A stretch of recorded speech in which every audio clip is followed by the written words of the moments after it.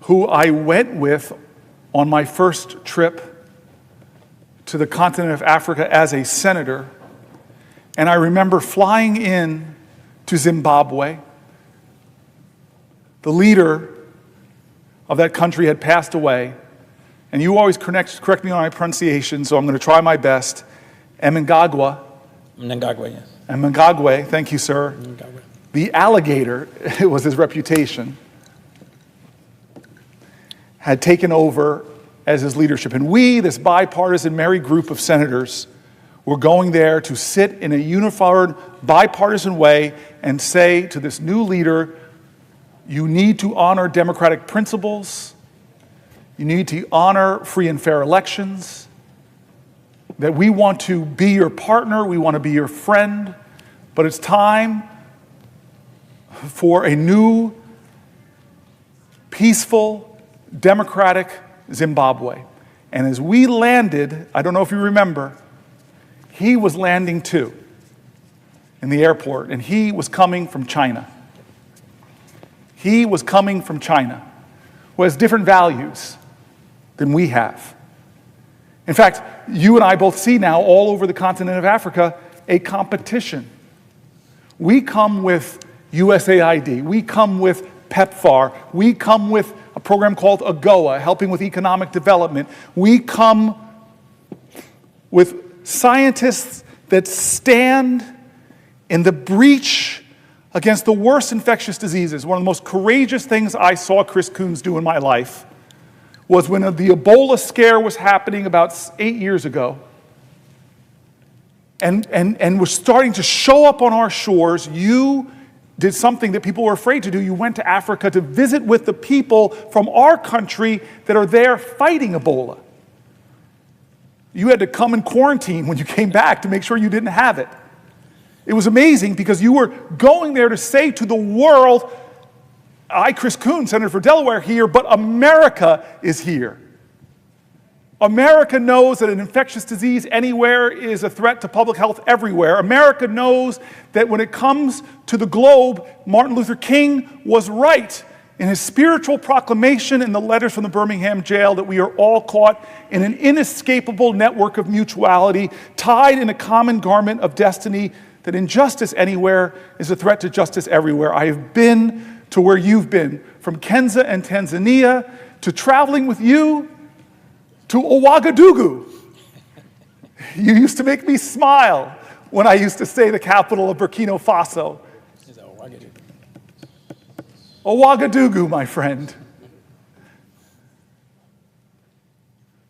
There's a word I learned from a language, the Bantu language. It basically roughly translates into this: I am because we are. I am because we are.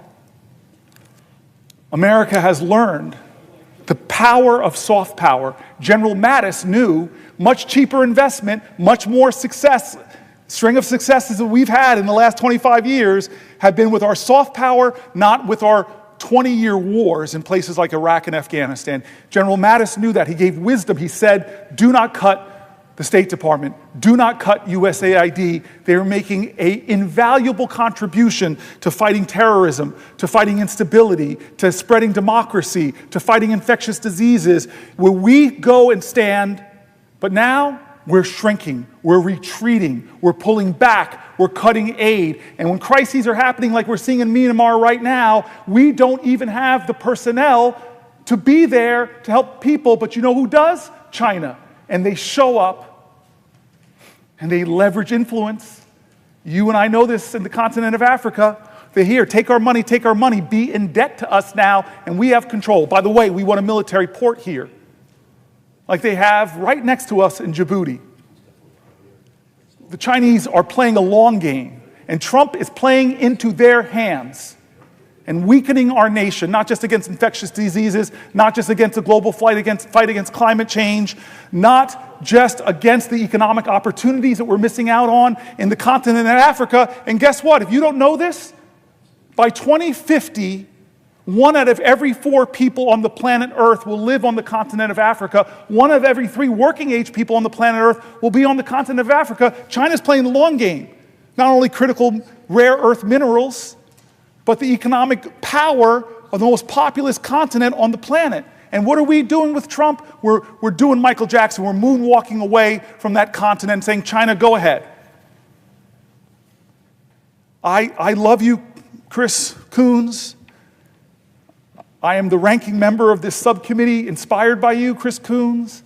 And the work that you and me and Lindsey Graham and John McCain did over the last 10 years is being swept away as our allies are saying frightening things that they have to look elsewhere for leadership and not to the people that saved the free world. It is a shame that we're doing to my grandparents' generation.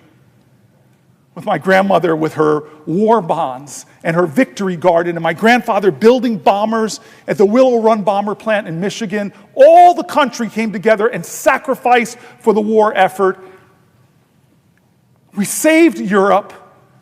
We bled and died on that European continent. There are, and you've seen them, these fields of crosses, and you see some Stars of David, and you see some Muslim graves. You see it all. Our American boys died. And yet we still invested in that continent. We still invested with the Marshall Plan. We still invested with the Berlin Airlift. We still stood up to communism. And a great Republican president stood up in front of a Russian autocratic leader and said, Gorbachev, tear down this wall. And what is Trump going to be remembered for? I really love Vladimir Putin. Zelensky's a dictator. You're my friend. You and I both visit VA halls. And occasionally we meet a World War II veteran. In my state, there are some incredible men that still wear their hat. And if they can, they stand with pride. They are called the greatest generation. And what are we doing to their legacy? What are we doing to their legacy, Chris Coons? I'm going to keep talking unless somebody wants to say, will the senator yield for a question? Will the senator yield for a question? I yield for a question while retaining the floor. First of all, thank you so much for what you are doing, Senator Booker. You are drawing our nation's attention to what Donald Trump and Elon Musk and Doge are seeking to do to our country, especially the most vulnerable in our society. And you, Senator Booker, you have been a champion for the poor, for the sick, for the disabled, for those most in need throughout your entire life. That is who you are. You are absolutely a champion for those who need help the most. So as we look at what Donald Trump is proposing, to destroy the Department of Education, just to level it, knowing that Title I money goes to the poorest children in Newark, in Boston, so that they can have as close to an equal footing as is possible so that they too can compete to ensure they enjoy the American dream. To got Medicaid, knowing that there's 338,000 people just in Massachusetts alone who are on disabilities, who need Medicaid in order to deal with those afflictions which their families need a little bit of help to deal with. To begin a process of saying that Social Security is a Ponzi scheme. Yes. And knowing that ultimately they need the billions of dollars for the tax breaks for millionaires and billionaires. And they have to get it out of education. They have to get it out of Medicaid. They have to get it out of veterans benefits. They have to get it out of Social Security. We know what their plot is. The plot is to get $2 trillion out of the programs that affect ordinary people in order to have tax breaks for the wealthiest people in our nation. And most of it will come out of health care. It'll come out of Medicaid, ultimately out of Medicare, out of the Affordable Care Act, out of veterans' benefits, healthcare for every family, for the wealthiest in our society who don't need a tax break. The one thing they don't need right now is a tax break, especially when Elon Musk and Jeff Bezos and Jeff Zuckerberg now control more wealth than the bottom 50% of our nation combined. Did they really need a tax break? I mean, I know the president put him right behind him at his inauguration, but, oh my God, the cabinet sits behind billionaires? The founding fathers are spinning in their graves, thinking about how they've inverted what is supposed to be the way in which our government, our country works. So I thank you for your incredible leadership. You are putting the spotlight on what is going wrong in this country right now, this oligarchy seeking to take over our nation. So I thank the senator for what he is doing. It is just so consistent with his whole life, what he stands for on the floor of the Senate today, a conscience for the nation.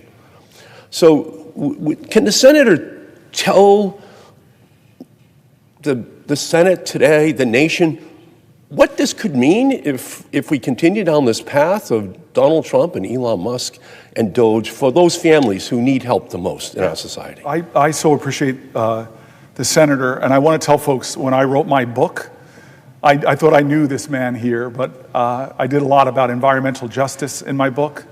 I did about a lot of these toxic chemicals out there that are threatening our people.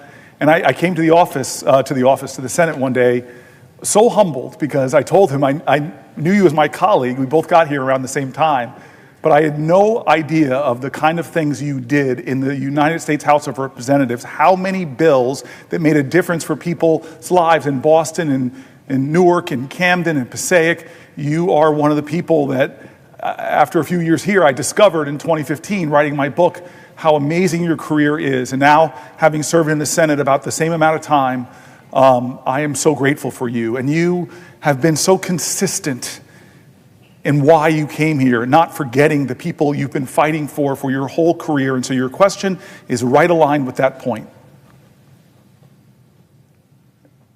It was said earlier about this humanity's biggest fight, humanity's biggest consistent theme, us versus them or just us. I don't like when we pit one group in this country against another group. It's not us versus the billionaires or us versus the Republicans. It's understanding what is best for we the people. How can we create a more perfect union? And I will tell you this right now. We are a union in trouble compared to our global peers. We have higher disease rates, higher diabetes rates, higher cancer rates, higher maternal mortality rates, higher premature birth rates, higher infant mortality rates. There are so many things going on in this country that should not go on. But yet we are a nation of utter abundance. We are a nation of incredible wealth and resources. And we've proven in our past to be a nation of incredible vision. And that's why I don't understand why we are playing so small, why we have a president that is playing so small. It's not coming here like presidents of the past and saying, we together, from Reagan to Clinton to Obama, there's a big challenge, America. We together are going to get into the room and do sausage making, Republicans and Democrats, and we're going to find a way to write great legislation. Whatever you want to say about Joe Biden, he was a big president because he didn't try to do things by executive fiat, or as a quote of Donald Trump's I put here, the primacy of the executive, ignoring our Constitution. You know how many bipartisan bills were hammered out here? I see another dear friend of mine, Mark Warner. You know how many bipartisan bills Mark Warner was at the table for? My senior senator who's chairman of Intelligence. We did bipartisan infrastructure act when Trump in his first term had infrastructure week every other week. We did a chips and science bill. He's trying to claw back the money, but We together, I still remember that skiff, that classified skiff where the whole Senate was there and our national security team and Gina Raimondo put forward the crisis in our country, the vulnerabilities, and we came out of that room, we got into our rooms, and we hammered out a great CHIPS and Science bill. Decades went by in this body with doing nothing on gun violence. Decades, and courageous people on the Republican side, friends of mine that surprised me, that stood up like Senator Cornyn and said, we're going to do something. I've got my lines, you've got your lines, but let's find the space in the middle. And we did programs, and if you come to New Jersey, the community violence intervention money is lowering murder rates in places like Newark by over 50%, helping to get it done along with our great law enforcement officers. And the incredible thing about that now is Trump is trying to claw back that money, violating the separation of powers, because we decide how we're spending money in America, not the executive. Read the Constitution. And so you and I both know that a big president would come to here and say, let's do some legislation. But John McCain, and I read it in the middle of the night, but John McCain, it's really important, John McCain, I won't read it, but I will tell it, voted against the health care last time, the taking away of health care for millions of Americans, and said that's because of the dysfunction of this body that we don't come together and do something bigger and bolder to provide better health care, to bring the ideas from both sides and expand the opportunities for Americans and replace the imperfections of the Affordable Care Act with smarter and better things. Not Donald Trump. He's repeating why the mistakes, but not with the ACA, which affects tens of millions of Americans, with Medicaid, that affects 70 to 100 million Americans. Why? You ask why? Well, we know why. There's two things that this will achieve. Two things. One, as you said it, it is because he wants to not just renew the Trump tax cuts, but expand them that have disproportionate benefits to the wealthiest. And I wish the wealthiest in the country, names that we know, people like Elon Musk would say, I don't want a tax cut. I wish he would say the truth. I don't need a tax cut. But no, that's one of the reasons. He wants to renew a program that gave disproportionate money, but that's not the only reason. There's a cruelty in what he's doing. It's so offensive. He seems to have no respect for people with disabilities. He made fun of a journalist with a disability once. He seems to have no respect for people who are working hard and struggling but still can't make ends meet. No respect for people that are afraid of his language, of his threats. They think that what he's doing to Social Security might mean they don't have it, that what he's saying to Medicare and Medicaid are lies because he's got more registered lies than any president of my lifetime. They don't think they can trust this president not to hurt them because he already is. And so I was told by my parents what defines you as a person is not what happens to you, but how you choose to respond. What happens to us as a nation is not what happens to us. They can bomb us from Pearl Harbor to attack us at 9/11. The American character was defined by how we responded to those crises. And yes, there have been major political crises before, but we responded by bending the arc of our nation more towards justice, taking care of more and more people, saying that we belong to each other in America. It is we the people. It is we the people. I see the standing of my friend, Mark Warner. I don't know if he has a question, but I know what I'm told to say if he asks me to yield for a question.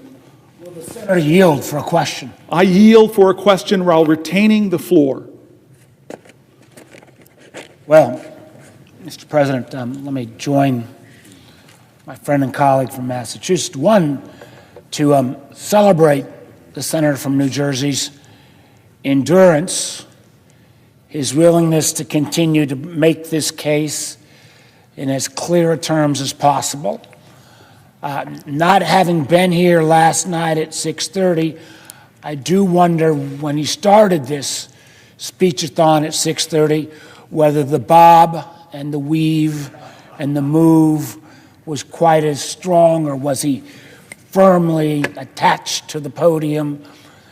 The fact that you are going on more than 12 hours now, and look like you've got hours ahead and hours before you sleep.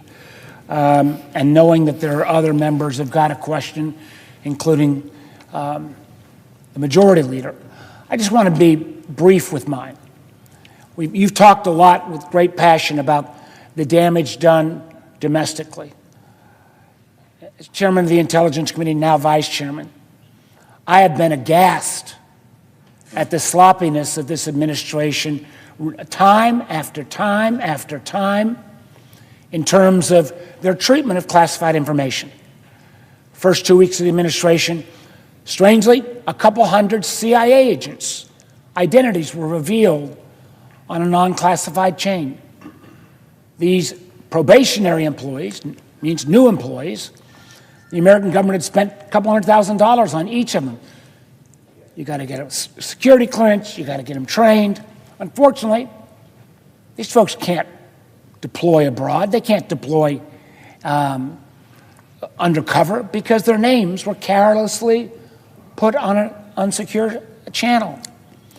If you say, well, that was just a one-off. Well, what about a week or so later, the Doge boys, they print a whole list of federal properties that should be for sale.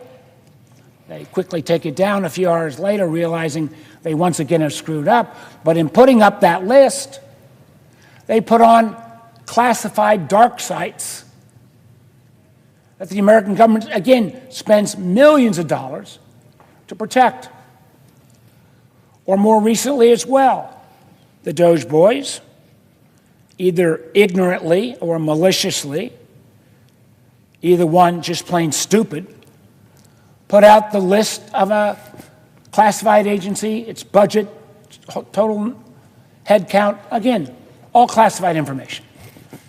And Senator, one thing I can tell you, and I know you know this as well, if this had happened to a line intelligence officer or a line military officer, there'd be no question. Your butt would be fired. Matter of fact, we got information yesterday there had been a DHS employee who had inadvertently put a journalist on a chat line. Guess what happened? The guy's fired. So when it came to this incident, now called Signalgate, or Signalgate fiasco, where you've got the leading members of this administration debating where and how we should bomb the Houthis, including specific information of who will be hit and when.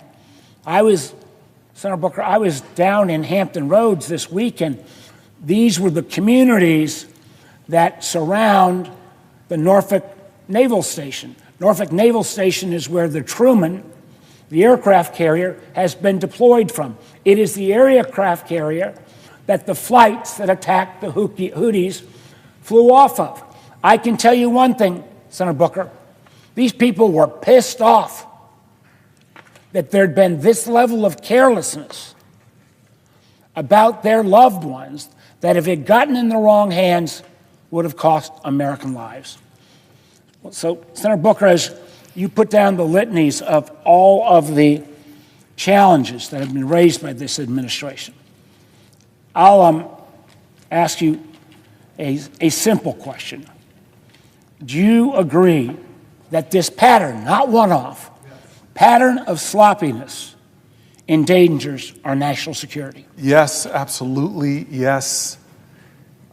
I love that you gave that litany, Senator. I have benefited from your leadership on the Intel Committee. You are one of the people that when things go down on the planet Earth, you're one of the small handful of people with the highest security clearance here, before rank and file senators do. And we've had so many conversations about threat matrices and what our enemies are doing. You've sent me to the SCIF and say, I can't talk to you about this.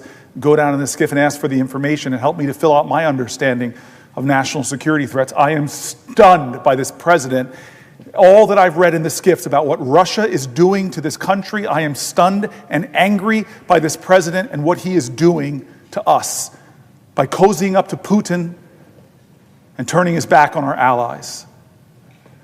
But the sloppiness, the unqualified leaders that he's put in place, it has caused us to be more at risk. And the signal gate, you said it. If that had happened under any other president, Republican or Democrat, whoever controlled the Senate would have hearings. They would want to know, was this pattern in practice? Do these signal conversations happen before and we only know about this one because it's somehow you pulled in a journalist? Well, that's a violation of the law because they're disappearing messages. We're destroying government documents that the executive branch has a legal obligation. And the classified materials, putting it out there, first saying, oh, there was nothing classified about that, lying, and then they put out the actual, said, okay, if there's nothing classified, they released the whole thing. And to the wisdom of people like you, and again, more wisdom and experience at Intel than me, it's clearly that was sensitive, probably classified, but we should be having hearings and accountability. I keep going back to how this document is being undermined and attacked by this president.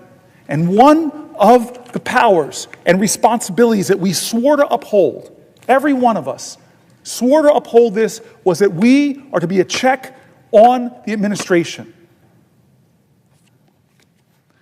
Before I yield to the next question from Senator Schumer, I want to talk about Senator Schumer. I just want to say something, get it off my chest. Senator Murphy, we've passed the 15-hour mark. I want to thank Senator Murphy in particular because he's been with me the whole night. He hasn't left my side. And in some ways, the debt's repaid. We passed 15 hours because we called Chuck Schumer 9 years ago. 9 years ago. I remember exactly where I was standing when three of us were on the phone and we asked Chuck to help us for you to take the floor right down there and do a filibuster. We didn't know how long it was going to last, but I committed to you that I would be your aide de camp. 15 hours you stood, Chris Murphy, saying that this nation shouldn't do business as usual for the Pulse massacre. And the leader of the Senate 9 years ago said, I support you guys, go ahead. And so one of the first people I called, Senator Schumer, and talked to about this actually was Murphy. And he did full circle for me and has been with me the whole 15 hours. His debt is paid, but I got fuel in the tank, man. And the only reason you stopped wasn't because you couldn't go on anymore. It was because we got a concession from Mitch McConnell. We got a concession to get 2 votes on common sense gun safety that Republicans had put forward, like universal background checks in the past, but we lost that vote. But in both occasions, 9 years apart, once where Murphy was the principal, and now here, we had a leader that said, yeah, how can I help? And so I want to thank Senator Schumer before I suspect he might ask me to yield for a question for being a friend, a partner, and one of the first people I turned to with this idea and that encouraged me to go for it, Cory. And so thank you, Chuck Schumer. Would the senator yield for a question? I yield for a question while retaining the floor. And I have 2 questions, frankly, one on Medicaid cuts, which we talked about last night, and one on tariffs. But first, let me say before I get to this question, your strength, your fortitude, your clarity has just been nothing short of amazing. And all of America is paying attention to what you're saying. All of America needs to know there's so many problems, the disastrous actions of this administration in terms of how they're helping only the billionaires and hurting average families. You have brought that forth with such clarity. People from one end of America to the other admire you. Our whole caucus is behind you, and we admire your stamina, your strength, your passion, your intelligence. The list of adjectives could go on. My question first relates to the Medicaid cuts. As we talked about last night, I visited three Republican districts, one in Staten Island, one right on the border of 2 Republican districts in Long Island yesterday, to talk about Medicaid cuts. I went to nursing homes, and it was clear that the Medicaid cuts that are proposed in this proposal, $880 billion in the House, would be devastating. On Staten Island, the nursing home we visited, they love it, Silver Lake Nursing Home, would close. 300 people would lose their jobs, Hundreds would be thrown out, and most of them said their children can't take care of them. It's their needs are more advanced. And even some who said their children might be able to take care of them didn't have room in the house, etc. So it's affecting, Staten Island's a middle class, voted for Trump. But we made a plea to their congresswoman to not vote for any bill that had these Medicaid cuts and the tax breaks for billionaires. And a lot of the people there were, it was bipartisan, there were both parties there. We estimated that about 18,000 people total would lose their jobs with these Medicaid cuts, creating a recession on Staten Island. We estimated the harm that would have caused. And so this was devastating. Same thing on Long Island. Again, Republican areas with Republican congresspeople who hold the balance. If those three congresspeople alone would say, I'm not voting for a bill that cuts Medicaid to give tax breaks for the billionaires, the bill would fail. So, and I know that you in New Jersey and my colleagues in Massachusetts, Connecticut, and elsewhere are doing the same thing, congressmen and senators, and I've talked to Leader Jeffries, and he's doing the same with his folks. So my question to you is very simple. If these people in New Jersey, in New York, across America, are kicked out of nursing homes, of assisted living facilities, of healthcare facilities,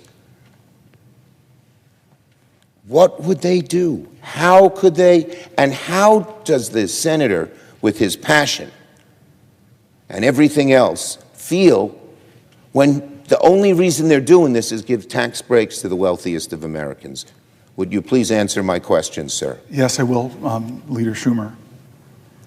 I earlier, or late last night rather, I read dozens and dozens and dozens of letters from terrified people. The stories were heartbreaking as people rendered their pride and gave us insights into the more painful aspects of their lives. I got emotional over one about a person talking about being diagnosed with Parkinson's and know that the disease would get more and more debilitating, like I saw with my father, and demand more and more help, and she was paranoid that the burden on her family, that they couldn't afford it. I had this one amazing letter about a person that said they were the sandwich generation, two 90-something-year-old parents they were taking care of, and two adult men, children with disabilities. And for all of these people, like you saw in the nursing homes, Medicaid wasn't a plus or some kind of abundance heaped upon their lives. It helped them keep the fragile financial world they were living in stable. And then not just an $880 billion cut, Senator Schumer, but even just a half of that or a quarter of that would cut services that would pull apart their whole lives, their ability to care for their loved ones, their ability to still work. One person just said, just the transportation we get through Medicaid for my disabled child is the link that holds it all together. And callously and cruelly, they're talking about this, not in any kind of insightful way, not any kind of, well, here's we can make it more efficient and actually help keep, none of that kind of thought or logic of bringing in experts, because we read page after page after page of rural hospital leaders, of urban hospital leaders, and more and more and more. So your question is clearly that it is this crazy scheme right now to expand the Trump tax cuts that overwhelmingly, disproportionately go to the wealthiest of us in America who need not our help, that would still yet expand the deficit by trillions of dollars, which means your children, and I know how proud of a grandfather you are, your grandchildren would have to pay for that debt. They're stealing from your grandchildren so that the wealthiest amongst us could get bigger tax cuts, and at the same time taking away medical coverage from the most vulnerable. What is that? It's not who we are. It's not who we are, America. And as much as people, thousands descended on this to save the ACA, Medicaid affects millions and millions of more people. Wake up. They're coming after a vital program for American expectant mothers, for American children, for American disabled, for the seniors like the ones you visited. No, I have one more thing to get off my chest, sir, and this is a little lighter. You heaped so many kind things on me, I don't know if you realize that never before in the history of America has a man from Brooklyn said so many complimentary things about a man from Newark. But I would remind my colleague that we are both New York Giants fans. Who play where in New Jersey? This is not a colloquy. I hold the floor. I do not yield. Brooklyn stole the Nets. It's an injustice from Newark. They stole the Nets. I do not yield the floor for a rebuttal. And the Giants and the Jets play in New Jersey. There's only one football team in New York, and that's the Bills. I do not yield, but I do love and respect. But when I got the floor, I don't have to yield. This is the one time in my life I get the last word with my much more senior, much wiser friend and senator who supported. My colleague, I do have another question Oh, okay. on an unrelated subject. On a different on an subject. Unrelated subject. Okay, unrelated. But I will say, as long as he Bills. gives me that commitment, I yield for a question while retaining the floor. First, let me say before I ask my question, go Bills. Second, given the 15 hours which you've shown such amazing strength of an all-American athlete who could probably, given what you've shown tonight, be a star on our Giants, but so I will not even try to rebut where the Giants are. But I will ask you this question, second, and just going back to before I get to tariffs, one of the leading hospitals in New York told me if there were only a 20% cut of Medicaid, less deep than they showed, that they would close. They're the only cancer care place in the Bronx, 1.3 million people. And they give great care. They're the only one. They would close. So the devastation of these cuts, the American people should realize, is just enormous from one end of the country to the other. In middle-class communities and upper-middle-class communities like Long Island, middle-class like Staten Island, poor communities like the Bronx. But on tariffs, let me ask a question. So here we are, right on the edge of April 2nd. Today's April Fool's Day, but the tariffs that the President is proposing, unfortunately, are not part of an April Fool's trick. They're real and they're devastating. And my question to my colleague, with these tariffs, which is estimated would cost the American family $6,000 more on average, would raise costs on everything across the board, and would throw devastation into our economy. Look at the stock market. It goes down when Trump's serious about tariffs, and it goes up when he says, well, maybe he's not so serious. And with the chaos that is caused, so businesses, which love certainty, small businesses, medium-sized businesses, large businesses, need certainty. So my questions are these. Does the great senator and great Giants fan from New Jersey agree that prices could go way up, all the way up to as much as $6,000? And does he agree that the chaos from Trump's tariffs is discombobulating the economy in very serious ways?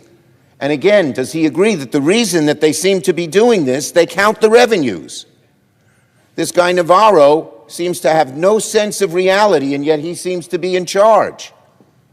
And they count the revenues to help them get more tax cuts for the wealthy. Almost everything they do, including tariffs, it seems to me, is aimed at getting those tax cuts for the wealthy, which, God bless the wealthy, as I've heard you say last night when we spoke.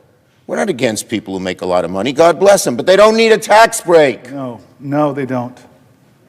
They should realize the beauty of America helped them become or stay billionaires. The money we invested in education, in roads, in schools, in helping kids get food makes a better workforce. So my question to my colleague on these tariffs, A, does he agree that it could raise the price on an average family thousands of dollars? It's estimated $6,000. Does he agree that the chaos caused by Trump's on again, off again, this country, this much, that much, this product, that product, is hurting the economy and hurting business people do their jobs? And does he agree that it seems the motivation is tax breaks for the wealthiest people? So Could you please answer my question? I will, yield Leader back Schumer. to him. I will. So you and I both know that in 72 days now, it's the next day, the 72 days that Trump has been in office, he has caused havoc on the American economy, especially given the economy he inherited. Inflation is up. Prices are up. Consumer confidence is down. The stock market and people's 401ks and retirement plans are down. He continues to do things to rattle confidence, to raise prices, and to hurt not the billionaires, the people that can afford these things, to hurt average Americans who find housing prices too high and it difficult to make ends meet. Every time, and I've looked at the tariffs throughout history, in fact, one of my friends sent me this really funny clip I hope somebody will put up for me from, I think it was Ferris Bueller's Day Off, where he was talking about tariffs and was like, Bueller, the reality is, or maybe it was another movie, I'm mixing it up, it shows my pop, what's that? Entitled after Thank you, 15 right hours. now, but the tariffs haven't worked out for Republican presidents who tried them during the Depression. The evidence is here. Learn from our history. Does my colleague remember the names of Smoot and Hawley? Smoot and Hawley. Yes, sir. I definitely remember those names from high school history. God bless you, Mr. Al Gore and Ms. Saru. So yes, what he's going to do tomorrow is going to rattle the markets. What he's going to do tomorrow is raise prices for Americans. What he's going to do tomorrow is lie to folks and say that this is something that China will pay or whomever will pay, when actually it's the American consumers that will pay with higher prices and more economic insecurity. This man, I tell you this quote that Frederick Douglass once said. This I do remember. He said, "The limits of tyranny is prescribed by the endurance of those who are oppressed." How much more will we take of this? How much more will we as America say, cut our Medicaid to give tax cuts to the billionaires? Take the Affordable Care Act and take away tax credits, take away enrollment support. Hey, come after Social Security, cut thousands of people, make customer service get worse, as said the Wall Street Journal. How much more of these indignities will we take as he turns our back on our allies? How much more? How much more of a person that is doing tyrannical things as he takes our Constitution and continues to trash it, as he's running into judge after judge after judge that's trying to stop him, but we've already seen that he wants to ignore judges, or if he gets real rulings he doesn't like, he trashes the judges, and even the Chief Justice appointed by a Republican says to him, no, this is not right, this is not who we are, this is not how we do things in America. How much more can we endure before we, in a collective chorus of conviction in our country, say enough is enough? Enough is enough. You're not going to get away with this. I thank the gentleman for his fortitude, his strength, and the crystalline brilliance by which he has shown the American people the huge dangers that face them with this Trump, Doge, Musk administration. I yield the floor back to my colleague in New Jersey. Thank you. Thank you. Mr. President. I recognize the senator from Massachusetts, but I think you have to ask him for a question. Mr. President, will the senator yield for a question? I yield for a question while retaining the floor.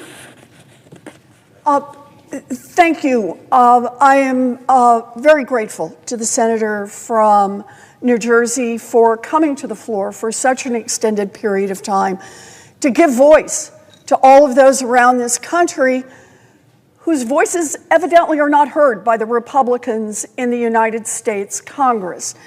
And I wanted to ask a question for the 73 million people who are beneficiaries of the Social Security system and for their families, for the people whose grandma is getting Social Security, for the people whose cousin, whose dad died, who is getting Social Security benefits, about what's happening right now between Donald Trump and Elon Musk, our current co-presidents, and what they're trying to do to the Social Security system. So I start this question with just a basic observation. Social Security is not charity. It is not something we give away to those who are less fortunate, and we do this out of the goodness of our hearts. Social Security is a contract that people who work in America pay into the system for all of their working lives, and when the time comes that they retire or something happens to them and they are not able to do that work, that they can count on the Social Security system and the payments that they are legally entitled to. I want to underscore here, legally. Now, if America wanted to change that contract, the place they have to go is right here, to Congress. Yeah. They have to come to the United States Senate, or they have to go to the House of Representatives, and they have to say, we actually want to change benefits for Social Security recipients. And by the way, that has happened dozens and dozens of times in our history, up through the late 1980s, where we made adjustments in the Social Security benefits. For example, for the fact that people lived longer, for the fact that people worked longer. And so we made minor adjustments in the system. We also made adjustments to make sure that there were cost of living changes in how much Social Security would pay out. So anyone who wants to change the benefits that people are legally entitled to has to come here to Congress and make that happen. But it appears that Elon Musk and Donald Trump have tried to figure out an end run. And the end run is to say, okay, we can't directly change benefits, but what we can do is we can effectively cut off benefits. Now, how can they do that? Well, one way is fire all the people who help people get their Social Security benefits. And think of it this way. Someone who wants to collect Social Security, let's just say at age 66, they decide, okay, I'm ready. It's time for me to retire. I can't do this anymore. I want to collect my Social Security benefits. And they try to fill out the form. Turns out it gets rejected. There's a number off somewhere in the system. Somebody's got a confusion over what the name is or where somebody worked, or an employer from decades back failed to fill out the right form. So now there's a problem in the system. So what does the person do? Well, first they might try calling. But if you fired the people who answered the phones, that's not going to work. Okay, so what's the next thing you do? You go to your local Social Security office. Oh, but if they've closed the Social Security office near you, that's not going to work. So what do? You go to the Social Security office that you can find. 2 hours away, 3 hours away, 4 hours away. Finally, get to that Social Security office, and when you get there, if they fired most of the people, you may encounter, 2 people working the desk to help straighten out problems, and a line that's 50 people long. By the way, these come from real stories. People are telling what's happening out there. So, by the time the day is over, our example here hasn't even made it to the front of the line. So, doesn't get the question answered, doesn't get the problem resolved. Has to go back home again, has to find somebody who can maybe take him to the Social Security office that's hours away and start this process over and over and over. If this person, let's just say, for example, takes 3 months to get this problem ultimately resolved by the Social Security Administration, they don't get the money. That money is lost. It just simply is gone. They do not get the money they are legally entitled to, and they have no right to go back and collect it, even pointing out that it was Social Security's error. So failure to correct these errors, or to give people an opportunity to correct these errors, is effectively the same as having cut their benefits. And you do that for 1% of the people, drive up your error rate. You do that for 5% of the people. You do that for 10% of the folks who are getting Social Security. And man, those cuts really start to add up. They really start to add up for the people whose benefits are cut. They really start to add up for Donald Trump and for Elon Musk. But let's look at another possibility here, and that is just simply delay. Checks don't go out on time. When checks don't go out on time, than the promise that people relied on, that that check would come on the 3rd of the month. That's what they count on for rent. That's what they count on to put groceries on the table. That's what they count on to support themselves. It's gone. So maybe they'll get the check next month. Another billionaire Republican, Howard Lutnick, said, don't worry about it. His mother-in-law would simply count on the fact that they'd straighten the problem out. And maybe next month she would get her payment. I suppose if your son-in-law is a billionaire, you can count on the fact that somebody will make sure your rent gets covered and groceries on the table. But for the 70 million Americans relying on that check coming in every month, not so clear what you're going to do. So what do you do? Do you borrow money to make rent? Do you call on relatives if you've got them? Who do you go to be able to make it to the end of this month, and if the problem persists, to the next month and the next month?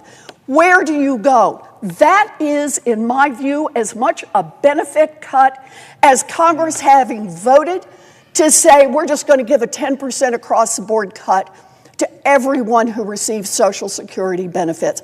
There are a lot of ways to cut benefits, and breaking your promise to 73 million Americans is a benefit cut.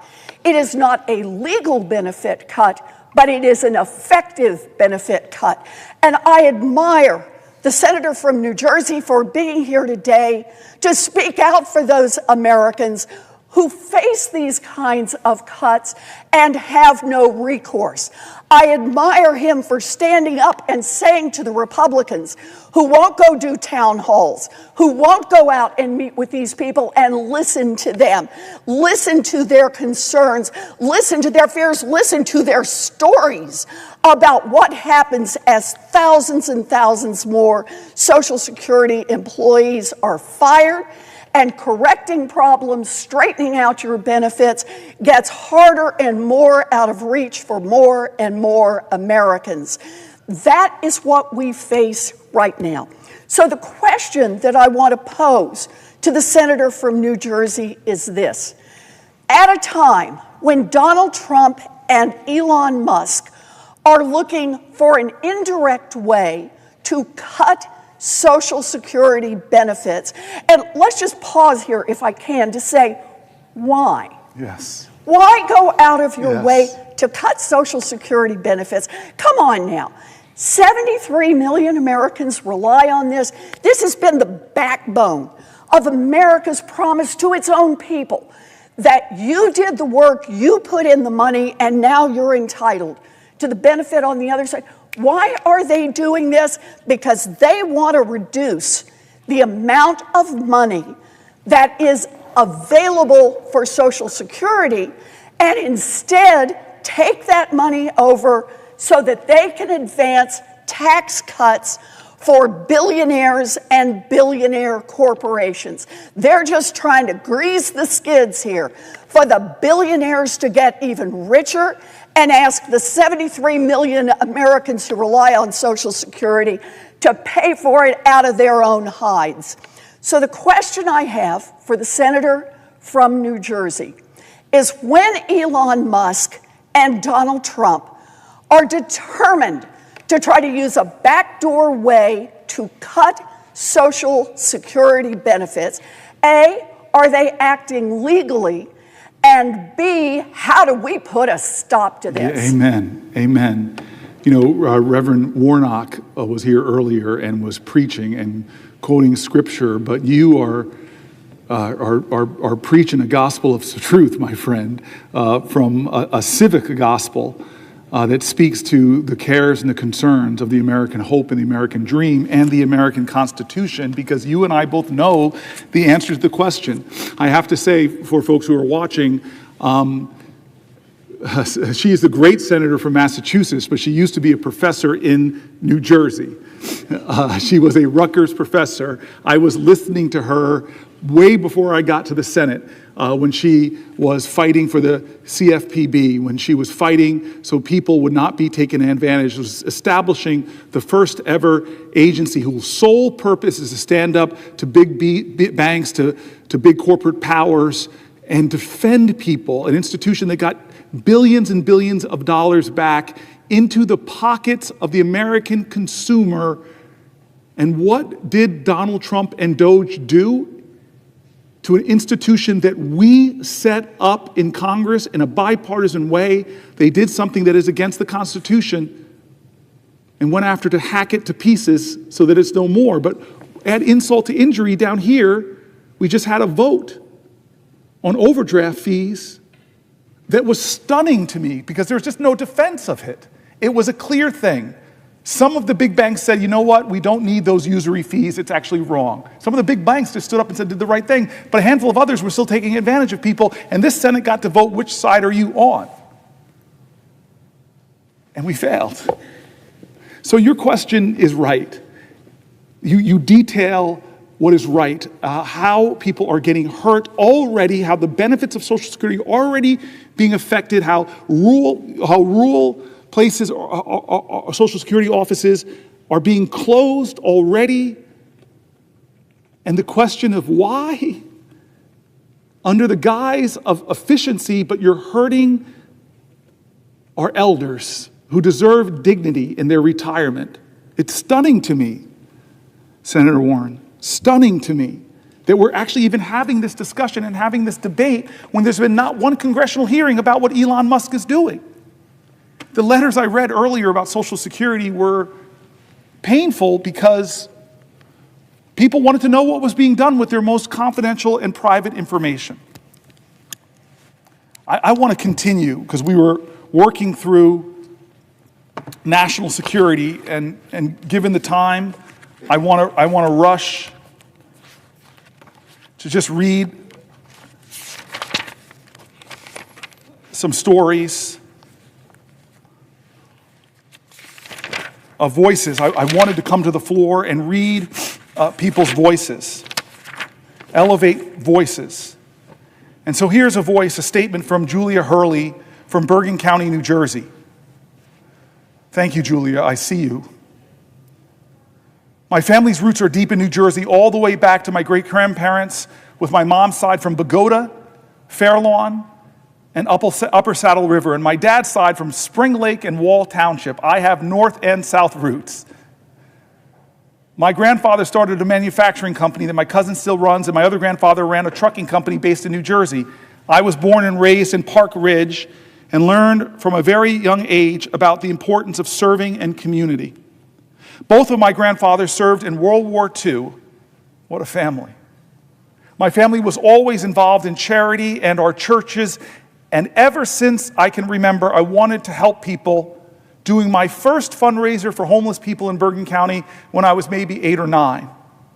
The passion for service took an international bent after I went abroad for the first time during an exchange trip to Germany with Park Ridge Junior Senior High School in 2001 and fell in love with travel. Shortly after that, September 11th happened.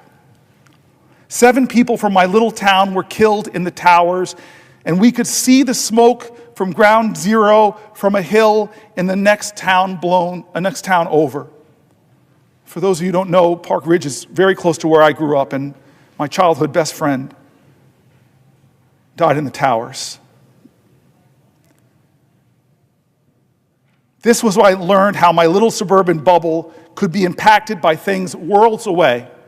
I became obsessed with trying to help and wanting to drive a career that would be in service to my country and people elsewhere so that we would be more inclined, so those people would be more inclined to work with us than against us.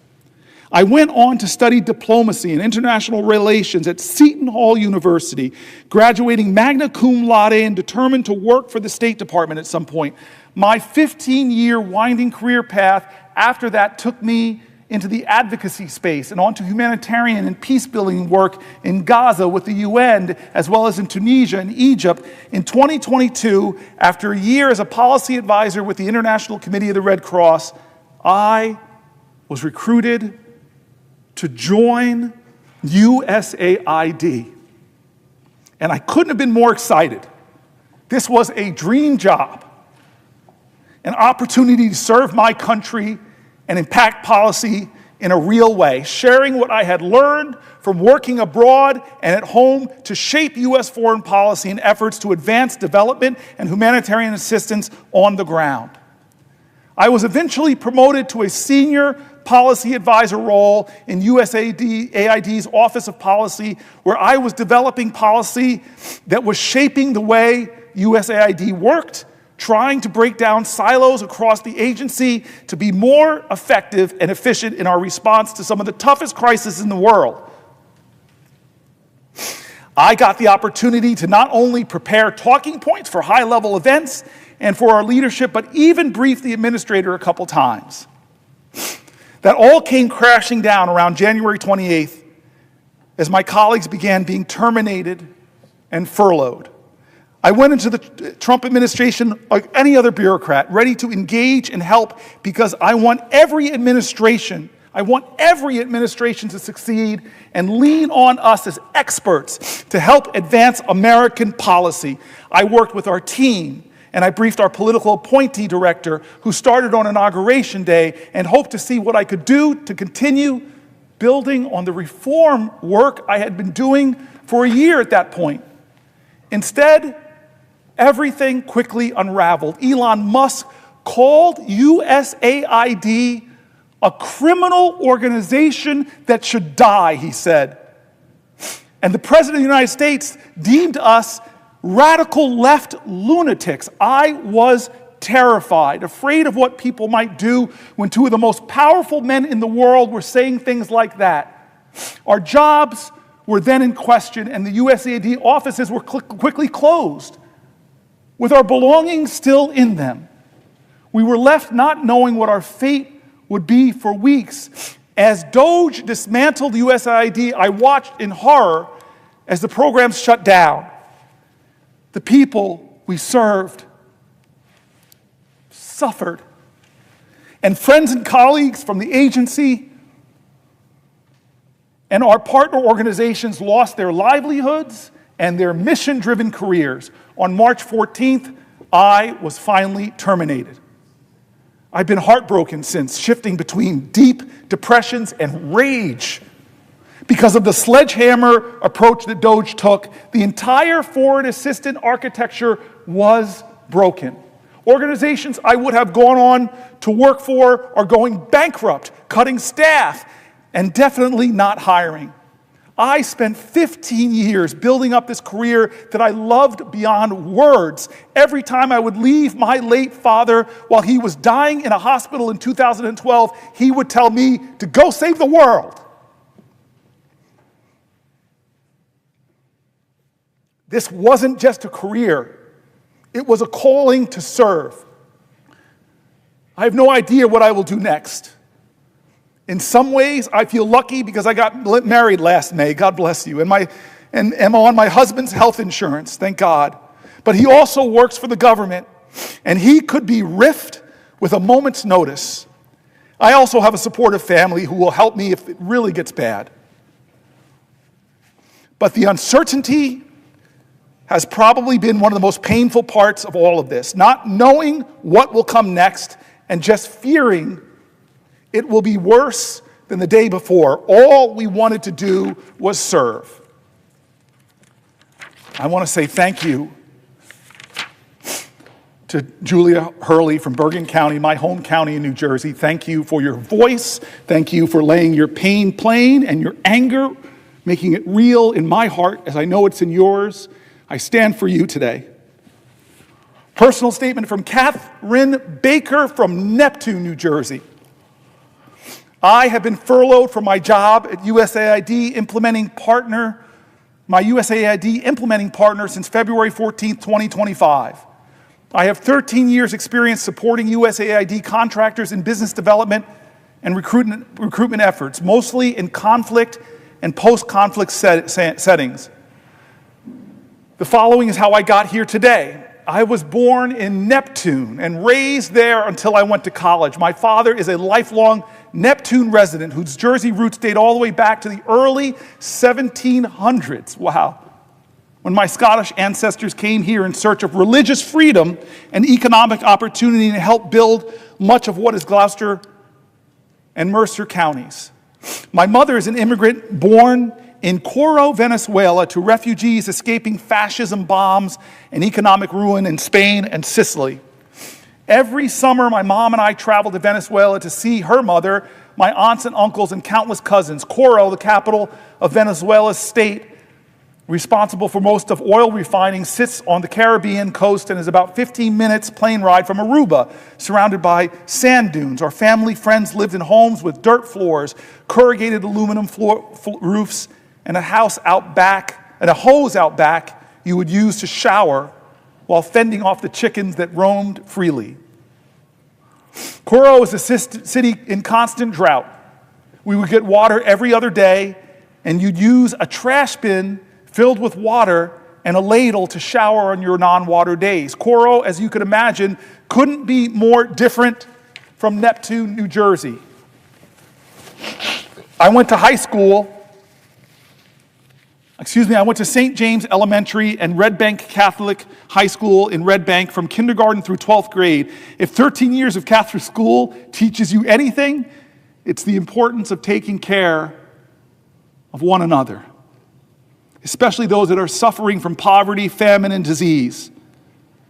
I remember being given small cartons when we were tasked with filling with spare change so that we could ship them off to some faraway place where we were told stories of children just like us who were facing unimaginable hardships. I was so moved by the notion that a child, not so different from myself, didn't have enough to eat or had lost their parents in a conflict I couldn't begin to understand. My senior year at RBC, I took a class called Globalization and Social Justice.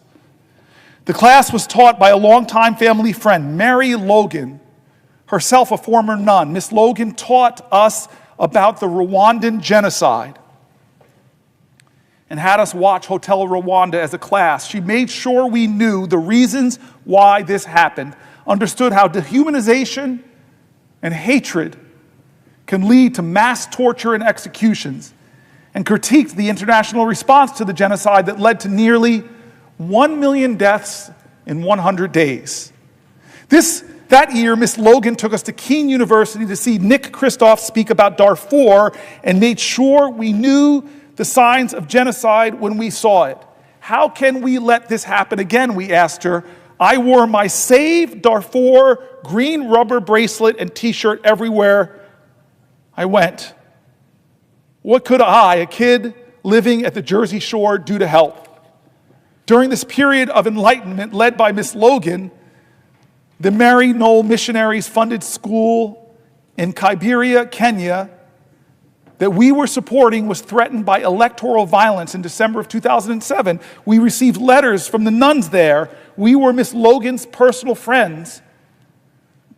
We received letters from nuns there who were Miss Logan's personal friends about how the fires nearly reached the school and the children who were already living in Africa's largest slum stood poised to lose the little they had, including their lives.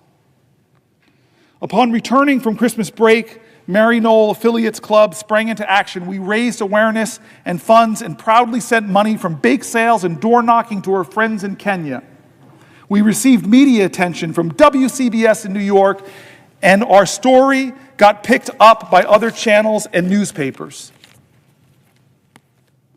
I was amazed that my efforts in Monmouth County were having such meaningful and real impact on a crisis happening thousands of miles away. I was passionate about this work. I was seemingly good at it, or as good as an 18-year-old could be. Could I actually turn this into a career? Could I help even more people across the world? I'd like to think I did that.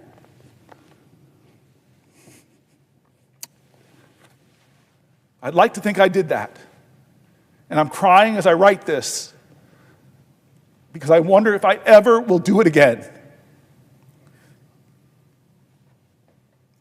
The past 10 years, I've focused on conflict prevention, stabilization, preventing, countering violent extremism, and citizen security in conflict or post-conflict areas. Not only did I conduct desk research and analyze problem sets from behind a desk, but I got to travel to those countries and meet with local governments, civil society organizations, and advocacy groups to hear from them about the issues and discuss solutions. I spoke with survivors of the devastating 2004 tsunami in Sri Lanka and Tamils whose fathers and brothers disappeared during the Civil War and are likely burned in unmarked graves somewhere on the island. I worked closely with a woman my age whose families fled Kosovo to the United States during the war when we were about 9 years old and returned as soon as she could to her home country to promote continued peace between Albanians and Serbs. My recent trips to Kosovo were so illuminating, not because of the pain or struggle of these people, but because of the respect and admiration and gratitude they had towards the United States of America. Anyone who has been to Pristina knows of the Bill Clinton and Bob Dole statues. I didn't know about that. As well as the Hillary Boutique. A few years ago, when I was negotiating an employment offer with a Ghanaian candidate for a USAID-funded Preventing Violent Extremism program, I couldn't meet his salary expectations. He said to me, "That's okay. I will take whatever you can give me. If the United States will make sacrifices for the people of Ghana in support of this program, I'm willing to make a sacrifice too with a pay cut." He proudly accepted the offer. The recognition of these funds could be spent elsewhere was not lost on him. Generosity and kindness are always more greatly appreciated by those who have less.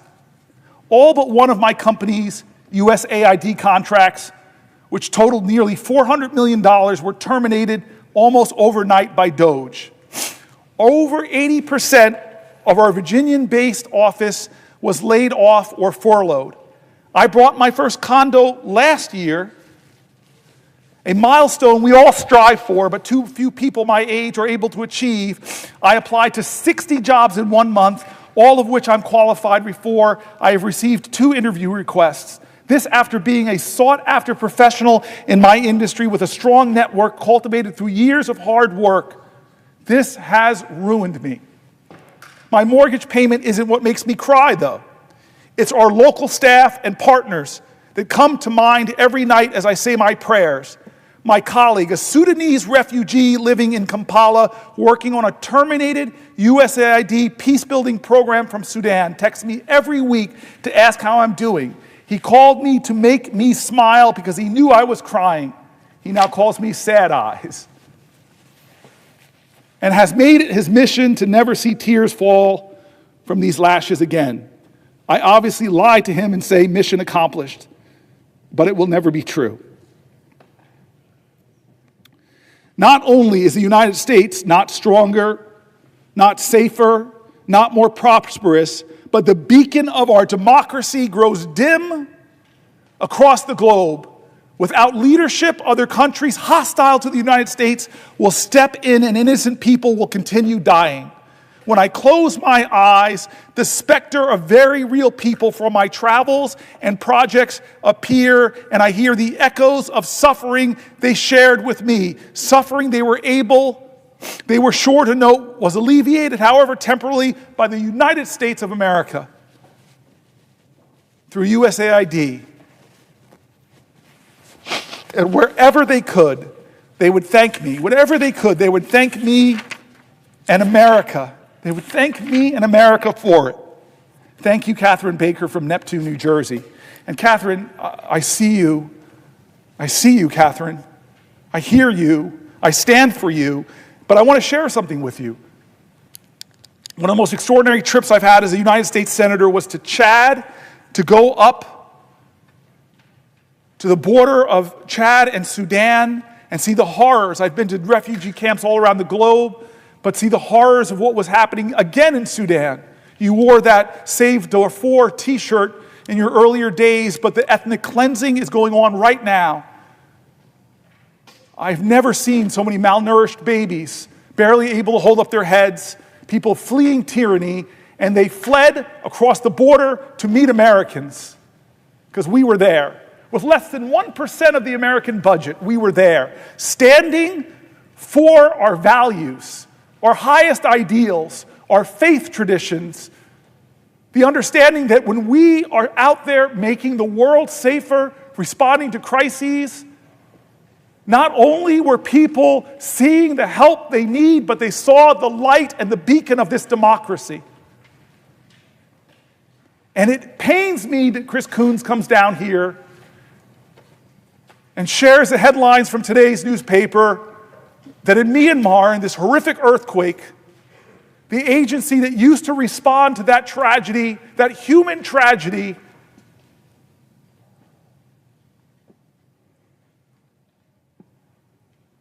doesn't have the resources. America's not there. It's a void. And then Chris Coons says in the article I'm surely to read today or tomorrow whenever I can't stand anymore, he says, who fills that vacuum? Who showed up? But the PRC, China, showed up.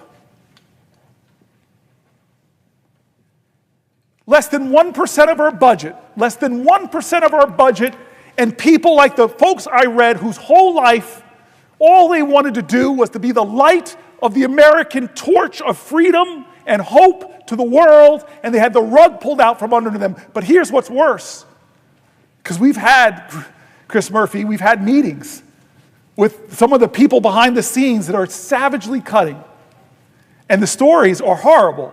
People in dangerous places that we sent there having their emails cut, having their phones turned off, pregnant women who don't know how they're going to get out of those areas. And James Mattis, as we discussed, said if you cut these kind of programs, buy me more bullets, because there'll be more instability. There'll be more political democracies being overthrown. There'll be more terrorism. There'll be more violence. And we are old enough as a nation in 250 years to know that if we don't meet these terrors abroad, they will visit us at home. As Chuck Schumer said, I was there watching the towers come down. And in the Sahel, before I do this in Africa, that's the threat. In Togo, in Ghana, in Benin, the northern parts of the country, they're fighting terrorism. Oh, God, yes, I will. I yield for a question while retaining the floor. Chris Murphy. We have a few more colleagues who are going to join us before the top of the hour. But I just wanted you to round this out and ask you the question this way.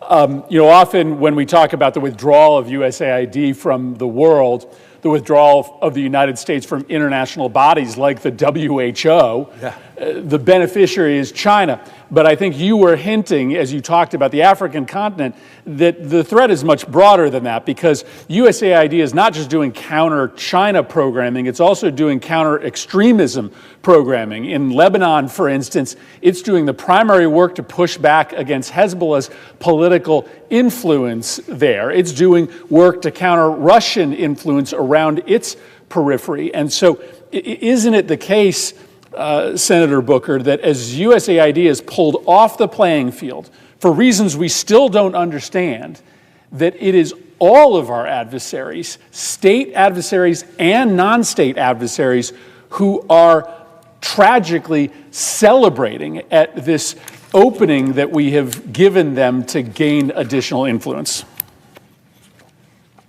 Senator Murphy, that is correct. You've been one of the most articulate voices for this decision. I shouldn't even call it decision, this reckless trashing of USAID, this vilification of the proud men and women that stand in Ebola outbreak, that stand against terrorism, that stand against hardships and ethnic cleansing, that stand against malnutrition. You're so good at pointing out that those are American interests, and that not to do that makes this a more dangerous and unsafe world. A world where countries like ours want to lob missiles into Yemen post facto of crises.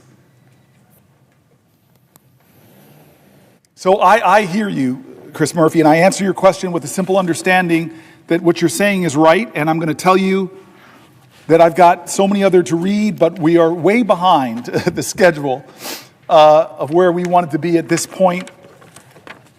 We're way behind at about 16 hours and 24 minutes. And so to obey my staff, as senators are told to do, I want to move quickly to just the housing issues. Oh, I'm sorry, unless, of course. So I want to move quickly to housing and start really with the theme of affordable housing.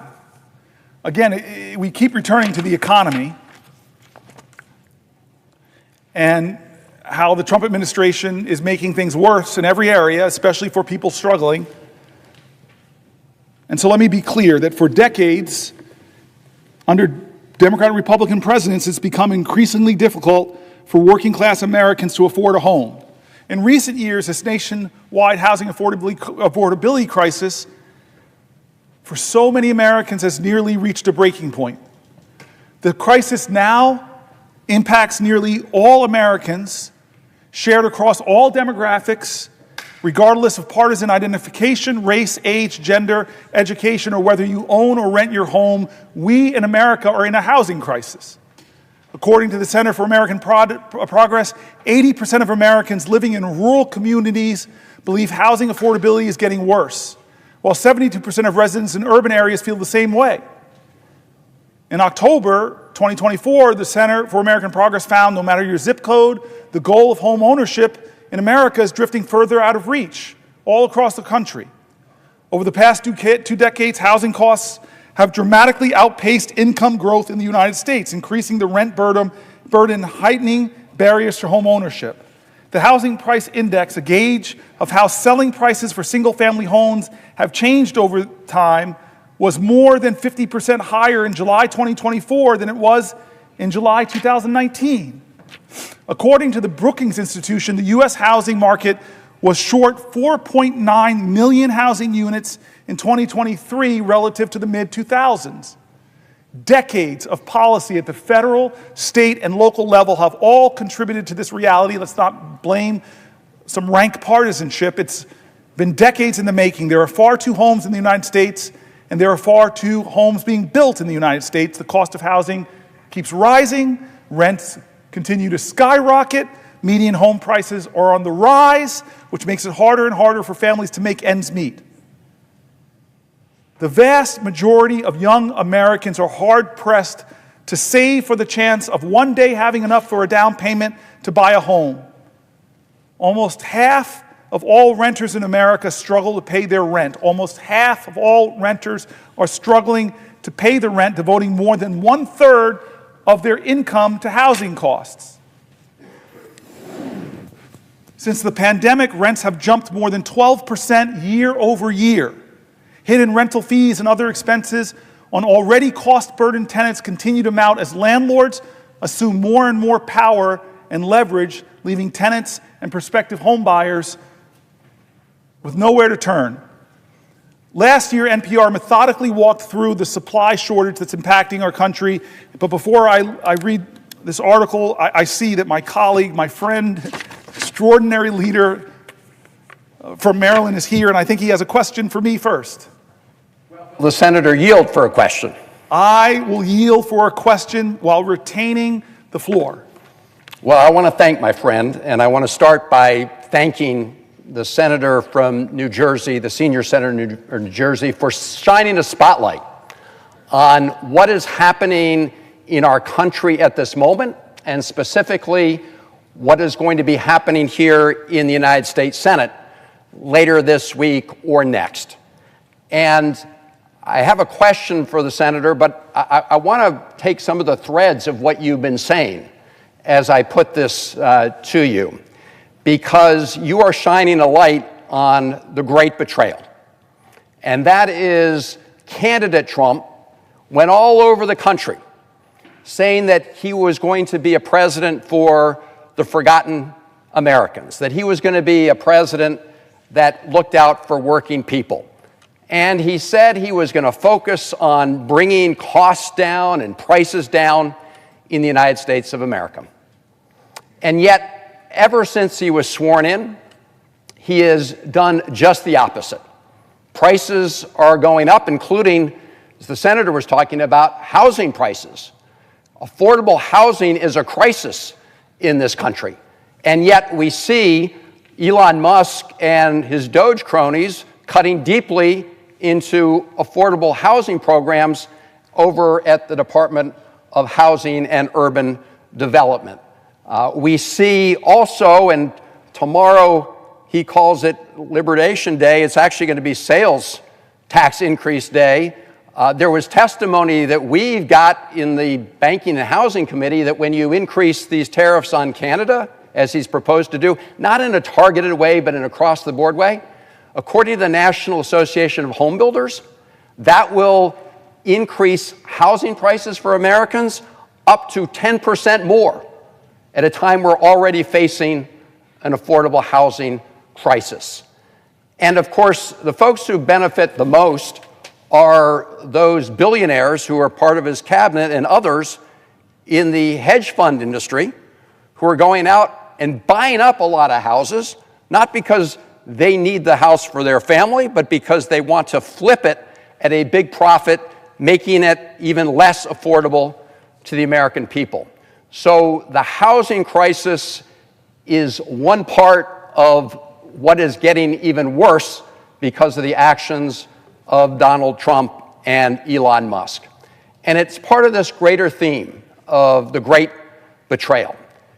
And later this week, Republicans here in the Senate say they're planning to bring to the floor what we call a budget resolution, which is a framework that will be providing for very big tax cuts for the ultra-rich Americans, tax cuts for big corporations, some of which are offshoring all of their profits.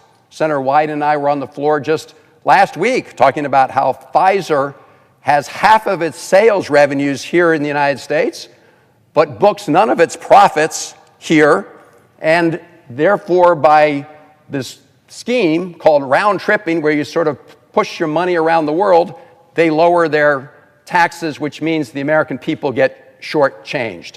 So all of this is part of a scheme to provide tax cuts for the very wealthy at everybody else's expense. And the senator from New Jersey has been shining a light on what it means when we say this will come at the expense of other Americans, that this tax cut for the very rich and big corporations will come at the expense of the rest of America. So I want to amplify that as I do a wind-up to the senator. Number one, it's Elon Musk and the Doge operation. Let me be very clear that this is part of the most corrupt bargain we've seen in American history. Elon Musk spent $280 million to help elect Donald Trump president, and Donald Trump has turned the keys to the federal government over to Elon Musk, not for efficiency, but to rig the government in favor of people like Elon Musk. That's why they want to get rid of the Consumer Financial Protection Bureau. This is a bureau that has returned billions of dollars to Americans who were cheated by scam artists. And they are coming in to dismantle the CFPB because they want to be on the side of the scam artists and deny American consumers the benefit of getting their dollars back when they've been cheated. So this has nothing to do with government efficiency. It has to do both with rigging the government for people like Elon Musk and trying to lay the groundwork, claiming lots of cuts that they will then use to pay for, they say, tax cuts for the very rich. So who's being cut by Elon Musk? I don't know, Senator, if you saw the other day in the sort of spin room at the White House, did you catch that where Elon Musk and some of his folks were explaining the work they did? They said, we're really doing this with a scalpel. Well, the reason that's especially interesting is it was just weeks earlier that Elon Musk brandished a chainsaw. Yes. Right? Yes. Yes. At CPAC, which is actually, they met over here in my state of Maryland. That's what they're doing. They're taking a chainsaw, and they're taking a chainsaw to departments that help our veterans. These are people who care for our veterans, and our veterans are being especially hard hit, including when they did these firings, arbitrary firings, right, of probationary employees. And veterans were saying, why are we being hit so hard? And the White House spokesperson said, and I'm quoting, perhaps they're not fit to have a job at the moment. That was the response from one of the White House spokespersons, as if individuals who'd served our country in the military were not fit to serve our government as civilians. That's the kind of attitude we've got. We just learned today that the RIFs, the reductions in force letters, were received by folks in the Department of Health and Human Services. So these are people who help with the public health of all Americans. And they do important work at FDA, the Food and Drug Administration, right? They make sure that the foods that we eat and the medicines we take are safe, and that they do what they say they're going to do in the case of medicines. They do work at NIH, the National Institutes of Health, to develop cures and treatments for diseases that hit every American family, and they're cutting there. They're cutting in these places not for government efficiency, but to create what they believe is the space for tax cuts for the very rich. We talked about what they're doing over the Department of Health, the Department of Housing and Urban Development.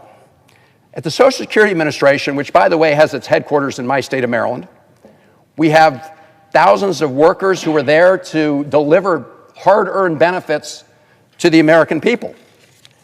And the reality is that the Social Security Administration operates incredibly efficiently. You know, the former Commissioner for Social Security, Martin O'Malley, reminds us that Allstate Insurance Company operates at an 11% overhead. Liberty Mutual operates at a 23% overhead. The Social Security Administration, 0.5% overhead. The Social Security Administration workforce is now at a very low level in terms of personnel compared to what it was years ago, and yet they're serving a record number of Americans, 73 million Americans, and they've never missed a payment. Never missed a payment. So this talk about going after Social Security and they're going to somehow make it more efficient, and of course Elon Musk called it a Ponzi scheme, when the senator and I know it's not a Ponzi scheme, it's a promise to the American people. So first they discontinued telephone service, as if all the seniors could somehow just connect, you know, with by Wi-Fi or whatever it may be. A lot of people, of course, rely on telephones, so they cut that. They said, well, if you have trouble, go to one of the local regional Social Security offices. Well, they're cutting regional Social Security offices, lots of them. And then when you go there and you don't find many people there, well, you know, whoops, we just cut 7,000 people from Social Security. So a benefit isn't meaningless if you can't actually access the benefit. And what they're doing is making it harder for Americans to get those benefits. So when we hear about the Musk Doge operation, make no mistake, not about efficiency. It's about trying to put together some kind of savings that they then want to use to at least partially pay for tax cuts for the very rich. Another way they're doing that, we've heard a lot about that, and the senator's spoken about it, is cutting Medicaid and food nutrition programs. In fact, I think we recall a number of weeks ago, we had a couple of amendments here on the floor of the Senate saying, okay, if you're going to do these tax cuts, at least don't cut Medicaid or Medicare or food and nutrition programs. Every Republican senator voted against those amendments. In other words, not to protect those programs, meaning they're fair game for big cuts to pay for tax cuts for the very wealthy. So that's another area where they're very focused, which is cutting important programs that benefit millions and millions of Americans. There's another way they're doing it, and Senator from New Jersey, and again, thank you for shining a light on all this, has talked about it, which is these across-the-board tariffs, right? So I think all of us know that strategically targeted tariffs, they can be useful at certain points in time to protect strategic American industries. I'm for those. But across-the-board tariffs, and across-the-board tariffs on a friend and ally like Canada or Mexico, all that is a tax increase on the American people. Let's be clear. So these are the areas where Donald Trump, having said that he was going to be there for working people, is doing the opposite, right? These across-the-board tariff cuts are going to increase costs and prices for the American people. Cutting Medicaid and food nutrition programs is going to hurt the very people that Donald Trump on the campaign trail said he was fighting for. And the Doge Musk operation is taking a chainsaw to important services and important consumer protections that benefit all Americans in order to claim that they're providing some savings for tax cuts for the rich. So it wasn't that long ago that just down the hall here, Donald Trump was sworn in as president. And I remember what he said. He said, this is going to be a golden age for America. And who was sitting right behind him? Elon Musk, the richest person in the world, and other billionaires in the Trump cabinet, including one who just said not that long ago that Americans on Social Security wouldn't miss one of their Social Security checks. Only the fraudsters would notice that.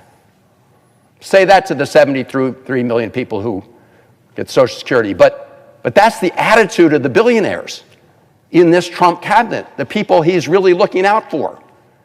And so when he says a golden age for America, that's who he means. He means Elon Musk and the billionaires, Elon Musk who's rigging the government for the billionaires, and all the others in the cabinet who don't think Americans would miss a Social Security payment that they earned. So my question to you, and I want to, again, thank the senator from New Jersey. I know it's been a long day's journey into the night. But it's important that we address these issues in the courts, and the courts are upholding the rule of law, that we address these issues and fight them in Congress, and that we do so in communities across the country, and people need to understand what's happening. So the core issue here, is it not, my friend, that Donald Trump really is betraying the people he said he was going to fight for. And at the end of the day, and we're going to see that later this week in the Senate, the goal is to provide these big tax breaks to wealthy people at the expense of everybody else in America. That is the big betrayal. So if you could just zero in once again on the central narrative that we're seeing play out during the Trump administration. Well, you're putting it right. Donald Trump made commitments to America. We have quotes of him at rally after rally. I'm going to bring he used to say, oh, grocery, that's a really great word, I think he said. I'm going to bring down grocery prices. Well, grocery prices are up dramatically. The American dream, and many of us see that as owning a home. Well, you said it. Home prices are already up, but with these tariffs, they could go upwards of 10% more. You can be sure that Canadian lumber coming down here is going to be expensive. You can see Donald Trump making it more difficult to access health care, and this massive reconciliation is going to be a direct attack on working class health care, on health care of expectant mothers, on health care of Americans with disabilities, on health care of the majority of seniors in nursing homes. I'm about to go, my next chapter is all going to be about how Trump is rolling back common sense protections for clean air and water. And Elizabeth Warren said it very powerfully. He's reducing services, which is a service cut to people with Social Security. In so many ways, Americans should see these crises looming, these attacks, but ask yourself one economic question. With the stock market, who just had its worst quarter in years, and people's retirement savings, if they have it in 401ks, is going down. Ask yourself this question. I ask America to please ask yourself this financial question. Am I better off than I was 71 days ago? Am I better off or worse off? And this is before he's even gotten going, because we see what's about to happen. With this whole sham reconciliation process, they're already trying to change the rules to obscure what they're doing. This is what they're doing. 3 things you should take home. Are we going to let them again, like they did with the ACA, with the Affordable Care Act, come after health care for 70+ million Americans by doing their proposed $880 billion cuts? Or are we going to allow them to blow a hole so big in the trillions of dollars, they're going to push it out for over 10 years? Are they going to create such a deficit in our country that our children's children, they're stealing from our children's children and putting on a deficit that they're going to have to pay for? And number 3, are they going to let them do all of that to renew tax cuts that the Congressional Budget Office at every independent agency says very clearly would add trillions, would give trillions of dollars of tax cuts that go disproportionately to the wealthiest in our nation? That's the addition. That's what we know. And it doesn't account for the things that he's doing to our allies. It doesn't account for how he's turning his back on NATO. It doesn't account for how he's praising Putin and calling Zelensky a dictator. It doesn't account for how he's giving advantage to China around the world, from the region in Southeast Asia all the way to Africa. It doesn't account for how he's already made it harder to enroll for the Affordable Care Act. It doesn't account for all the other things he's doing that we wake up and hear every day, not to mention trying to threaten Greenland, trying to threaten Panama, trying to change the name of the Gulf of Mexico. All these things he didn't tell us he was going to do, didn't promise. He promised to lower your grocery prices, they're higher. He promised, I'll be a better steward of the economy. It's worse than we inherited. Over and over, he's breaking promises and doing outrageous things like disappearing people off of American streets, violating fundamental principles of this document, invoking the Alien Enemies Act from the 1700s that was last used to put Japanese Americans in internment camps? Do we see what's happening? How much is enough? That we have to stand and do something different, not just in this body, in America, because you know this. How we stopped him in his last term was the American people rose up, spoke up, stood up, rose up in the most extraordinary nonviolent demonstrations and demands. So thank you. Yield for another question. Yes, I will yield for a question while retaining the floor. And I see that my friend and colleague, Senator Alsterbrooks from the great state of Maryland, is on the floor. So I'm going to be very brief with this question. And I want to thank you for reminding us, of course, of the other great betrayal that's been going on over the last 70+ days.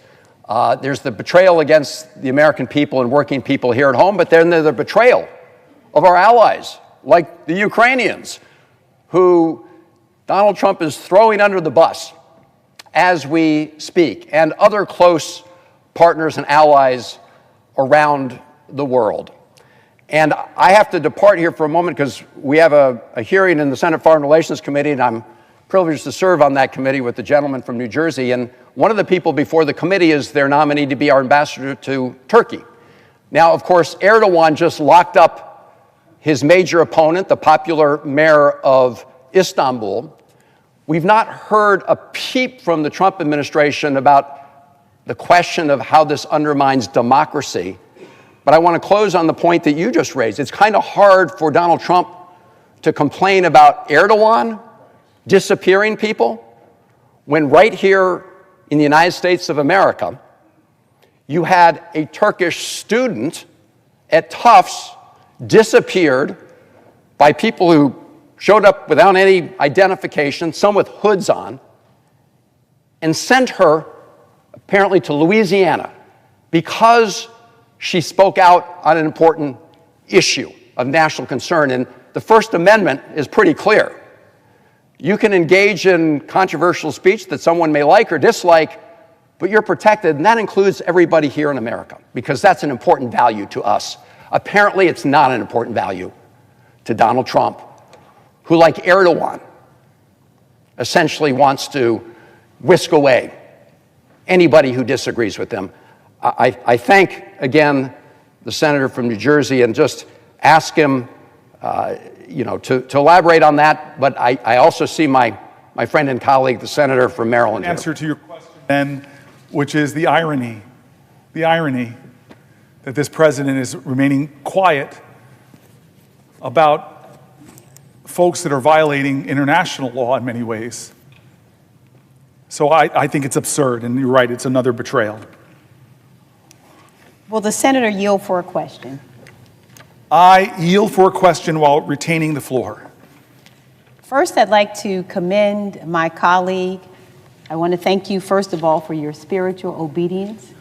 I want to thank you so much as well for your commitment and your dedication. And want to thank you as well for your courageous leadership. I want to thank you also, Senator Booker, for your recognition of the times that we are living in. These are times that we will recount, our children will recount, and I think all of those of good conscience who watch during this time and say nothing will also be held to account. As the senator has eloquently remarked, these are not normal times. We're watching an administration that is drunk with vengeance, hatred, and surrounded by incompetent people who are taking callous actions, who are inhumane, and because of their incompetence are making costly mistakes that will harm the American people and denigrate the hardworking people of this country by proposing tax cuts. And these tax cuts are not designed to help the average American person. They are designed to help billionaires. And they're doing so by firing thousands of middle-class workers and more.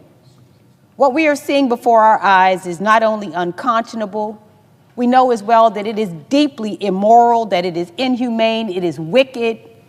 We are seeing with glee the actions of people who are so happy to tear down, but I am watching and waiting to see what it is they intend to build in this country. And in your remarks over these hours, you have made that plain for the American people to see. You've uplifted the stories of everyday people. And what we recognize as we hear about the firings and we hear about the devastation and chaos is we're not talking about numbers. We're talking about humans, about people.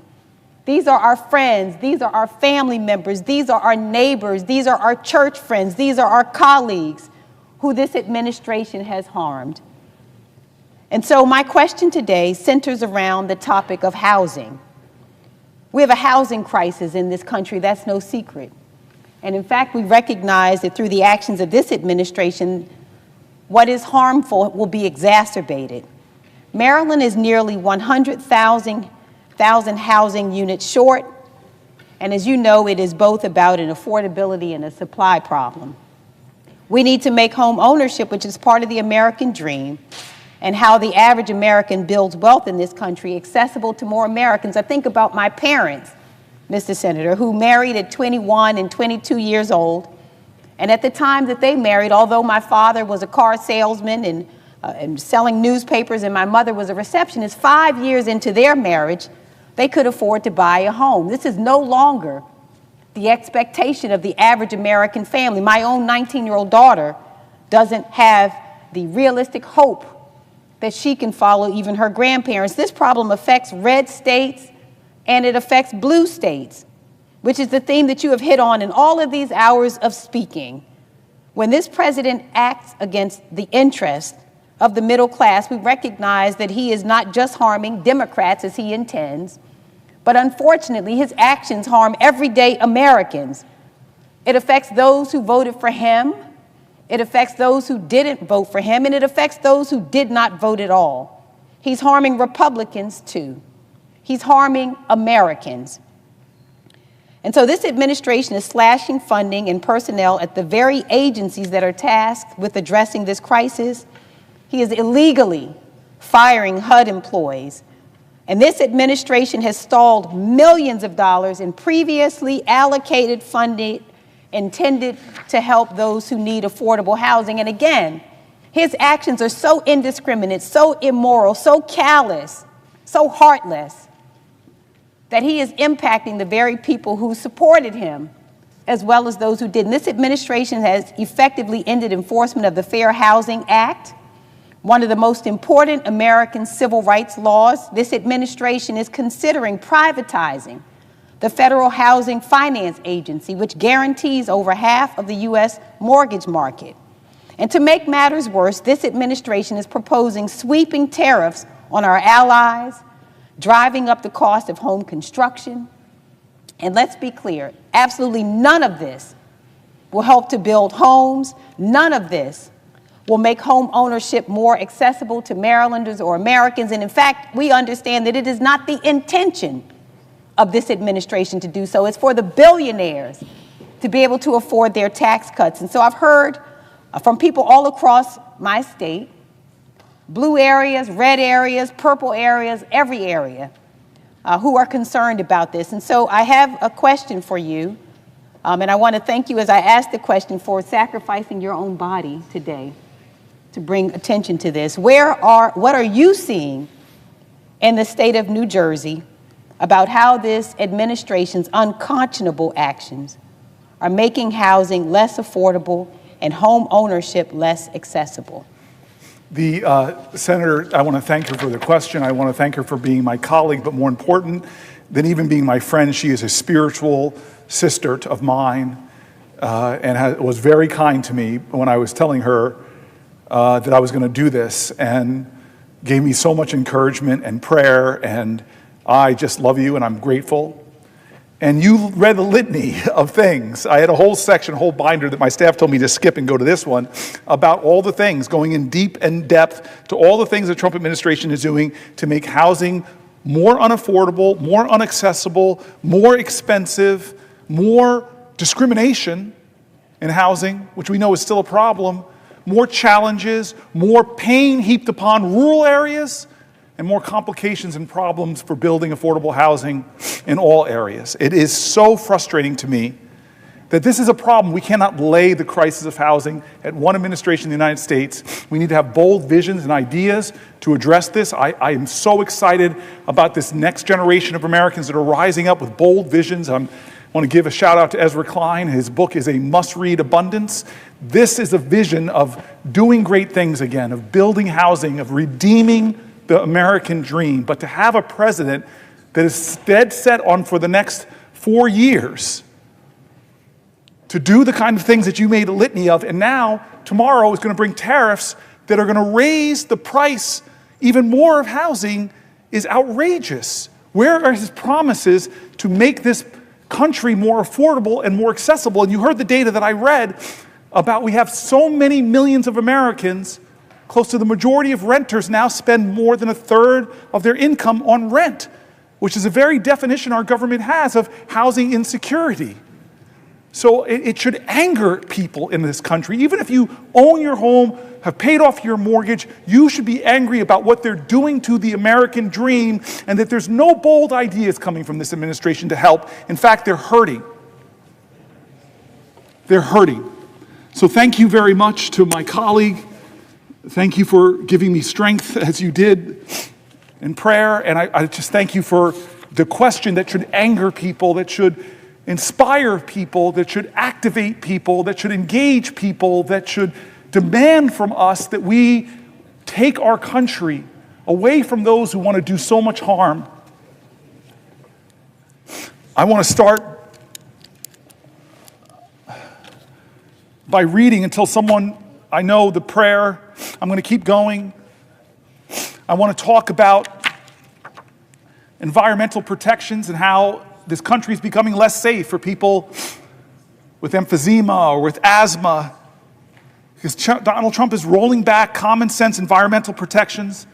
threatening our children's future and hurting our nation's economy, energy costs in America are continuing to rise, making it harder and harder for working families to pay their bills. And at a time that we should be investing in clean energy, this administration is canceling projects that would create more jobs for Americans and lower energy prices. He claims he supports an all-of-the-above strategy, but that's clearly not what we're seeing, and there's too much silence about it. All Americans, regardless of where you're born, we deserve safe drinking water, clean air, and an equal opportunity for a healthy and fulfilling life. President Trump promised America the cleanest air and the cleanest water, but on entering office, he immediately instructed the EPA, the Environmental Protection Agency, to cut a long list of common sense environmental protections. This administration is rolling back efforts to reduce emissions from power plants. He's letting polluters pollute our air more. That affects the health of Americans. It drives up aggravating the rates of asthma and emphysema, weakening rules that keep our rivers and our water systems clean as well. Pursuant to the order of February 29, 1960, the hour of 12 noon having arrived, the Senate having been in continuous session since yesterday, the Senate will suspend for a prayer by the Senate chaplain.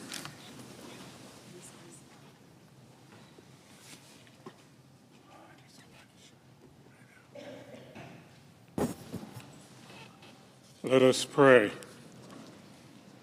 Lord of hosts, you have done great things for us, filling our hearts with determination to do your will.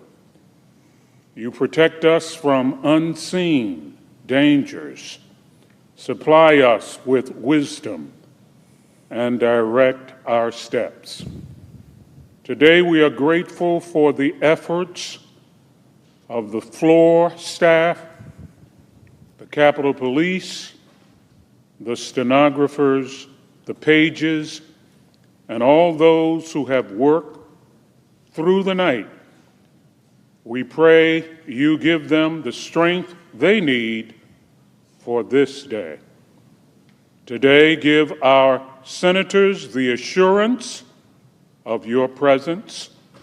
Inspire them with a calm faith, a steady peace, and a firm resolve to do your will. Let no weapon formed against them prosper. We pray in your omnipotent name. Amen. I'm going to continue. The senator from New Jersey is recognized. Thank you. I'm going to continue until one of my colleagues asks me a question. Senator, yield for a question. One of my heroes in the Senate, a living legend, my partner on some bills that I'm so passionate about expanding IVF, someone that is just freaking awesome. I yield for a question while retaining the floor. Thank you, Senator Booker, for taking this important stand and for doing so much to make it clear how much pain Donald Trump and Elon Musk are inflicting on the American people in every sector of our society. I'm going to be asking you a question about what you've heard from agricultural businesses in your state about the damage that this administration is doing and the jobs that either have been or will be lost as a result. But I thought I would give you some background on what I'm hearing as well. I want to focus this body's attention on our nation's farmers and ranchers who seem to be getting punched day after day, week after week by the Trump-Musk oligarchy. Whether it's their harmful tariffs that hurt our soy and corn farmers, canceling and freezing more than $1 billion in funding for schools and food banks to purchase food from local farmers, or halting reimbursement and contract payments that our farmers are already owed, the senator from New Jersey and I are both working together to undo some of the most harmful impacts of these disastrous decisions, including joining forces to push his Honor Farmer Contracts Act forward. We're also starting to hear reports from farmers about just how damaging the Musk-Trump dismantling of USAID is. Jobs and businesses right here in America. For example, I don't know if the senator has heard, but in North Carolina, they had $2.2 billion in USAID awards, including for 27 large-scale farmers who were fulfilling orders for humanitarian food assistance, and 4 universities who were receiving agricultural research funding.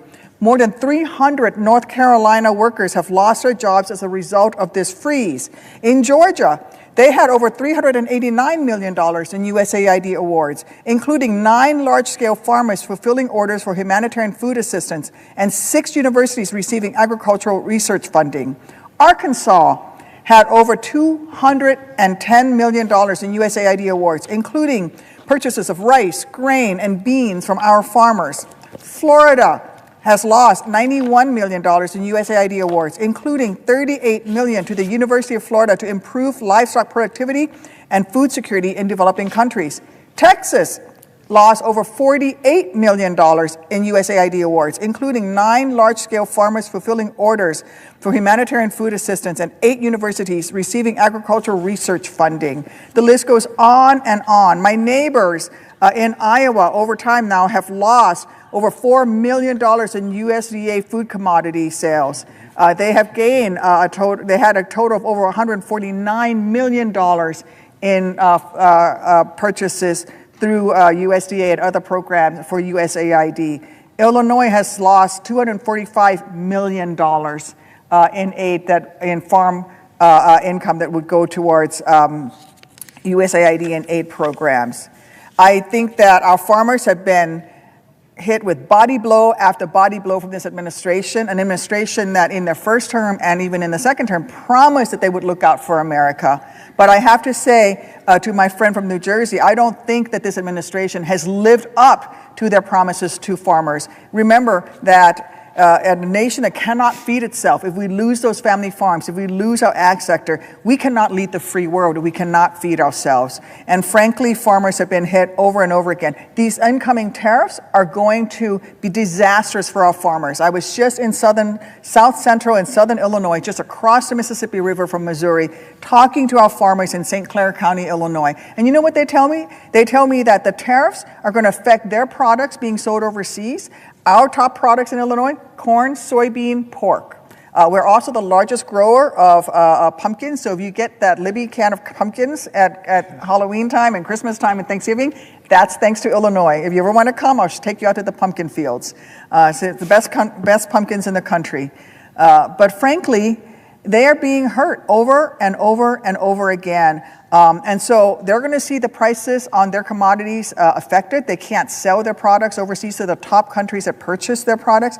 At the same time, their inputs, the fertilizer, the equipment that they need will be more expensive. The tariffs against Canada in terms of steel and aluminum is affecting John Deere. John Deere, hundreds of years old, an American company founded in the heartland of this great nation, is laying off people. And so we have to do better by our farmers. And our farmers have been betrayed time and time again by this Trump administration. They promise big things, but then they come in and by cutting programs like USAID, they are hurting our farmers, their bottom line. I sat down and I met with farmers who were 7th generation, 8th generation watching the teenage son of the farmer. And they're afraid that they're not going to have a farm there anymore. Their products, their margins are so tiny that they don't think they're going to make it. So my question to my colleague from New Jersey is, what are you hearing from farmers, and why do you think this administration is taking so many actions that hurt them and hurt American jobs? I love my colleague. I love how she's been standing up quite figuratively time and time again on issues. She's really inspired me. I've told folks that on social media I have been celebrating, elevating, liking her content. Thank you. She is truly fierce and is a voice that gives me strength. And today she's asking me about one of my favorite subjects. A lot of people were surprised. My staff knows this story well, that I'm on the Ag Committee. And when one of my staffers, a guy sitting over here, Adam Zipkin, who's been with me since 1998, came to me and said, you should go on the Farm Committee, this is going to get me in trouble, I laughed at him. I had committees I loved. And what's that old saying? At first they laugh at you, then they fight you, and then they finally accept it. He told me all the issues I care about intersect with our farm and food system, that our farmers are such vital parts of America. They need more people standing up and fighting for them because the American farmers are getting screwed. We're losing thousands of farms in this country. Family farmers are going belly up. The math doesn't work for them.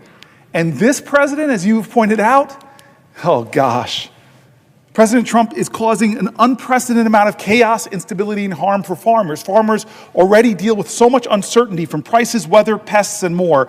They should not have to deal with uncertainty that our government won't follow through, as you said, on contracts. On contracts. I've had farmers from New Jersey to Texas coming to my office about this president freezing contracts that we approved in a bipartisan manner, putting them in financial crisis. One of the first things that Trump and Musk did is freeze thousands of contracts and agreements that have been already made with our farmers.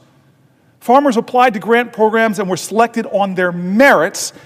They made legally binding contracts, yet starting in late January, farmers found themselves not getting reimbursed, sometimes reading in the news that a particular grant was frozen, or sometimes no information at all, other than that they were not getting their payments processed.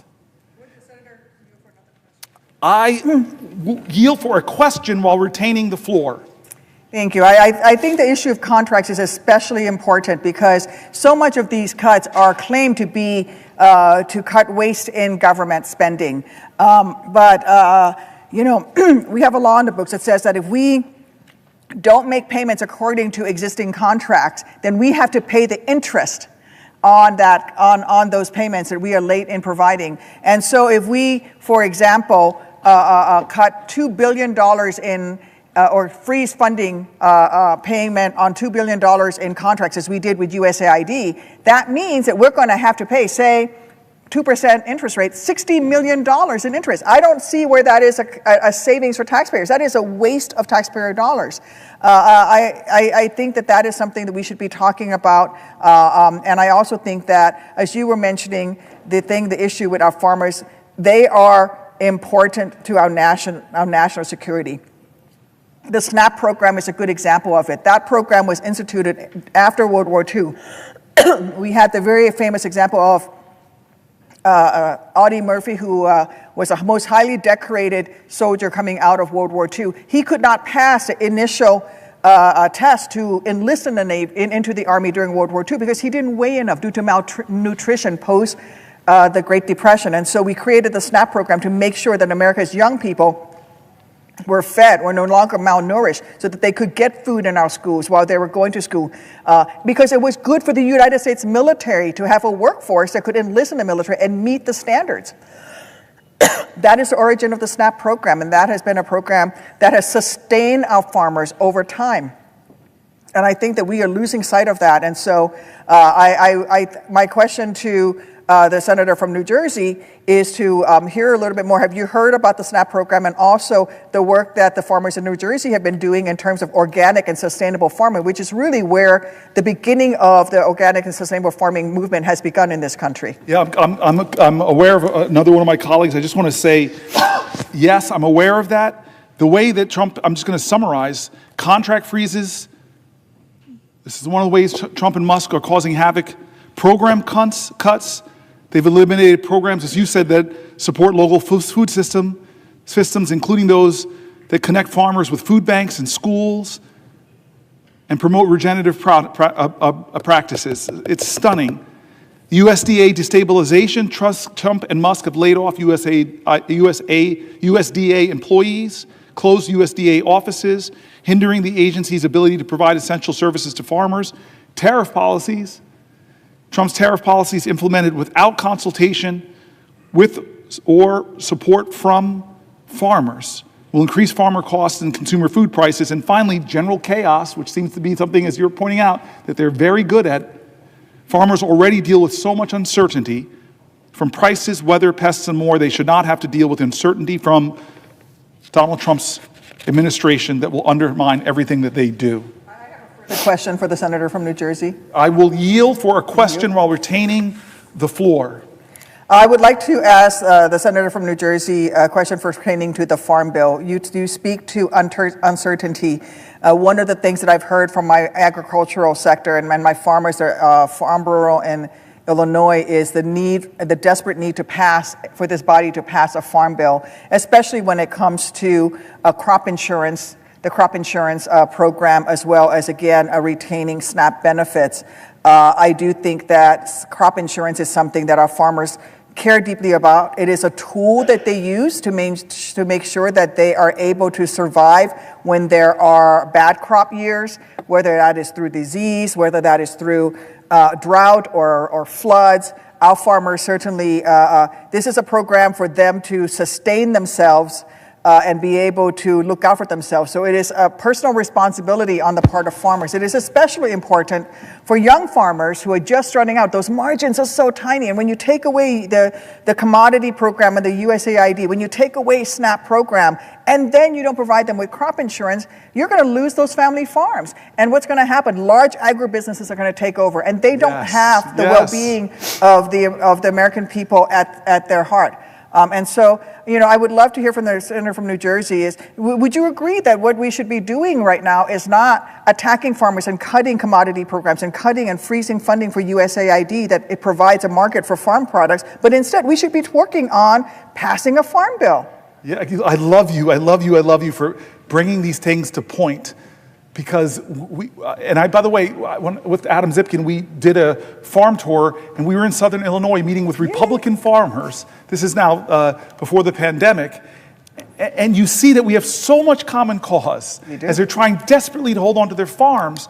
And so the crop insurance program, we need to reimagine it so it's more accessible to independent family farmers, not just big agribusinesses. We need to be visionary about our farm bill to create a food system that the farmers want, that help them to be better stewards of the land. The oversubscribed programs for regenerative farming and cover crops and environmental practices, they want those things to preserve their soil, reduce their dependence on chemicals. They want those things. They want a farm bill that works for them, and we should be delivering that in a bipartisan way. So you are right on point. But do you hear that from the White House? Not at all. Not at all.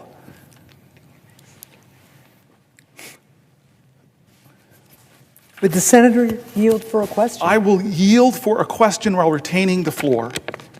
Well, Senator Booker, I have a question for you about Medicaid and Medicaid expansion, but I want to start with a little bit of background. Please. As you may recall, when I was governor of New Hampshire, thanks to the Affordable Care Act, the program Medicaid expansion became an option for my state.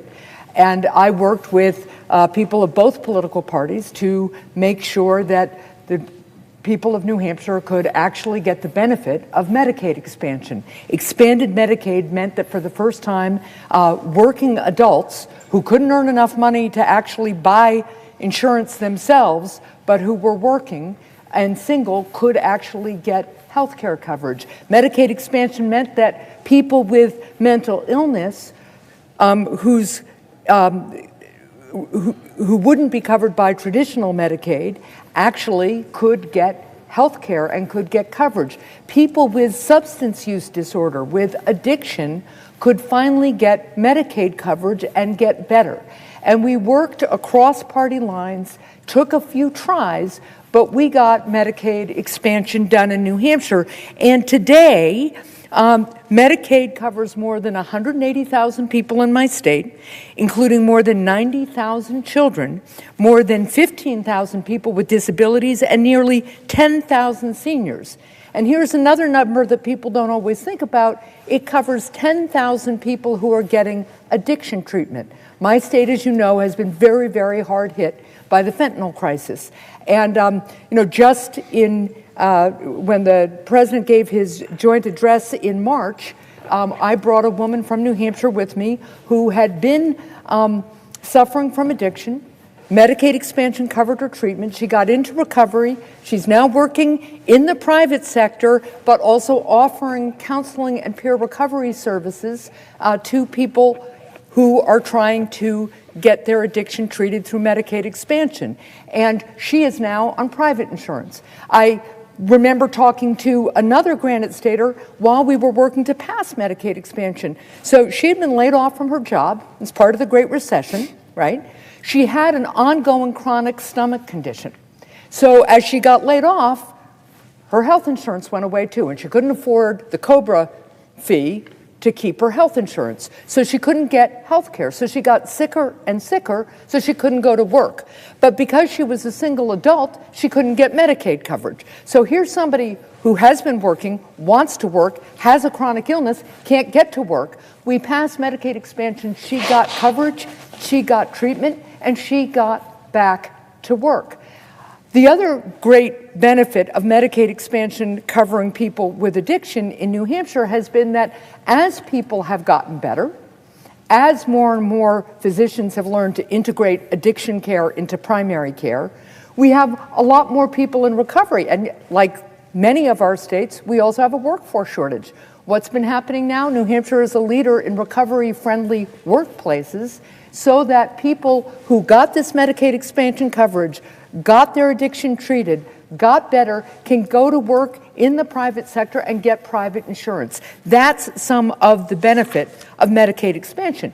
But of course, what we are hearing about now from the House and Senate Republicans is their desire to make massive cuts to Medicaid, including Medicaid expansion. And they're doing it. They want to rip away health care from millions of Americans so that they can pay for big tax breaks for billionaires and corporate special interests. So the Republicans have proposed cutting up to 1/3 of federal funding for Medicaid. If those cuts go into effect, that could mean 30,000 children in my state will lose their health care coverage. That means 1 in 5 seniors in New Hampshire could lose their nursing home care. And all told, that could mean 60,000 people cut off from Medicaid, including, for instance, a young man whose parents I just met at the airport, actually, who has autism and Medicaid pays for his health care, right? But he could be cut off too. So if Republicans continue with this plan, I am really, really concerned about what is going to happen to millions of Americans who currently get their health care through Medicaid. So Senator Booker, can you address the ways in which Medicaid helps provide health care for Americans and the disastrous impact it would have if Republicans proceed with their plan to take coverage away from up to 25 million Americans just so that they can pay for big tax breaks, by the way, for people who are already billionaires? So before I answer the senator's question, I just want anybody who's watching to know that I'll put it bluntly, this is one of the baddest ass human beings serving here in the Senate. You have been a governor of a state with all the challenges. You are beloved. I've spent a lot of time in New Hampshire, folks. It's after New Jersey. It's one of my favorite new states. No disrespect to New Mexico over here on my right. But I love your state. I love the people of your state, and they love you. You are an extraordinary governor. You are a trailblazer, a glass ceiling breaker, a name taker. You are a badass.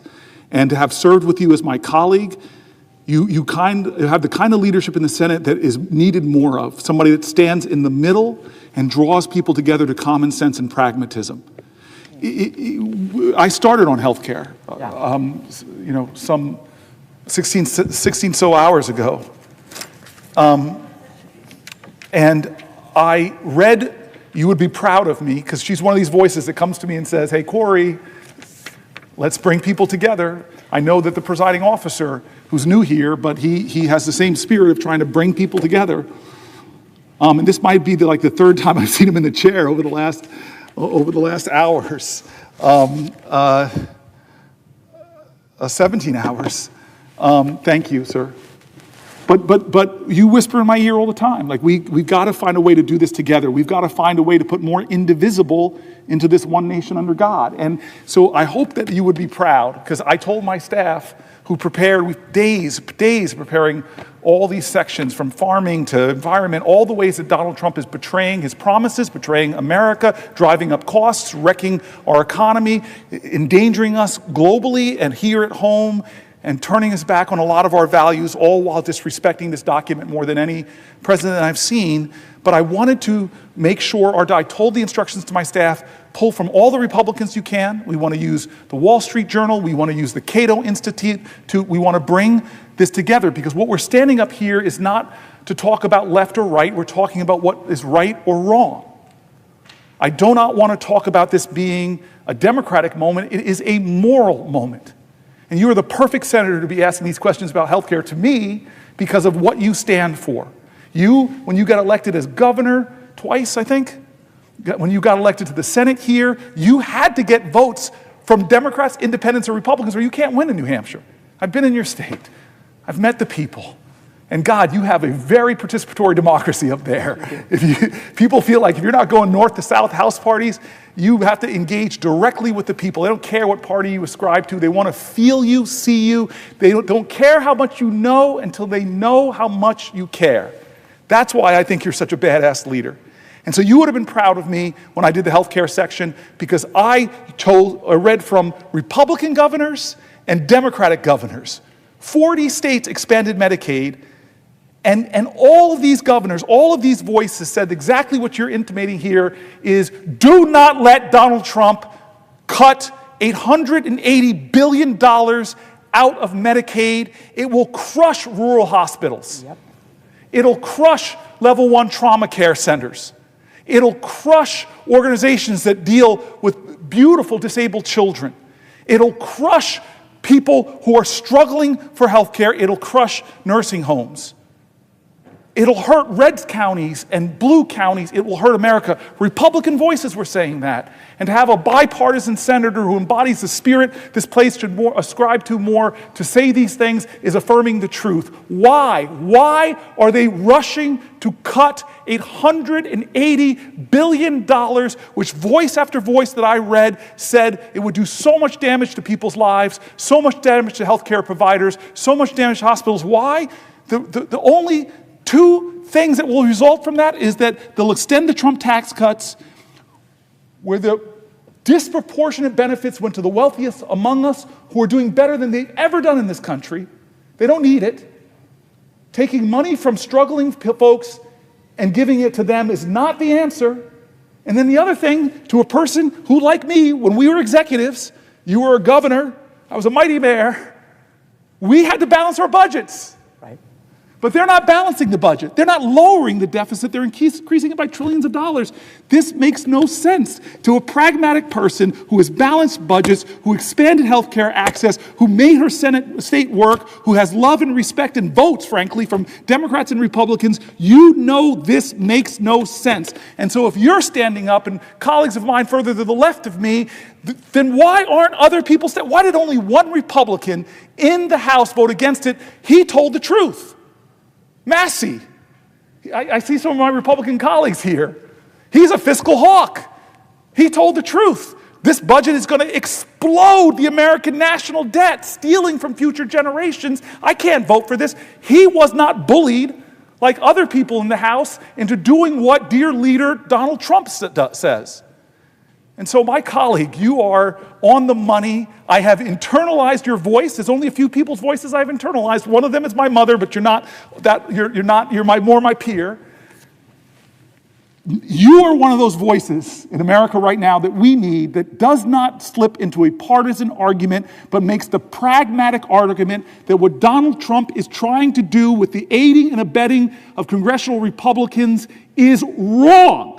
It is fiscally wrong. It is morally wrong. It will hurt Americans. It is not for the common welfare. It's not for the common defense. Read the start of the Constitution, please. I beg of you. We all swore to uphold it. How do our founders begin? We, the people of the United States, in order to form a more perfect union, establish justice, ensure domestic tranquility, provide for the common defense, promote the general welfare, and secure the best blessings of liberty to ourselves and our prosperity. Trillions of dollars of deficit doesn't secure the blessing of liberties, it endangers our country. The common welfare is this idea that everybody should have access to what makes us free, What makes us free is not having medical debt. What makes us free is not being chained to uncertainty and security that if someone in my family gets sick, I will not be afforded. Still, the majority, or close to the majority, of bankruptcies in the United States of America are people who can't afford their health care bills. We need to find better ways to expand access and not cut more people off. You know this, former governor. There are a number of states that have these things called triggers, automatic triggers, that if the funding for Medicaid reduces to covering 90% of the costs, what happens in those states? Boom. Medicare expansion goes offline. So if you don't even cut it $880 billion, maybe you say, we'll just do $250 billion of an axe. States are going to lose their expansion. People are going to suffer and get hurt. Why? You said it, you said it, you said it. You and I are the two people that want to see entrepreneurs make money. You and I want to see small business people thrive. We don't hate rich people. We think that's great. It's often, not always, Donald Trump, it's often a sign of people in America using the ingenuity, applying it, and being successful. But you and I both know that the richest people in this country don't need more tax cuts. It is morally wrong. It is fiscally wrong. It is a wrong in the name of God and America. How could we be doing this to ourselves? Will the senator yield for another question? I can't call you one of the baddest ass people I've ever worked with and not yield to your questions, but I have to read the words. I yield for a question while retaining the floor. Well, thank you for yielding the question for a question while retaining the floor, and thank you for the very nice compliments. I do have a question for you about Social Security, and then I think another colleague of mine has additional questions. But look, as you know, you just talked about my wonderful state, New Hampshire. You also just talked about your mother, and I should just also let you know that my mother always made me memorize the preamble to the United States Constitution. So as I listened to you read it, I thought, Shots fired on the Senate floor. Where's the parliamentarian? I hope my mom is watching. Rule right 19 now. her. But here's my question, and just by way of background. As you know, New Hampshire is a small state. It's a very rural state.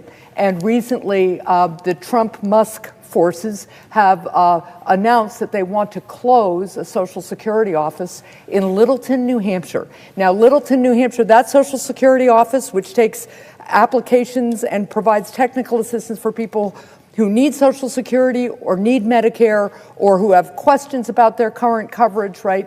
It is the northernmost office in New Hampshire. So they closed that office, and now my folks in the North Country, and there are about 334,000 people in New Hampshire with Social Security, right?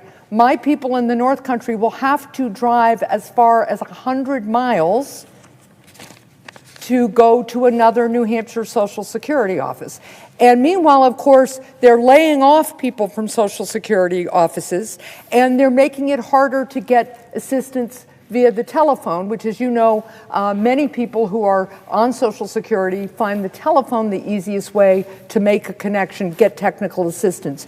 So Elon Musk has called Social Security a Ponzi scheme.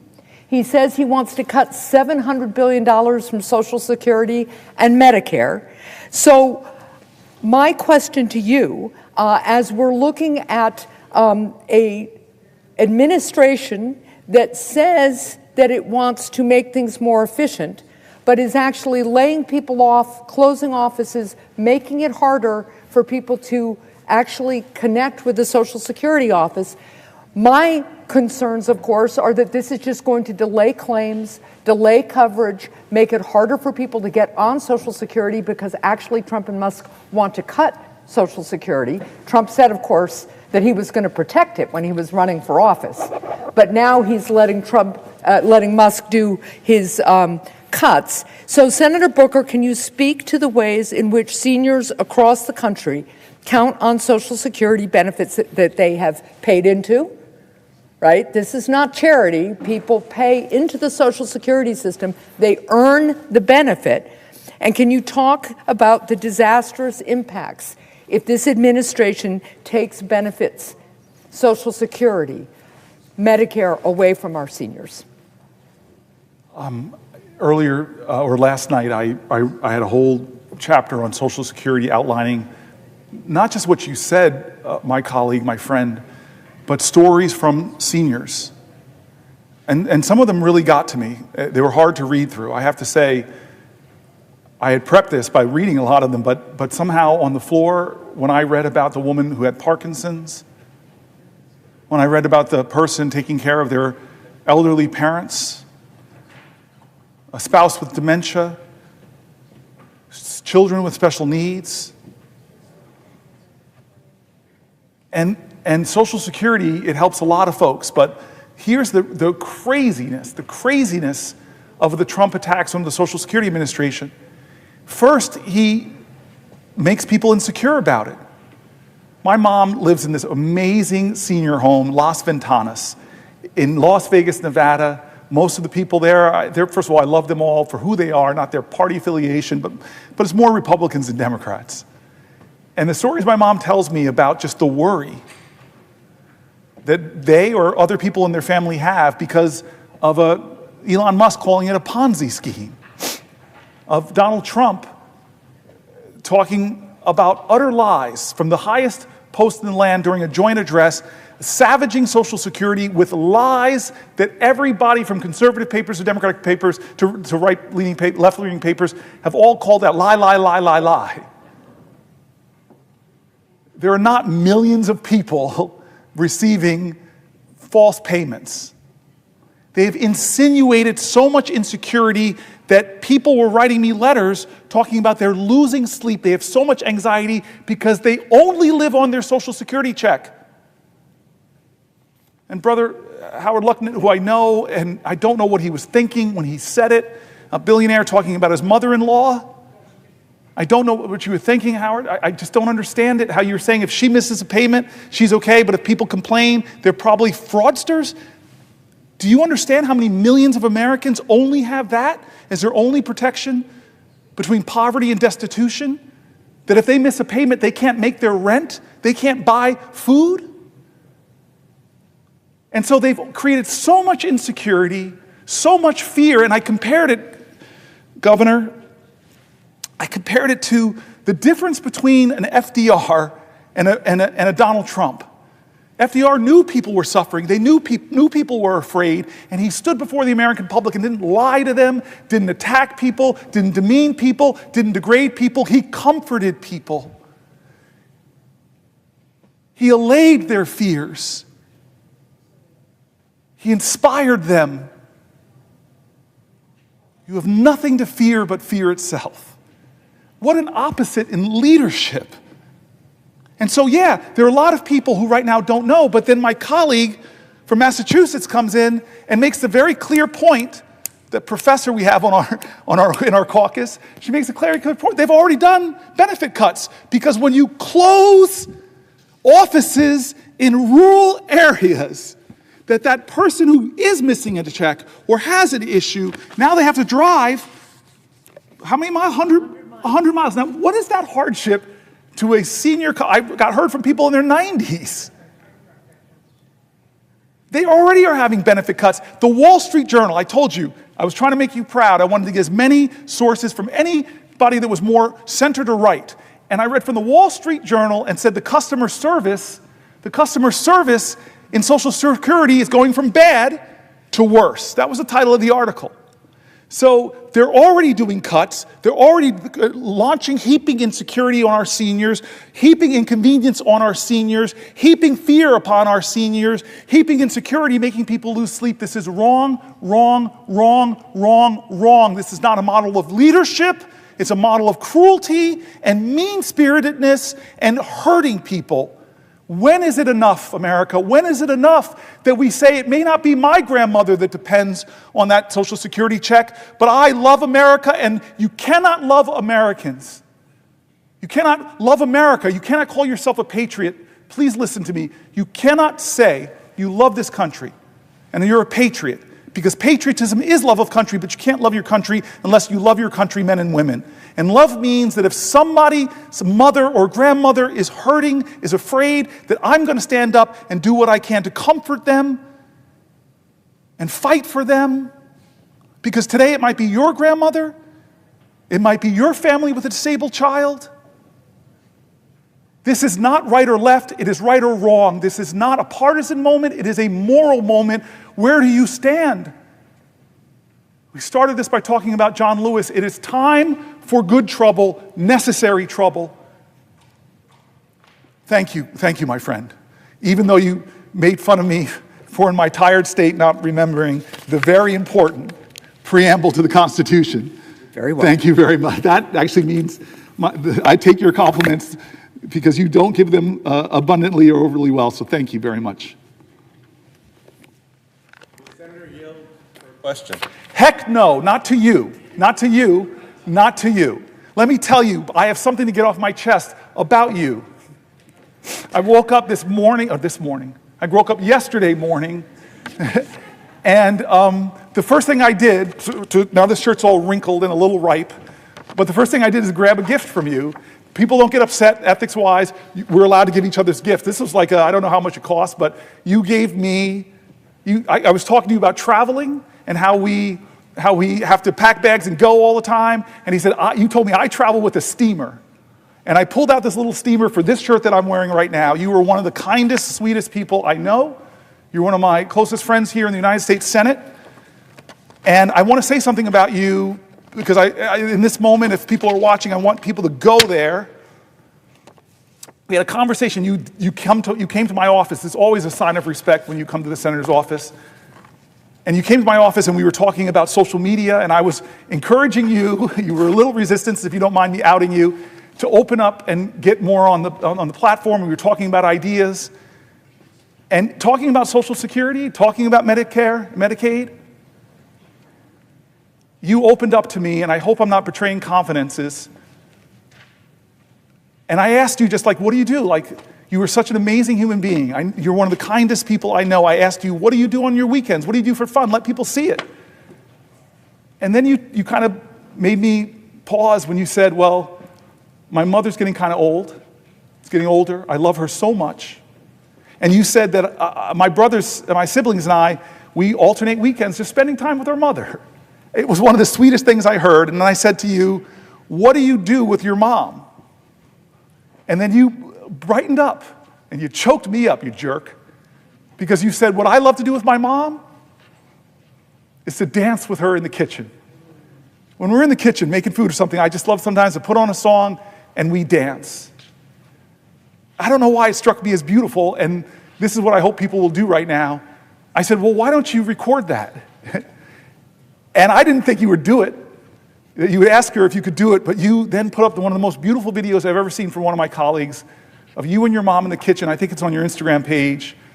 And I have looked at that video. I'm probably all the views right now of my colleague, this big United States senator, loving his mother so much.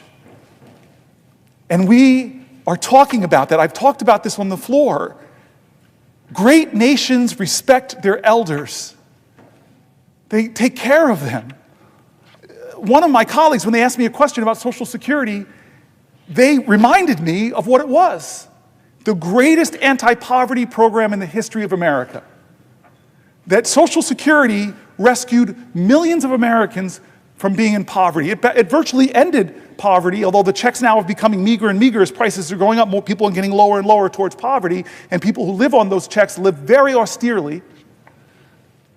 But you're just this amazing guy that turns your own lived experience into greater and greater urgencies to fight for the people of New Mexico. So I did not want to yield for a question, so getting that off my chest.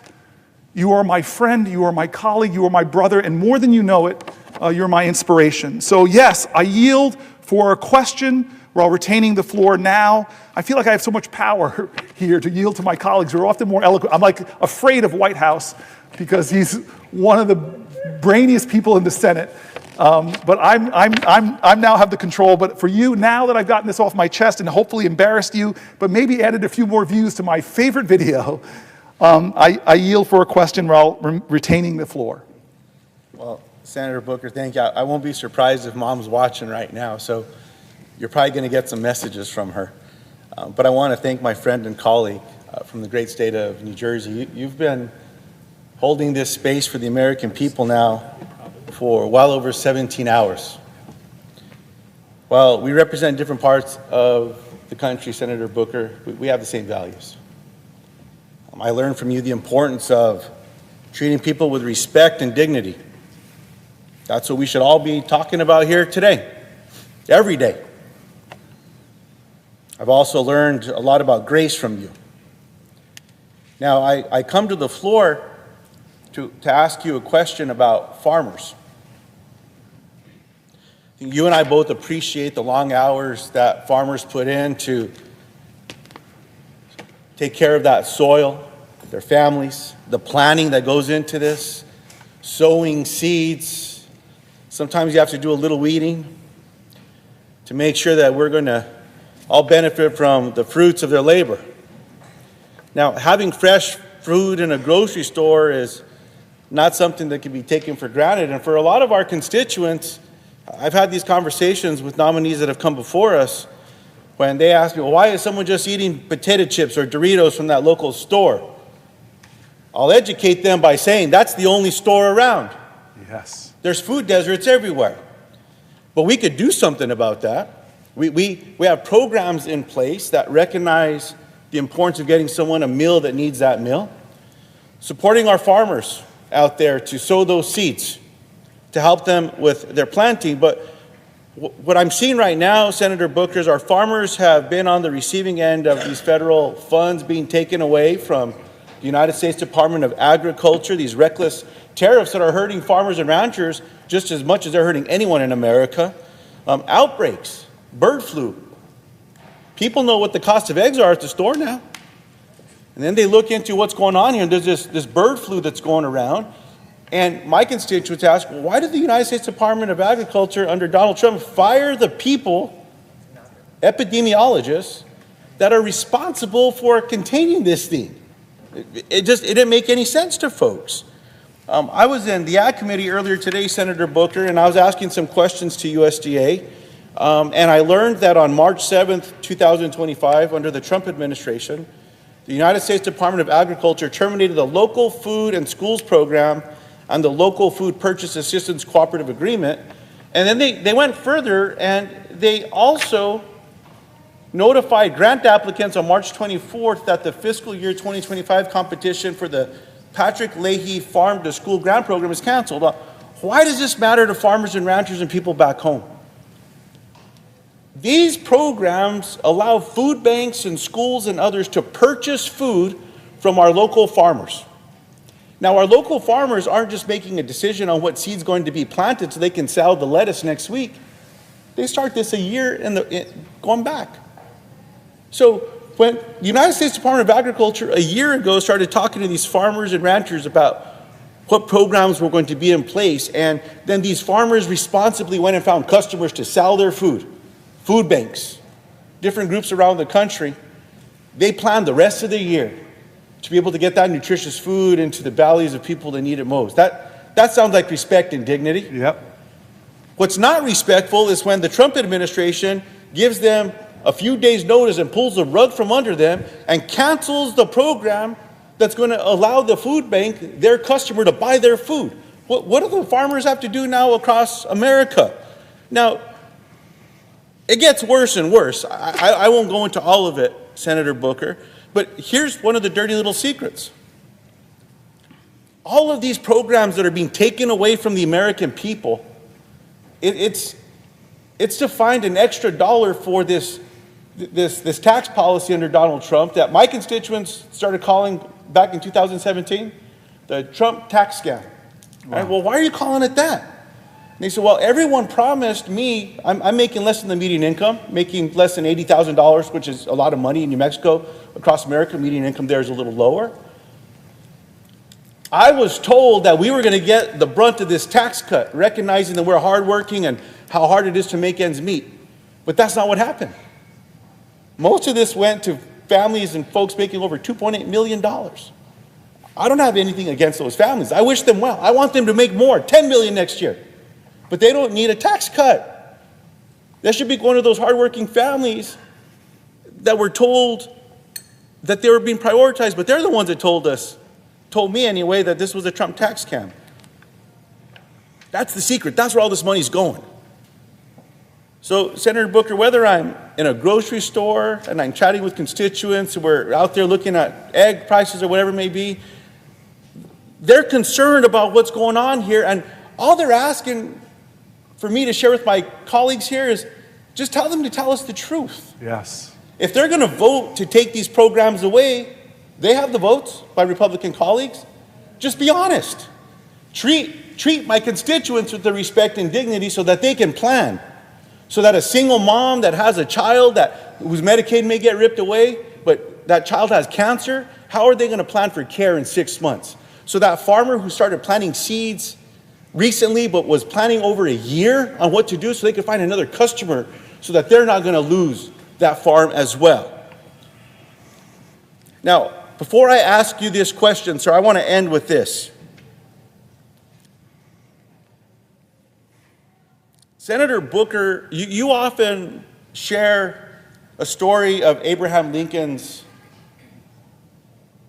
inaugural address, his second, and the man whose reviewed mattered most to the 16th President of the United States. One of my favorite stories. When asked his opinion of Lincoln's performance, former slave and abolitionist Frederick Douglass replied, "It was a sacred effort." Let me be the first to say this is a sacred effort, Senator Booker, and I'm proud to stand alongside you. So, Senator Booker, the question that my constituents and I have for you is, can the farmers and ranchers of America afford to pay for another Trump tax scam with all this nonsense that's going on? I mean, it's a question I get when I'm at church. I say not during church, but after church is okay. Yeah. Or at the grocery store. But when I'm visiting with folks back home, this is what they're asking me. And thank you for the question. You said it, the same words that literally, I didn't write these words, my staff wrote this little paragraph here. Trump is pulling the rug from out from under producers that need stability and reliable markets. Because you and I sit, right by each other in the Ag Committee, and we see this connection that you so beautifully say, this idea that we are separate from each other, the invisible lines that divide us in this country are bunk compared to the strong ties that bind us. That farmer producer in a rural neighborhood is deeply connected to the person in my community. And I live in an inner city, Newark, New Jersey. There is a powerful spiritual connection. And you talk to that farmer, and they've got pride that they're feeding America. And they have pride in the ground. You described it so beautifully. They have pride in their soil. They want to be stewards of the land, and they want to create a vibrant American food system. And they rely on people that empower them in that process and don't pull the rug out from under them, drag back contracts, cut programming, especially not those programs that help them get fresh fruits and vegetables, healthy foods to food banks. You talk to the food banks, they'll attest that families, how grateful they are for that fresh fruits and vegetables. You said it right. Parents want the best quality food for their kids.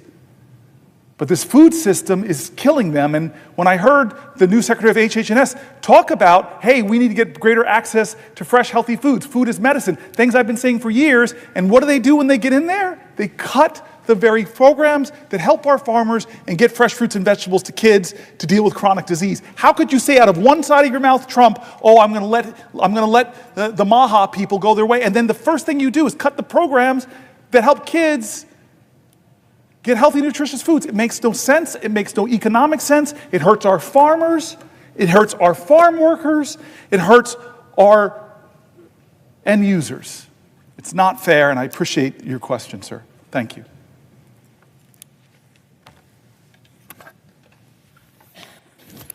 Would the senator from New Jersey yield for a question? Let me think about this for a second.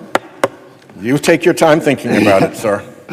I want to thank Senator Whitehouse. He's been a colleague and a friend for a long time, and he stands right there at that desk for very long speeches. I think I'm trying to go a long time. You go a consistency of times, and you've talked about the climate crisis, you've talked about the Supreme Court scams. You've not only educated members in this body on these issues, you've educated America. You are a YouTube star now, and I learn from you every time I hear you speak. So I'm a little worried right now, but I'm going to step out on faith and yield for a question while retaining the floor.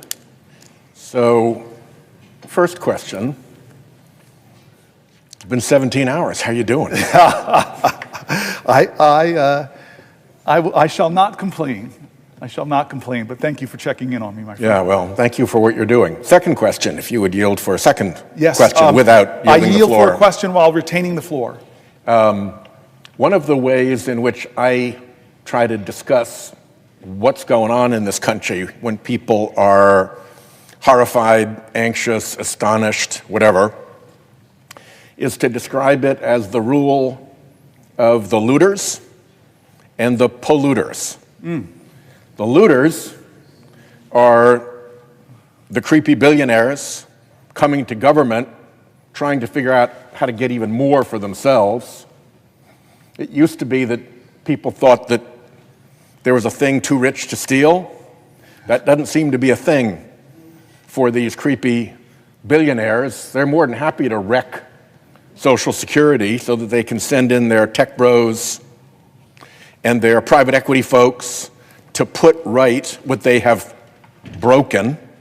And the looting goes on across the entire face of government, scarred and disfigured by Musk and his little Musk rats, I like to call them. And then, of course, you've got the polluters who are doing a similar thing, which is to steal from the public, only instead of stealing through government, they're stealing by dumping their pollution into our common air, into our common climate future, into our waters, into our lands, and defending through political influence and clout and power and dark money in this building their privilege to pollute for free. And the end point of both of those is regular Americans who are getting, to put it bluntly, pretty hosed, so that people on the other side of that, the creepy billionaires who are behind the climate denial scheme, who are out to wreck the American government so that it can't regulate their conduct or make them behave like honest bankers and investors or insurers or whatever, react for a moment, if you would, to that framing of our beautiful country now being subject to the really malevolent whims of the big looters and the big polluters. Well, first of all, I will say to you that I meet wealthy people like a group called the Patriotic Millionaires who advocate for progressive tax policy and are the first to say and speak out against this tax scam.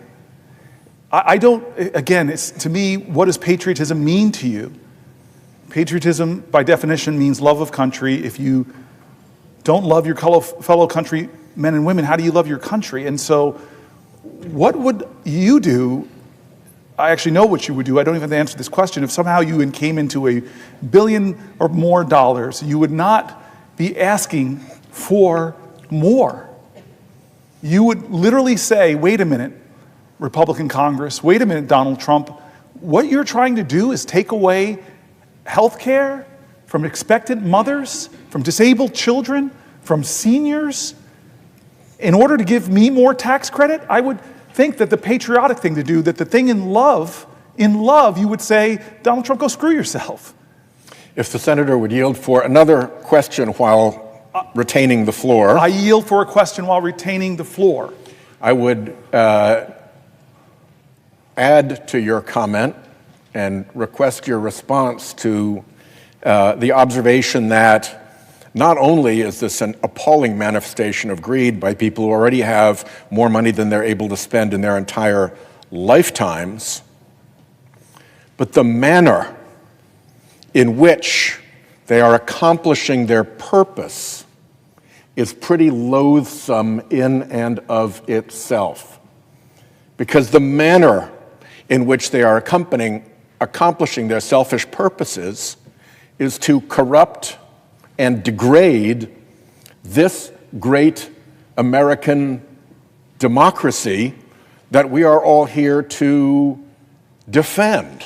Yes. And they do it by taking their billions and running it through phony front groups So it pops up as dark money in elections. And of course, the beneficiary of the dark money, the candidate, figures out exactly who's behind the big dark money contribution that ends up in the super PAC that is supporting them. And of course, the big donor knows that they gave the money. So the deal between the creepy billionaire and the in hoc to them political candidate is made. But because it's dark money, because it's secret, because it goes through front groups and into the super PAC and ultimately into the campaign, courts don't know, public doesn't know, voters don't know. Everybody else is left out of the joke. Yes. And so, bad enough that they're here arguing for excess benefits for themselves compared to regular Americans. Worse, they're using dark money, corruption to get there. So how is that patriotic? I want to answer this question so badly, but the crazy thing is the person best to answer this question is the person who asked it. You have sat here and given this detailed analysis to show how this group of very wealthy billionaires in this country are so perverting our system by creating these front groups that then interfere in our democracy in the most disgusting of ways. Even if you are like me and you that can't stand the decision Citizens United, even in Citizens United, the majority opinion really projected that we should do the Disclose Act, which we have tried to bring to this floor and get passed. It says no more dark money. How do we have a political system that is so corrupted by billionaires who so with all of their money drown out the voices in politics of other Americans? A great example of that is they're getting so reckless that many billionaires aren't even hiding it anymore, i.e. Elon Musk. He's like saying, hey, I'm going to roll up into a Supreme Court case up in one of our best Great Lakes states, and I'm just going to dump $100 million there and then give away, as if to insult our democracy, million-dollar checks as part of my effort to influence an election with my overwhelming flood-the-zone amount of billions of dollars. And by the way, hey, it's a pretty good investment, right? I'm Donald Trump's biggest campaign contributor, and as soon as he gets elected, a lot of my stock goes up, although Tesla stock isn't doing so great right now. The reality is, we live in a country right now that we're giving more and more ability for billionaires to use their wealth to rig the system and then get more wealth as a result of that. It is so corrupt and so corrupting to this. We have been talking about this, as you said, for 18 hours now. This big, unchecked corporate contributions, billionaire dollars, dark money in front organizations that nobody in the Senate has outlined better than you is corrupting our Constitution. And even the bad case Citizens United, even they said this shouldn't happen. You all should write laws in this place that force people to disclose where that money's coming from. But how many years has it been since Citizens United? Many. And how many times have we failed? 15?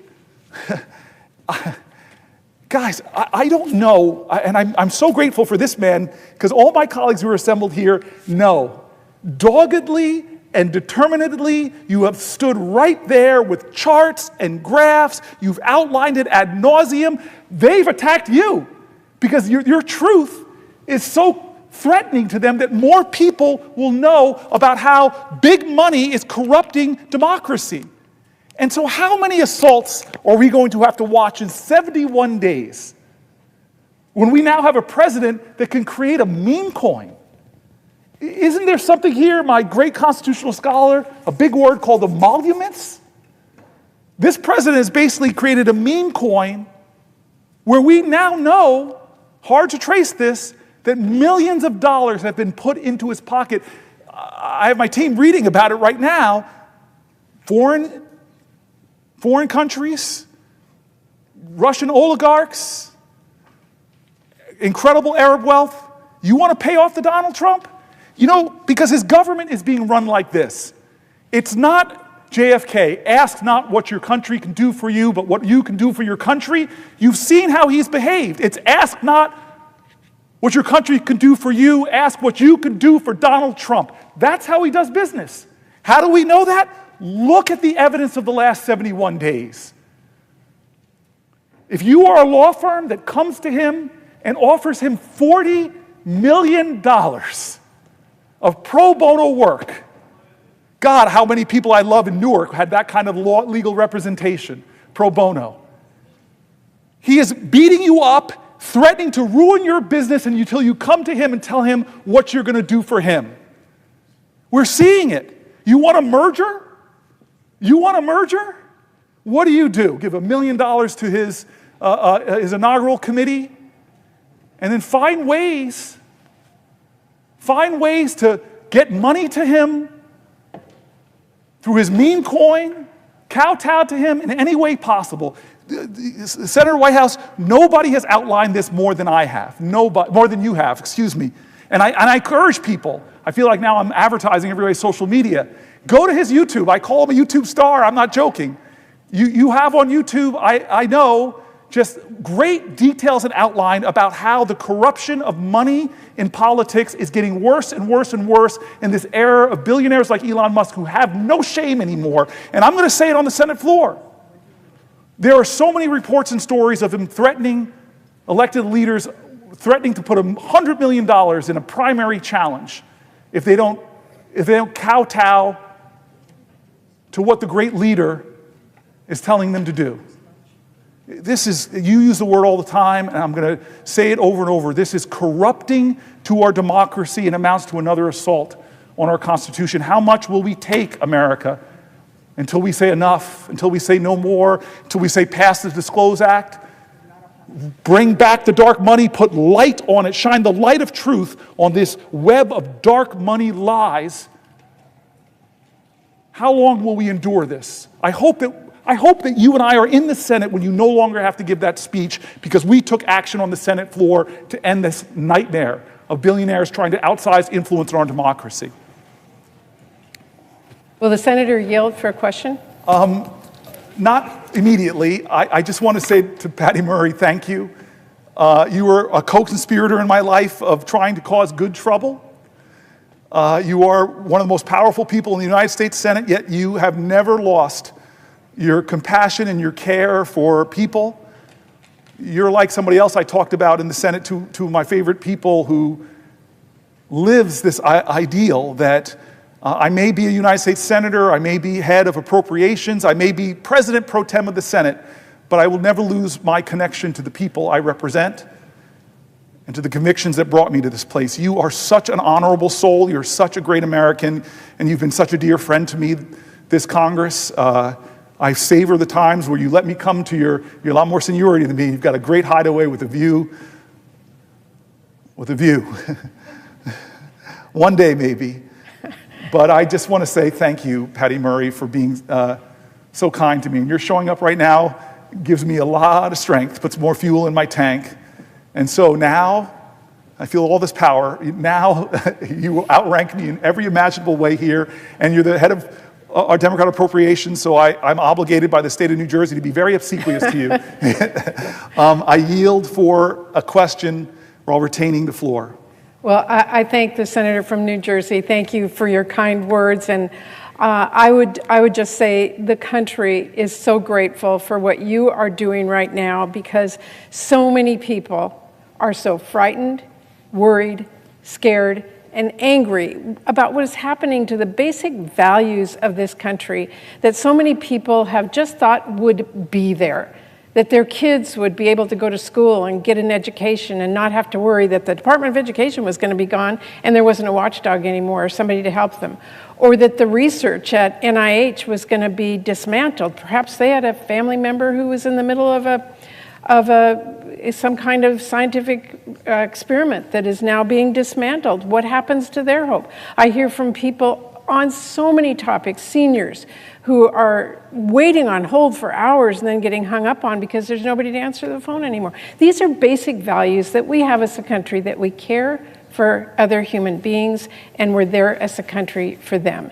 And you are showing that fight today and inspiring so many people. And I will ask you a question in a minute, but I want to personally thank you for what you are doing today. It is so important. You are the voice of so many people today, and I so appreciate it. Now, I want to change the dynamic a little bit. I wanted to come today. You have talked about the impact in so many areas in our country, but I wanted to come and ask you about something really personal to me, and that is the impact on our veterans today. The senator may not know this, but when I came to the Senate many years ago, I asked to be on the Veterans Affairs Committee. I was the first woman ever to ask to be on the Veterans Committee.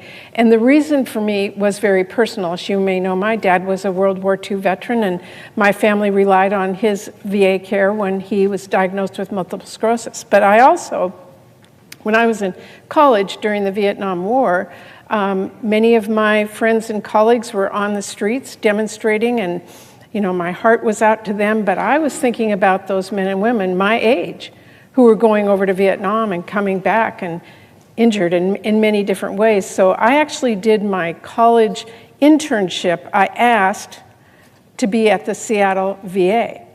And I went to the Seattle VA during the Vietnam War and served on what was the psychiatric ward at the time.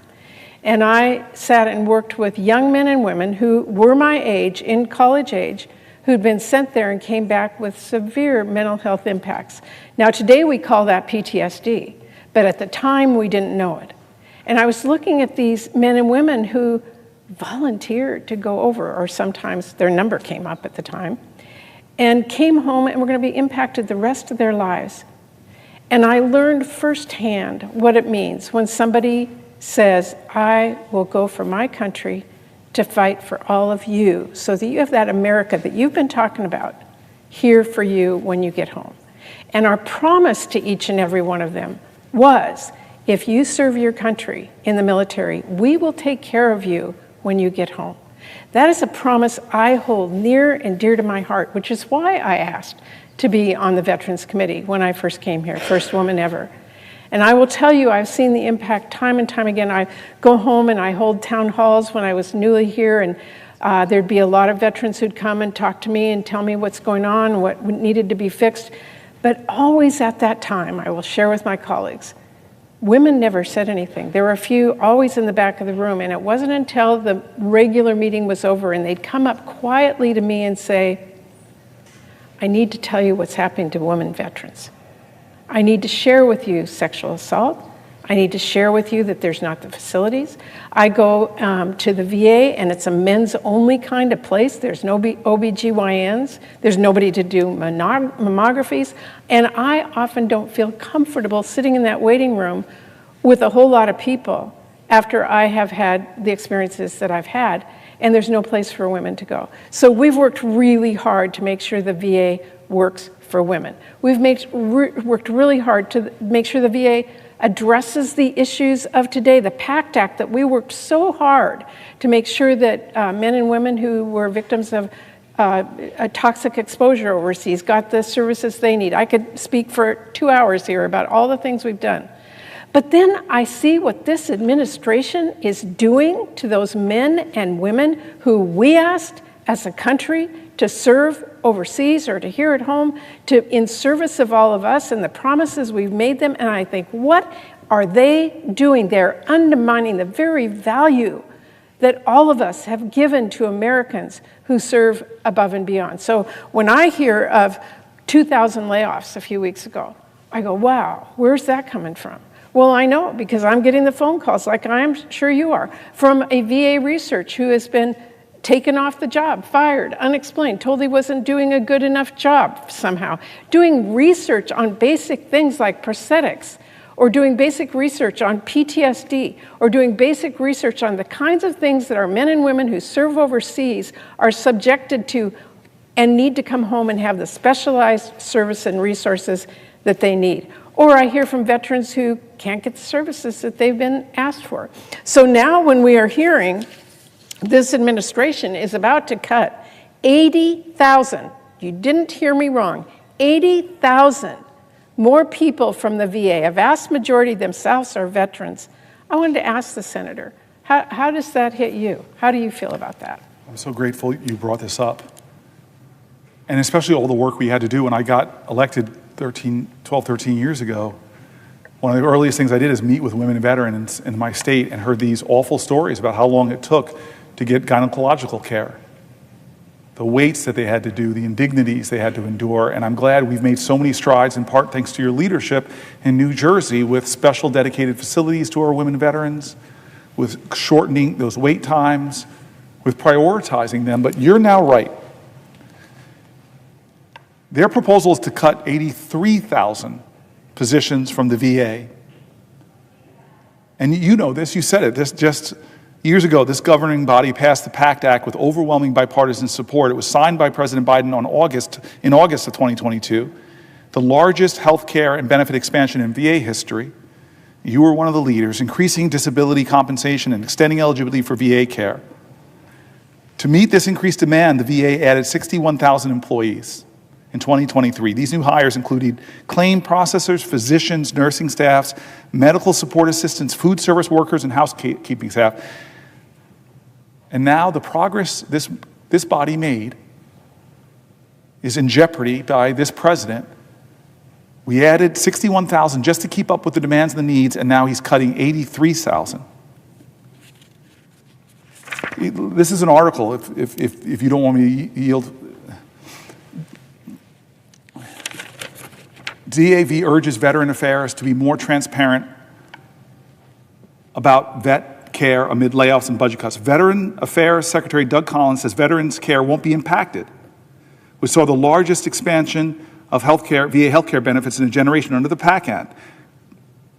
Collins attended DAV's recent midwinter conference where he came from behind the podium, walked into the audience, and told attendees that vet care and benefits would not be impacted by the Trump administration. In recent appearances on CBS Eye on Veterans podcast, DAV Communications Chief and Air Force veteran Dan Clare said the VA has not demonstrated how it's going to keep its promise. They have not demonstrated it. DAV also does not have a lot of information about what's planned, he said. Can you imagine that? Leaving all these veterans with insecurity and uncertainty. Now we're hearing about the 83,000 people losing their jobs. 20,000 or so folks might be veterans themselves. We're concerned about how we're going to be able to cut that many people and maintain care and benefits. The VA hired thousands of staffers since 2022 in response to the PACT Act, which brought 800,000 new enrollees into its systems. Collins has said cutting the VA workforce by 83,000 would bring it back down to its 2019 level before we did all those expansions to help women's vets. Clare said he has not heard about specific performance problems with those who've been laid off. Well, you haven't heard about it. Veterans' needs have not changed, and they remain great. The people who are sick from the burn pits didn't necessarily get better overnight, and some of these folks are going to have a long road to hoe when it comes to their health. DAV is getting calls frequently from veterans who are scared, angry, and don't understand what's going on and how it's going to affect them. Clare was one of the first whistleblowers on burn pits in Iraq, which eventually inspired the fight to pass the PACT Act to help veterans who became sick or even died from their toxic exposures. When we started talking about dioxin, when Vietnam veterans heard that, they immediately thought of Agent Orange. And that's probably what this is, our generation's Agent Orange. There's a lot of decisions being made behind closed doors, he continued. We want to know what the plan is. We want to know what the plan is. We're not against efficiency of government. We're not against even removing VA employees who may not be fit performers. A veteran has a unique understanding of another veteran's needs, Clare continued. When you lose those folks out of the VA, the veterans, you lose an institutional capacity to understand veterans. It is also unclear how these cuts will impact VA research, which Clare also stressed has helped veterans deal with complex issues that are service-connected, such as traumatic brain injuries and post-traumatic stress. In addition to being concerned about how recent budget cuts and staff reductions will impact veterans' care and caregivers, Clare said DAV is also concerned about the impact on veteran-owned small businesses. DAV is asking veteran business owners whose contracts have been recently canceled or who have been fired from their VA jobs to reach out here. DAV is actively keeping a list of veterans negatively affected by the Trump administration's cuts and plans on fighting for them in the weeks and months to come. And those lists that they're keeping are getting longer and longer and longer of people affected by this. So to answer your question, it's absurd, It is offensive. It's ready, fire, aim. Tens of thousands of veterans laid off, veterans who do business and work in contracts ended. Why is this another group that the President of the United States is scaring? Frightened veterans, angry veterans. I'm hearing from them in my state. You know you're hearing them from yours. What's the plan? What's the plan? What's the plan? They have no answer for us. All they're doing is cutting Social Security staff, undermining the delivery of those services, they're cutting the VA services. And why, by the way? Is it creating efficiency or effectiveness? No. Is it to create savings? Because we got to create savings to give more of those tax cuts to billionaires like Elon Musk. It is not fair. It is not right. When we send people off into the most dangerous environments on the planet Earth and ask them to put their lives on the lines for us, the least we can do as a nation is not penny pinch on their backs of the service that they deserve. For one additional question. I yield for a question while retaining the floor. The senator's right. And so many veterans are afraid right now. And I had a veteran tell me that he was one of those people that got the letter, you haven't performed well. He worked for the National Park Service, actually. And he said, I've been saving lives. I've been cleaning trails. I've been making sure that the national parks are safe for all of you. And then he said to me, I'm a veteran. I served in the war. And I served my country there because I wanted to serve my country and my fellow Americans. And I came home and worked for the National Park Service to do the same. And now, as a veteran, my country's not there for me. And I would just say to my colleague and to everyone who's listening, to these men and women that we make a promise to, that we say we will be there for you when you come home, that does not mean slamming a door in your face. It doesn't mean that you have to wait for hours to get the services that you earned. It doesn't mean that you will be mistreated. It means that we will honor you. And I would thank the senator for his response and just say to him again, do you think we're treating men and women in this country as great Americans by the actions that are being taken by this administration? Thank you for the question. No, and I'm just going to read another article that's going to make even clearer the point you just laid that's so strong and so important. This is from Axios, How White House Firings Are Hurting Veterans. The Trump administration's big cuts to the federal government are hitting one group particularly hard, the country's veterans. Why it matters? Many of those who've served in the military derive a sense of purpose and belonging from their government work, viewing it as a way to serve their country and help their peers outside of active duty. The big picture. It's not clear yet how many vets have been fired or will be. Last year, veterans made up 28% of the federal workforce, 28%.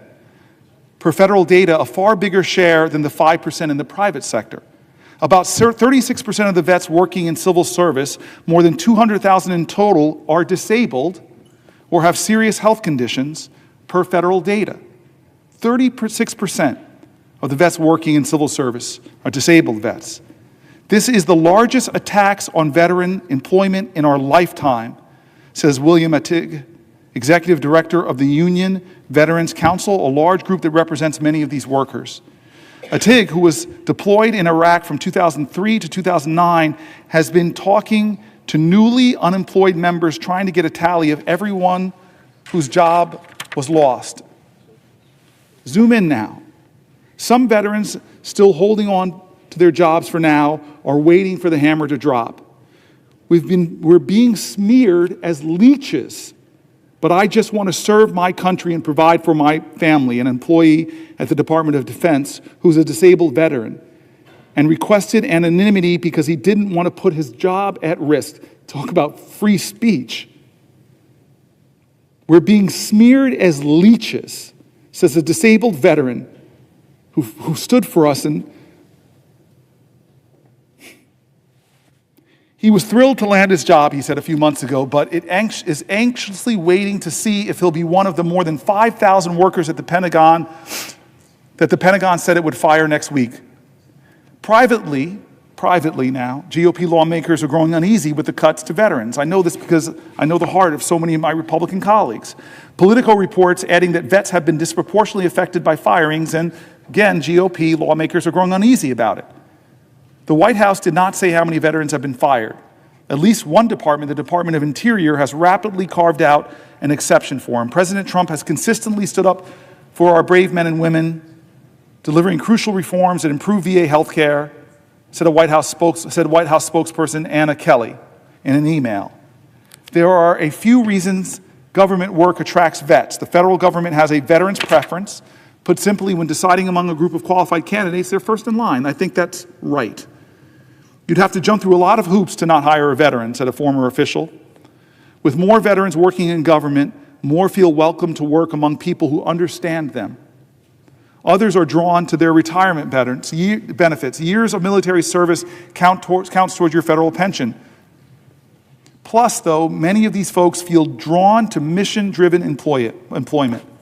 Most veterans feel like they're putting on another uniform when they go work in other federal agencies. These jobs are a crucial piece of the puzzle in most military life, he says, adding that it's also a key part of suicide prevention for this at-risk group. One of the most important things you can do for a veteran is help them with a job. How can we expect to maintain what is in America an all-volunteer force if we fail to show those folks willing to serve how we care for our service members when they come home? Slashing more than 83,000 jobs from the VA alone, it's clear that these cuts are going to have a disproportionate impact on veterans, veteran contractors, and the services they receive. I'm angry about these cuts, but most of all, it should make all Americans feel a sense of sadness. We ask our veterans to sacrifice so much, and we all know, who know veterans, it's not just the veterans, it's also veteran families that make that sacrifice, that share in that service, that share in that commitment. And these veterans, some of the more talented, dedicated leaders I know, they're not doing it for the money. They're doing it because they're called to serve. You know how many people jumped into service after 9/11? Friends of mine rushed to join the military, to serve in Iraq and Afghanistan. And now they're home, many of them with invisible wounds, many of them with visible wounds. And the services they rely on for their health care, the services they rely on as lifelines, the services they rely on often that give them hope and opportunity, not compounding their trauma. This is now being attacked by a president who's not keeping his promises. He says he values veterans, but the facts are different. She devoted her life to serving the U.S., then Doge targeted her.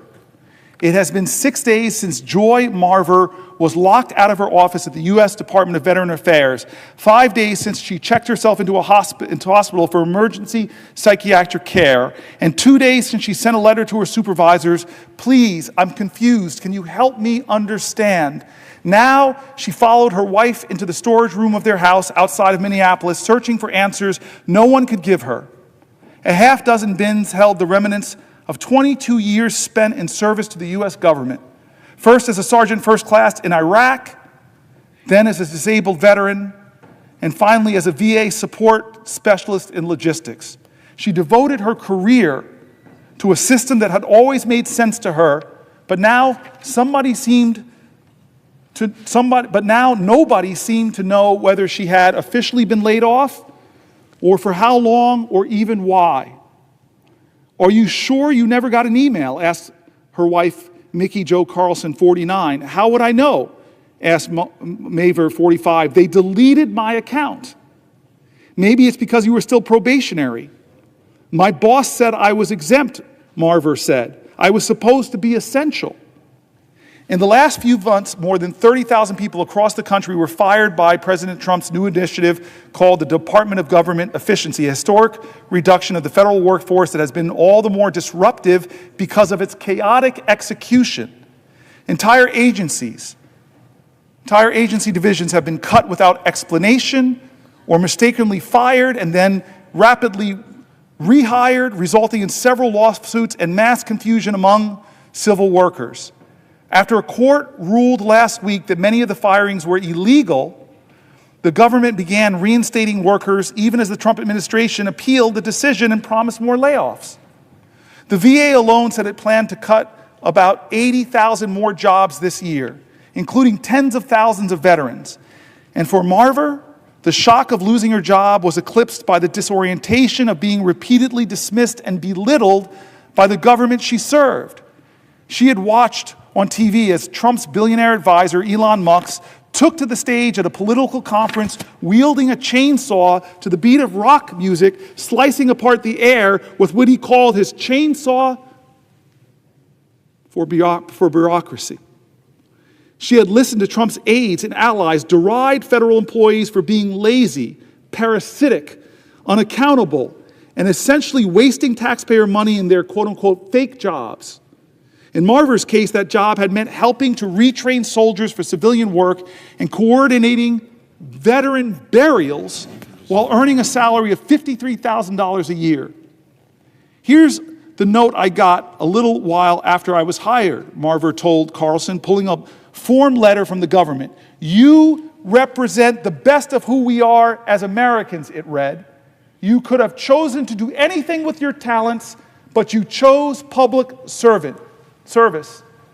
Kind of boilerplate, but it's nice," Carlson said. Madam Chair? Senator Booker, will you yield for a question? Before I yield, I just want to acknowledge my friend in the chair, and she's cracking a tight whip, so I appreciate you following the rules here. I got to read this now, and then I'm eager to get your question because you are one of the few people I knew before I got to the Senate. That is what I wanted to talk about. Well, I'm sorry, I didn't yield. I didn't yield for a question. I still, you can't say anything, sir. Oh. The parliamentarian will jump all over you. I have the floor. So much power, it's going to my head. Sir, will you yield for a question? Oh, man. Known you for like 25 years. I wanted to talk about you, but you're being so insistent. I'll reward your insistence and say I yield for a question while retaining the floor. And let me ask you, Senator Booker, I can't ask you now, through the chair, let me ask you directly, how long a question you would like. Would you have I'm happy to provide you with a 5-minute question or a 5-hour question. It depends entirely on I actually believe that you would go a 5-hour question to try to help me power through. Senator, you know, we've been at this for... My wife, Susan, would I love your wife, Susan. I love you and your wife, Susan, but I love your children more. Your girls are that's why I came down here. You know, when I remember... Is this a question? Because I yield for a question while retaining the floor. This is a question, please. Okay, let's make it a 7-minute question. This is a question. And I would say to the Senator from New Jersey and to the presiding officer, thank you very much for being here and for enduring this. When I started here, I was sitting in the chair all the way to the right of where you are today, Senator Booker. And I can remember the day you walked in to be sworn in, you came through those doors right there, and I had a huge smile on my face because I knew when you were walking through those doors, when you were walking into this chamber, you would bring with you the kids that you used to work for in Newark, New Jersey. And the reason I knew that was that when you were working for the kids in Newark, New Jersey, as the mayor of Newark, New Jersey, I was working for the kids in Denver as the superintendent of the Denver Public Schools. And at that time in our country's history, we were engaged in a pretty profound effort to try to make better the schools in our respective communities. Not that everything was perfect, but we were trying to drive achievement for the kids in Newark and the kids in Denver, and we talked about it over many years. And here you walked into this chamber, a place where it would be easy to imagine has long had the habit of treating America's kids like they're someone else's kids, not like they're America's kids. I know that because if the kids in America were represented by the 100 desks that are in this Senate, roughly 9 of them would be graduating with a college degree in our country. 9 of these desks. If we thought about the rates of literacy, the failure in our country to be able to teach people how to read or do mathematics, decade after decade after decade, the proficient students would consume just a few desks in this place, and everybody else would not be able to do basic levels of reading and basic levels of math. And but here you were, somebody who understands that, and here you are, somebody who understands that. And one of the very first projects you and I worked on, this is coming to my question, was the child tax credit. This was an effort to turn back 30 or 40 years of trickle-down economics that said that what we're going to do is cut taxes for the richest people in the country and just have it trickle down to everybody else. Some people don't know what that means, and if I could, let me just say what that actually means. For you to understand what that tax policy is, that tax policy that Donald Trump has pursued now twice, once when he was president before, and now again, you have to imagine that there is a mayor in Newark, or there is a mayor in Denver, or a mayor in San Diego, or in Miami, who is saying to the people that live in his community, I have an idea. I'm going to go out and borrow more money than we have ever borrowed before as a community. I'm going to go out and borrow a ton of money. And your constituent, my constituents, would say, wait a minute, Mayor, wait a minute, that makes me nervous. What are you borrowing all that money for? Because I'm worried about the fiscal condition of my city and my town. This conversation would happen in every city and every town in Colorado or New Jersey, whether they're Democratic or Republican mayors. You'd have to answer the question, what are you spending the money on? What are you going to borrow all this money for? Is it for our parks? No. Is it for our schools? No. Is it to give mental health services to kids who desperately need it? No. Is it for our roads and bridges, our infrastructure? No. Are you going to do something important for our water systems? No. What is the answer? What are you going to do with that money that you are borrowing, that you are mortgaging our kids' future? What is this important thing that you're going to do with it? The answer is we're going to give it to the two richest neighborhoods in New Jersey or Newark or Denver, and we're going to expect that it's going to trickle down to everybody else. That is the theory. That is what trickle-down economics is. That is what the Trump tax plan is, and there's a reason why no mayor in America has ever done it, because you would be run out on a rail. Because you couldn't explain it. You're going to borrow money from the kids of our police officers, our firefighters, our teachers, in order to cut taxes for the richest people in the community in the hope that they'll buy a little bit of an extra,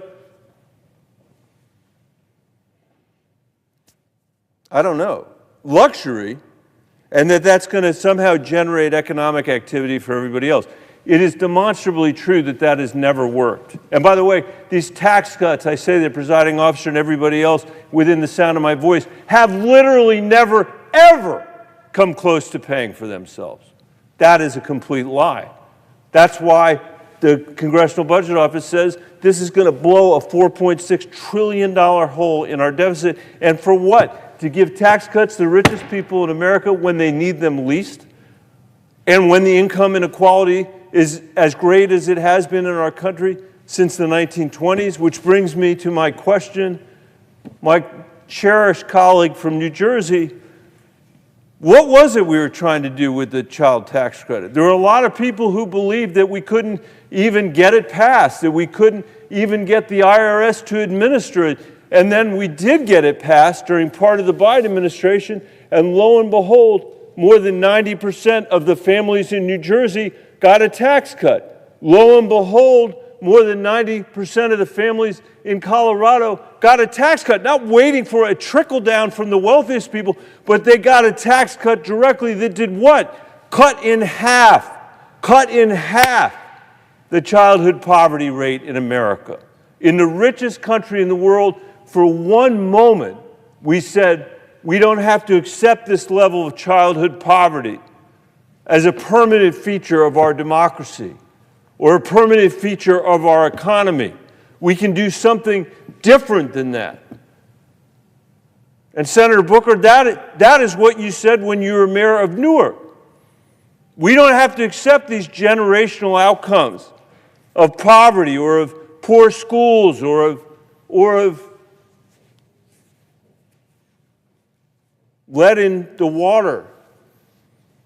We can do something different. And that's what you've brought to the United States Senate as well. The tragedy from my perspective is there are many tragedies about the election of Donald Trump. And by the way, I'll say again on this floor, I don't blame him for getting elected president. You know, he ran and he won. Those of us that were trying to offer a different vision have something to explain about why we were not successful. But one thing I am certain of is that the kids in Newark and the kids in Denver are completely invisible to our current president. That he is not concerned with their welfare or even loses a minute's sleep over the next generation. So I wonder if you could talk a little bit about, this isn't a numbers and cents question, because I know even though you don't look tired, I'm sure you must be tired after all these hours and hours and hours, but can you talk a little bit, Senator, about how a society should be judged with respect to how we treat the next generation of Americans, how a tax bill should be judged by how we treat the next generation of Americans, how almost nothing else matters except what we do with respect to the next generation of Americans. I can tell you that my daughters, Caroline, Helena, and Ann, understand better than most your commitment to them and to your commitment to their generation, because you've been such an inspiration to them, not just today, but thank you for what you're doing, but for basically their entire lifetimes. Well, thank you for the question. My long time friend, one of the folks I've known the longest, who I get to serve with, and what you did for me when I came here is you and Sherrod Brown, who sat right there by the door, you let Bennett and Brown become Bennett Brown Booker, 3 Bs, and joined together with some of the most extraordinary House members and Brother Warnock, and fight for the child tax credit. And it took years, but we found our opening when we called Ron Klain together before the election was even settled and said, please, this is the best thing our country can do is to expand the child tax credit, make it fully refundable. Because we knew, as you said, it would give the overwhelming majority, between 80 and 93%, depending on what state you are, of the people in those states, we expanded the earned income tax credit, it would give them all a tax break. It was, inarguably, one of the greatest tax cuts in the last 50 years. And it cut child poverty in America nearly in half. And child poverty is a moral obscenity. Child poverty is violence against children. Violence. And here's the thing that you and I both know from the research. Every dollar you spend in raising a child above the poverty line, you return to society between $5 and $7 in economic growth and activity, or in lesser costs. Because kids above the child poverty line have, for example, less visits to the emergency room. I just don't understand how we are a nation, again, the wealthiest nation that has one of the highest child poverty rates. It makes no sense, 0 sense. When we proved once and for all with that 1-year effort, because we couldn't make it permanent, we were short 1 vote in this body, we proved forever in America that child poverty is a policy choice, not an inevitable reality. And so you ask the great question, Why, in a nation that was founded on men that studied virtue, the ideals of virtue, they were imperfect geniuses. They were imperfect geniuses. But they really struggle with moral philosophy. We have the power, we've proven it, to cut child poverty in half. What's the argument against it? Wasteful spending? Come on, come on. Giving trillions of dollars of tax cuts to the wealthiest in America, I'm sorry, it's wasteful spending, especially if it ends up blowing a hole. Those tax cuts don't pay for themselves. Trump won, tax cuts didn't. Renewing them won't. Doing the same thing over and over again and thinking you're going to get different results is the very definition of insanity. You are one of the most passionate. I remember a stem winder of a speech you gave in this body. You were so angry. I love it when it's Bennett Unchained.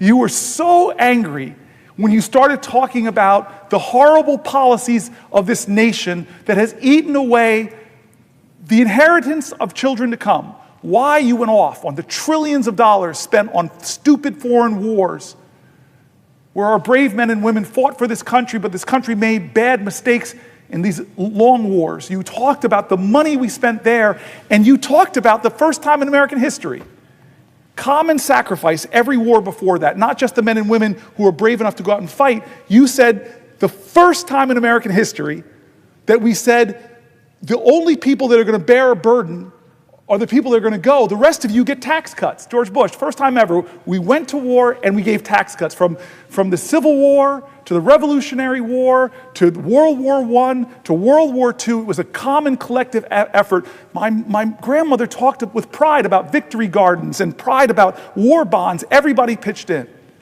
And so here we are at another crossroads. And is America going to tolerate? Is America going to tolerate this idea that we're going to give extraordinary tax cuts to the overwhelmingly, disproportionately will accrue to the wealthiest amongst us? For what? If I was a mayor, I'd have to answer it. So I appreciate your question, but I also appreciate your moral indignation. I really do. I keep saying over and over again, elevating the voices of Americans on this floor, elevating the point, I hope, that we can't keep doing things like this as business as usual. These are real issues, not of right or left or right or wrong. This is a moral moment in America. And you point out a very clear choice we have when we talk about our tax policy. It should reflect our values. Thank you, sir. Will the senator yield for a question? For Jack Reed, I would do just about anything. So I yield for a question while retaining the floor. First, thank you for continuing to highlight the harm that's being done by the Trump administration on average Americans, working Americans.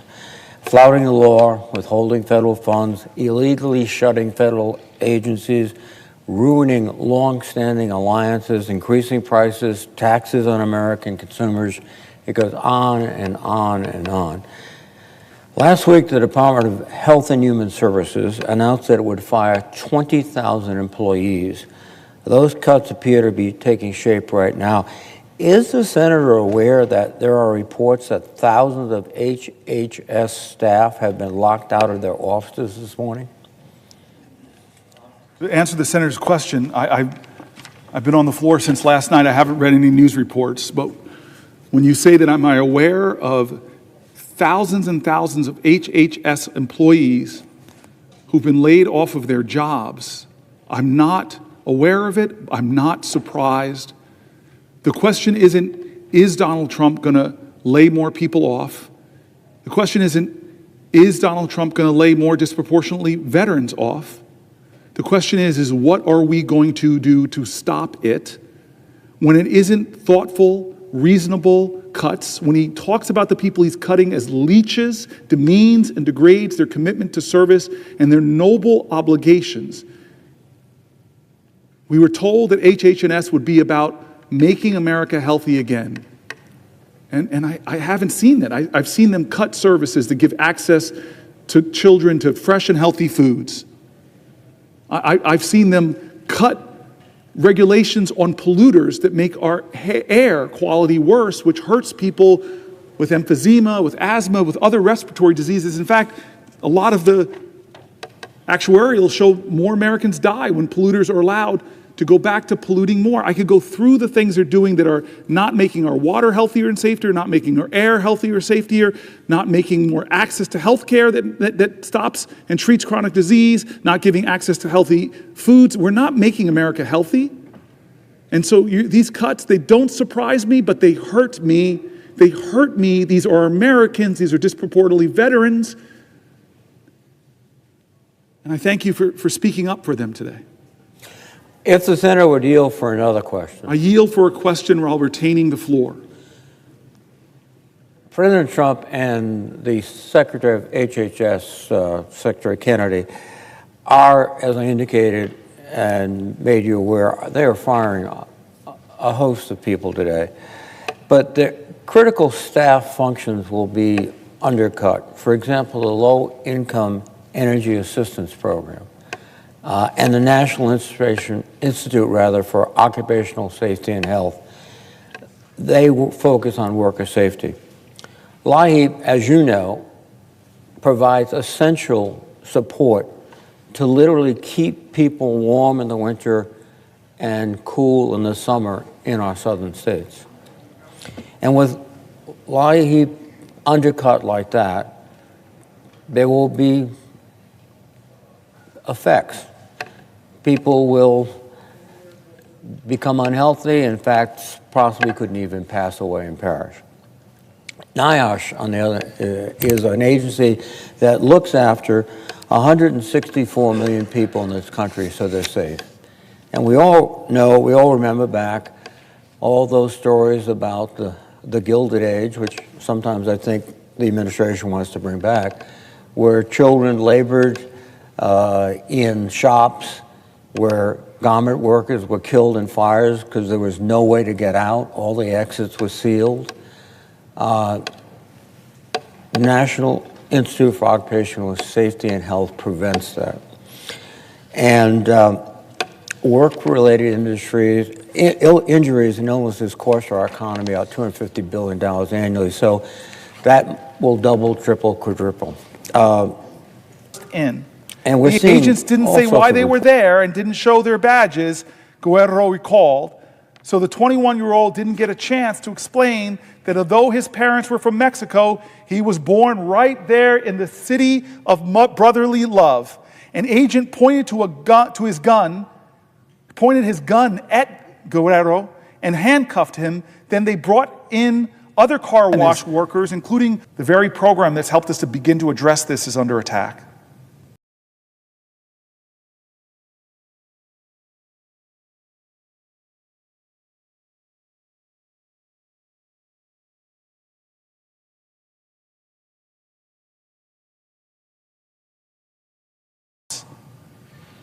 Congressionally directed medical research programs.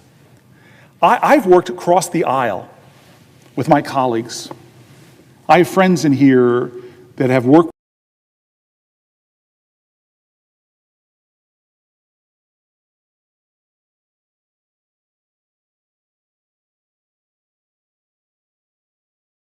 that worked trying to sign people up for LIHEAP. And the stories that would affect her of people that was a lifeline for them to have a little bit of resources to help them get their energy costs in a place where they could afford heat in the winter and some air in the summer. Stories of elders and vulnerable. I don't understand how we can be a nation with so much wealth and abundance and we haven't figured out a way to design a system where when you invest in the well-being of people, people thrive. Kids growing up in quality housing with great public schools, with clean air, without lead in their water, above the poverty line. You know what I love about young people in this country is their resiliency. I meet these beautiful children with light in their eyes, and all they need is a little fertile ground, and they go beyond our imagination and what they can achieve. And so here we are taking our national treasure. The resources being paid into our taxes are our national treasure. And what do we invest in? And what do we do with it? Well, we're running up more debt. We're not going to pay for these tax cuts that are overwhelmingly going to go to the wealthiest. But we're taking all these things that people rely on, from our veterans to our seniors to our disabled to expectant moms. We're just taking as much as we can to defer as much of this gross tax cuts that go disproportionately to the wealthy. And so again, I return to where I've been for closing in on 19 hours. I go back to, what are we going to do about it? It can't be business as usual. There are too many things we've already covered that show that this is a moral moment in America. Where do we stand? It's time, as John Lewis, as I keep repeating, he says it's time to get into good trouble, necessary trouble, to redeem the soul of our nation. And when you're talking about, goes directly to the soul, what do we stand for? Who do we stand for? We should stand for each other. Thank you, sir. Will the senator from New Jersey yield for a question? To my dear friend, I yield for a question while retaining the floor, and I thank you for being here. I thank you for your leadership. I thank you for what you stand for, and I look forward to your question. Well, I so appreciate the senator from New Jersey trying to articulate the urgency of this moment. And I think that I know you've discussed many things in the last, I don't know how many hours it is, but it's been many, many hours. And, we just had a hearing this morning related to the markup of the Social Security nominee. And we're just trying to find out, because a whistleblower said that he was involved in helping Doge. And we're here today trying to bring attention to the American public that people are trying to rearrange essential services, contractual obligations, things like Social Security or Medicaid or even Medicare, by basically saying, well, we have this efficiency strategy, when in reality, they're over there with numbers just trying to carve something out of the budget, billions of dollars out of Social Security efficiency, or billions and billions and billions of dollars out of Medicaid, which would really come right out of our hospitals who are saying they don't even think they can stay open. But this notion of Social Security, I don't know if you've heard that not only are they closing offices and cutting jobs, they're asking people to re-register. So my constituent, who they basically said was dead, was not dead. He wanted his Social Security. So not only did they not give him his check in January, they tried to claw back checks from the previous months out of his bank account. And even though this has got national press and attention, you would think that everybody on the other side would be like, no, that's not what we're trying to do. Even though the president in the State of the Union said all these people were getting Social Security checks, when my constituent is standing in line with less and less staff trying to get his Social Security. And guess what? They're still at it. As of last Friday, they were still at not giving him his Social Security. So what are we unleashing on America? What are we unleashing that even, and I don't know whether you address these Social Security issues in your statements. I so appreciate you emphasizing the urgency here, because this is the dismantling of contractual agreements between the American people and the people's body that we're here to represent them and stand up for it, and people are acting like they don't care. So you are here in an extraordinary athletic achievement. Thank you. Makes your Stanford days look like nothing, right? You've achieved this great long effort to bring illumination to the American people that they're getting screwed over the fact that these cuts are not some efficient way to deliver better service, but in Social Security, they're undermining Social Security. So have you heard of these cases, the whistleblower issue and others, and do you believe that that's what we should be paying attention to, that before we get a vote on Mr. Bisignano, that we should be finding out what whistleblowers are saying and his involvement related to Doge and making sure that Social Security checks are protected? I thank you for the question, my friend and my chairwoman. I did talk about this, but it is so worth repeating. At some point in the night, we covered Social Security, and we read story after story after story of senior citizens that are frightened and afraid that the President of the United States would stand in a joint address and attack Social Security, make fun of it with lie after lie after lie about millions and millions of people getting fraudulent checks, when the people who do the fact-checking and even the Social Security folks themselves say that it's a minuscule amount of people getting checks, and usually it's an overpayment. But that didn't stop there. Elon Musk called it a Ponzi scheme. The richest man in the world and the most powerful man in the world, himself a billionaire, are attacking the program that millions and millions of our senior citizens rely on. I read letters of people that say, don't forget about the people who are disabled who rely on SSI, begging us to remember and speak their names and tell their stories. A lot of fear, a lot of terror, a lot of insecurity. But we spoke about this on the floor, that their benefits are already being cut. What do I mean by that? Well, if you are cutting Social Security offices, as one of our colleagues said from New Hampshire, in a rural area, forcing people to have to drive 100 miles if they have a problem, they can't talk on the phone with the waits on the phones. I read an article from the Wall Street Journal, no left-wing mag, from the Wall Street Journal, talking about how the customer service is going downhill because of the cuts that they're making, and now you're forcing seniors. We read letters from 85-year-olds, 90-year-olds, 93-year-old. They're going to drive 100 miles? I read letters from Social Security workers who now work in inadequate spaces with inadequate staff, unable to do their job that they love. They're not leeches. They're not people that should be demeaned or degraded by the most powerful people in our land. They are public servants who love their jobs and want to serve seniors, but now can't do it because they cut before they thought. Question, because I will yield for a question while retaining the floor.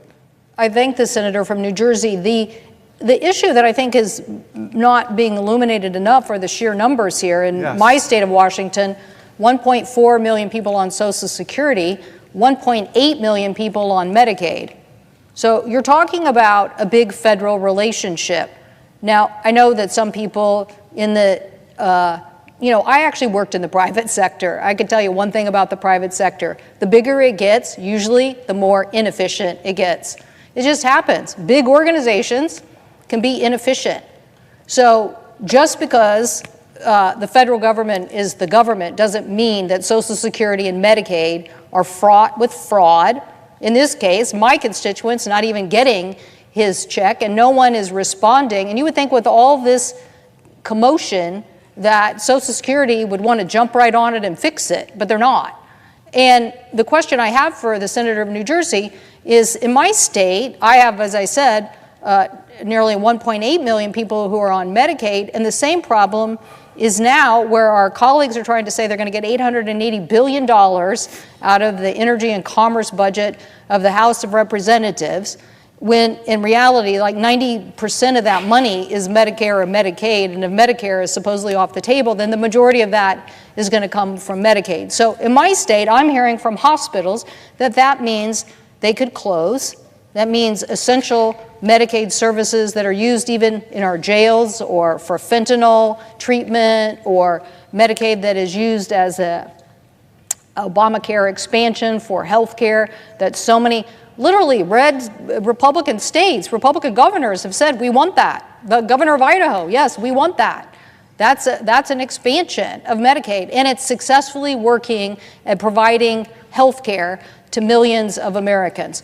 But now our colleagues are entertaining a notion that they could cut this system. They're not really making it clear. So again, the illumination of you showing the urgency is like a big flag that we're trying to show to the American people. This is not a drill. This is now. This is happening.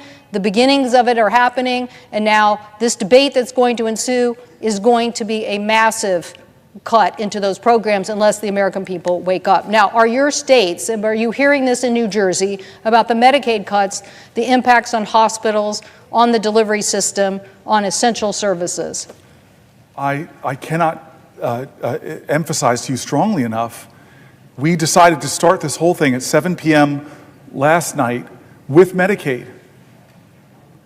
And we read story after story after story after story of people who are Medicaid beneficiaries, who are terrified, who are afraid, who didn't say if they cut $880 billion, if they diminish the cuts in any way to their services, they're holding together their lives in this fragile financial equilibrium that one little tug of a transportation service, one little tug of a home health care giver, it all crumbles. They're terrified and afraid. Some of the Americans are dealing with the greatest challenges, not of their own making. Some of them working full-time jobs and getting an injury.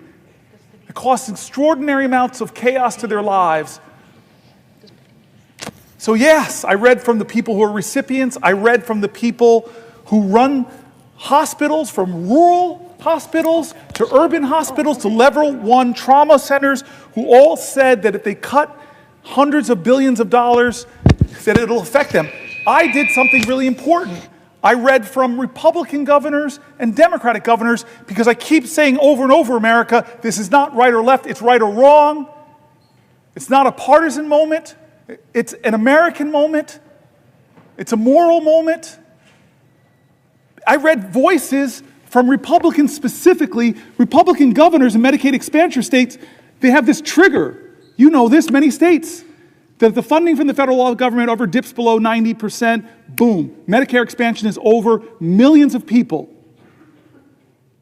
in financial crisis, in healthcare crisis. What is it going to take for us to say no? With such a firm voice, such a chorus of conviction, thousands, hundreds of thousands of Americans, red, white, and blue, every state saying, do not do this for no good reason but to give the majority of your tax cuts to billionaires like Elon Musk. It makes no sense. Who are we as a country? This is not normal times. This is not usual. We should be standing up, because I read the stories of Republicans who run hospitals, Republicans who are governors, who are all saying, don't do this, don't do this. Senator Padilla, I was teasing, I'm not yielding yet, Senator Padilla, I was teasing that man over there named Bennett, that he and I have known each other for years, but you and I have known each other longer. I knew the senator from Washington before I got here, mutual friends. So these are 3 people that were friends of mine before I met this institution. Had Coons here, I have all 4. You, though, I knew longer than Bennett and longer than the great senator from Washington and the chairwoman. We met in 1998, 99, around then. We were both city council people. And the dear friend, a beautiful man who introduced us, told me before we walked into your office that you were a rising star. You were a man of deep decency, that you were going to do extraordinary things in your career, and he did not overstate the fact. You're one of my close friends, and I definitely yield for a question while retaining the floor. Thank you, and let the record reflect that he said the exact things, same things, probably better things about you, and he was absolutely correct.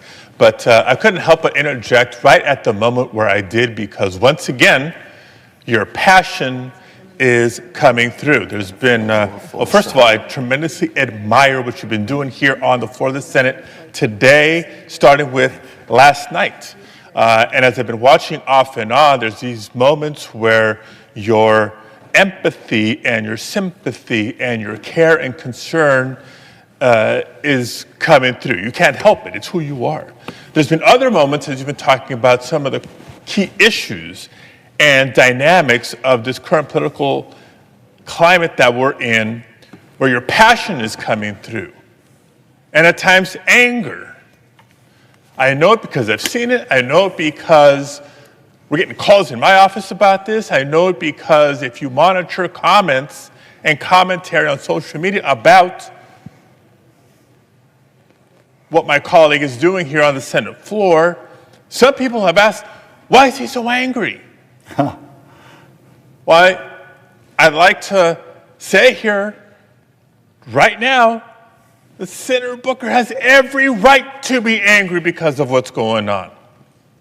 I know I'm angry with so much of what's going on, and the American people have every right to be angry with what's going on, because none of what we're seeing come out of the Trump White House is normal.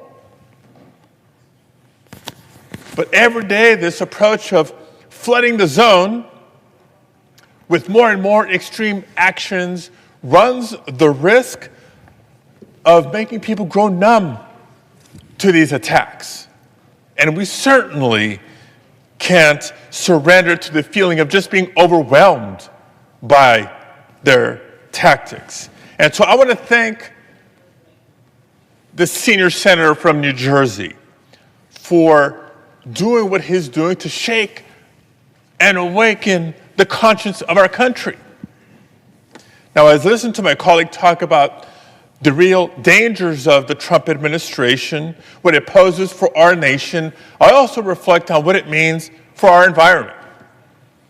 Because I know it hits home for many folks, but especially in my home state of California.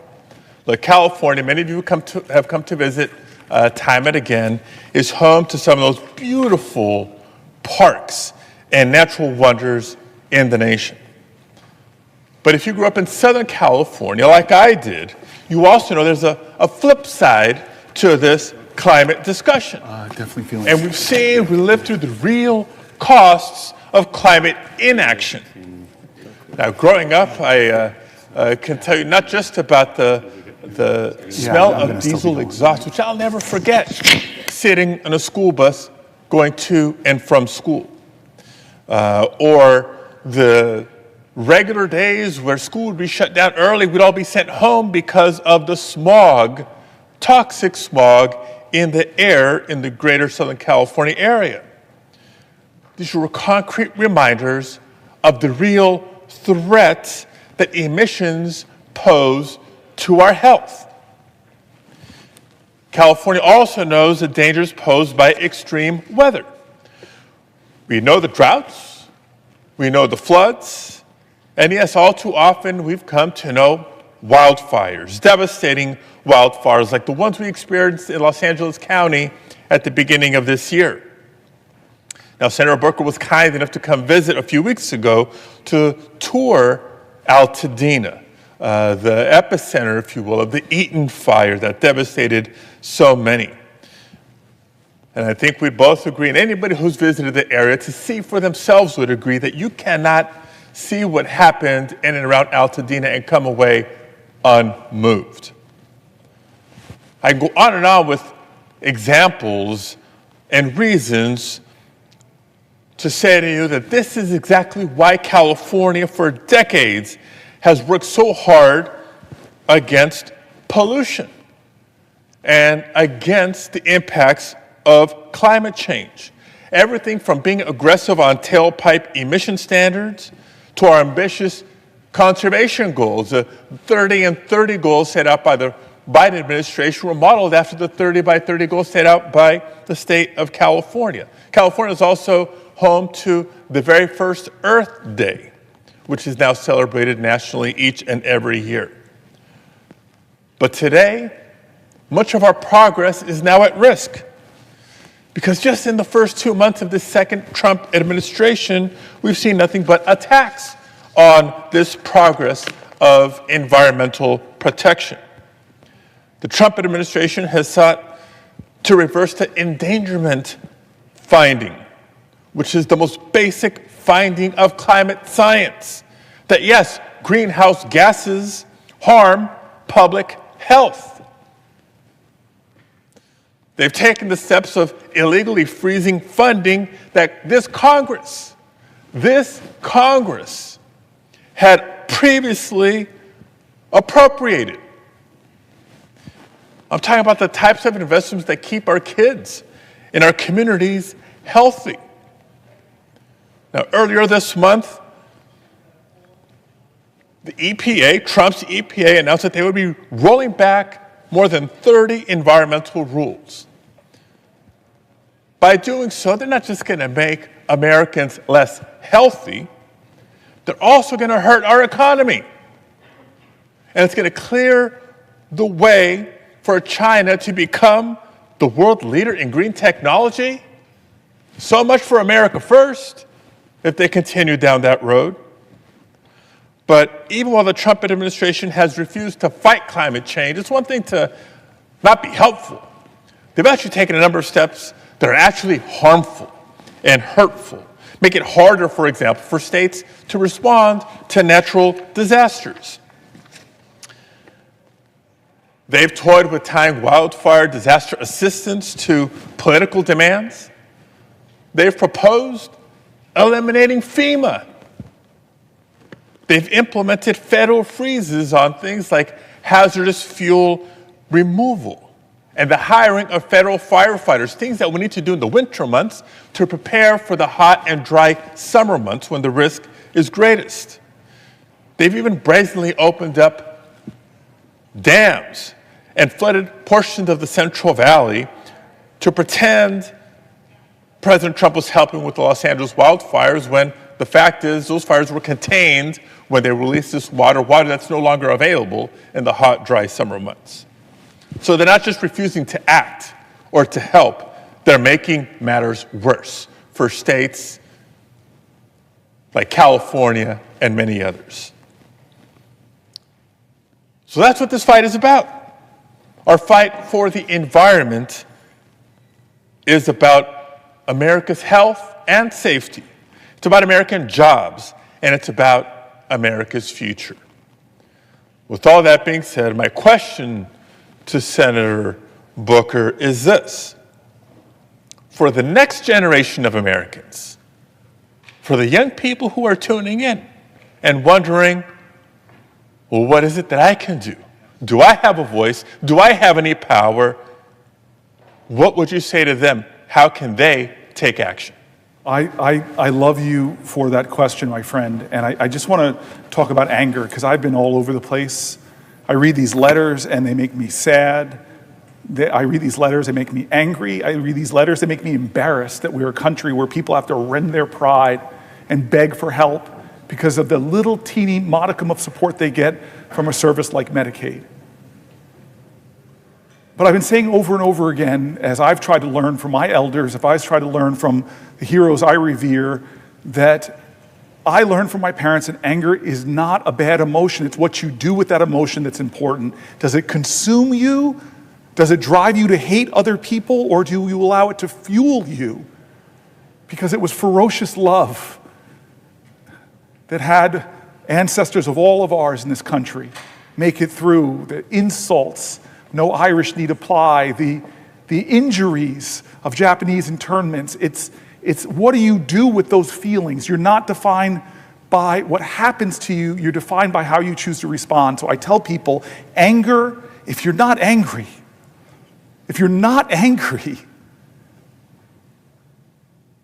let that fuel you. Well, what about the heartbreak that I feel? Well, I get emotional sometimes because I read a letter and something in it makes me remember somebody I know, or to feel the hurt of constituents begging for help, and it breaks my heart. But I tell you, if America hasn't broken your heart, you don't love her enough. Because there's so much heartbreak and fear and pain in a nation where people are seeing their economic hopes and dreams of maybe buying a home or having the money to help their kids with school or to meet their basic needs, where so many Americans are one flat tire, one $400 hit to their account, and they're suddenly doing payday loans or having to struggle to find a way through. There's so much heartbreak in this country. Great love means you make yourself vulnerable to having that heartbreak. But the heart's this powerful tool that even when it's broken, it still beats. And what about people that are afraid? I get afraid sometimes. I think about this legislation. If it goes through, what's going to happen in my state? I know the hospitals. I know the recipients. But you're telling me, look at our history. Is there anybody in American history that you revere that didn't face extraordinarily fear? Because you cannot have great courage without great fear. Fear is a necessary precondition to courage. And so you ask me, my friend, what can people do? I want to remind people, as I've said before on this floor, to remember the truth that I heard before I came here, that change does not come from Washington. It comes to Washington by the people who demand it. I said this earlier. Do you think that we got suffrage in this country because a bunch of men on this Senate floor right here put their hands in and said, hey, fellas, on the count of three, women get the right to vote. Ready? 1, 2, 3, go. No, that's not how it happened. It happened because of Alice Paul. She was a young person from New Jersey. She broke with the course of human events. Alice Paul, one of my greatest heroes, you know what she did? She caused a heck of a lot of good trouble. Necessary trouble.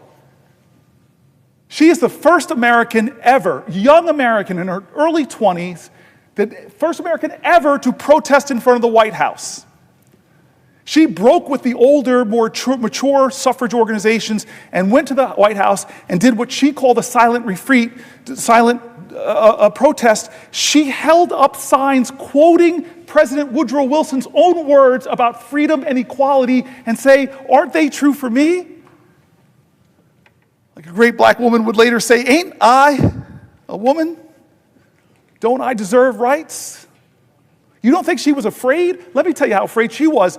Hundreds came out to jeer her, blocking the street, and then they arrested her for obstructing public passage. And then what do with a strong, powerful woman? You say that she's crazy, and you throw her in an insane asylum. Before Gandhi, sitting in jail before Gandhi, Alice Paul, this young American from New Jersey, goes on a hunger strike. And they don't honor her hunger strike. They shove tubes down her throat, crack eggs into the tube, force feeding her, and thank God for the First Amendment, which is under attack here in America. The freedom of the press, under attack here in America. Look at the dragging the journalist Jeffrey Goldberg right now for doing what? Getting the highest security officials in the land, just showing them the laws that they were breaking. A journalist covered what Alice Paul did. She gets out of jail. Because of public outrage, she goes back to protesting in front of the White House, and Woodrow Wilson, the President of the United States, finally comes out and joins her in supporting suffrage. You don't think she was afraid, angry, heartbroken, but she did something different. She chose a new and unusual pathway to show that this is not the America I believe in. The poetry of Langston Hughes. America never was America to me, but I swear this oath, America will be. The poetry of Langston Hughes. There's a dream in this land with its back against the wall. To save a dream for one, we must save the dream for all. It's what you do with those emotions that matters. Does it call you to greater service? Does it call you to greater sacrifice? Does it call you to greater love? And let me say one more thing. As we were speaking, I just wanted to bring this up. You know I love history. And this is one of my favorite letters, Alex, my colleague, Senator Padilla. It's one of my favorite letters in all of American history because an obscure, unknown American, obscure and unknown, would never have been known, writes a letter to a powerful, powerful man. This obscure American woman that nobody know or would have heard of, ever, if somebody didn't hear about her story and write a book. She would be gone like most of the great heroes in American history, that we don't know their names. It reminded me of the last healthcare debate when Donald Trump tried to take away the ACA, and how many amazing, heroic people who I don't remember their names, but rose up and say no, no, no. That got three of my colleagues, McCain, Murkowski, and Collins, to change their vote on this floor and stop healthcare being stripped away from 20 million Americans. Well, here is what I mean. It's not the powerful people with titles and celebrity and offices and billions of dollars that have ever shaped this country. What shapes this nation is hard-working, determined Americans who say, I'm going to redeem the dream of America. I'm going to heal the soul of this country. I'm going to demand that we do better, that we rise higher, that we make change happen. What can you do that you ask if you're a young person? I love this letter.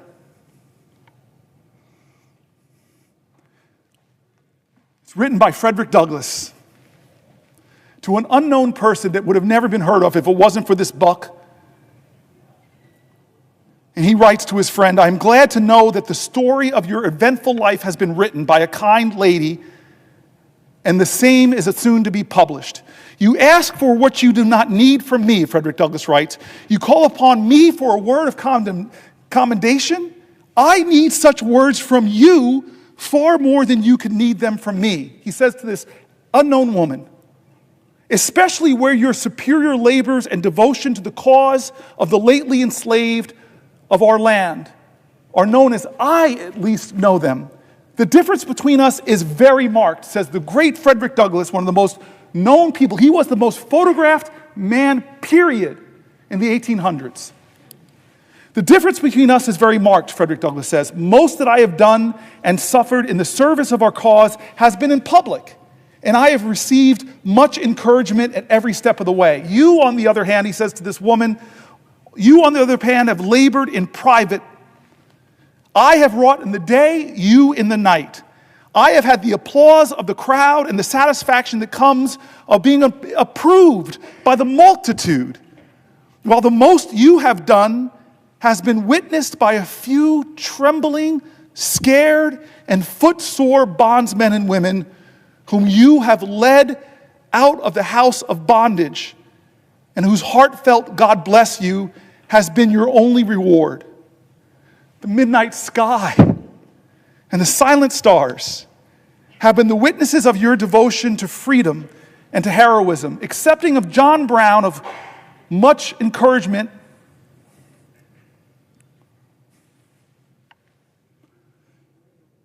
of sacred memory. I know of no one who has willingly encountered more perils and hardships to serve our enslaved people that you have. Much of what you have done would seem improbable to those who do not know you as I know you. It is to me a great pleasure and a great privilege to bear testimony for your character and your works, and to say to those to whom may come that I regard you in every way truthful and trustworthy." He gave his legitimacy to this book project, Frederick Douglass, to then an unknown woman who did the most heroic things. Her name was Harriet Tubman.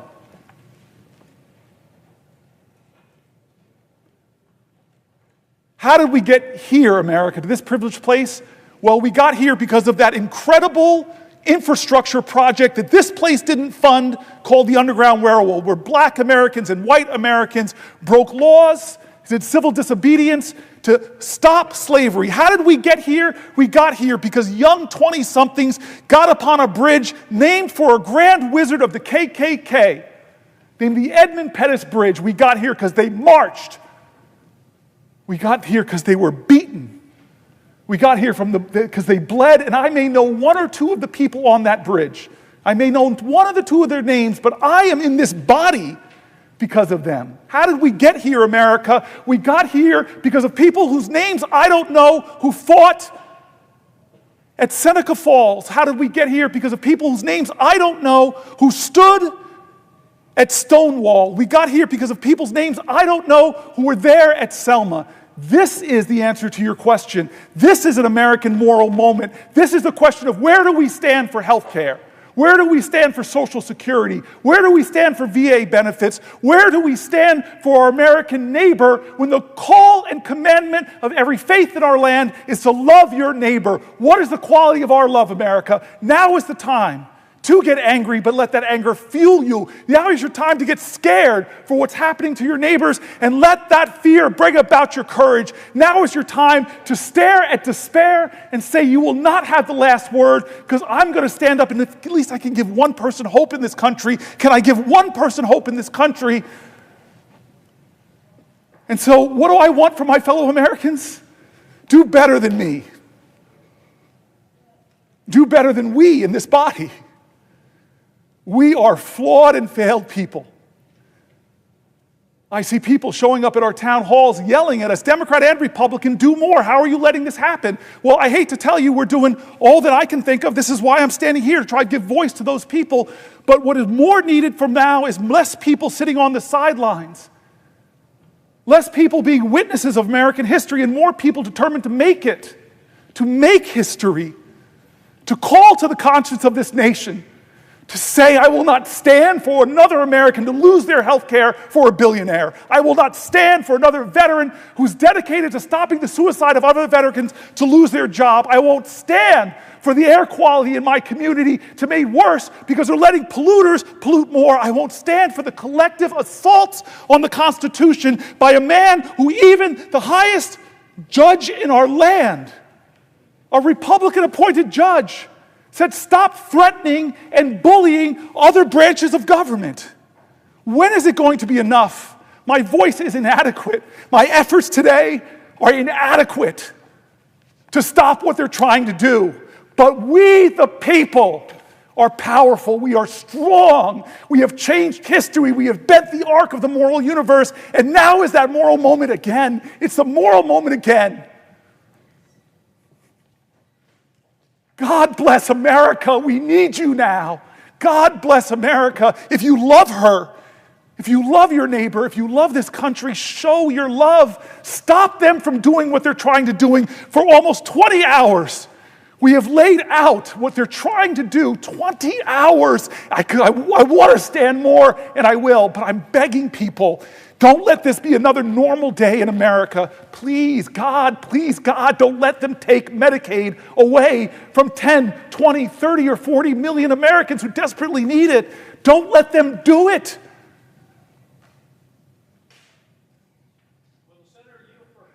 I will yield to my dear friend who I owe an apology. At the last hours of your birthday, as I was preparing for this, I realized that we have a special bond. Before I yield, I want to tell this guy. The senator was discussing. Hold on. I yield, but I retain the right to the floor. So I yield, but I retain the right to the floor. I want to ask some questions about veterans in this country, but before I do so, you talked a lot about courage. Yes, sir. And how the world has been changed by people of courage. And I look down at my tie that I have on today. Yes. Which has the signers of the Declaration of Independence. And we think of that as a sacred document, an important document in our history, but these people had the courage to put their lives on the line for a radical idea. That people could govern themselves and that we could be independent of a monarch. And they were putting their lives on the line. That's courage. And I'm afraid we have people around here, Senator, who won't put their jobs on the line for the idea of America, for our Constitution, for the guarantees that are provided in the Constitution, for the First Amendment, for the structure of the Constitution, for the independence and separation of powers, which is what provides the protection, the essential protection for our freedoms. But let me ask a question about veterans. We had a hearing this morning in the Veterans Affairs Committee. We were hearing nominees. And I commented that here we are mostly voting on nominees in this extraordinary, historic time as if everything is normal. What I said in the committee this morning was, we're playing Nearer My God to Thee on the deck of the Titanic. And we're talking about all these nominees and all these votes that we're having and not talking about what's happening to our country. And in terms of veterans, here's what's happening. Number one, every time the guy with the chainsaw takes so much pleasure in firing people, if you hear about 1,000 people fired in this government, chances are over 300 of them are veterans. 30% of the federal workforce are veterans. In the VA, I suspect it's even a higher number. So what's happening in the Veterans Administration? The first thing that happened was a hiring freeze. And the hiring freeze affected everybody in the Veterans Administration until somebody said, well, wait a minute, what about doctors and nurses? What about direct care workers? And they said, oh, wait a minute, we didn't mean for that. And that's sort of symbolic of the way this thing is going, because they're not thinking. It's ready, fire, aim, time after time. And so you have a hiring freeze. Then they say, oh, well, wait a minute, there's this group we want to do. But then they leave the hiring freeze in place for the people that are working behind the scenes. I think the senator will agree that if nobody's there to answer the phone when a veteran calls to make a claim or make an appointment, that's a denial of benefits. just as if they've cut the benefits. Okay, so 2,400 people fired. And by the way, those people being fired are getting emails that say you're being fired for poor performance. There was no analysis of performance. There was no examination of how they were actually doing or what these people were contributing. It was random. It was people who were on probation. You know why? Because they're easier to fire under our laws. So we've got people being fired ostensibly for poor performance. Think of that as somebody who's put their life on the line for their country because they're a veteran, and then they go to work in public service for the Veterans Administration, and they're being told poor performance, when everybody knows that's a sham. So the next thing that happens is the Veterans Administration announces they're going to fire 83,000 people over the next 6 months. Now, they say, we're going to return to the size of the Veterans Administration it was in 2019. Number one, that's an arbitrary number. Why not 2020 or 2016? It's an arbitrary number. It's not based on any analysis or deep thought. Here's the problem, Senator, and I want you to be ready to respond to this. Here's the problem. There have been 7 major pieces of legislation benefiting veterans since 2019, the biggest of which, of course, is the PACT Act, the largest expansion of veterans benefit program in probably the last 30 or 40 years, and you need people to administer that program. And instead, they're firing people. And the Secretary of the Veterans Administration says, don't worry, it's not going to affect services at all. I don't think that statement passes the straight face test. And then we have a statement from the VA that says, very proudly, we've canceled 600 contracts, but they won't tell us what they are. I'm on the Veterans Affairs Committee. We don't know what they are. We don't know what the plan is for those 83,000 people that are going to be fired. And I guess my question is, what do you think of an organization that says to a veteran, thank you for your service, you're fired? Well, as we were talking earlier, the firings are adding up. It's going to be now about 80,000 people from the VA alone. A disproportionate number of them are veterans. And so that is a rollback in service. We already know that veterans in all of the government agencies represent about 24% of the government workers we're talking about that are getting fired. And these are veterans, as I read their stories, that just want to keep serving their country, from the national parks to serving their fellow veterans and helping them get health care.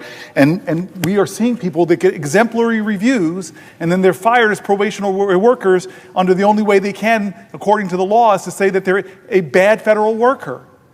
And then they get insult on top of it when the highest or the most powerful man in the world and the richest man in the world, Trump and Musk, come together and call the guy making $45,000 serving other veterans, they call him a leech, they call him a parasite. And so I hear what you're saying. Like, these are folks that I read their stories. They did things that few Americans would do. They went overseas and served in combat. We had one of our dear friends here who lost her legs in combat, but she stands taller than most all the people in this body. These are the people that are so ingrained in their bodies and minds and souls to serve America, to love America. This president calls somebody like John McCain a sucker. The guy who drafted dodged the draft.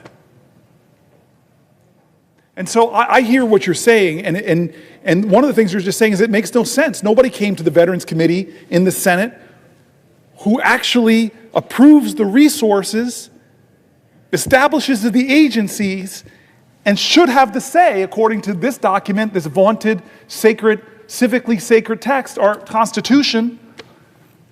And so what are you to say to them if you don't even know what the plan is? You can't even explain to us what's your plan to making the VA system more efficient. Now, here's the other thing. We passed in this body some of my favorite senators, like John Tester, who I miss so much, Maybe I even just missed bumping into the guy because he was the only person in the Senate that let me run from one hallway all the way and hit him. I used to joke that it was this test to see what happens when the unstoppable force meets the immovable object. He is a void in this place, but he stood for that PACT Act, gave some of those fiery speeches, and finally we got that bill passed. And we had to add tens of thousands of jobs because of the increased hundreds of thousands of people that were affected from these burn pits or from other challenges. And now we're cutting back 83,000 employees? Patty Murray came down here and said something that affected me in my first weeks as a senator when I in New Jersey sat down with women veterans and they told me how long they had to wait for gynecological care. And so what is this administration doing in its 83,000 cuts? They're going to improve services to our female veterans? I don't believe it. I don't believe it. Show me I'm wrong. Because we have an Article I duty, oversight, checks and balances. Are we doing that right now? One of the worst things I've seen happen in national security, and by the way, there are national security screw-ups on both parties. Nobody has a monopoly on this. Let's not be overly partisan here. But weeks ago, who are supposed to be the pros and set the example, our national security leadership was using a commercial app to communicate classified documents, and they had it on disappearing messages, so they're violating a law of the land called the Preserving Public Records Act. Now, I've heard from Republicans and Democrats this is outrageous, there should be an investigation. We should be asking common sense questions. Was this a pattern and practice of communication? How many other things that are classified have you been communicating about? There's a lot of really important questions that they should have to answer to. But where are the hearings, folks? I just wonder why this body is shrinking from the articulated duties that we all raised our hands and said we would defend and preserve this Constitution and what it says we should do, what it says our jobs should do. But you're a senator, I'm a senator, I can't tell you what the cut VA plan is. I can't tell you it. They haven't come in here and told us. Are we doing our job? I can't tell you, are we preserving and fighting for national security after one of the biggest national security scandals I've seen since I've been here? They don't have a providence in a partisan way, but they should answer for it. Are we doing our constitutional duty? What about the administration that is ending the Consumer Finance Protection Bureau, ending that agency, ending the Department of Education? Do they have the right to do that according to this document? No. Are we saying, hey, we're going to stand up for the people and preserve this document? No. Thank God for the Article III branch of government because they're being dragged into court and Republican appointed judges and Democratic appointed judges are saying, can't do it. But you know what Trump is doing? He's ignoring the courts and then he's demonizing the judges. You know that threats on judges in America, the threats have gone up 400%? You know that I had a federal judge, God bless her, where somebody thought they were going to her house, they did, but she wasn't home, and they murdered her son and shot her husband? And Trump is out there threatening judges, dragging them on Twitter or X or whatever he's calling it now? This is America. I know people on both sides of the aisle, we believe in common decency. We believe in respect. We believe that the highest office in the land should represent the best of our values, not the worst, not a guy that we wouldn't even let babysit our kids. And so I don't know what's going on with veterans, but I'm not going to sit by and do nothing. That's why I'm standing here. That's why I read the voices of so many veterans. Let's elevate the voices of the Americans who are being hurt and harmed. Let's talk for them if they can't talk for themselves. Let's tell them that we see you, we love you, and that all of us, we're going to fight for you.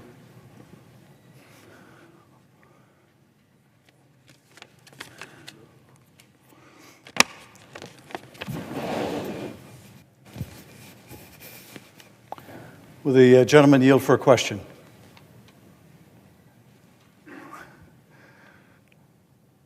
From you, my friend, who doubled the number of vegans in the Senate. I yield for a question while retaining the floor, and I thank you for being here. I thank you for being here. Senator Booker, I always knew you were a towering intellect and a phenomenal and passionate speaker and advocate, but I did not know your stamina until today. And I am delighted to join you on the floor and have this opportunity to engage in a dialogue with you. You can't engage in a dialogue. The parliamentarian is going to stare me down. You can ask me questions. I stand corrected. I'm happy not to engage in a dialogue with you, but to ask you a question. And I will yield for a question while retaining the floor. And let me ask the question this way. I was in the airport yesterday when someone handed me a note that said, "Please save our country. Please save our country." And I think the genesis of the note was her profound concern over the direction of this country, over the increasingly authoritarian direction of this country and what is happening to the rule of law in America. We look at institution after institution, and we see the guardrails of our democracy coming down. We see an assault on the rule of law unlike anything we have seen in modern history, maybe in the entire history of the United States of America. Each and every institution. And why? Because they can. Because they feel they can. So they're going after the colleges and universities. Right. They're going after the institutions of higher learning. This was an attack that was presaged by J.D. Vance years ago in a speech where he talked about the professors are the enemy. They have to go after the seat of learning. So they're going after the universities, and they're using an enormous cudgel. We'll cut off your funds. We'll cut off hundreds of millions in your funds if you do things, if you say things that we in the administration don't like. If you irritate the personal predilection of the president, you will have your funding cut. It is unlawful, it is illegal, and yet they're doing it because they can. They're going after major American law firms because these law firms had the audacity, the unmitigated temerity to hire lawyers or have lawyers who would take on causes inimical to the president's personal interests. So they're going after these firms and they're threatening the livelihood of these firms. We'll close the courthouse doors. We'll cut your clients off from contracts unless you kiss the ring. And of course, it's not just the firms or what they represent. It's everyone who is in need of a lawyer, who now needs to know that if they run afoul of the policy preferences of the administration, they may never get a lawyer. And why are they doing this to law firms? Because they can. And they're going after judges. They're calling for the impeachment of judges. The latest is Judge Boasberg in a case involving the administration grabbing a bunch of people, designating them as part of a Venezuelan gang, and without any due process, without any process at all, taking them to some maximum security prison in El Salvador. And in fact, it would appear doing so even against the court order when the judge said, turn those places around. Now, why are they encouraging the impeachment of a judge? Well, I impeached a judge here. I was a lead manager before there was an impeachment of Donald Trump, or two of them. I led an impeachment of a corrupt judge. It's the same standard of high crimes and misdemeanors. It is not a high crime or a misdemeanor to disagree in a case brought before a federal district court, to disagree with the flawed reasoning of the government. Why are they doing this to judges? Because they can. Because they can. They're going after the press. They're going after the press and saying, if you don't call the Gulf of Mexico the Gulf of America, we're going to prevent you from attending press events at the White House or on Air Force One. And why are they doing this to press? This party that claims to be against censorship, why are they doing this to the press? Because they can, and they will continue to do so as long as they believe that they can, until we, and not just we in this body, but we in this country, stand up to them and tell them, no, you can't.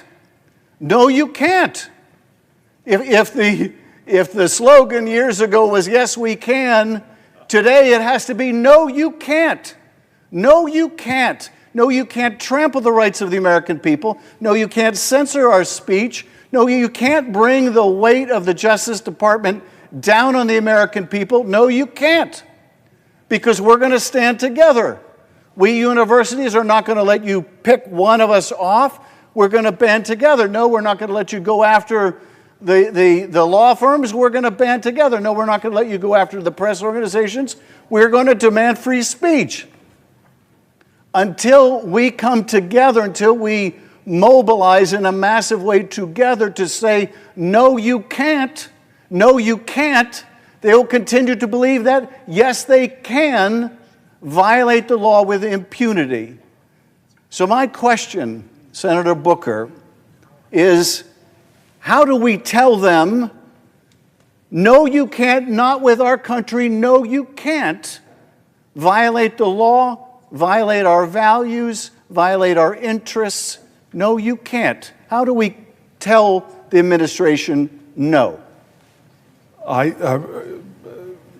friend and colleague, I'm hoping that we could figure out thousands of ignition points where Americans can stand up and do that, call to their fellow Americans to do more. I'm not upset at the folks that have been saying to Democratic senators and House members and me and challenging me. I've talked to so many of my constituents who've said, you've got to do more, and all of us have to interrogate ourselves. Because like I said at the very beginning of this, at 7 p.m. on Monday night, I said, we have to say to history where we stood when they were coming after our constitutional principles, where we stood when they were threatening judges to impeach them for making just decisions, where we stood when they were taking law firms and threatening their business unless they came and kowtowed to the big leader, where we stood when they were disappearing people from America with the due process that even Anton Scalia said they should have. Where were you when they came after the health care of the disabled, the health care of the children, the health care of the expectant mothers, the health care of seniors? Where were you when they attacked veterans, laying them off for no justifiable reason and attacking the VA services that they rely on? Where were you when we turned our back on Ukraine? Where were you when we turned our back on our alliances? Where were you when they took the economy down with tariffs? When they took the economy down by threatening it so consumer confidence drops? Where were you? How many things are going on before we answer the question, as it says in Hebrew, he ne ni. He ne ni. Behold, Lord, here I am. And so I confess that I have been imperfect. I confess that I've been inadequate to the moment. I confess that the Democratic Party has made terrible mistakes that have given lane to this demagogue. I confess we all must look in the mirror and say we will do better. And it's not just defining ourselves what we're against.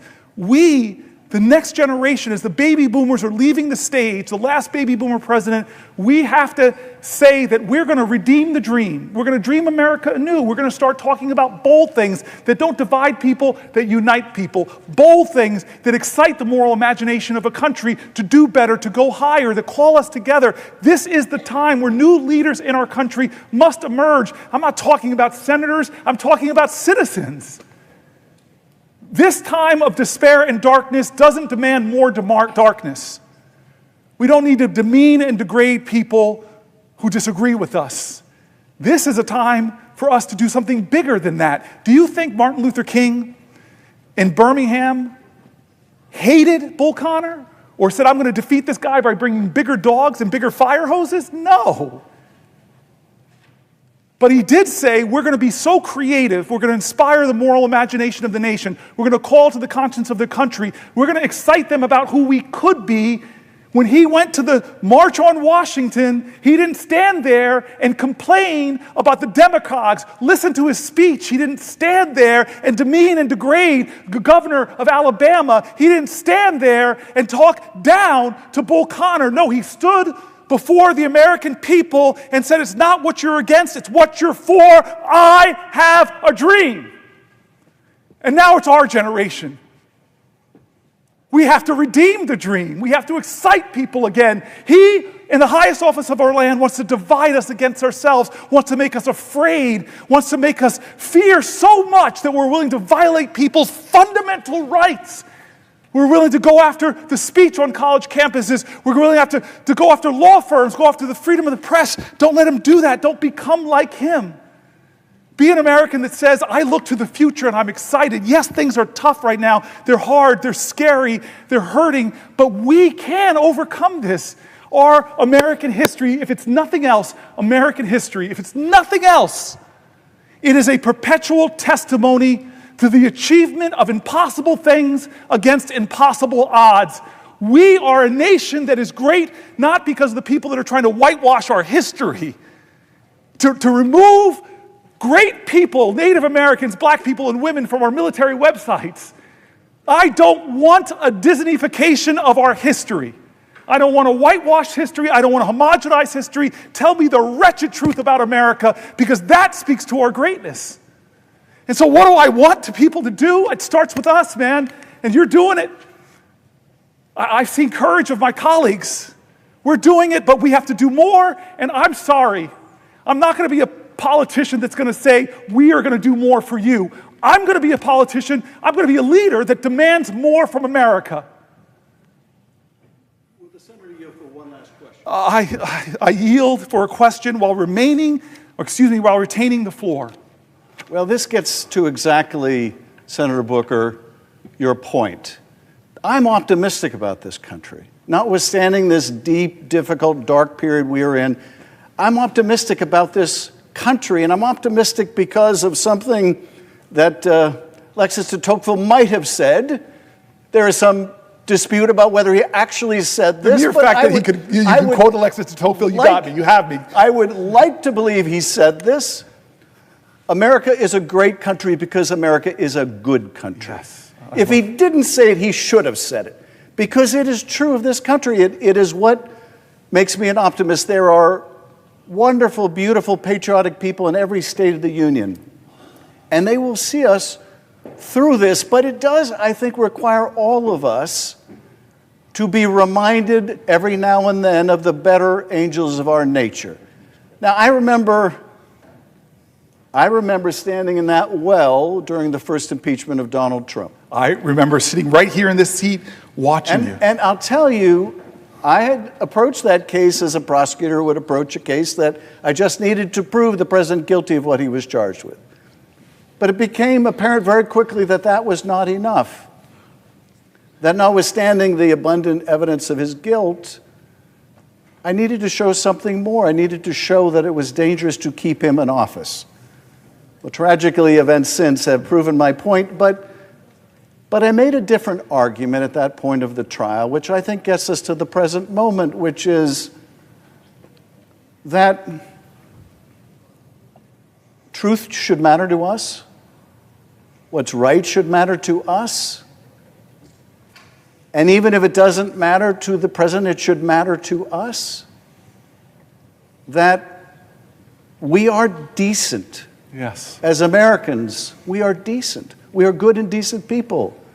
As Americans, that's who we are. We don't believe that when someone is needing medical help that they should be turned away. We don't believe that we should turn our back on our neighbor. We believe in extending our hand. We believe we should be able to disagree with each other without it becoming a personal hatred or antagonism. We're Americans. This is who we are. I do think sometimes we forget. And we have to remind ourselves that, as Elijah Cummings used to say, we're better than this. Yes. We are better than this. Yes, I miss Elijah. And you remind us of this all the time, Senator Booker. You really do. You also remind us that we're not defined by what we're against. We're defined by what we're for. And I'm fully on the same page with you that we haven't lived up to our responsibility as a party and what we're for. I think our democracy is in trouble because our economy has been in trouble. And I think our economy has been in trouble because It's not like after the Depression or during the Depression or the Great Recession when people are out of work. The problem today is not that people are out of work. The problem today is that people are working. They are working. And they still can't get by. And you have too many millions of Americans who see their quality of life and they look at what their parents had and see it as better, and they look at the future for their kids and see it as worse. And amidst that economic difficulty, they're ready to embrace anyone who offers something different. Any demagogue who comes along and promises they alone can fix it. And while this demagogue is not going to fix it, and indeed he's made their lot much worse, it is not going to fix itself. It falls on us to come up with those big ideas. Now, some of those big ideas are not new. Medicare for all, which I support, is a big idea that would expand healthcare access for millions of people and make sure parents can go to work and understand that if they get sick or their kid gets sick, that they will have access to health care. We haven't kept pace with changes in the nature of work, changes that are going to accelerate with artificial intelligence, changes which have meant that over the last several decades, as the country's become more productive, that productivity and prosperity has simply not been shared with the people who made it possible. And I think this economic anxiety, which is felt all over the world with these global changes in the marketplace, have put great stress on the whole democratic experiment. If democracy is not working for people, they will flirt with other models like authoritarianism, but we are here to tell folks that is not the direction we want to go in. But it's still incumbent on us to offer bold ideas for how we can make the economy work for people again. But I do think that what has led people into such bitter antagonisms with each other has been a lot of this uncertainty, the feeling that they're only a car payment or a health problem away from failure. And it's up to us to address that. And so I join you, Senator Booker, in your optimism about the American people. I join you in the call on all of us, really in both parties, but if they're not going to do it, it falls on us to put forward the big, bold economic plans that will ensure that we can answer the central question of our time, which is if you're working hard in America, can you still earn a good living? Yes. We need to be able to answer that question, yes, you can. And right now, what we are seeing with this tax cut for billionaires and large corporations is just going to make the problem so much worse. But I want to thank you, Senator Booker, for your irrepressible optimism about the country which I share. I want to thank you for seizing the helm today and every day to put forward that positive vision for our country. And my question is, where do you find the energy, my friend? I don't know. I'm finding it from my colleagues right now. I'm finding it from my friends. I'm finding it from their heart and their commitment. And I'm finding it from the people whose names and stories we're reading. And I more than you know, I appreciate your friendship. I'm so happy you're my colleague now. And I believe that our future, our tomorrows, as bad as things seem, I still believe that our tomorrows are better than our yesterdays. Thank you. And I know you share that. Amen. Will the senator yield for a question? Before I yield to you, I just want you to know I love you, my friend, and thanks. We're doing some good things recently, you and I, trying to solve some big problems, and I appreciate that. So I yield for a question while retaining the floor. Thank you, Senator. Unlike Senator Schiff, who said that he didn't know of your stamina before now, I knew well the stamina of Cory Booker. And I've always admired it, not just physical stamina, but moral stamina, the courage of conviction, the stamina to stand up and speak truth to power, which has become now one of the most common phrases that is used in public life. But Cory Booker has epitomized it throughout his career, not only in this body, but as mayor of Newark and as a leader in sports when he was an all-American athlete at Stanford. That physical stamina was matched by a moral stamina that is invaluable in life today, because Americans have come to prize, above all, integrity, authenticity, genuineness, which Cory Booker epitomizes. And so it's not just his eloquence today on the floor and the soaring rhetoric that we have heard from him. It's his understanding and his sense of real life impacts of what we do here on everyday Americans, and what everyday Americans are doing right now as we speak here on the floor. Everyday Americans are in the grocery stores where they're seeing higher and higher prices. Everyday Americans are at the VA hospital where their doctors and nurses and clinicians and schedulers and counselors may be out of a job because they may be among the tens of thousands targeted for dismissal.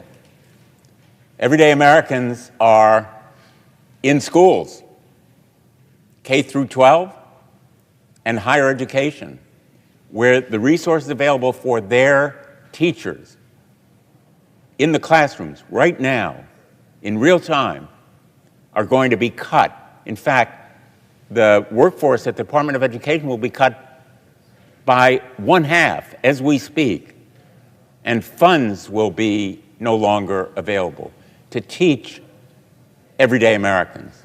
And of course, everyday Americans right now are in hospitals and clinics. They are undergoing treatment for life-threatening diseases. Right now, they are lying on a hospital bed with needles in their arms or receiving other kinds of treatment that have been made available, life-saving treatments, by the research at NIH that will be crippled because of the cuts that we're seeing. And of course, everyday Americans are receiving Social Security checks, and Social Security will be cut by this administration. Medicaid, that provides for those everyday Americans who are in doctor's offices right now in America. Even as we engage in this kind of soaring rhetoric, everyday Americans are contending with the real life problems of living in America. We live in a country that has never been so unequal in terms of wealth and pay. And if we look back to our own history, we see that that inequality is a danger to all of us. The stock market crash and depression occurred after the Gilded Age, when inequality became so drastic that the middle class was in danger.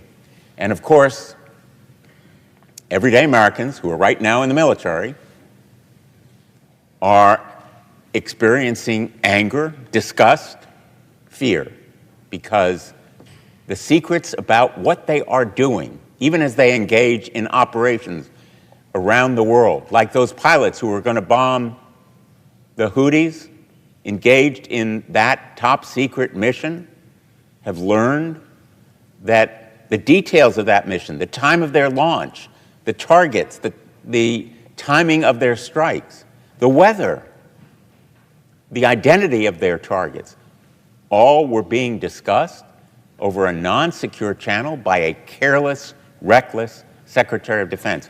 And I don't need to go into the details of what was discussed, except to say our allies are reacting with that same disgust, anger, and fear. And they are having doubts about sharing intelligence with us. The Israelis are outraged by what they've seen. The intel communities of other countries are aghast and appalled. And we have yet to explore fully all of the potential ramifications, like what other conversations may have been on that unsecure kind of platform, who else knew about them, what the motives were. There needs to be a criminal investigation. I've called for it. And everyday Americans have a right to be fearful and angry, just as those pilots should be, and our allies, and intelligence communities all around the world. So we need not only an investigation, we need action to hold accountable the individuals, beginning with the Secretary of Defense, who should resign, the National Security Advisor, who should resign, but a criminal investigation launched by the FBI National Security Division to hold accountable anyone responsible for this breakdown of security, to meet the standard of public service that Senator Booker has outlined as what we should demand of ourselves and the responsibility that the American people have a right to deserve. So my question really is about the standard of public service that we should expect of our leaders, and whether there is something we can do. I'm asked so often, Senator Booker, as I go back to Connecticut, and I'm sure you are in New Jersey, what can we do? What can we do? You are leading us on the floor of the Senate by showing what we should be doing, fighting back, sounding the alarm for everyday Americans who are in the grocery store, in their schools, at the VA clinics, Social Security offices. What can we do? I'm going to answer your question. I just first want to say thank you. There's been so many Congress people coming onto the floor from the House of Representatives. It reminds me of some other times where big things were happening and people would come to the floor, but this is a lot more, and I just want to express thank you for their kindness. I called the chairwoman of the CBC last night and then texted her, and the force of the CBC, which has been giving me spirit and strength for a long time, is really one of the best parts of my time here as a United States Senator, and the fact that they have come through constantly means a lot to me. I'm grateful that my cousin Pam has been here the entire time, just like Chris Murphy, the entire time in the gallery, and I'm so grateful for her. I love her, and she's sitting now next to my brother, and I'm just thankful for that. I want to answer your question because I get it all the time, and I'm not sure how to answer it all the time. I read letters, and it actually got me emotional in the middle of the night, where somebody would detail all their challenges. They would render personal information to me in letters about their struggles with health care, about their conditions, about their pain, about their hurt, just sending it out to their government official that they've never probably met, hoping that they might just listen to you and be activated by your voice. But then many of them ended the letter with that question: I am here to help you in any way. It really moves me because I believe in the deep decency of our country. And so I just want to try to answer that question more with me trying to think creatively about more that I can do as a leader. Because as I've said before, I think we as Democratic leaders have to start thinking more creatively, because obviously we don't control the Senate, we don't control the House, but we have positions that were given to us in trust by the people we represent. And moments like this require us to be more creative or more imaginative or just more persistent and dogged and determined. And I say that in front of some of my colleagues on this floor who I know personally, like you, but also some of my CBC colleagues who are sitting over here to my right who have been my rock for almost 13 years. And I just know, before I turn to my left, to the woman who represents the most important person in my 55 years, my mom, I just want to say that the answer to that question has to be something, that I will do something more than I'm doing now. Because the cause is so great, the challenges are so real, that I will do something that I have not done before to try to help my neighbor in a time of moral crisis in our country. And that I may be afraid, my voice may shake, but I'm going to speak up more. I may be demoralized by what's happening, but I'm going to find a way to get out of bed and breathe and know that I can make myself feel a little bit better by helping another person. I don't know what it is, but we got to help each other now through this and know, I'm a person of faith, and it was said to me by a colleague, that know that weeping will endure through the night, but joy will come. I'm going to turn to my left because I always say that she's a senator, but she's had one of the hardest jobs in all of America, which is to be the president of a shul. I met her and I realized she could probably do anything. I know about that. You know, yeah, yes. I am not Jewish, but my name is Booker, so I always say I'm Mish Booker. So there's a formal way I have to do this. So I see you, I love you, and I'm wondering if you have something to ask me. Yeah, will the senator yield for a question? I yield for a question while retaining the floor. Well, Booker, we're a people of the book. Ah. People of the book. That And is powerful, yes. There you go. It's very powerful. The book you believe in, the books you believe in, what you read. We've heard everyone quote the Bible, philosophers, great thinkers and leaders, and you are one of them. And it has been my privilege to sit here next to you on this desk for the last 6 years I've been here, the best seat in the Senate. You and I. And I'm gonna take care of your mother, who is my constituent. Yes. My constituent. Yes. So I have your precious mother in our hands. who I suspect, like my cousin and my brother in the gallery, that my mom is watching. Yes, well. From Las Vegas. Yes, and we appreciate what a good mother she was and how she raised you to be strong and to be smart and to be kind. And boy, oh boy, did she give you some damn stamina. I'll just tell you that, sir. We are in awe. But my question is, thank you, Mr. Booker. Thank you for what you're doing. Thank you for using your voice to stand up against Trump's administration reckless and extreme policies. And we've got a lot to talk about here. So I'm going to bring it back to Nevada. Yes. Because we got a lot of families in my state, and just like you, those letters, they're overwhelming, and they bring me to tears. The stops in the grocery store, and the airport, and the shopping mall, and the gas station, over and over again. People are worried. People are worried, and they want us to help, and they're wondering about this. People have talked to me about... Senator... Oops, thank you. People have talked to me about how high costs at the grocery store are squeezing their budgets. They're concerned that the Trump tariffs, well, what are they going to do? Prices ain't going down. They are going to make prices go up instead of going down. President Trump declared tomorrow is Liberation Day. Liberation Day.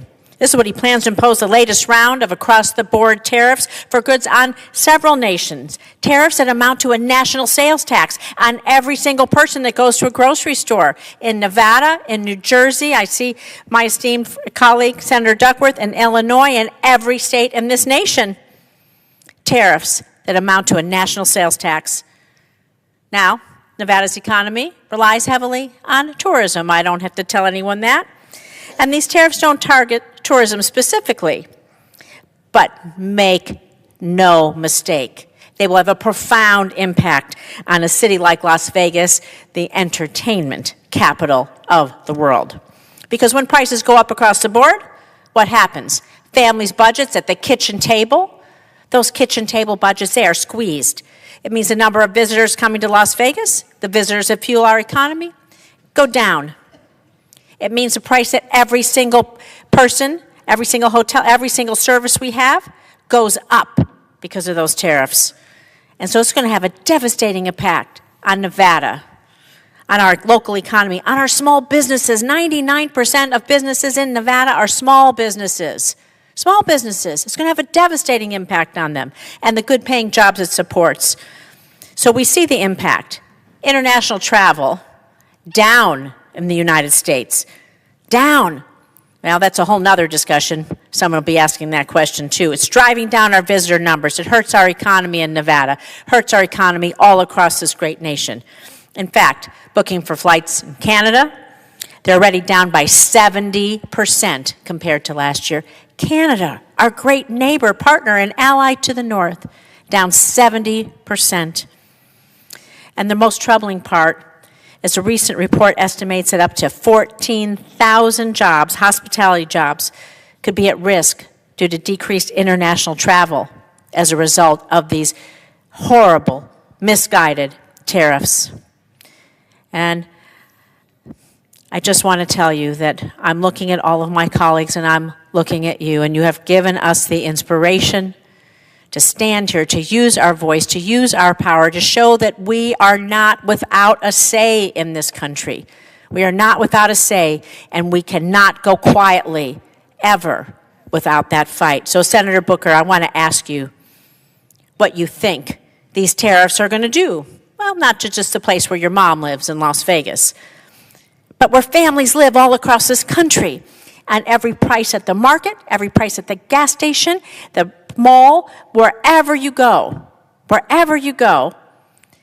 and where people depend, like my Nevadans, on their livelihood for tourism. And so I will repeat what Senator Blumenthal said. Senator Booker, what can we do? That's the question we're asked. What can we do?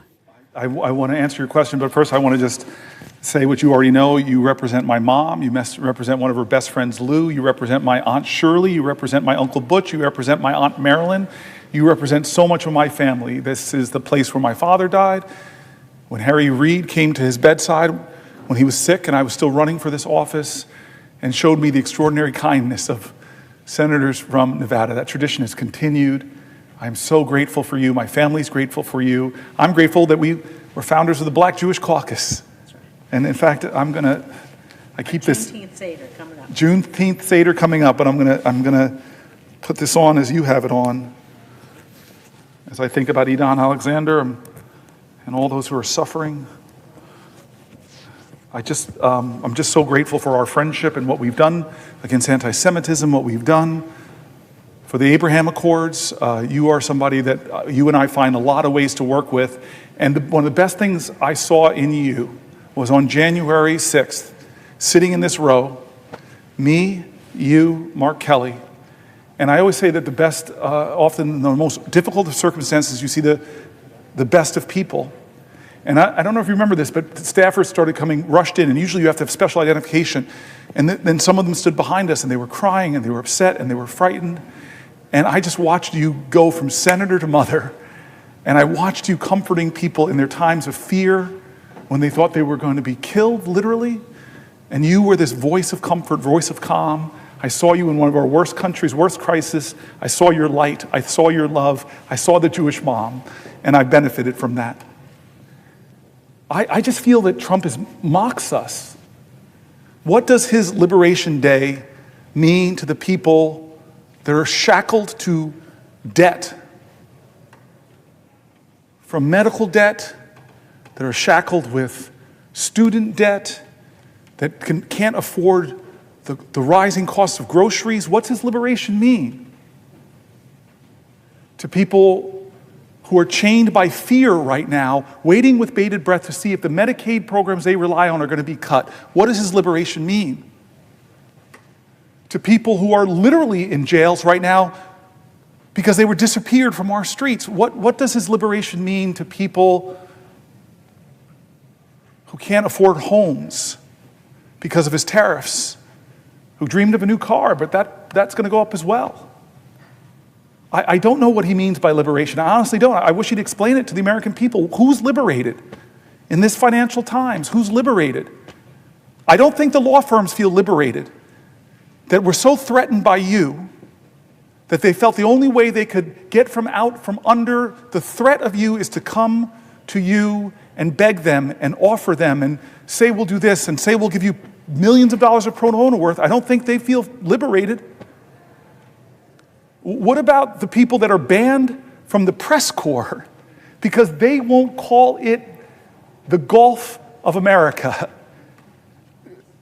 The idea of the press, the freedom of the press, do they feel his liberty? What does his liberty mean? What does Donald Trump's Liberty Day tomorrow mean?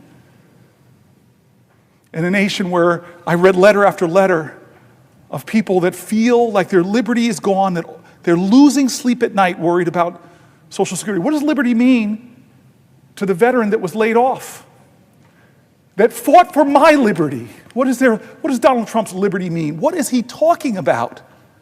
What does his liberty mean to Canada, who fought next to us, who died next to Americans fighting for our causes? What does his liberty mean to them?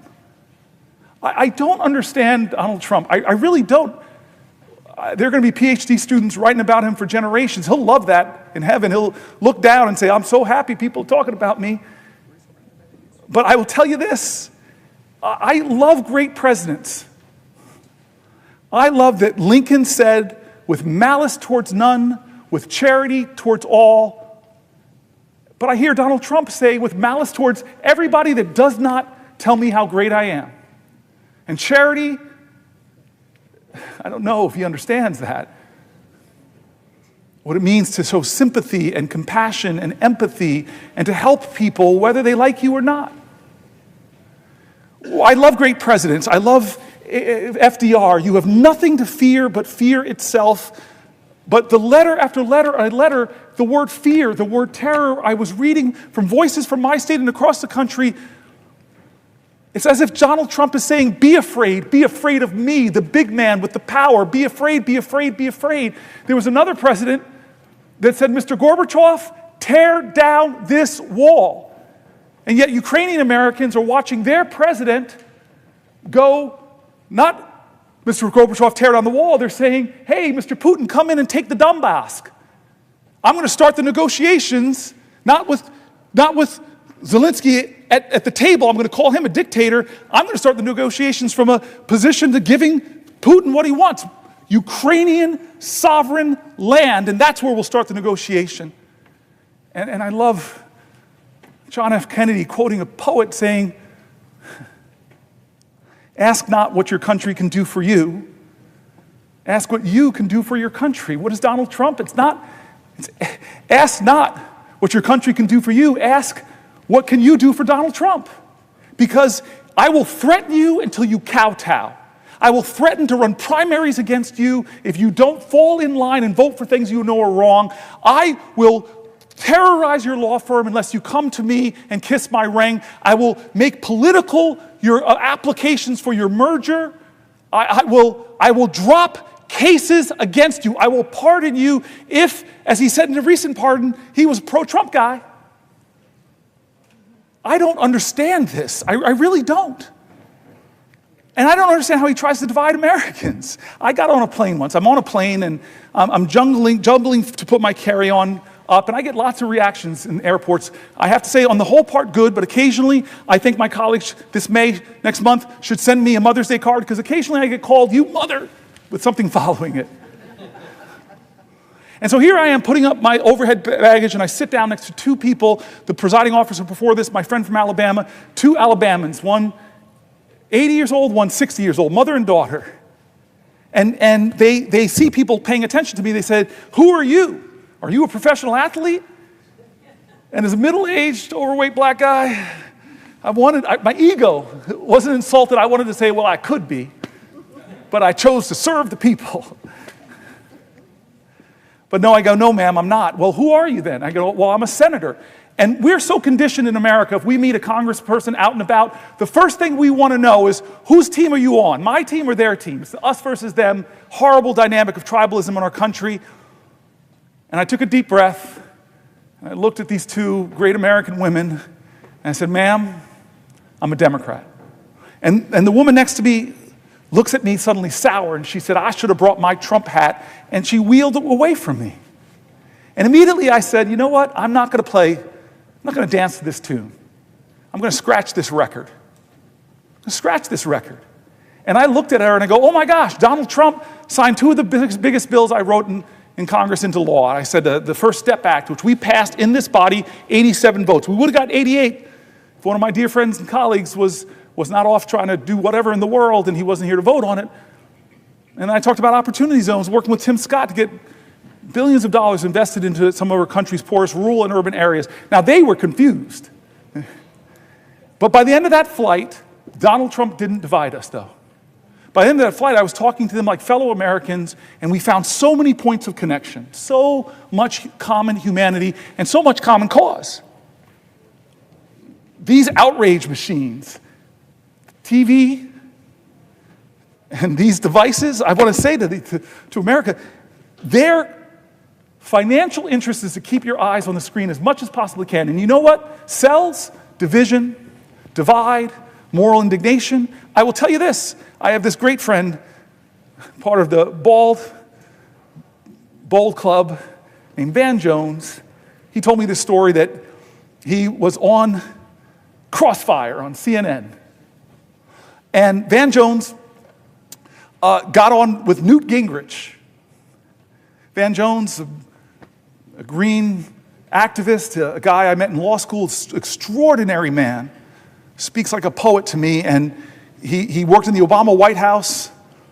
And then Newt Gingrich, very known Republican, the two of them sit down, but Brene Brown writes something extraordinary. She writes, it's hard to hate up close, so pull people in. And so they get on this show called Crossfire, and they find out, with all the differences they have, they also have commonalities, things they agree on, and they actually kind of like each other. So they go to the producers and they say, hey, could you let us do the final segment called Ceasefire? Can you let us do the final segment called Ceasefire? And the producers say, yeah, go ahead. Go ahead. And so they do this last segment talking about the areas they agree, but the producers run in after a few shows and stop them. Can't do it. Why? Ratings are going down.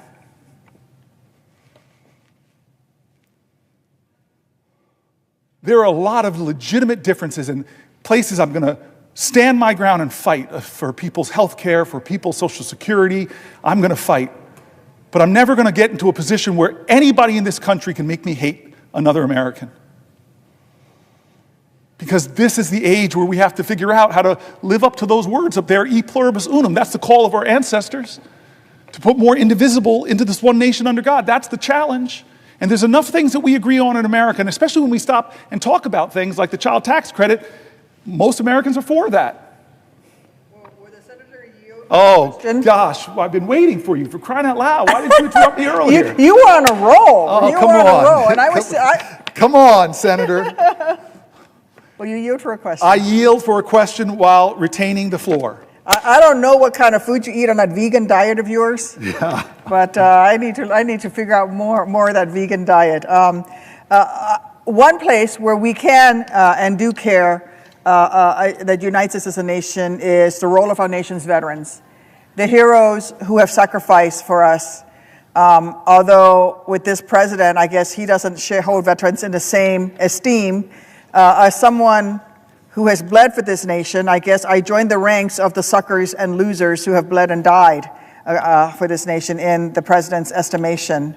But I just wanted to start off by saying thank you again, Senator Booker, for all that you're doing as you hold the floor today, but also every other day, to underline the pain and damage Donald Trump and Elon Musk are doing, not just to our country, but to middle-class Americans throughout our country. And tragically, that harm even extends to our nation's veterans who have sacrificed so much to protect this country and keep Americans safe, who should be shielded from this needless chaos and uncertainty. Senator Booker, I know you are well aware that this administration is firing more veterans than any other administration in modern history. It's been reported that this administration, in these first few months in office, has fired approximately 6,000 veterans from federal service across this country. This list of firing, especially at the VA, has resulted in operations for our veterans being canceled. We've seen reports of the caregivers hotline, a hotline that was set up to support the caregivers who provide medical caregiving to their loved ones who served and sacrificed and are now disabled. There are delays in that hotline being answered because Donald Trump fired all of these veterans. There are people who support the crisis hotline were also fired. I know this because some of them are my constituents and asked for help. I had one individual who'd served in the military for over 2 decades, did such a good job on the crisis hotline as a frontline person answering the phone, trying to prevent their brothers and sisters from the idea of suicide. They did such a good job that they were promoted to be a trainer. They were promoted to be a supervisor, which then made them probationary, and they were fired. We were able to get some of these people their jobs back. Some of them are still out there without their jobs. This is what Donald Trump and Elon Musk has already done. This does not help our nation's veterans. This does not help our nation's heroes. If anything, it is a betrayal to them. It's a betrayal, a cruel betrayal to the men and women who bravely answered the call to serve our country in uniform. A call that this president dodged 5 different times when he had the opportunity to serve. And our men and women in uniform came home from serving, and many of them chose to continue their service to our country as federal employees. How are Elon and Trump thanking these brave, selfless Americans?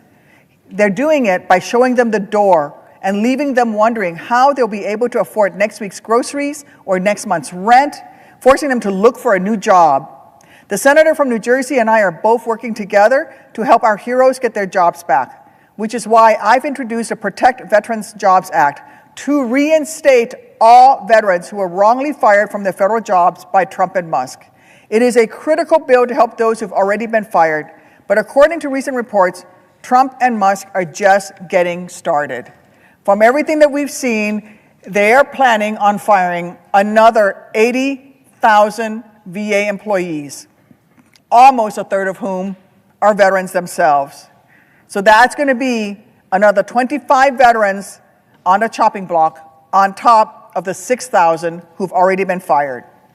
It is a complete betrayal from Trump and from Musk. Firing these VA employees will even harm veterans that Trump is not firing, because it's going to force them to wait longer to see their health care providers. It's going to make them wait longer to have their disability claims adjudicated. It is going to make them wait longer to have someone pick up their calls at the Veterans Crisis Line. It is going to make them wait even longer, and their loved ones wait even longer to have their burial and funeral expense reimbursements request processed. And so much more, all while the VA's backlog of unprocessed claims continues growing. I have another question for you, but first, for the senator from New Jersey, I was wondering if you could tell us if you have heard from your veterans who have been fired, if you have heard from your veterans who've seen their services delayed in New Jersey and around the country. Yes, yes, yes, yes, yes, yes. This is my veterans book. This is what I was reading from earlier, and everything you're saying is right, and it is such an insult. I read stories from our veterans. It's such an insult to the highest calling of our country to stand and serve as you did. As you did. Injured veterans, disabled veterans. I read an article about thousands of disabled veterans that want to serve their country, love this nation so much that they want to serve in humble jobs doing noble things. And how do we treat them? They say 83,000 people being laid off. A quarter of them are veterans from the VA itself, but this doesn't include veterans that do things for the Park Service and our national parks, veterans that do things for us in the Defense Department, veterans that do things for us across this country. I found in my state some of the greatest leaders I have met in my state are veterans who are still serving veterans. And then veteran entrepreneurs, you know the data, they're incredibly successful. They create to our economy. The VA is cutting not just veteran jobs, they're cutting contracts with veteran-owned businesses. I don't understand how you can say out of one side of your mouth, you honor and respect our veterans, which is not what our president's always said. Dear God, what he said about John McCain. I still remember John McCain is in a town hall with Barack Obama fighting fiercely to be the president of the United States, and somebody gets up and says that Barack Obama, as if it's an insult, it's not, is a Muslim or something, and he grabs the mic back and corrects her. One of his voters, he corrects her on national TV. This is wrong. He's a guy who loves his wife, Christian, loves his family. I mean, that is character and honor. Can you ever see that from our president now? And this is how wrong I was. And I want to admit, I've made mistakes. I've been wrong. I remember where I was when he said in his campaign that he's no hero, that people who are captured are not heroes. I said to the people that were with me, there goes his 15 minutes of fame. I thought that was the end of Trump. But somehow you could become president of the United States when you insult the veterans who serve. I want to read you, and I know you have another question, but can I read you?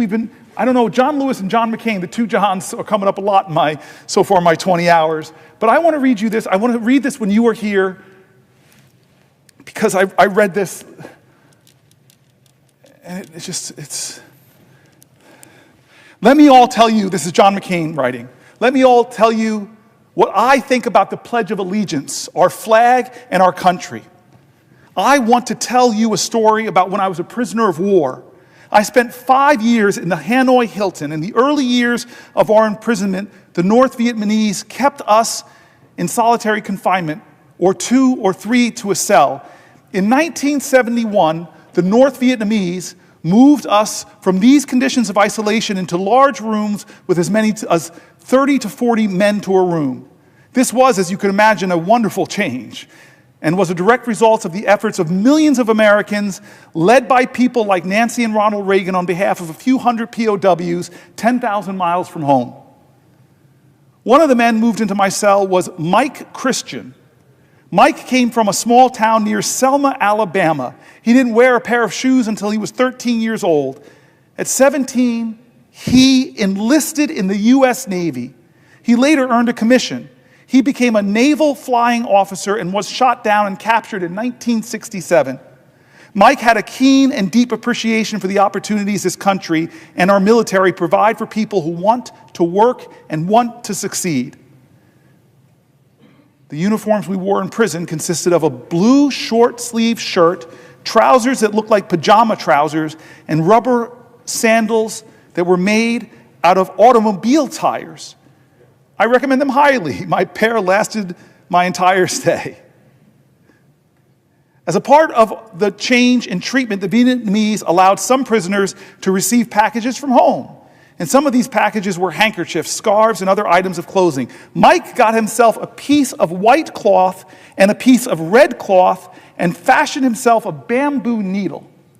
Over a period of a couple months, he sewed the American flag on the inside of his shirt. Every afternoon before we had a bowl of soup, we would hang Mike's shirt on the wall of our cell and say the Pledge of Allegiance. I know that saying the Pledge of Allegiance may not seem the most important and meaningful part of our day now, our day in the Senate, but I can assure you that for those men in that stark prison cell, it was indeed the most important and meaningful event of our day. One day, the Vietnamese searched our cell and discovered Mike's shirt with the flag sewn inside and removed it. That evening, they returned, opened the door of the cell, called for Mike Christian to come out, closed the door of the cell, and for the benefit of us all, beat Mike Christian severely for the next couple of hours. Then they opened the door of the cell and threw him back inside. He was not in good shape. We tried to comfort and take care of him as well as we could. The cell in which we lived had a concrete slab in the middle of which we slept, 4 naked light bulbs in each corner of the room. After things quieted down, I went to lie down and go to sleep. As I did, I happened to look into the corner of the room. Sitting there beneath that dim light bulb with a piece of white cloth, a piece of red cloth, another shirt and his bamboo needle was my friend, Mike Christian, sitting there with his eyes almost shut from his beating, making another American flag. He was not making the flag because it made Mike Christian feel better. He was making that flag because he knew how important it was for us to be able to pledge our allegiance to our flag and our country. Duty, honor, country. We must never forget those thousands of Americans who, with their courage, with their sacrifice, with their lives, made those words live for all of us. That is our veterans. That is you. That is you, my friend. And Trump is coming after them. Doge is coming after them. They're firing them right now. And are we silent, America? Are we silent when the bravest amongst us, the most honorable amongst us, the most noble amongst us are losing their jobs? Did you speak up when they came for American veterans? When they fired them for no good reason? What did you do? What did you say? I say no.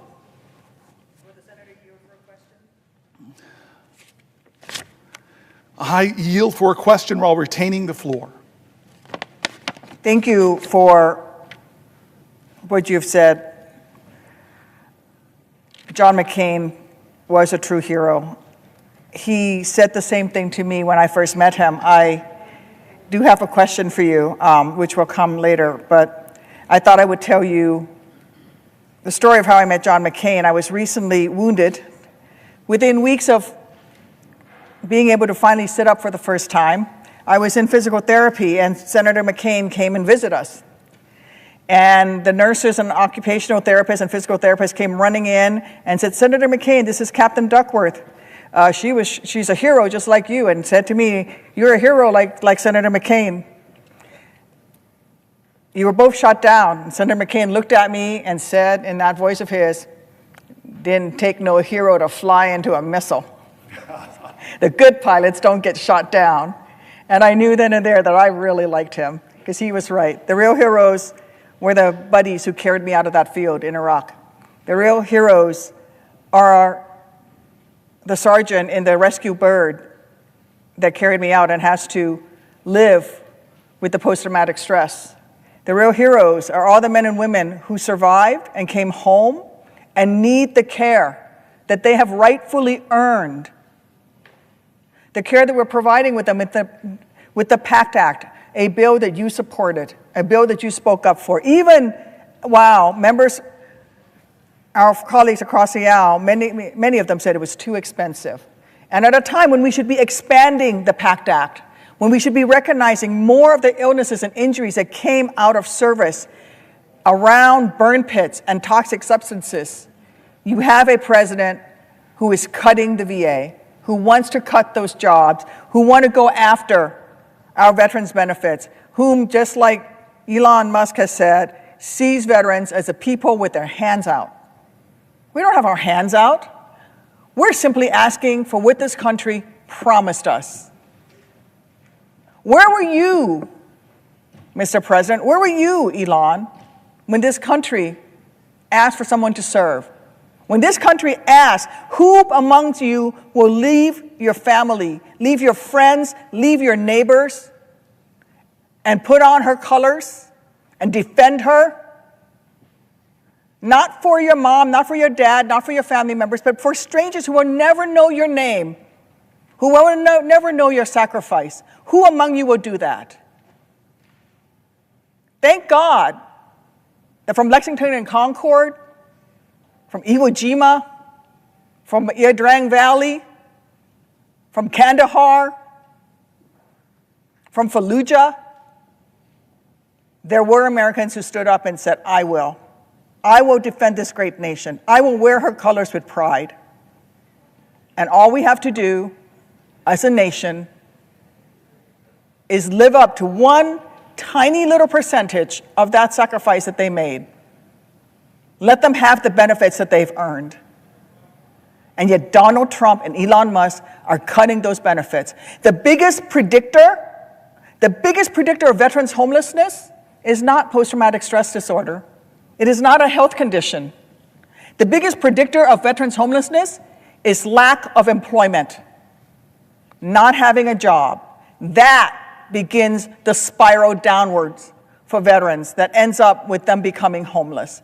And I will tell everyone in these chambers and in this nation, we are all dishonored when a veteran must lay their head down on the very same streets that he or she defended to sleep that night. We are all dishonored. The VA has done tremendous work to fight veterans' homelessness, and that has been a bipartisan effort. And these cuts that are costing veterans their jobs are going to start some of those veterans, unfortunately, on that path to homelessness. These cuts are going to mean those veterans' homelessness programs that will prevent our veterans from becoming unhoused, those programs will not be able to take care of all the veterans of the demand. I'm already seeing it. I spent this past weekend in Missouri at the Cochrane VA Medical Center, hearing about the challenges that they're facing. They need to expand. They don't need to shrink. They said there's going to be another 25,000 veterans moving into the area. They actually have to expand their services. And yet Elon Musk, enabled by Donald Trump, is cutting veterans' jobs, veterans' benefits, because according to them, veterans aren't heroes. We are suckers and losers. Well, I beg to differ. I beg to differ. I am sure that my colleague from New Jersey knows that firing 80,000 employees from the Department of Veterans Affairs wouldn't just cause longer delays for veterans, it will doom our VA's ability to process claims, that the influx of claims under the PACT Act, a law that is helping ensure veterans who were exposed to toxins while serving can get the care that they have earned, with more than 1 million claims already approved in a short time since it's become law. I can't think of a single good reason to hurt so many veterans. And I'll just ask the senator from New Jersey, can you think of any reasons? Oh, God. I'm very moved by your comments. I want to say that from John McCormick to Jack Reed, the Senate has a good number of people who serve this nation who answered the call. They should all get our honor and respect. Senator Blumenthal served, and he has a son, Navy SEAL. We should have a reverence for those people because a lot of them didn't make it back. A lot of people didn't make it back, and a lot of people who came home with horrible wounds, visible and invisible. We should all be ashamed of the veterans that are committing suicide. We should all be ashamed of veteran homelessness. We have the capacity. We are a great enough nation to help them. But the ones that didn't come back, they watch over us. They look down upon this nation.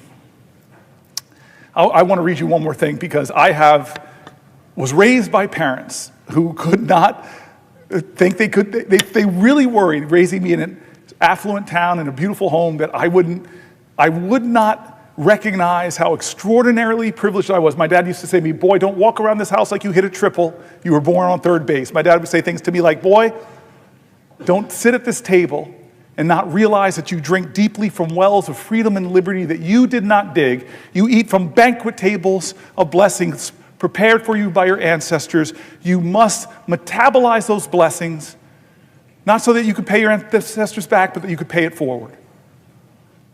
My dad, when I got degrees from Stanford, Oxford, and Yale, said, boy, you got more degrees in the month of July, but you ain't hot. Life ain't about the degrees you get, it's about the service you give. And so McCormick and Reed and Tammy,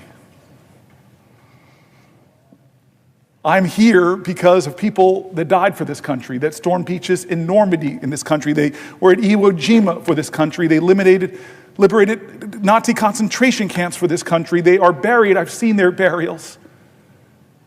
In Thailand, fields full of American soldiers who never made it home.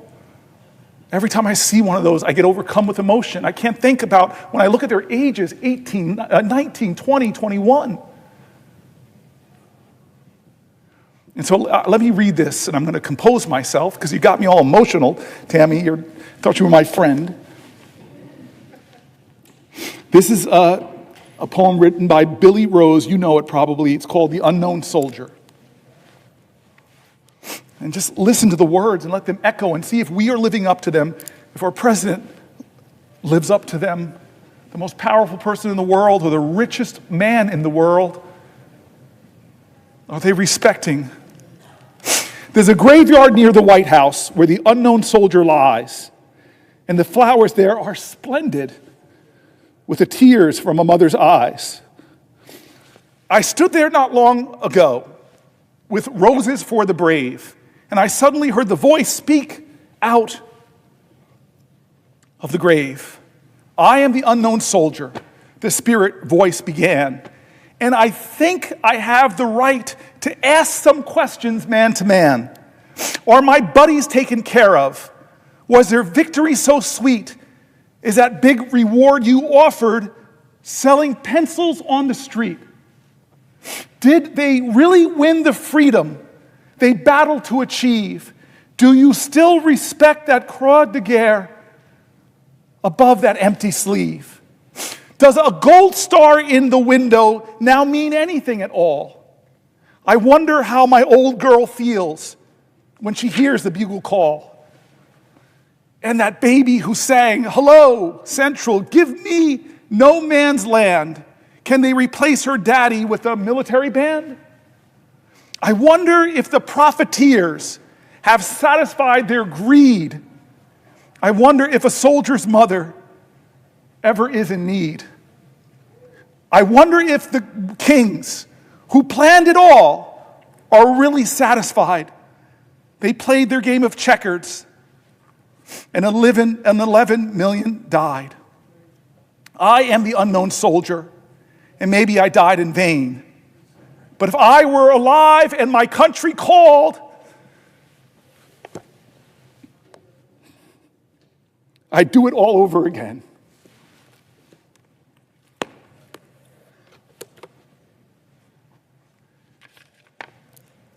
Thank you, Senator. Every time I see you, I have such reverence and gratitude that I get to serve alongside of you. I didn't serve in the military alongside of you like those courageous soldiers, like those people who carry you at risk to themselves, people who saved your life, the people that helped you in rehab, the people that empowered you to get back on your feet and run for one of the highest offices in the land, and then you serve here with distinction because you don't forget who helped you get here. Just take care of my buddies. Exactly. And my dad, who's in heaven, with a lot of the other good folks from American history. I don't know what he'd think of his son, but I know he'd be proud of you. All right, let's talk about the economy.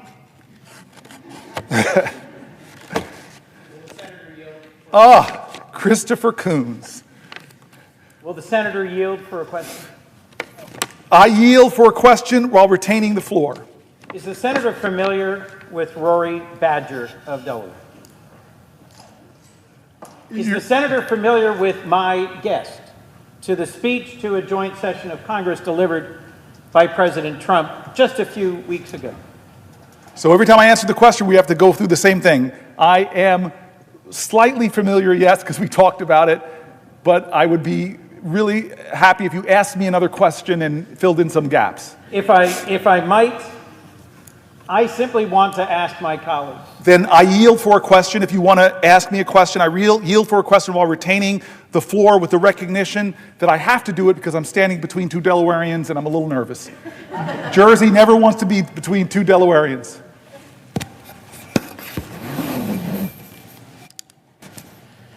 To my colleague and friend from the great state of New Jersey, I simply am asking the question, are you familiar with a Marine from Seaford, Delaware? His name is Rory Badger. He is not a man of politics. He is not a partisan. And he only came to my attention when he called my office for assistance. Rory Badger volunteered to serve our nation, was deployed to Afghanistan, and is a decorated combat veteran of the United States Marine Corps.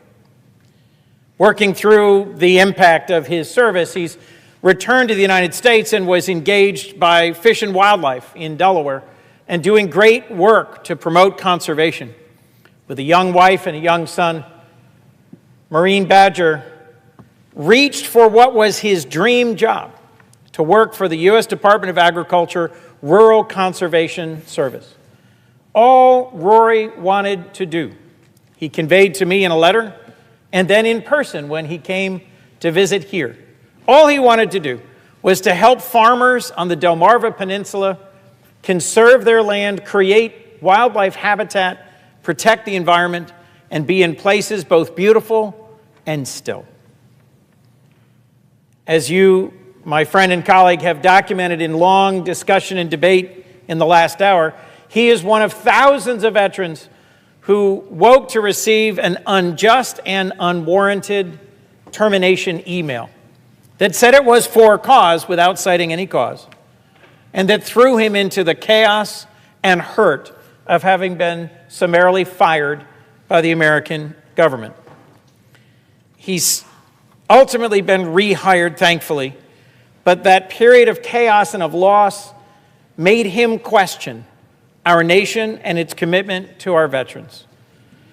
I will share with my colleague, had the opportunity to visit with our friend Senator McCain to the prison where he was imprisoned for 5.5 years, tortured repeatedly, and lived through the experiences you've just shared of fellow veterans risking their lives to do the most simple thing that we take for granted at the beginning of every day here, to pledge allegiance to our flag.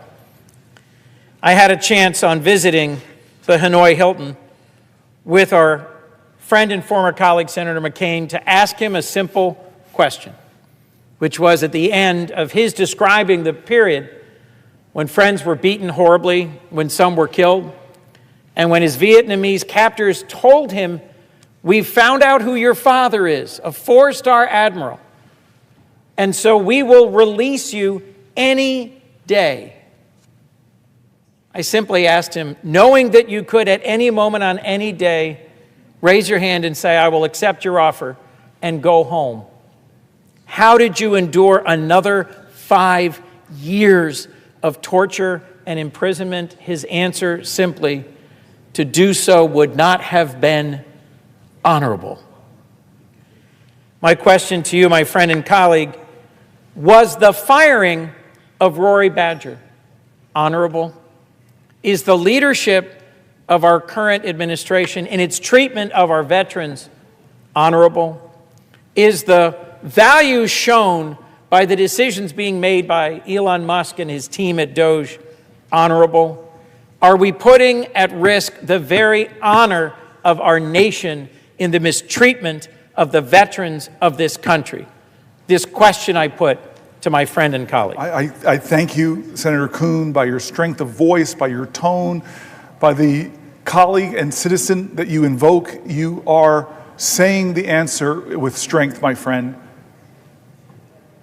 How do we judge our nation? What measure do we judge America? Is it by how tall our buildings are? Well, those are great marvels, but other countries have taller buildings. God, maybe Ezra Klein has got me so focused now on making our nation do bold and build great things, but does the speed of our rail, as an Amtrak guy, speak to the greatness of our nation?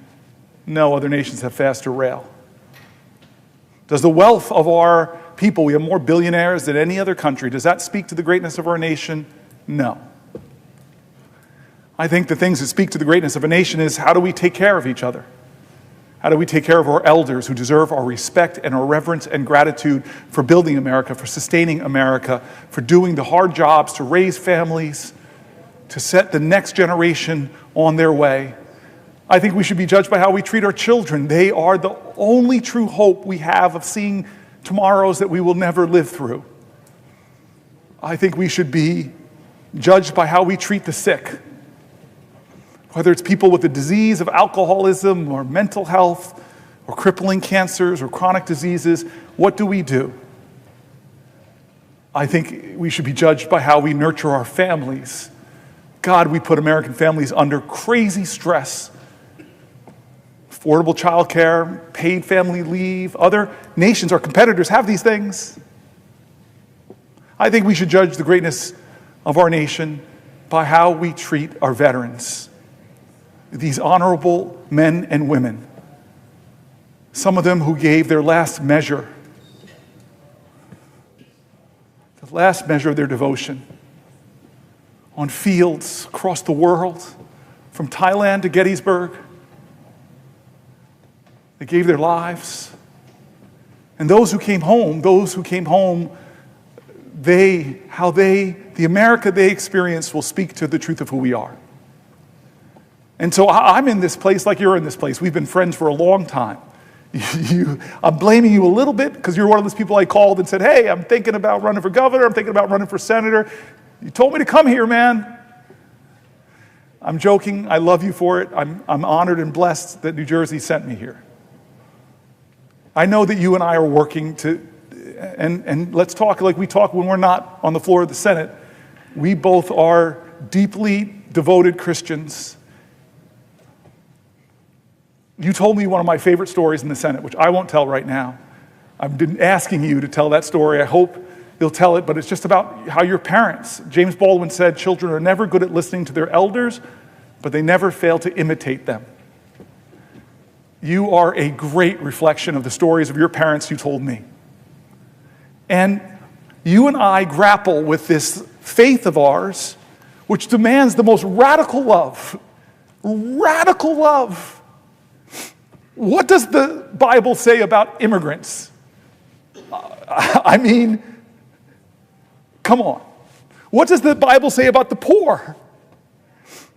What does the Bible say about the hated, the prostitute, the leper, the people who are looked down upon? What's the story of the prodigal son? What's Matthew 25 say about how we should live? Even as to the least of these, you did unto me. How many times does the Bible mention poverty? How many? 2,000. I'm abiding by it. I will not yield to you. But I knew you would know it, and I don't. 2,000 times it mentions poverty. And does it say we should scorn the poor? Does it say we should ignore the poor? No, it calls us to love our neighbor. No exceptions to that. Will the senator yield for a question? Thank you, man. I've been waiting for that question. The prayers of the righteous availeth much. You are a righteous man. I have a lot of work to do.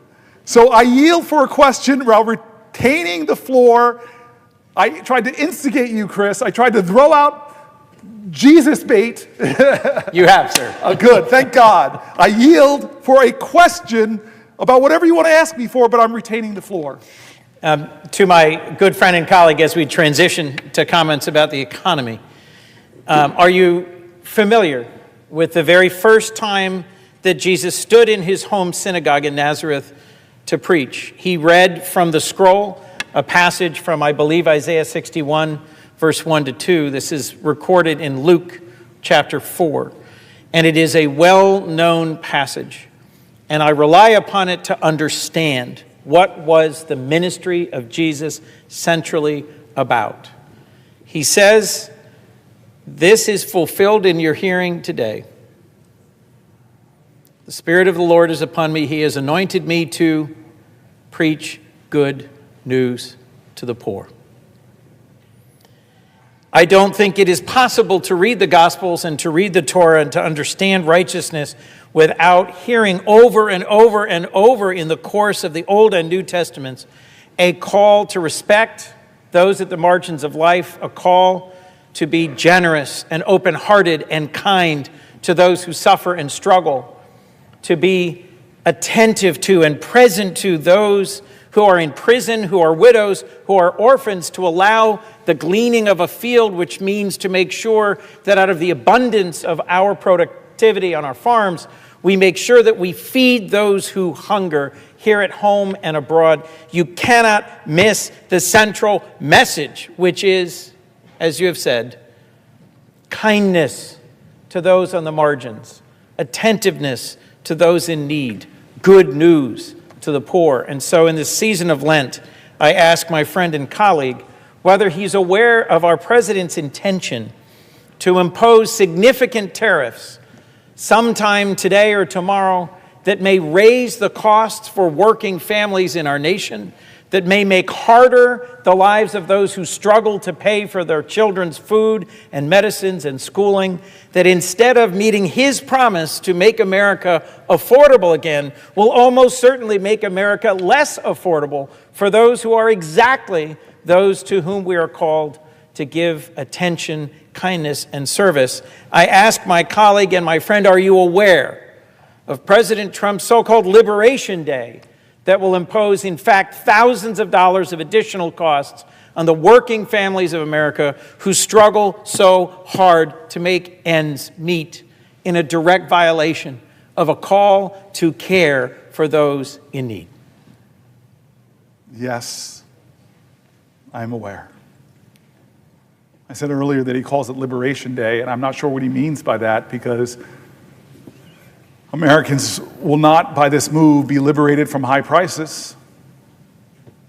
They won't be liberated from watching their 401ks dwindle in value as the stock market goes down. They won't be liberated from the high cost of groceries. They won't be liberated by the high cost and hard availability of housing. He calls it Liberation Day, but Americans won't be liberated from crushing debt, from medical debt, from student loan debt, parents who are struggling to take care of their parents and their children, who rely on Medicaid because a parent has Alzheimer's and a child has a disability, and they're trying to make it all work. But yet they're shackled in fear because they see that recommended to a House committee on Energy and Commerce was to find $880 billion of cuts to the programs that they are relying on as a lifeline to keep their family together. Who's liberated? Who's liberated by the tariffs that he's going to come and bring onto a country where half this nation is dealing with a tough economic reality, where half of the renters in this country, you and I were both local leaders, we know it is technically the definition of housing insecurity if you are paying more than a third of your income on rent. Chris Coons, you love people, you know people, you travel Delaware, it's a much smaller state.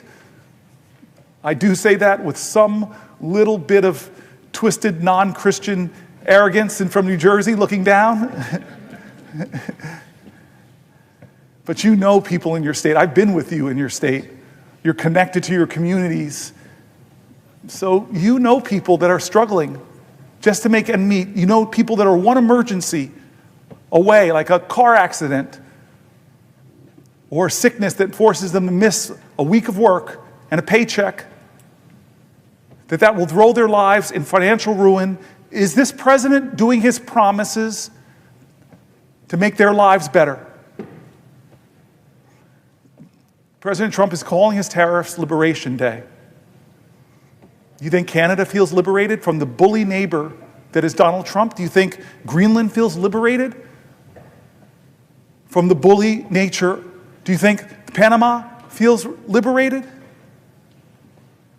What about universities that are cutting NIH funding, that are cutting the scientific research that will cure the diseases in the future, that will alleviate suffering, that now aren't allowing postdocs to come to their school? They're not hiring, they're slashing the number of engineering students that they're allowing in because they're terrified because this president is menacing indirect costs.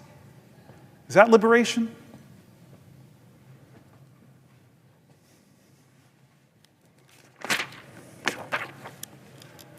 "71 days in, now 72 days, I ask you, are you better off than you were 72 days ago economically? I ask that question. Ask it to your friends. Are they better off economically? Well, I don't see how they could be, because prices are up, stock market's down, the risk of recession is climbing, consumer confidence is in the gutter, 401k plans are losing value? Are you better off than you were 72 days ago under this president's leadership on the verge of his so-called liberation day that's going to drive prices up even more? And he's doubling down on tax cuts for the rich. He wants an economy that works for him, his billionaire donors, his powerful special interests, and it's coming at the expense of working people who are struggling to get by, and a lot of the programs that they rely on, like for their health care, like for their Social Security.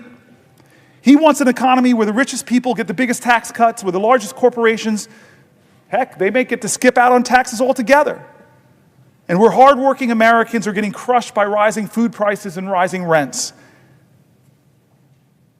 This idea that that might trickle down. But we know it doesn't work. He's continuing the same reckless economic approach he used in his first term.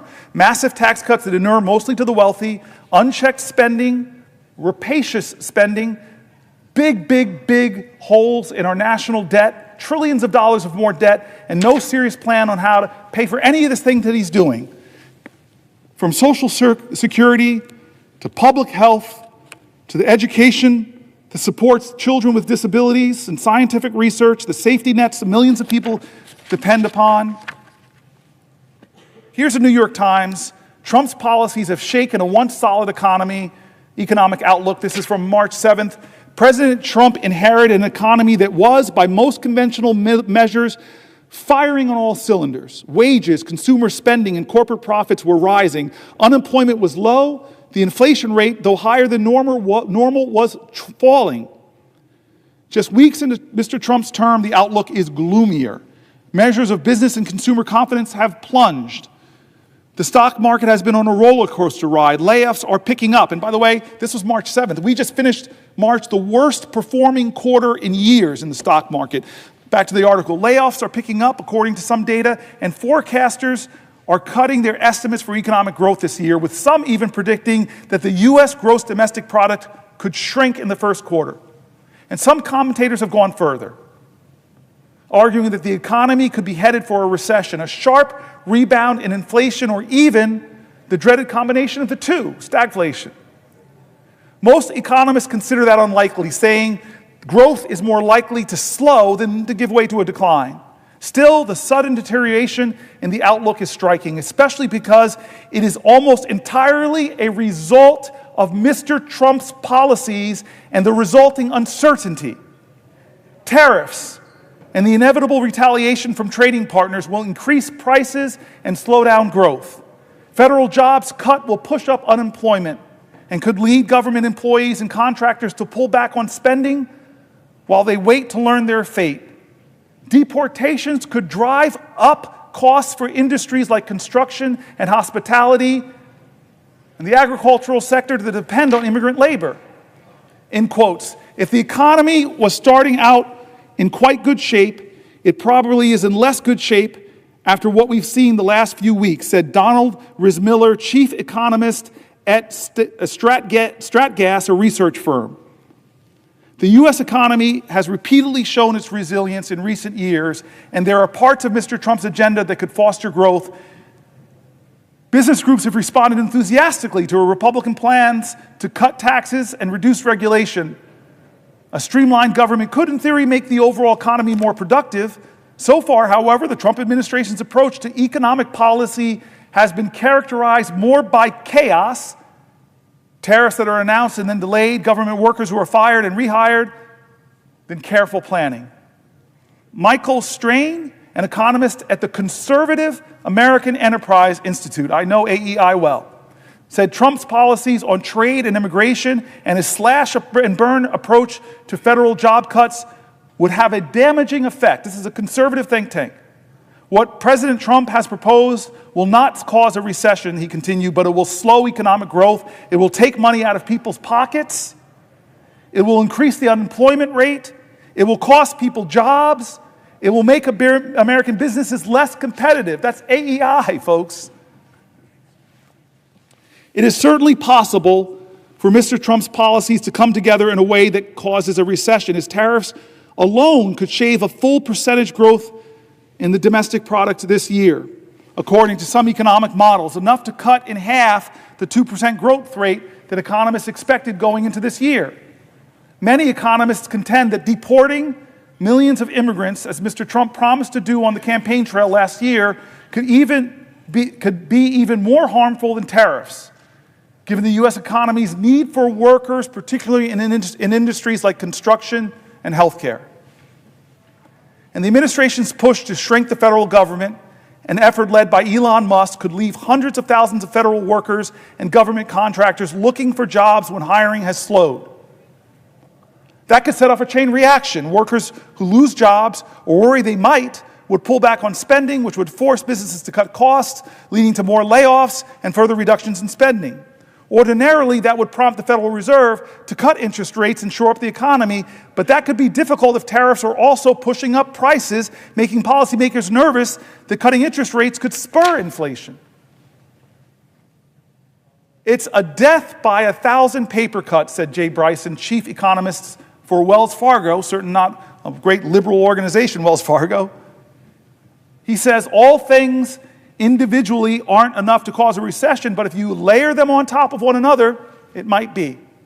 Most economists think such an outcome is relatively unlikely, however. Mr. Trump has repeatedly delayed full enforcement of his promised tariffs. For example, on Thursday, this article is from March 7th, he suspended tariffs on most imports from Mexico and Canada until April. What month are we in? April. His deportation efforts have likewise gotten off to a slow start, and some of the cuts to the federal workforce have been tied up in court, as they should be. Such delays and reversals will help blunt the impact of Mr. Trump's policies and could make a recession less likely, at least in the short term, but the prolonged uncertainty could have its own costs, leading businesses to delay investment and hiring decisions. If we don't get clarity by the back half of this year, economic uncertainty can be like a deer in the headlights, said Nancy Lazar, chief global economist and at the investment bank Piper Sandler.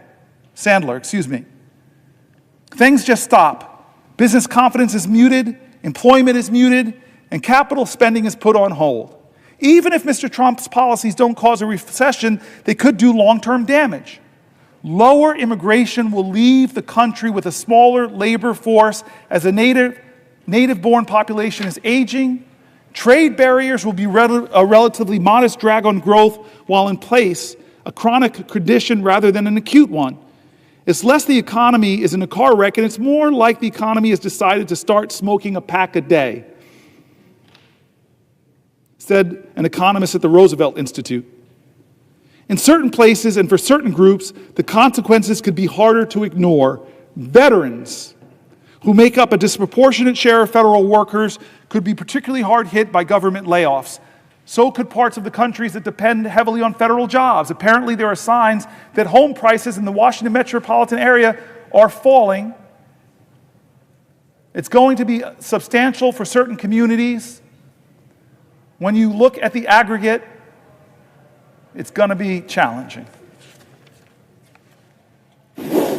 Will the senator yield for a question? I talked or texted with this person who's asking me to yield the floor. I've been letting this power go to my head. I've never in the Senate had the ability to hold the floor and leave a person in a little bit of limbo. I just want to say that Tim Kaine is one of the friends, and honestly, he's like a pastor to me. He's one of the more honorable men I've met in my life, and struggles like me about faith and public service. I read your book. I really hope more people read your book. I didn't think it was going to be as beautiful as it was. I laughed. I wept. When you were attacked by spiders and things like that, I'm sorry I was laughing at your misfortune, sir. It's a book about you going through your whole state. By walking the Appalachian Trail, canoeing. Every story you told moved me. It's a great book. I've read a lot of my colleagues' books, but this one really touched me. You have this beautiful view of America, and I want people to read your book. I really want people to read your book. So if I should yield, I'll yield only if you'll tell people the name of your book and maybe tell something about it. This is extortion on the Senate floor. I'm going to hold on to the floor unless you agree to that. You can shake your head up and down if you agree. All right. Then, of course, to my dear friend and somebody that I probably wouldn't be standing here. We had some discussions about procedural opportunities and things like that. He had to make some concessions to me. I won't give details, but he's an honorable man, and in the crux before I came here, he really helped to clear the pathway for me to stand here now. I owe you a lot of my 12 years. You are like a big brother to me, and I yield for a question while retaining the floor. Well, thank you to my friend, Senator Booker, and to all who are gathered to watch this very, very important vigil. And the question that I'm going to ask in slow motion to give you a chance to think of a response. God bless you. Is a question that was inspired by your colloquy with Senator Coons, where you guys were not a colloquy, that's not allowed. It was a question. Where you were discussion, where you were doing some Bible quoting back and forth. And as you know, I'm a big Bible reader. And the thing I thought about, and actually I've thought about it during your talk since last night, is this part of the Gospel of Matthew where he's challenging people that he thinks are hypocrites. And he says to them, you can discern the faces of the sky, but you can't discern the signs of the times. Wow. That's Matthew 16, 2 and 3. You can discern the faces of the sky, but you cannot discern the signs of the times. The way I view this vigil that you have been powerfully engaged upon is you are attempting to discern and explain the signs of the times to your colleagues and to our country, and that's very important that we do. And I'd like to ask you one question about the signs of the times economically to follow the discussion of what we're seeing. But then I want to ask you a question about the signs of the times more in the nature of our democracy. So to begin on the economy, you walked through how strong the economy was on the day this president was inaugurated.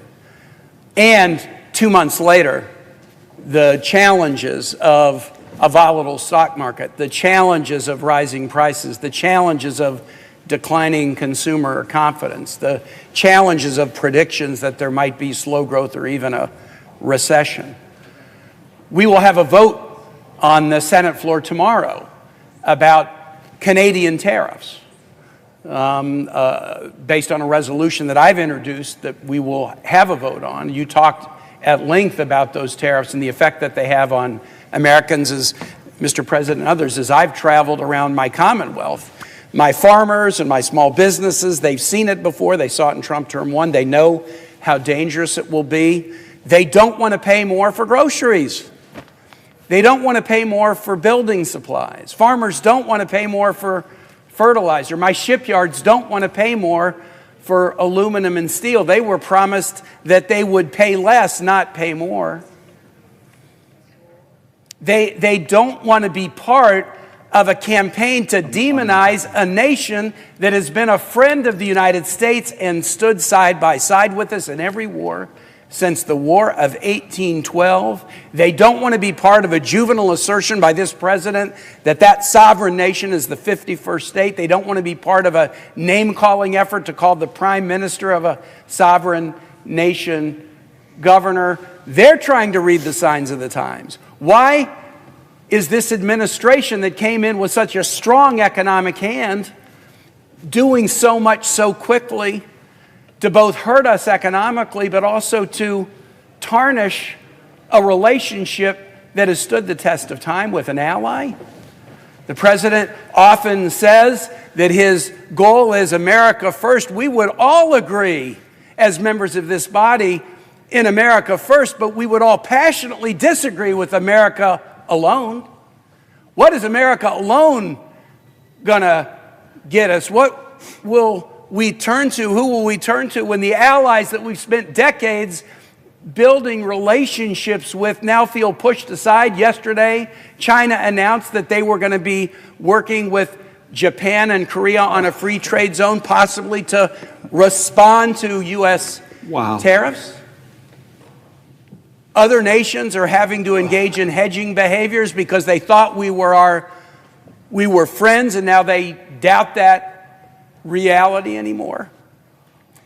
And so as you look at the signs of these economic times, and then I'll get to a second question about the signs of the times in our democracy, how are we to understand this? And more importantly, how how are we best to rectify it? How can we stand up for our families and reduce their burdens, not increase them? How can we stand shoulder to shoulder with linked arms with our allies to face off against adversaries?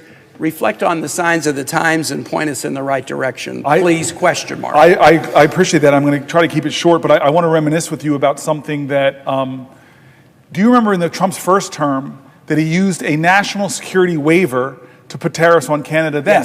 Yes. And my citizens really remember it because they suffered. Yes. But do you remember, we had a Foreign Relations Committee meeting, and a leader, I don't want to embarrass the leader, but a leader from Canada came, it was a woman, and she sat there. It was a bipartisan group together. You do remember this? Yes, I do. So she sat there, and then she started very slowly going back to the War of 1812 and marched through Canadian-American history. I confess I have a degree in history, but I didn't know all this history. But these amazing stories of Canadian sacrifice to stand next to Americans, to die next to Americans, to fight for America, to join our artists, our cultural communities, our arts, our agricultural communities, all the things we've done in hand to make both of our nations stronger and more prosperous. And then she looked at us and said, and then your president, in a sense, calls us a national security threat. And you all put tariffs on us. And I remember the quiet, the silence around that committee table. I felt like, whoa. This is such an ally, such a friend, such a consistent ally of us throughout the hardest, difficult times of history, never left our side. That her litany was so admirable. And then she looks at us, a national security waiver to put hardships on our economy, national security waiver to put tariffs on. And they hurt Americans, and they embarrassingly hurt our northern neighbor. But I thought that was bad enough. Mm-hmm. And now, what kind of bully are you? What kind of mean spirit? Do you look at your northern neighbor and say, I'm going to call you governor, not with the title you earned by the people that put you in that office? It is the worst kind of behavior, and nobody calls it out. Of our Republican colleagues, not enough of them call it out, I should say. So we are in, as I read in that article, in an economic crisis, and I question how long will we wait until more of us join in a chorus and saying enough is enough. I don't know the answers. I don't know how we can stop him, but I know we did in the first term. We pushed back on him successfully on his attempts to try to take health care away from tens of millions of Americans, and we can do it again, but more people have to do things differently. They have to do, like we've been talking all day, and I'll turn to my colleague again, as John Lewis called us, get in good trouble, necessary trouble, heal the soul of America. We have to do more and follow the examples of our forefathers and foremothers who never gave up, with conviction and determination, with an indefatigable spirit, unyielding grace. They continued time and time again, pushing back and bending the arc. It's our turn. What are we going to do? All of us have to answer that question. But I know part of the answer is we have to do more. Will the senator yield for another question? I yield for a question, but I will retain while retaining the floor. This is a question about the signs of the times in our democracy. We will celebrate 250 years of American democracy in 2026. And I want it to be a celebration, not a coronation, not a requiem, not a wake, but a celebration. A week ago Sunday, 250 years ago, Patrick Henry stood on the floor of Henrico Parish, now known as St. John's Episcopal Church on Churchill in Richmond, at a moment of decision where people were challenged to understand the signs of the times, at a moment of tyranny. And he asked the immortal question, and I almost view your vigil as asking the same question about where we would stand in such a moment. And there were different forks in the road, a phrase that has attained some meaning recently. And Patrick Henry said, as for me, give me liberty or give me death. You're giving a liberty speech, my colleague. You're giving a liberty speech as the nation begins to think about 250 years of democracy. The opposite of liberty, that which Henry was fighting against, was tyranny. I am one that believes that we should mark anniversaries. We shouldn't just act steady state like this country was ordained and will just go on forever regardless. We're coming up on 250 years of American democracy, and there is a live question about its continued existence that this generation is grappling with. Henry gave that speech at St. John's Church, and a few months later, July 4, 1776, the U.S. declared its independence from England. And our history in this new chapter began. And at various points along the way, during the 1850s, say, or during the 1950s, generations just like ours have had to grapple with the question of whether the experiment will continue or not. Some of our national symbols have some unusual aspects to them that point to this experiment. We have a national anthem that ends with a question, not an assertion, not a declaration, but whether the flag will still stand over the home of the free and the land of the brave, question mark. The state flag that Virginia adopted on July 5, 1776 is a most unusual flag. It has a woman representing Roman virtue standing astride a deposed tyrant whose crown is knocked off, who is holding a broken chain in his hand that he's laying on the ground. It's one of only 6 state flags with a woman on it. It's the only state flag that features toplessness, which occasionally creates some raciness in schools as students ask about it. But it's also the flag with the most unique state motto of any state. All states have mottos. 49 states' mottos are positive. Hope, Eureka, Excelsior, Onward and Upward, Ad Astra per Aspera. Michigan's has the most unusual positive motto. In Latin, if you seek a pleasant peninsula, look around you. Well, I wasn't looking for a peninsula, but I'd rather it be pleasant than not. Virginia's is the only flag and the only state with a motto that's not positive. It's a rebuke. Sic semper tyrannis. Thus be it always, thus be it ever to tyrants. George Wythe, Thomas Jefferson's teacher, was in charge of designing the flag and chose that as the motto. Think about the verb tense, right? It's the only one that's a rebuke, and it has stayed on our state seal and state flag since July 5, 1776. Many state flags have been changed in the last 20 years. Utah's changed, Minnesota's changed, Mississippi's changed, Georgia's changed. Virginia has essentially not changed since 1776. Neither the figure of virtue standing astride a deposed monarch or the motto sic semper tyrannis, again the verb tense, semper, always, ever. It's not in the current tense, no tyrants are down with tyrants. It's in the future tense, thus be it always to tyrants, thus be it ever to tyrants. The Virginia flag that we pass by in Virginia every day without thinking about it, it's in every school we pass it by. It asks us 2 questions 250 years later. Do we retain the ability to recognize tyranny?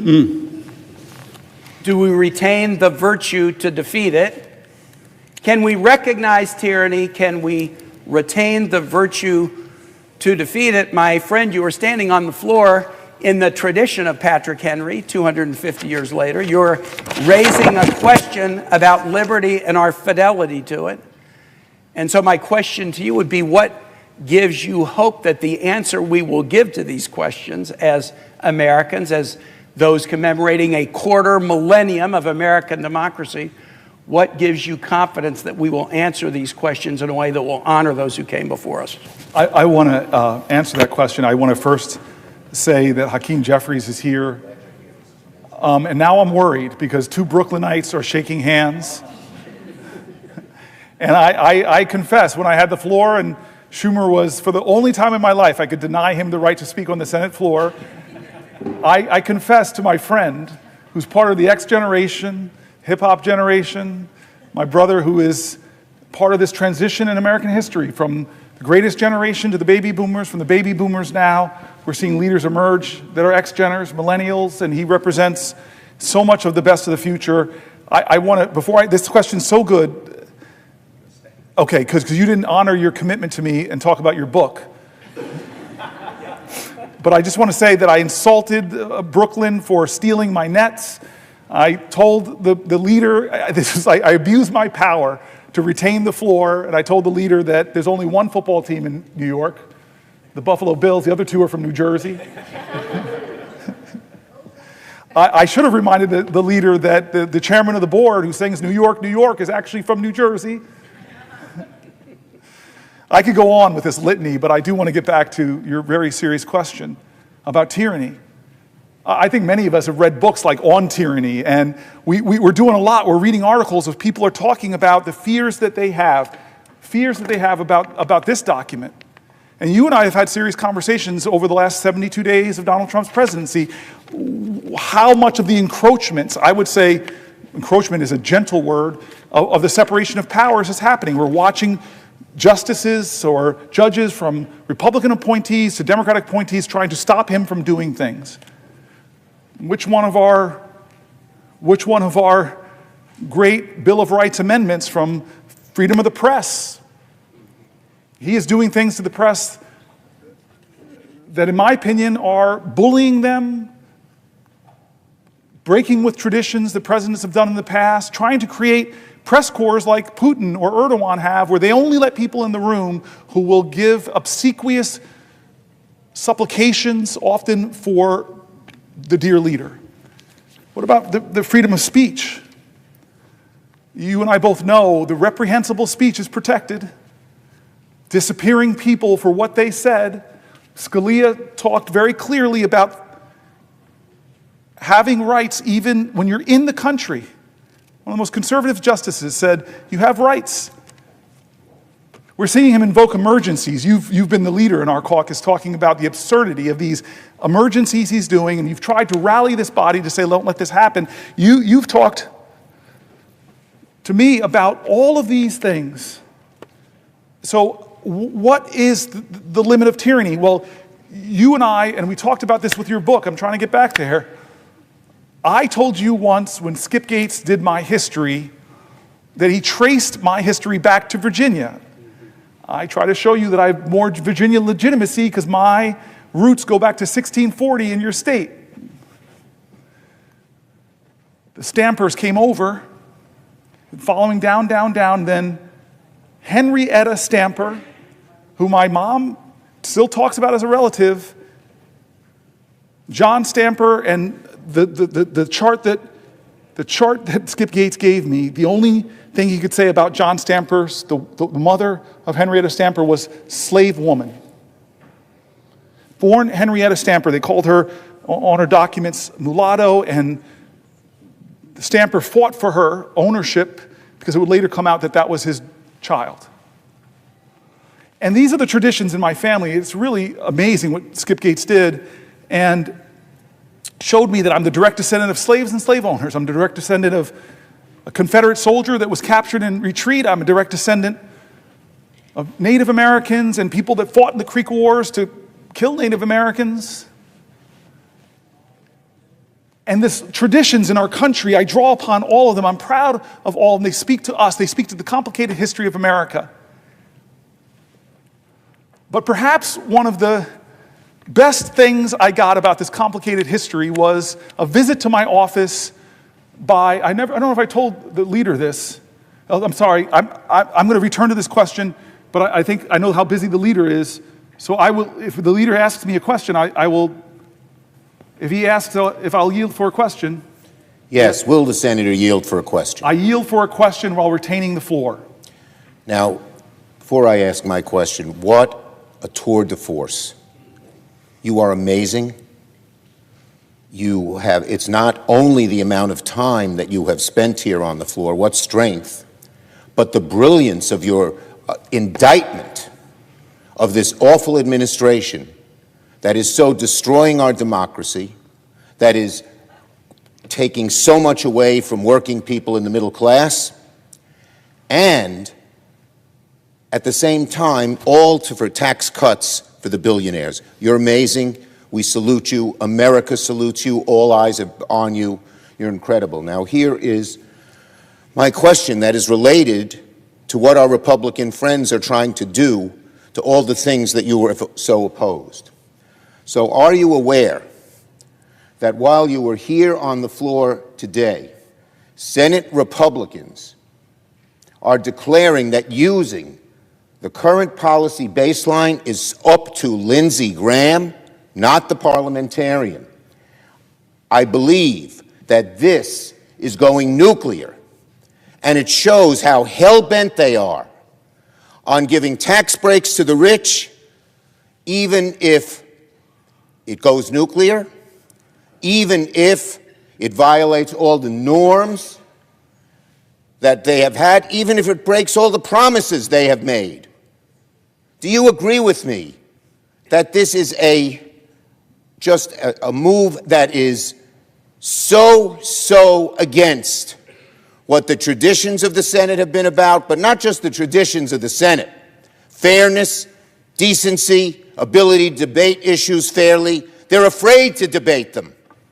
They're afraid to defend tax cuts for billionaires. They're afraid to admit they're taking away Medicaid from so many Americans. And so they come up with this nuclear option, showing that they don't care anymore about norms, about rules, and even about going nuclear, which the leader, the Republican leader, and all of them said, oh no, they're not going to do that. Well, now they say they're going to do it. What does the senator think? Does he agree with me that it's going nuclear? Does he agree with me that is a nasty, vicious, and self-seeking for the billionaires, which is what they're doing, way of proceeding? Chuck, I'm not 100% right now, and you just hit me with stunning news that I can't even think about how to respond right now. I'm stunned by that. I wish, if you want to ask me a question, it has to be a question. I wish you would explain it a little bit more, because what you're basically saying to me is that we're not going to go through the parliamentarian, that this is a gimmick that is going to be done to try to break really with the Byrd rule requirements of reconciliation. I'm using Senate speak, and I don't think we should use that. So what they're going to try to say is obscure the impact of the reconciliation. They're going to obscure this, the incredible tax cuts, the cost of trillions of dollars to our economy, blowing up our debt. So-called fiscal hawks are going to blow it up. I'm stunned by this news. So if asking the senator, the great Senator Booker, a question. I yield for a question while retaining the floor. Does he agree that this is just a blow to the people of America, and it shows that the people on the other side are only interested not in playing decent, not in playing fair, not in being honest with the American people, but taking money out of the pockets of working people and the middle class and putting it in the hands of billionaires? Is that something that this country should just countenance because it does so much harm to the country and does it not show what our colleagues are really like and what they're after? Yes, the answer to those questions is yes, but I just want to say it's the further breaking of the Senate in a severe way. It's breaking of the Senate. Every time you break the Senate like that, to do another big nuclear option thing, the next time around, when the pendulum swings, I've been here for 12 years, I've watched it swing back and forth, there's no going back now. Would the senator yield for another question? I yield for a question while retaining the floor. Does the senator remember that when this was done in the past, McConnell said they would regret it, and they'll regret it sooner than they think. Does the senator agree that that applies to the Republicans? They will regret it, and they will regret it sooner than they think. I hate to answer the question this way, but America will regret this day. American people will regret this day. All of us will regret this. All of us will. I hate to bring the senator bad news, but I'm asking him a question. Yes. And I needed his answer, given how eloquent he has been about what America should be and what America should not be. And so I yield the floor to the senator. You cannot yield the floor because I have the floor, sir. Yes. I retain the floor. This is one of the few times in my life I'll ever get to tell Chuck Schumer what the rules are here. But I just want to get back to you, and maybe there's a better way to get to you by sharing a story I don't think I've ever told you. It was a few years ago with one of Biden's last State of the Union speeches, and we all had to vote on the floor about an hour before the speech, and then we would come back here and assemble to do this extraordinary walk through history. And so days before that, I was with the leader, Hakeem, and I was with some other people in the Oval Office with the president, and the president had put his arm around me as we finished the meeting and said, "Hey, Cory." I'm like, "Yes, Mr. President. I got a big speech coming up." And I know, Mr. President. And he goes, "I'm going to go to Camp David and work on it." And I said, "Okay, Mr. President." He goes, "Can I call you if I need some help?" And I said, "Yeah, right, Mr. President. Sure." And that was it. The weekend he didn't call me for help with his speech, and we came here and did that vote an hour before, and then I like walking out that door, and many people know this. I like going, if I can, I go straight out the next doors onto the steps. I love those steps. Maybe because I watched Schoolhouse Rock as a kid, and that's where Mr. Bill, I'm just a Bill. And so I pause sometimes there and just feel this sense of gratitude, and the Supreme Court right in front of me, the Library of Congress, and stand in the right place to see the gold dome behind you. And as I'm standing there in that moment, an hour before we have to hustle back here, my phone rings, I answer my phone, and it begins with what I think is one of the top stupidest questions in America. You've gotten this question. I think you would agree with me. You're not the kind of guy that uses words like, "Hey, this is stupid," but this is stupid. The thing I heard, the stupid question, this is the White House operator, "Will you hold for the President of the United States?" Who says no to that question? And as one does when they get a call from the President of the United States. And so I say, "Yeah, I will hold." Wait a minute, I'm washing my hair, you know. I say, "Yes, of course." And next thing you know, it's Joe Biden. And he goes, "Cory." And I go, "Mr. President." He goes, I'm struggling with my speech." And at that point, I know you weren't this kind of student in college, but all my guilt from my college days of waiting to the last minute to finish the paper were gone. If the President of the United States is waiting to the last minute to finish a speech, heck, I feel good. And so he goes, "Cory, can I read you a section of the speech?" And he read me a section of the speech where I have a lot of policy depth, and I couldn't believe it. The President of the United States, hour before his speech, rehearsing a part of the speech, and then he asks me that immortal question. You're a married man, you have to give me good advice on how to answer this question when your spouse looks at you and says, "How do I look?" You're torn between two things, right? Maybe to tell the truth or tell your spouse what they want to hear. Tell me what you answer with. You can't do it now because I have the floor. And so I take a moment. Am I going to tell the president what I really think of the section, or am I going to just say, "Yes, Mr. Leader"? So I decided, he called me up hour before speech. He must really want my advice, and I gave some hard input. Turn this dial down more, turn this one to whatever. And he said, "Okay, Cory." Abruptly, he's gone. I go home to the office, back to the office. I tell my chief of staff, "I just got a call from the President of the United States. He asked for help with a speech." What a crazy life moment while I stood on the steps like the Bill. I'm just a Bill. Anyway, we get back here, and it's a wonderful moment in the Senate. I don't know if anybody has the privilege of seeing what we do. We all gaggle around those doors. We talk to each other. People think we always fight and yell. That's not the case. Democrat, Republican merge into this ball of senatorial humanity, and then those doors open. I love it. Because you walk out.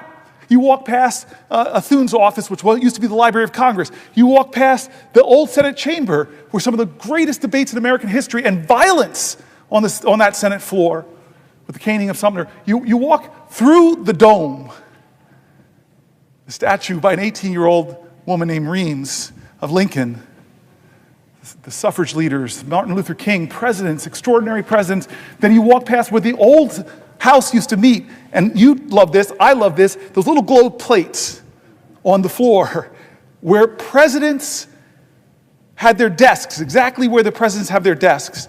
Most people go in right under Junipero Serra, California's statue. Under that cross is Lincoln's gold plank, people that were in the House and served in the presidency. That's not my favorite one, though. It's John Quincy Adams. Why? You know this. The only person in American history ever, it'll probably never happen again, where somebody went from the presidency and came back to the House, ran for a House seat, worked at that spot where that desk was till he collapsed, was carried off the floor. He would soon later die. Amazing. Maybe a future president will. Maybe Obama's going to get, and I got to run for the House. Then you get into that old chamber. And we sit down, we find our seats, and that great moment, I don't care if you're a Republican or Democrat, when that person walks in and says, "The President of the United States of America," I still get that feeling. Joe Biden comes in, and I think he sets a record for the longest it would take to get from those doors all the way down. Everybody he's talking to, Marjorie Taylor Greene, what's up? He's just touching everybody. He gets up there, he gives a speech. Now, you know that this is an aerobic event. You stand up, you sit down, you stand up, you sit down. You got to get your squats in when you're doing it. Get the exercise for a little while. Well, this part of the speech he called me on is, and I'm sitting down, and I hear my input in the speech. I don't know if you all noticed it, my colleagues, but I was the first person to stand up for that section. And I was looking at shots. Get up, man. This is the best speech ever given. It was amazing. I go home, I'm kind of buzzing about the whole experience, and then I'm lying in bed, and I unfortunately have my phone on my nightstand. It goes off, and I see a number I don't recognize. I open it up, and it says, Senator Booker, this is John Meacham, the great historian. Thank you for helping the President of the United States with this speech. You made more of a difference than you'll ever know. And my first thought was, how do I print this out? How do you print out a text? So he gave me his cell phone number, and now I'm going to troll him. I'm going to keep calling him until this historian comes to my office, and finally he relents, and he comes. And now he steps into your domain, my brilliant friend of history. I express worry, fear, concern, demagoguery in our land, rising of tribalism. I dump on him. I'm normally a prisoner of hope. I'm normally a purveyor of finding your joy, even in the toughest of times. And he listens for a while, and then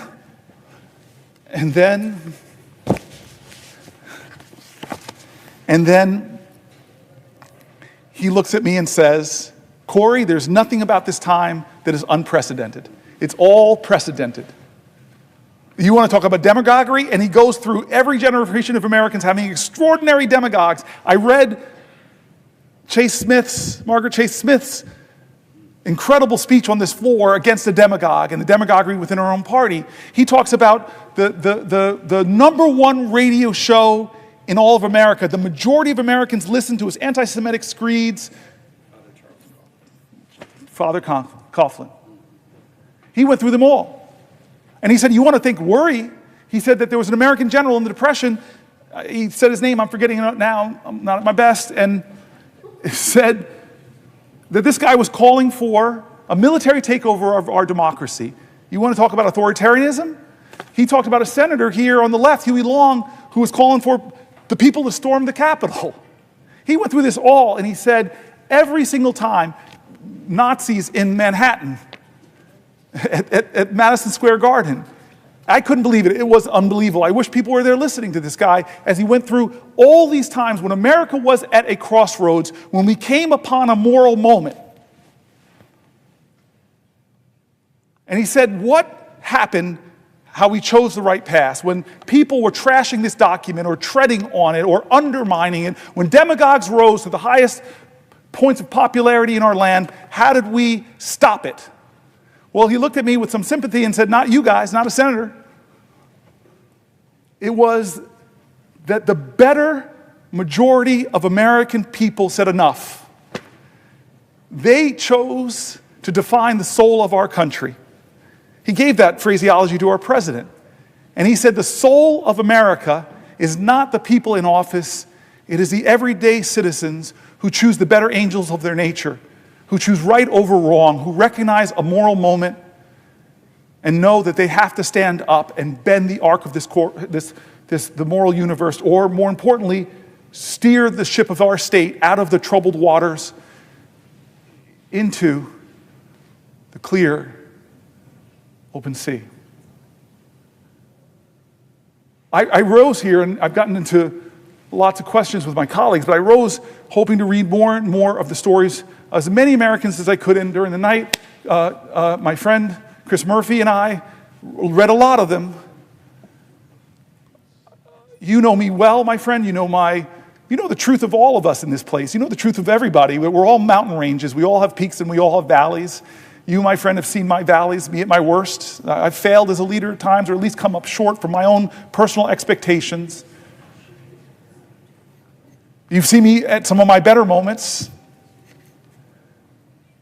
I know we have obligations. I know people are right to be upset or demanding of us right now. Please help us. What are you doing in the face of people that might make it so that that we might not have elections, or might make it so that we do break things in this government that can never be fixed? As one of the speakers that came into our caucus, the people that wrote the book, How Democracies Die. Great nations, great civilizations, forget democracies, don't necessarily die from external threats. They die from internal corruption. Look, think of the Roman Empire. Think of the Soviet Empire, crumbled from its own corruption, failure to live up to its promises and ideals. We are at this moment. I am here to tell you, America, to tell my friends and colleagues, and anybody who cares to listen to a senator from New Jersey, that we are at that moment. We're past that moment. Every day things are happening. The 72 days of this administration, God, if there's not enough to upset you, to ignite you, to realize that maybe you and your family are not getting hurt, but other Americans are, our veterans are, our seniors are. We've told their stories here over these last 21 hours, 22 hours. We've told their stories. People are getting hurt.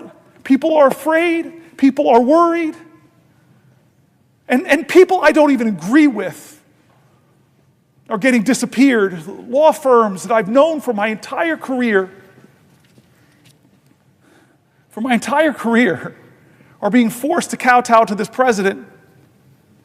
Universities that should be the bastions of free speech, free thought, free enterprise, intellectual research, academic research, scientific research, are getting torn up by cutting indirect costs. I read stories of PhD programs that are virtually being canceled from the best scientific minds, not being able to build the state-of-the-art labs. The country that has led humanity in scientific invention is taking a blow. And Fareed Zakaria, I read his article here, and he's saying that China is doubling down on investments on the universities as this president is cutting them, unless, of course, you come to the leader and make all these commitments, meet all of these demands. There should be enough already. It should be enough already. And so this is that moment John Meacham told me about. I want us to try in the Senate. I know my colleagues. I see Tammy Baldwin. I see Chris Murphy. I see Angela Alsbrooks. I love you guys. I've served side by side with you. I know your passion. I've heard your anger. I've heard your fear. I've heard how you want to fight for this country. But we are not enough. We can do demonstrations. We can do demands. We can try to do things differently. In fact, we must. I will definitely yield to Tammy Baldwin, my friend and my colleague. To another question. Thank you very much. I don't have that much gas in the tank, but hold on, let me say it right. I yield for a question while retaining the floor. So noted. Thank you. Senator, since you have taken the floor, which I suppose is nearly a full day now, there have been new breaking news of mass firings. Perhaps others have come to the floor to talk about it, but you were just talking about how great democracies are shredded, sometimes from within. Look, one of the pieces of breaking news today was the mass firing of our nation's public health agency within it. Today it was reported that the Health and Human Services Department began firing up to 10,000 more people. It's more than the previous firings, including researchers, scientists, support staff, and senior leaders. These are people who are doing work to keep our children safe from preventable illnesses, and researchers who are searching for cures and treatments for diseases that plague our families, like cancer and diabetes and Alzheimer's. And look, we can all agree that government could be and should be more efficient. But here is where I disagree with the unelected Elon Musk and people like our president. People stopping the spread of measles. Researchers finding cures for Alzheimer's disease are not waste, fraud, or abuse. The slash and burn that is being led by Elon Musk's Doge will make Americans less healthy, less safe. And Elon Musk's Doge and Donald Trump are callously ripping away treatments, cures from millions of Americans suffering from Alzheimer's disease, cancer, ALS, and other devastating diseases. Behind these cures are, of course, workers. And they are some of our nation's brightest and best and most devoted. They keep our nation healthy and our economies running. But this administration is not respecting their work, their mission. And I have to point out the why. What is the why to all of their actions? Today announced that they're starting that slashing of 10,000 workers within the Department of Health and Human Services. By the way, with more in store, because last week they announced an reorganization that would result in 20,000 people losing their jobs. But what is the why? Ripping the rug out from under cancer and Alzheimer's disease and ALS patients is all in service of finding the money that Elon Musk and Donald Trump need to cut taxes for themselves and billionaires like them. And yes, big corporate tax breaks. They are cutting cancer cures for corporate tax breaks. Senator Booker, these cuts to health and human services are going to crush families in Wisconsin, whether it be people not having hope for a cure for a disease, or to the workers who are doing this groundbreaking research all across the United States who are going to be fired. In New Jersey, what will these firings mean for the people who you represent? I'm so grateful for the question, because that's what we said we were here about. We're here to try to elevate the voices of people affected by what they're doing to our government. And frankly, I say cut the Department of Education completely, or the Consumer Finance Protection Bureau. They're getting rid of agencies that were created by Congress, and many people are right to believe that can't be eliminated without congressional action. And we were talking before with people here that the majority, the biggest plurality of people being laid off from all of these departments are our veterans.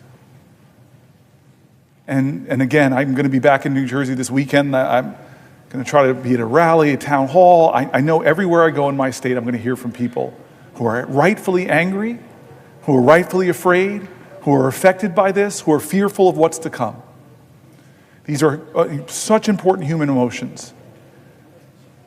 But the question then is going to be for all of us, and I know people will be questioning me, what are we going to do? What can I do? What are you going to do, Senator? And so I don't have a brilliant response. I don't have some prescient idea that we are going to be able to change the course of this, but I know we're going to fight. And I want to be honest with you. I wasn't sure we could stop Donald Trump when he tried to take down the ACA. I just wasn't sure. I really wasn't. I did not know how that would end. People gasped. Do you remember that in this room? I remember that. People gasped. We did not know. It was really, this room usually has very predictable actions. That's why I'm still standing here, because I didn't want the predictable. I didn't want business as usual to happen. It's rare that we have unpredictability on this floor. It's usually finely orchestrated. You and I both know this, but that day, no one expected that, or at least wasn't sure. It was drama. It was a moment, and we won. And I want to tell you this, I said this earlier, when I say we won, I don't think there's one senator here and the 99 others that convinced John McCain of his vote. I know who did, though, Arizonans who stood up, who spoke up, and demanded more from their leadership, not to hurt people, not to hurt folks who needed that health care, not to hurt folks with pre-existing conditions, not to hurt children. So I am one of these people who wants to learn from our history. I want to stand here today and tell you I'm going to do everything I can. I'm willing to go to some lengths. But I am inadequate. You are inadequate. We're senators with all of this power, but in this democracy, the power of the people is greater than the people in power. This is a moral moment that more Americans need to stand up and say enough is enough. I'm sorry. The civil rights movement wasn't won because of just a few black folks who stood up and were really articulate. No, they called to the conscience of this country, and the country responded. And it was a rainbow coalition that said, this ain't who we are in America.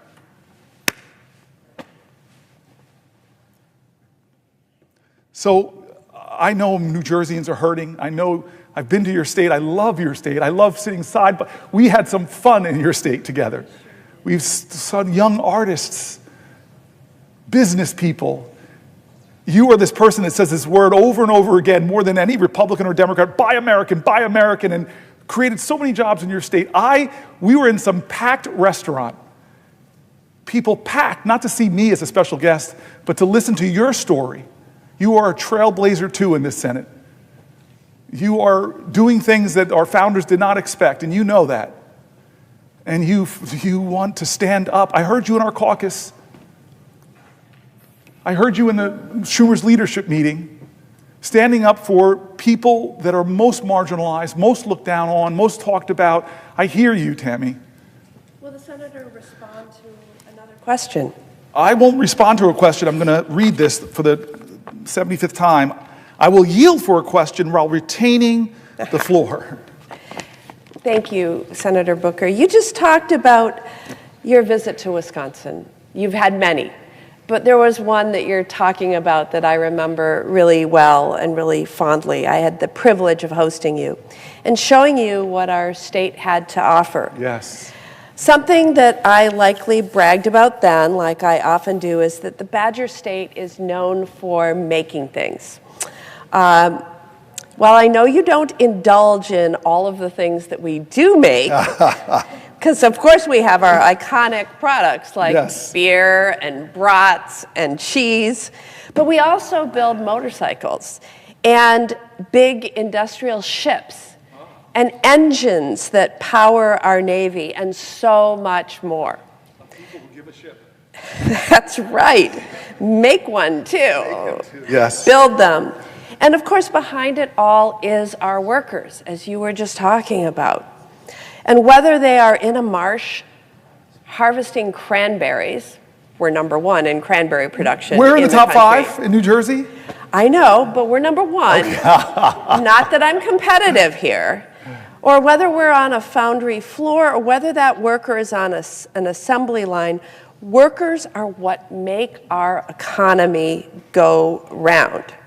And so naturally, they are the ones we should be prioritizing in all of our policy. But that's not what this administration is doing. They are going to get a slap across the face when the administration slaps across the board tariffs and gets us into a trade war. Yes. And it's going to be these workers who pay the price. And Wisconsinites are really worried about what we're going to see this week. They worry about their businesses. You met so many of them when I hosted you. Their livelihoods, their communities. They're worried because we have all been here before. Wisconsin was one of the hardest hit states by retaliatory tariffs last time Donald Trump started a trade war.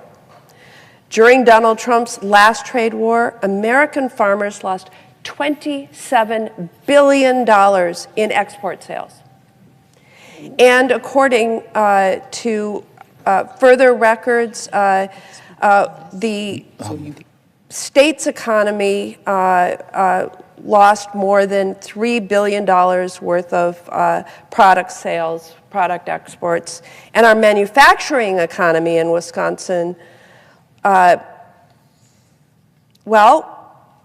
we lost about $26 billion in exports. And you know what? The exports that Wisconsin manufacturers make is supported by more than 460,000 jobs. And our agricultural economy is supported by 350,000 jobs. And so a trade war would be devastating to the workers of Wisconsin. And then the prices. People have been struggling with the high price of things in grocery stores, at gas stations. A number of our business leaders have spoken out about the impending tariffs. Arian's company in Brillion, Wisconsin, which makes outdoor power equipment like snow blowers, told Reuters News that policy whiplash in this arena is making it difficult to plan, especially as price hikes are likely in the works. And Roden Echo Valley in West Bend told one of our media outlets, WTMJ4, that, and I quote, "I don't like this tariff business. It's going to be on the backs of farmers because we have to depend on the world to export our commodities." He highlighted the dependency of the dairy industry on global trade, noting that 15 to 20% of dairy products are exported. And if we lose, I quote again, 15% of our markets for dairy, it's going to be absolutely devastating. We've seen this before. Again, in service to a big tax break for billionaires and corporations. But to my esteemed colleague from New Jersey, thank you for visiting the state of Wisconsin. And I want to ask what the impact would be in New Jersey. What would President Trump's tariffs mean for the workers of the Garden State? I love that you focus it there because that's who President Trump made promises to in my state. That things are bad with this economy because it's not serving people who are working every day. Promised that he would make things better. I'll make grocery prices go down. He said that. And so people are expecting that's where he'd focus. They didn't think he'd focus on Greenland. Didn't think they'd focus on the Gulf of Mexico. Didn't think he'd focus on bullying Canada. Didn't think he'd focus on turning his back on Ukraine. Didn't think that he'd focus on gutting the Department of Education and ending it. This is not the reason why people voted for them. They did something that Reverend Warnock calls as a vote is a sort of prayer.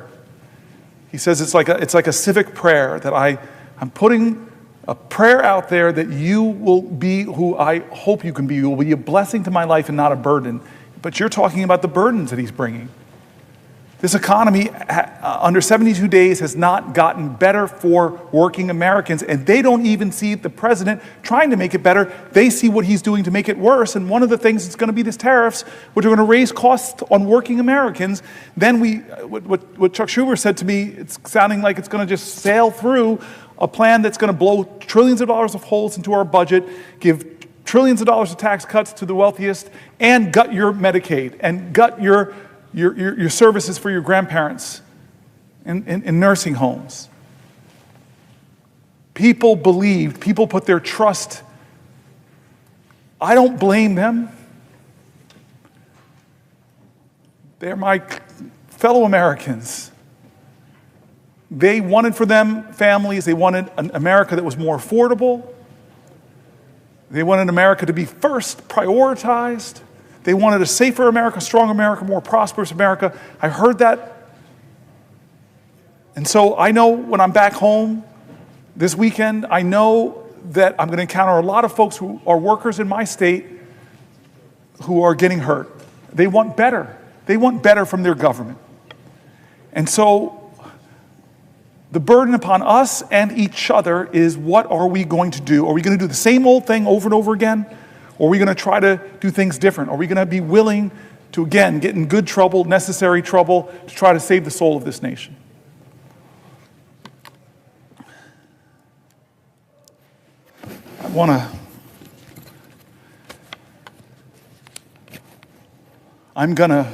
I think my colleague, my dear sister, my prayer partner, my soul lifter, I thought I heard you say something? Yes. Will the senator yield for a question? Yes. I yield for a question while retaining the floor. Well, I first of all want to thank you so much again, Senator Booker, for your spiritual obedience. And I think it's necessary for me to say as well today to you, on behalf of so many of us who are watching right now, how extraordinarily proud we are of you. I would dare say that you are, in so many ways, our ancestors' dream. And how powerful it is for all of us who are watching to recognize that in this very chamber you are standing today, 67 years after this podium was used, for the 24 hours, that you have used the podium that was used to block the passage of the Civil Rights Act of 1957, and today you have taken over the podium, sacrificed your own comforts. You have suffered over 22 hours to stand here today to talk instead about the greatness of America, and to speak about it in such a way that reveals the love you feel for our country, and we thank you for that. This country needs right now bravery. It needs leaders who are unafraid to stand up and speak truth to power, to not hold back when calling out these callous and inhumane acts that are perpetrated by this president against the American people. And when I talk about the American people, we know who we're talking about: against our veterans, against our seniors, against our children from every corner of our country. And I want to talk specifically today about our children. Mahatma Gandhi noted that the true measure of any society can be found in how it treats its most vulnerable members. This president is failing America's children, and he's doing so by harming our education system. We remember as well very fondly when Nelson Mandela said, "Education is the most powerful weapon which you can use to change the world." And I think many of us recognize that that is exactly why we're seeing all of the attacks that we've seen on this system, because we recognize that education allows us to change the world. Last Friday, Secretary McMahon shut yet another critical lifeline off to our states and our schools, canceling extensions that the department had previously granted to states to draw down their COVID relief money. States like Maryland originally got extensions to finish spending the remainder of these critical dollars on long-term projects, like teacher recruitment, tutoring, and other services for students. We know in particular Anne Arundel Public Schools brought Chromebooks for students with their funds, but Maryland still has a remaining ESSER balance of nearly $150 million. $150 million, that's on top of the millions that have already been clawed back, frozen, or withheld from the state by this administration. These are funds that districts like ours from all across the country were using for school construction projects and mental health supports for students. This administration is refusing to acknowledge the lasting effects of the pandemic on our nation's students, cruelly stripping educational opportunities from our students and leaving our states and our districts on the hook. So let me be clear that these are dollars that Congress authorized, dollars that have already been allocated, dollars that have already been earmarked by Maryland and our local districts for projects that will help all of our students. Our schools planned and committed these funds in good faith, Our states have acted in good faith, and this administration is acting in bad faith, pulling the rug out from underneath them, blowing a hole in their education budgets. Our governor had this to say, and I quote, "The clawback of these previously committed funds would place an undue burden on our school systems and undermine our collective efforts to strengthen education across the state."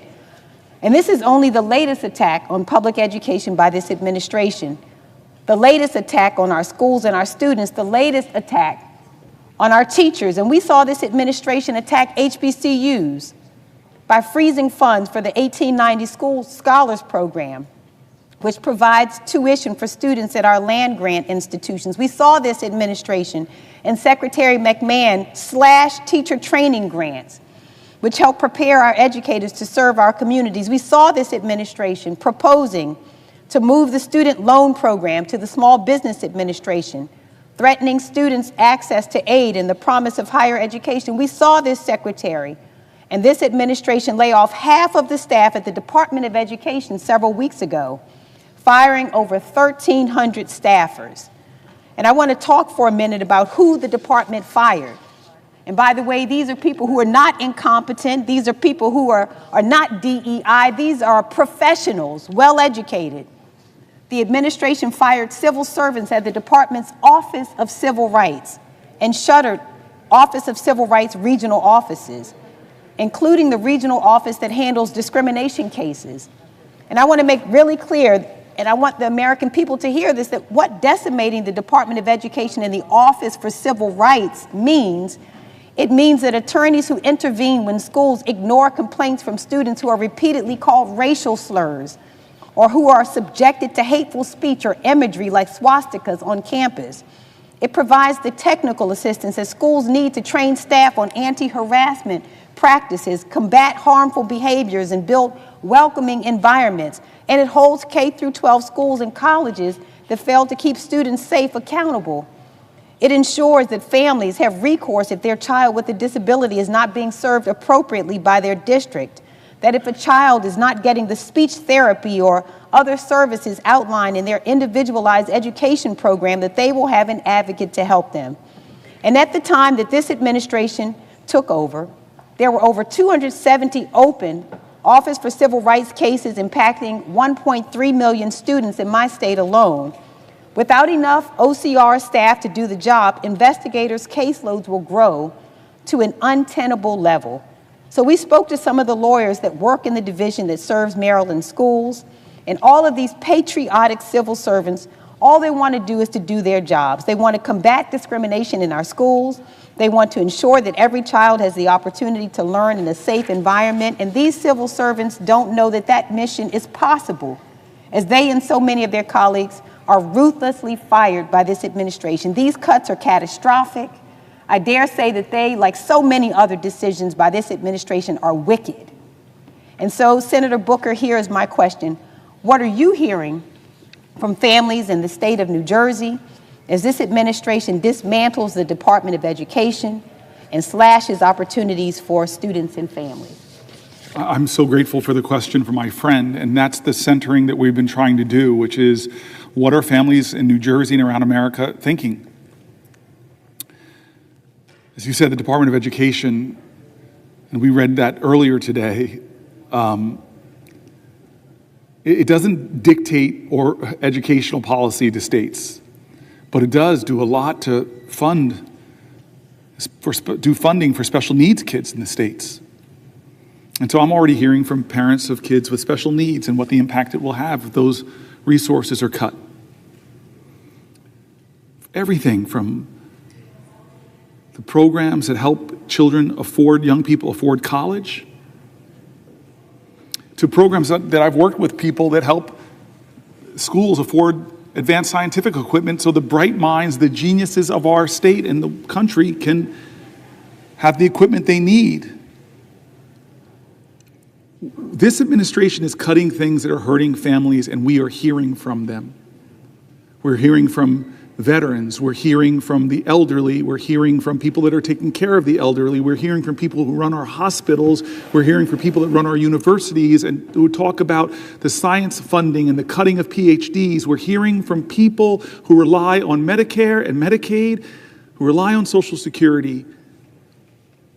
We're hearing from people that are appalled that their nation bullies smaller nations like Canada or Greenland. We're hearing from people that are shocked at what they're doing to the most vulnerable people who come to our nation, who have American children, who have American spouse, or being disappeared off of our streets, that have no criminal record. We're hearing from people that don't think it's right that a president should have a meme coin that allows him to enrich himself, to hawk his power and position for even greater wealth. And so I've done everything I can, and I'm going to do more. I've still got a little gas in the tank to elevate those voices. Will the senator yield for a question? Before I yield, because I just keep wanting to exercise this power that I might have for a little while longer, and exercise it over a man that I have a real chip on my shoulder. He's a senator from Arizona. Yeah, he's been a military fighter pilot. He's been an astronaut, has been out of this world. But what ticks me off, sir, I've said nice things about everybody else, but I'm not saying them about you, sir. Because when I go home to New Jersey and I walk through my airport, I was a Newark mayor, my airport, I see your big bald head up in big picture of you saying New Jersey Hall of Fame, Mark Kelly. Who the heck am I? You're the senator from Arizona, but yeah, you're right, okay. You're this great, celebrated military veteran and astronaut who grew up in New Jersey, who went to high school in West Orange, whose parents were cops. And so you have the accolades in my state, and I am proud of that. I'm proud I get to serve with you. I still have the floor. Stop trying to speak.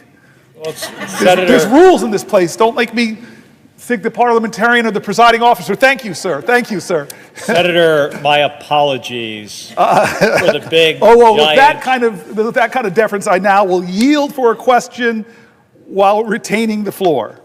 My apologies for my giant mug at Newark Airport, where I overshadowed me literally.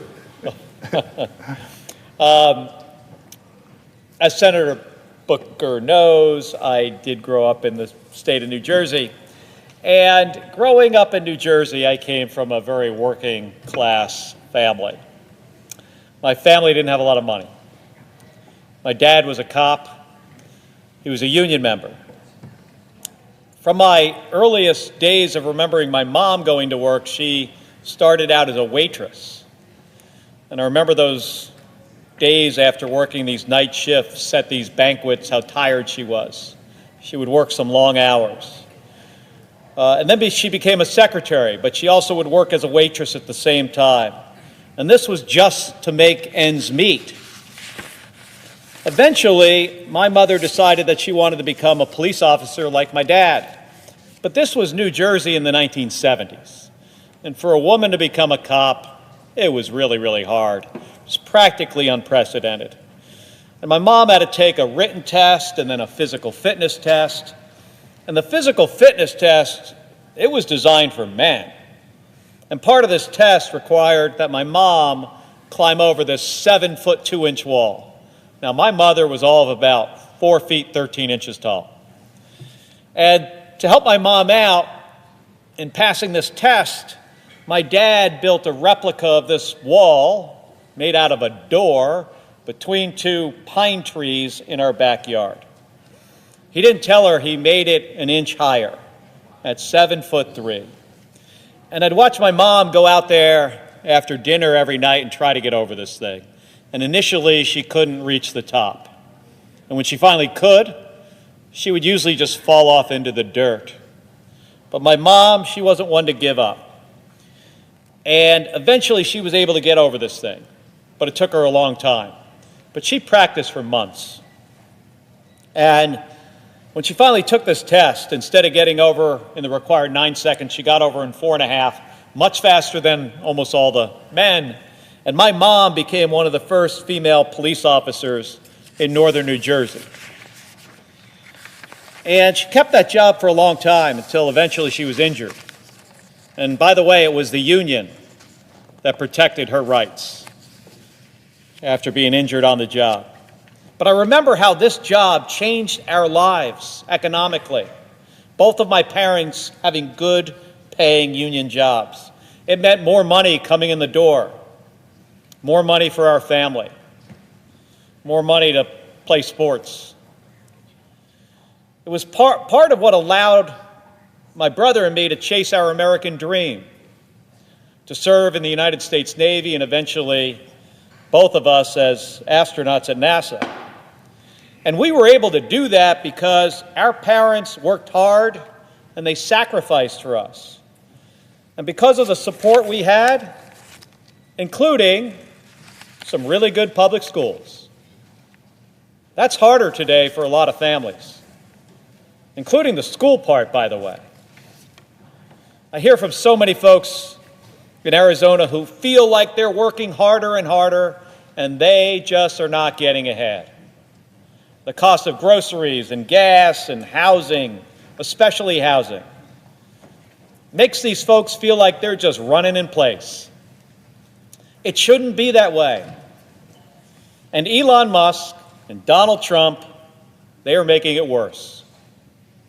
Trump's tariffs are going to jack up prices on nearly everything that families rely on: groceries, rent, cars, housing. They're even trying to do away with the Department of Education. Now, how is that going to help kids get a good education? And if they're successful, their plan to gut Medicaid in order to pay for a giant tax cut for rich people, it's going to be even tougher for hardworking Americans, hardworking New Jerseyans and Arizonans to get ahead and achieve their American dream. So as a fellow kid from New Jersey, man, I never expected that tax cuts for rich people would potentially kill the American dream of kids all over this country. But it could. And as a kid, you, Senator Booker, growing up in New Jersey, I'm interested to hear what was your American dream and why would these giant tax cuts make that kind of dream harder? I appreciate the New Jersey Hall of Fame member, the only one in the United States Senate, and I appreciate his question. I appreciate the service of his parents out there every day putting their heart and soul in serving the community in a dangerous job where you often see people at their worst. I said this earlier, James Baldwin said, children are never good at listening to their elders, but they never fail to imitate them. You are living up to the example your parents set in so many ways. And then you go and pull something off that really makes me jealous is you're one of the guys in the Senate that probably most married up. We're both Jersey boys. We both grew up there in grade schools and high schools. We both know those teachers that did so much for us. They coached sports. They taught us.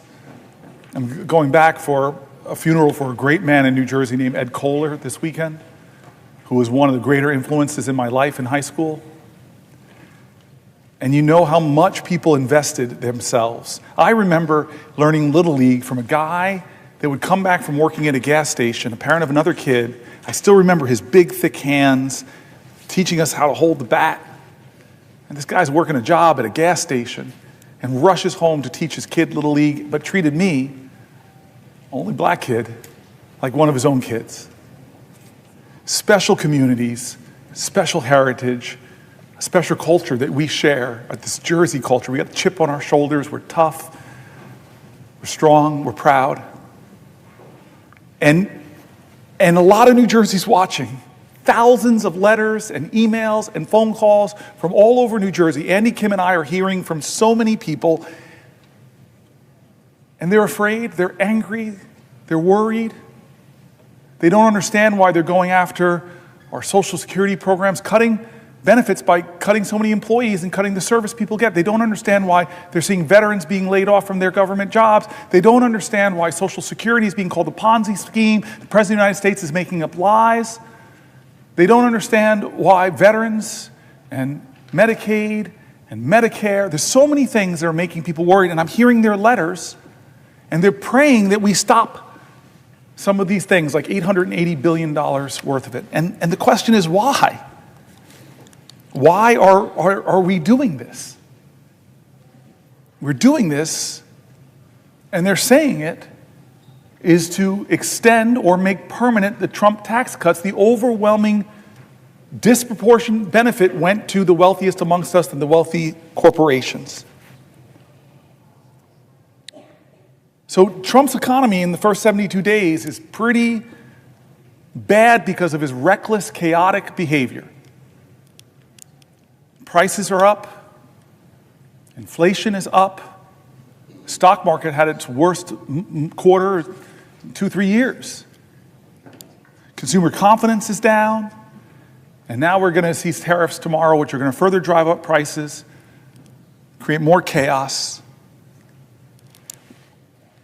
Trump squandered the progress we were making on the economy. He tanked the market, he jacked up prices. Is it any surprise that Americans are feeling more pessimistic, as I said, with consumer confidence going down? And what's his first major legislative push? This is what we're talking about, my colleague, my friend, my fellow New Jerseyans. His first big legislative push in this body is not to help families. No plan to lower costs. That's what he said he would do. Is his first legislation coming here about lowering costs? No. Is it any relief for seniors? Is it some big idea like we did to lower prescription drug costs? No, that's not what he's doing. Is his first priority helping our veterans? No. What is his first priority? As I said, it's extending the 2017 Trump tax cuts, a multi-trillion-dollar giveaway that slashed corporate taxes and overwhelmingly benefited the wealthy and left the middle class with crumbs, relative crumbs. He and his allies promised that the benefits would trickle down to workers. That was what we heard. It would pay for itself, it was said. But in 2022, the Fed and the Joint Committee on Taxation confirmed the truth. 90% of workers, 90% of folk in our states saw no benefit. Now Trump and his GOP allies want to double down with even bigger tax cuts that would increase the deficit by over $4.5 trillion, the majority of which would go to the wealthiest people. Let me read what the Center on Budget and Policy Priorities and how they describe the plan. Here's a quote of their writings. Following a presidential campaign in which Donald Trump promised to improve the economic circumstances of working families, House Republicans are instead pushing to extend all expiring provisions of the costly 2017 tax law, which are heavily skewed to people with the highest incomes, and add new tax cuts on top of that. The Republican-controlled House passed a budget resolution on February 25th authorizing the $4.5 trillion in tax cuts through 2034 and called on committees to partially offset the cost with true $2 trillion in cuts. Are they cuts to the wealthiest? No. These cuts will inevitably hit programs such as Medicaid and SNAP, which help millions of families afford essential needs. Extending the inspiring tax cuts for individuals and large estates would double down on the flaws in the 2017 law by, one, giving benefits, the biggest benefits to the wealthy.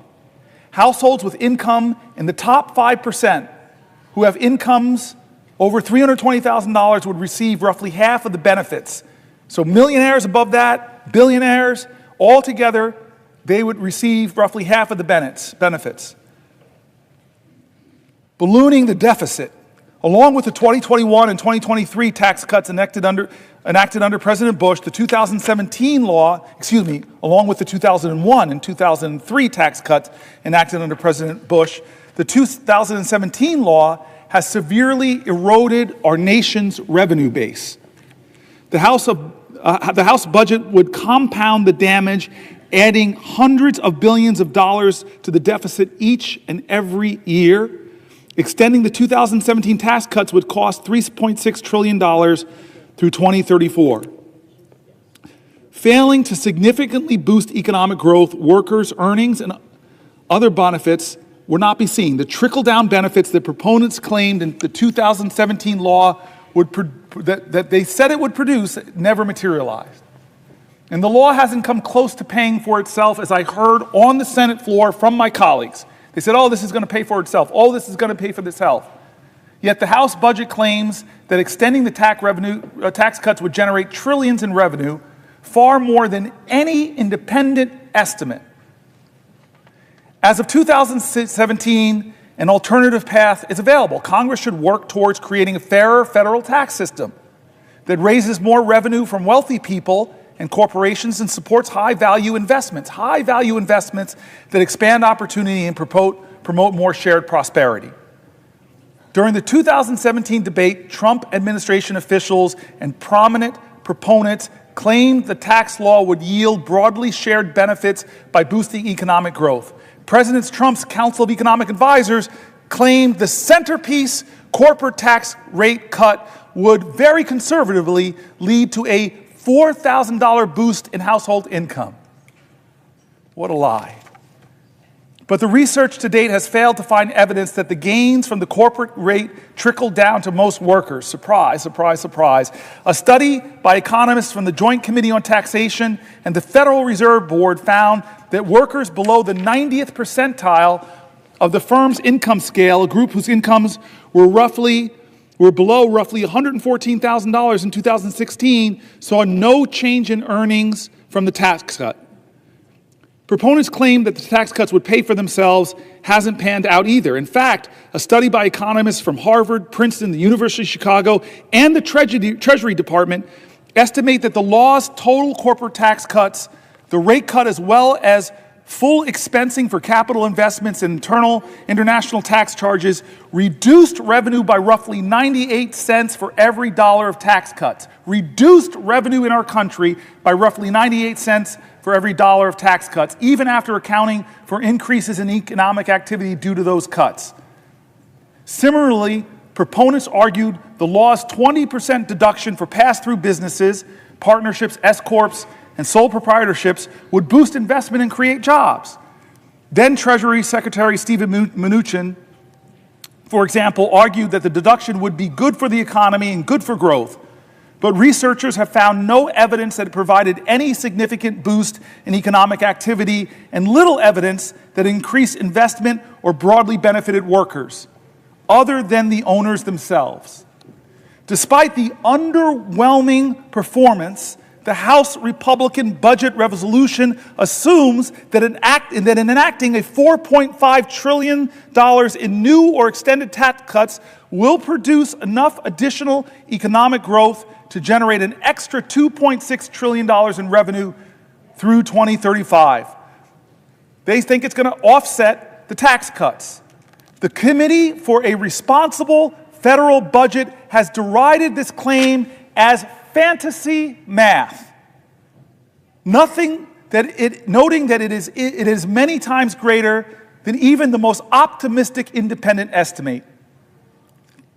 They lied to us, or at least just put out really expansive hope in the past, and none of it came true.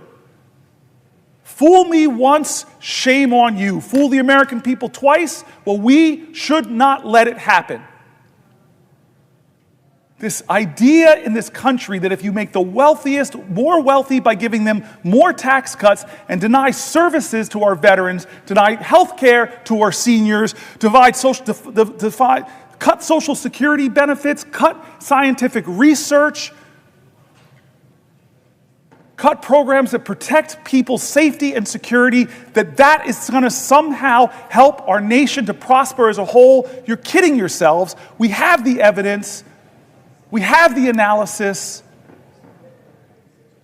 And this is the crazy thing.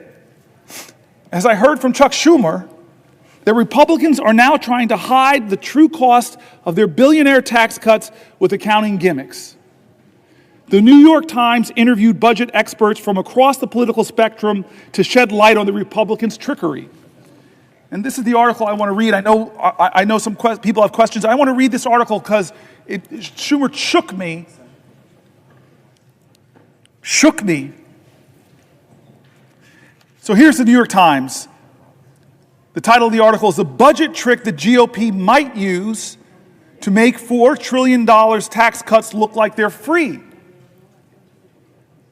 How much does a tax cut cost? It depends on what you compare it to. Republicans in Congress trying to advance a giant bill that includes $4 trillion in tax cut extensions are considering a novel strategy that would make the extension appear to be free money.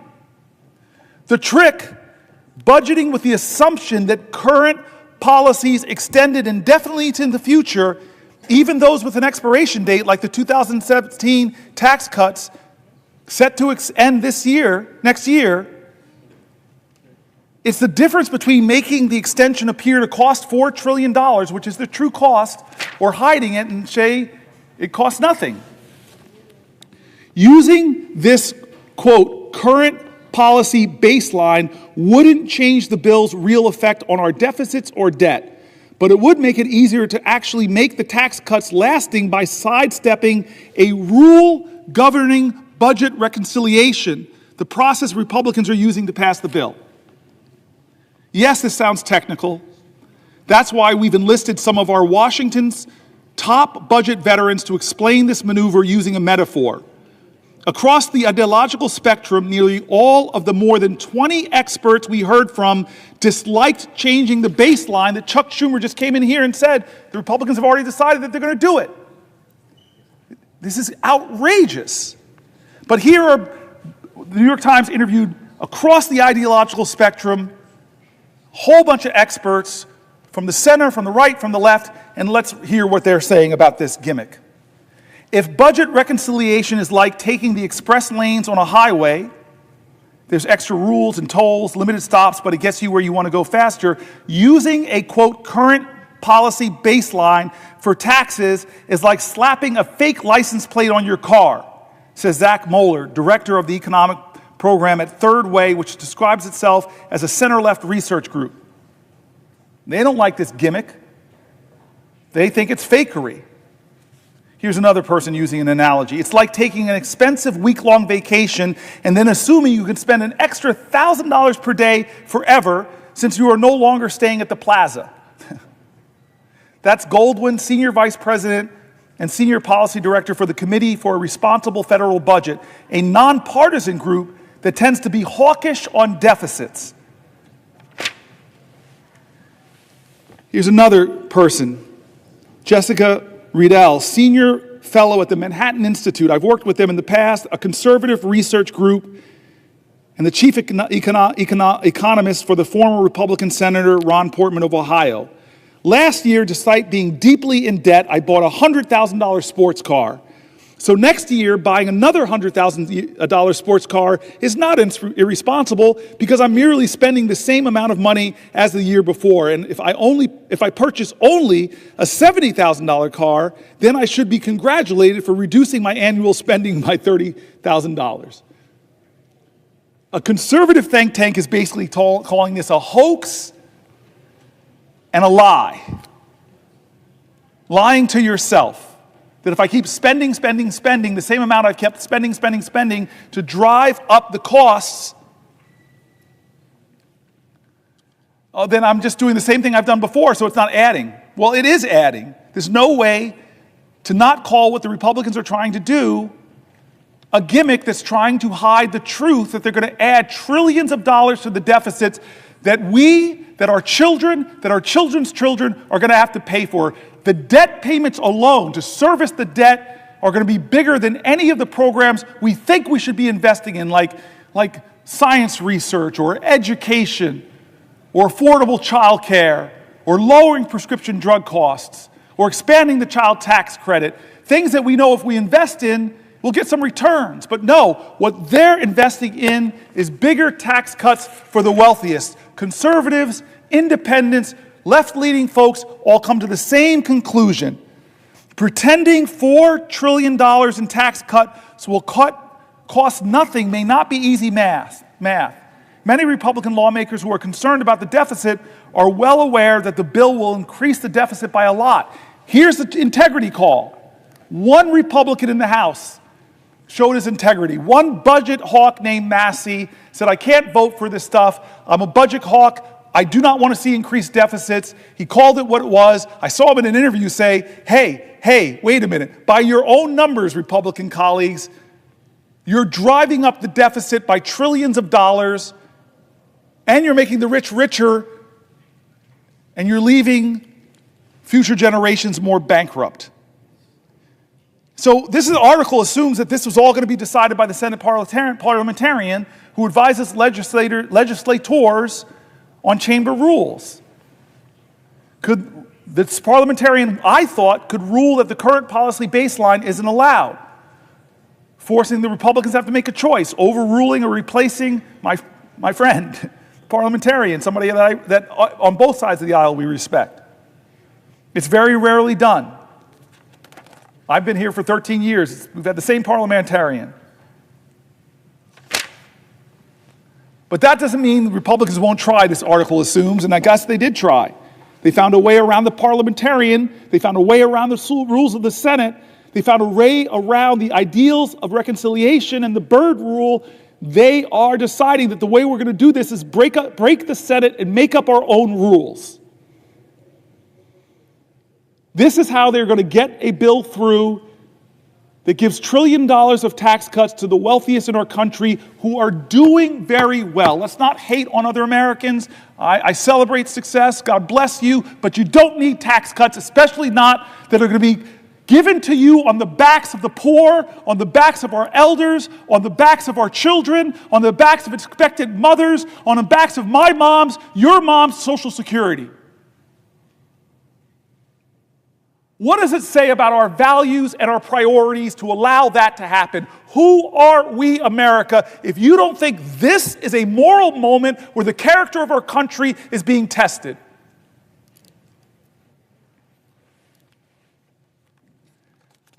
I tell you, the Senate has stopped crazy gimmicks like this before, but the persuasive power of Democratic senators probably won't be enough. We as a country, like these economists that are Republicans, that are Democrats, that are nonpartisan, who called out this budget gimmickry for what it is,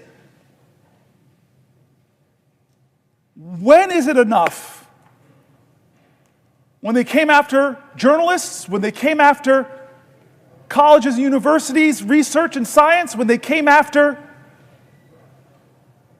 law firms who had the audacity to defend clients or to represent clients that were suing the president, who, God bless America, lost in civil courts, lost in criminal courts. When do you cross your line? We can't let this happen. It's not a right or left moment. It's a right or wrong moment. It's a moral moment in America. I've read Republican after Republican, from Republican governors to Republican mayor groups, from the Cato Institute to the Manhattan Institute to AEI, calling out this budget gimmickry for what it is, and the result will be the same: blowing up our federal deficit to stratospheric, almost unimaginable levels. This is wrong every way you look at it, and if your values are fiscal conservatism, then vote with your integrity and vote against that. If your values are a fiscal hawk and you hate deficits, well, vote against this bill because it violates you. Don't make up some fantasy that this is going to pay for itself. The 2017 tax cuts didn't. And you're going to extend them and say, well, it's going to happen this time. Oh, don't worry about it. It's going to happen this time. No, it's not.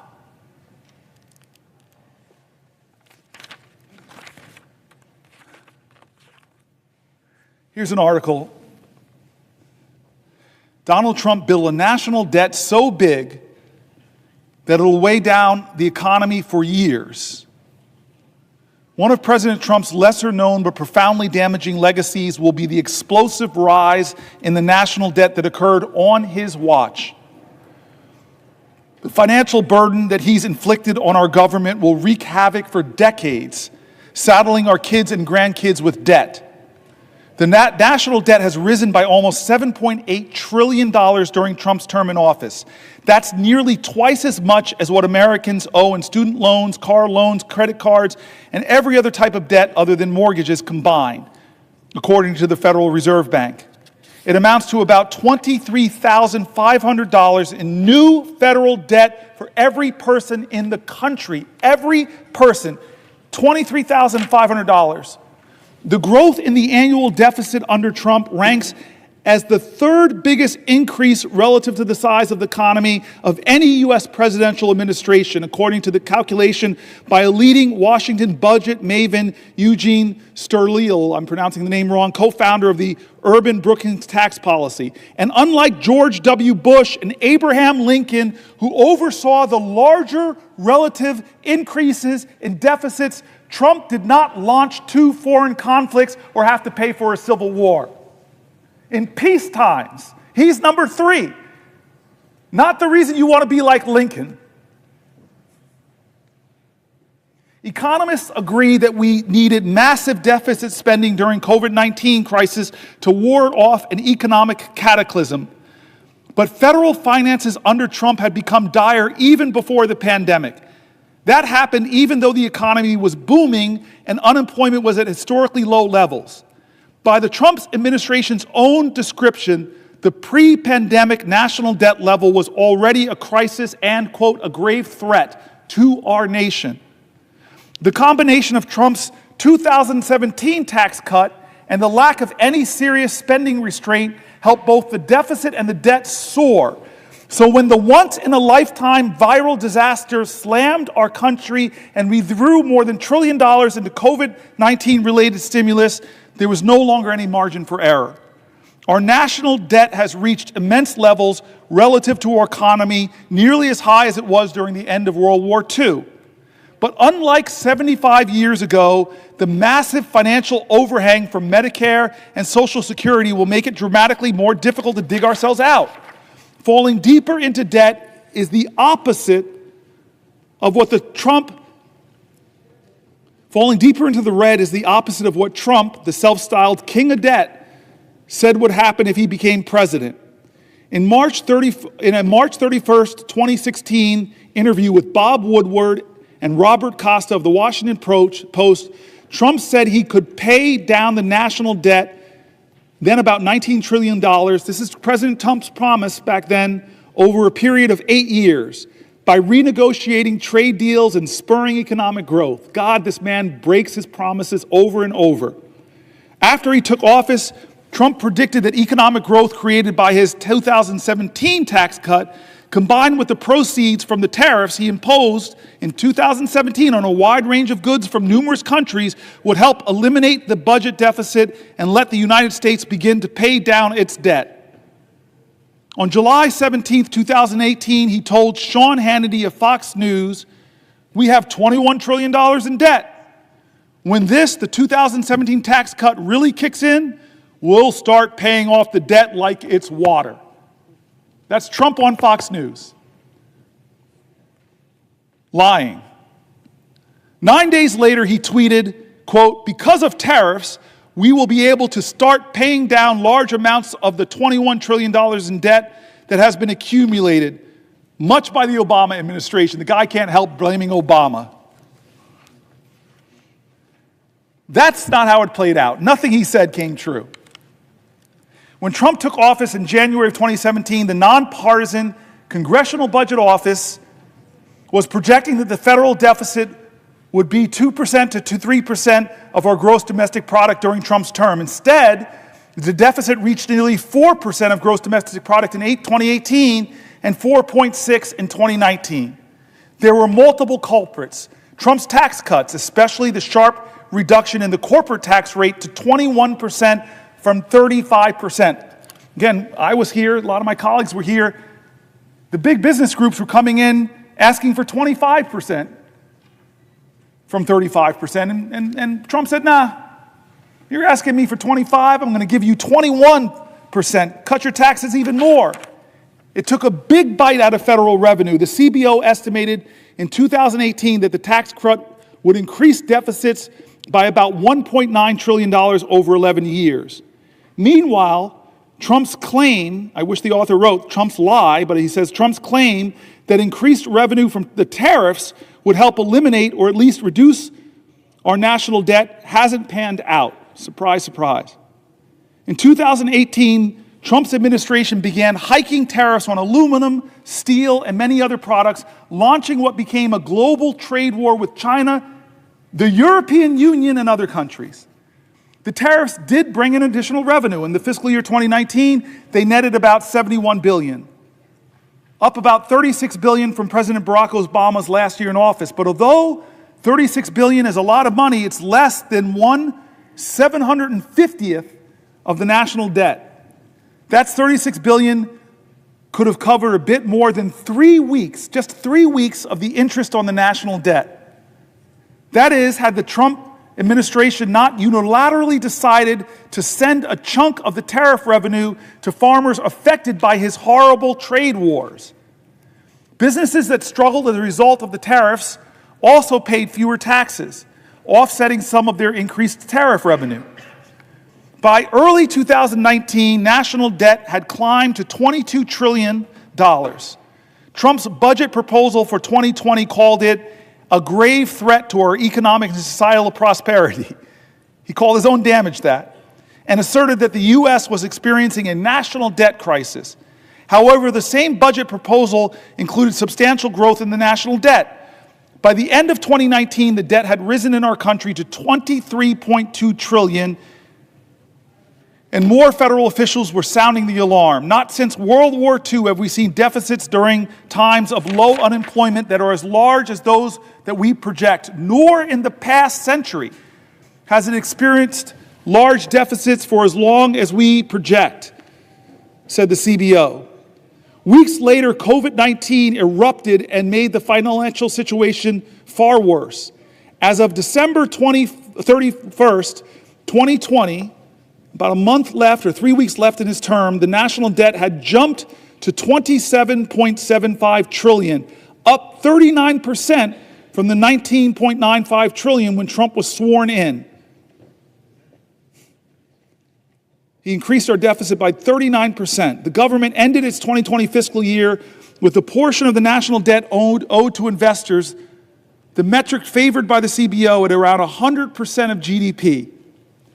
The CBO had predicted less than a year earlier that it would take until 2030 to reach that approximate level of a debt, but not under Donald Trump, including the trillions owed to various governmental trust funds. Under his leadership, the total debt grew and grew and grew. It's now at about 130% of GDP. Where are the fiscal hawks? Normally, this is where you give Trump's versions of events, but we couldn't get anyone to give us Trump's side. Judd Deere, a White House spokesman, referred us to the Office of Management and Budget, which is a branch of the White House. OMB didn't respond to our requests. The Treasury directed us to comments made by the OMB director, Russell Vought, in October, in which he predicted that as the pandemic eases, the economic growth rebounds. The fiscal picture will improve, he said. The OMB blamed legislators for deficits when Trump submitted his proposed 2021 budget. Unfortunately, the Congress continues to reject any efforts to restrain spending. It ain't me, he's saying, it's them. Instead, they have greatly contributed to the continued ballooning of the federal deficits and debt, putting the nation's fiscal future at risk. Still, the deficit growth under Trump has been historic. The Tax Policy Center has said that a comparison of every American president using a metric called the primary deficit, they are saying Trump had the third biggest primary deficit growth, 5.2% of GDP. He's our biggest debt man.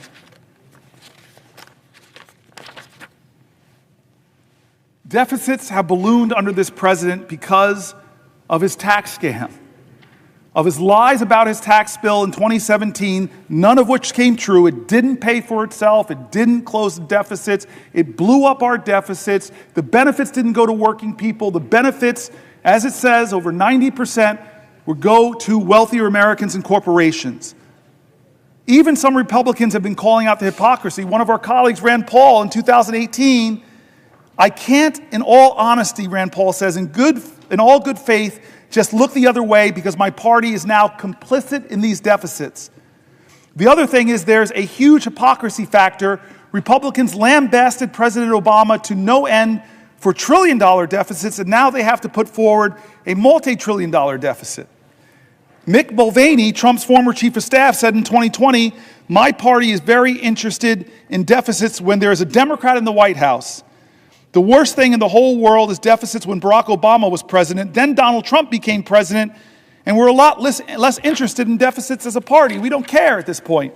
And here's a guy I've mentioned numerous times, Thomas Massie, a Republican member of the House, said earlier this year about Republicans, we have no plan whatsoever to balance the budget other than growth. But what they're proposing is going to make deficits worse. This is what our president is trying to do with the complicity of a lot of people who call themselves deficit hawks, who call themselves fiscal conservatives. They're going to try to blow it through here, gaming the system, creating some kind of scam to obscure the real cost of this when we all know them on the Republican side, us on the Democratic side, we all know the truth about these tax increases and what they're going to do, how much they're going to cost. But we're going to play a game, it looks like here, unless more Americans speak up. Republican and Democrat, people who know numbers, who know what we're doing to future generations in this country. This is wrong, and I say again, this is not right or left. It is right or wrong. This is a moral moment in America. What are we going to do? I'm so glad my friend, the senator from Hawaii, is here. I try to keep M&Ms in my desk occasionally if she wants to partake of New Jersey's state product. The M&M was invented in Newark. Truth. Get great trivia here. I'm waiting for the senator from Hawaii, my dear friend, to ask me a question, because I have the floor. Will the senator yield to a question? I will yield for a question while retaining the floor. Okay. I'm glad you mentioned M&Ms. Both of us are lawyers, and I remember I got through the studying for the bar exam by eating mounds and mounds of M&Ms. So I thank you, the senator from New Jersey, for continuing to provide me with M&Ms. I want to thank you, Senator Booker, for standing here for hours on end to push back, to fight against this administration's lawlessness. And in fact, a reporter asked me today, do you think this is a good use by Senator Booker of his time to be on the floor to do this? And I said, anytime any of us gets up and use our voices to counter, to fight against the lawlessness of this administration, it is a good use of our time. So thank you, Senator Booker, for yielding to me and for standing up to the American people. And is it making a difference? Millions of people are watching you, Senator Booker. Millions have watched and are watching you. It's making a difference. So I want to ask you a question about the lawlessness of this administration. As you yourself said last night, quote, these are not normal times in our nation, end quote. In fact, these are the very words that I often use when I meet with anybody who comes to see me from Hawaii, individuals, organizations. I say, these are not normal times. So Donald Trump has made no secret of the fact that he fancies himself a king with total disregard for the rule of law. And from day one, he and his administration have taken one illegal action after another. On his first day in office, Donald Trump issued an executive order purporting to end birthright citizenship, a right protected in our Constitution for more than a century. Birthright citizenship. He tried to unilaterally freeze federal funding for everything from cancer research to disaster aid, funding that had already been appropriated by Congress and that the executive branch is required by law to spend. It is not as though it's up to the president to decide what programs he's going to release money for. Congress already made that determination. By law, he is supposed to expend these funds. But again, he thinks he's the king. He can do whatever he wants. So he's put a freeze on these funds.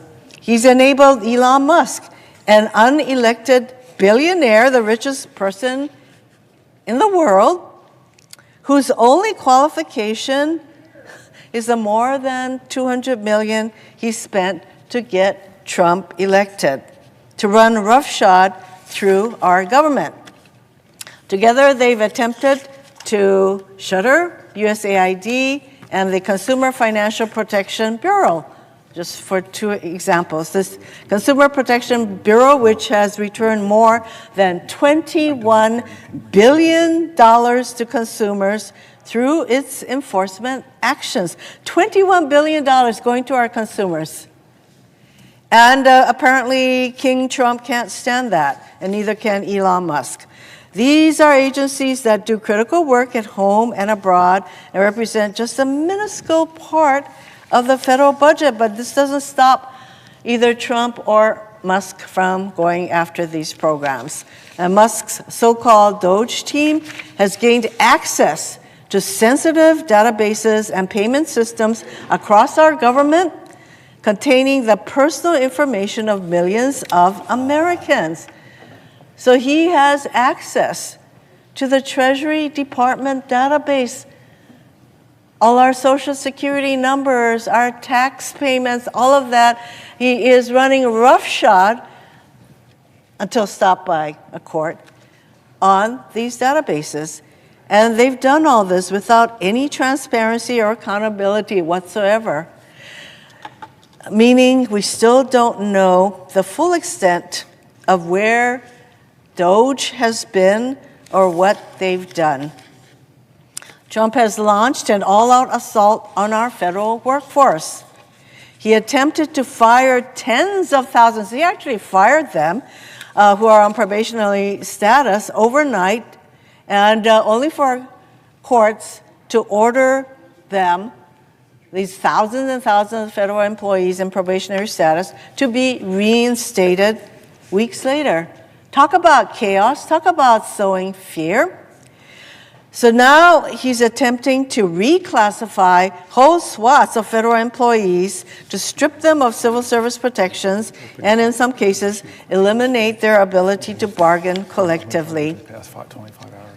He fired Department of Justice and FBI officers for seemingly no other reason than their involvement in January 6 cases they were assigned to as rank and file officials, not as though these people at DOJ and FBI had a choice in the kind of cases they were going to be assigned. They were assigned January 6 cases, and the names of these people, there's some 6,000 FBI and DOJ employees who worked on January 6 cases, and there's a fear that those names would be disclosed.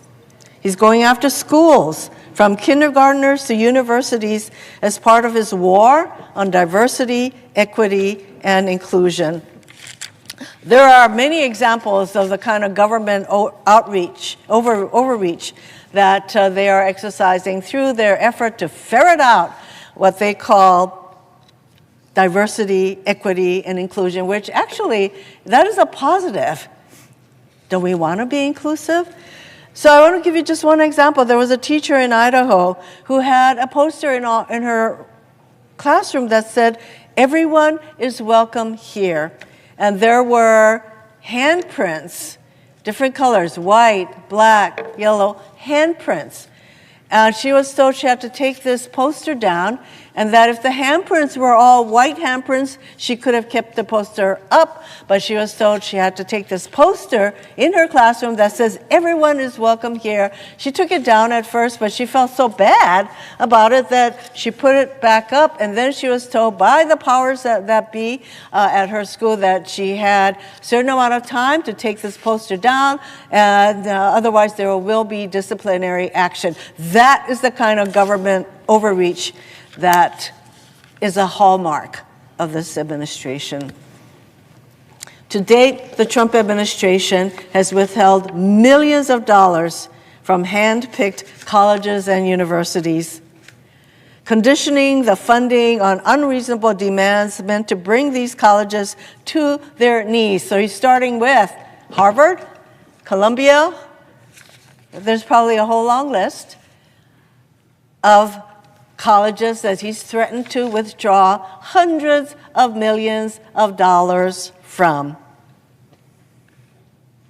They've slashed funding or staffing at the Department of Education. In fact, they would like to dismantle the Department of Education, which is responsible for administering billions in funding for low-income students, students with disabilities, and something as critical as school lunch for kids. Every single state in our country relies on the funding they receive from the U.S. Department of Education. In Hawaii, we're talking about some $300 million in funding for our schools to help our kids with disabilities, to provide school lunches through the U.S. Department of Agriculture, the things that I mentioned. And as Senator Booker knows well, the list goes on and on. This administration continues to abuse its power, acting with total disregard for the rule of law. And we have turned to the courts to stop these illegal acts. And now Republicans are calling to impeach these judges who are applying the law, who are doing what they're supposed to be doing, and not just giving Trump whatever results he wants, but these judges are now deemed open to impeachment. It's clear Trump and his cronies will keep on doing whatever they want, regardless of the Constitution or the law. They are crippling government and sowing total chaos across our country while doing nothing to address the actual issues people care about. I know my colleague from New Jersey is just as concerned about lawlessness as I am. We both sit on the Judiciary Committee. We know how important adherence to the rule of law is. And in fact, I have said many times that it's the rule of law that separates the democracy from all other forms of government. And we now have a president who does not think that the rule of law applies to him. WTF comes to mind. So, Senator Booker, my question to you is, what are the consequences of this total lawlessness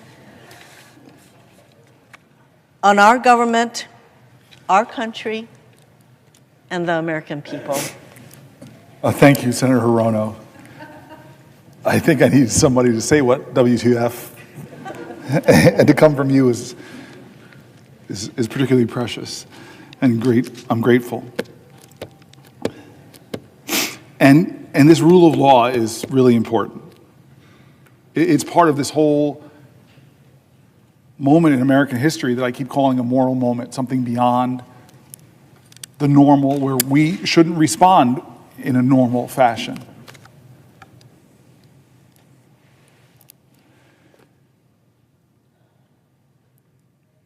This is a moment where judges rule in his favor, and he praises them. They just don't rule for him.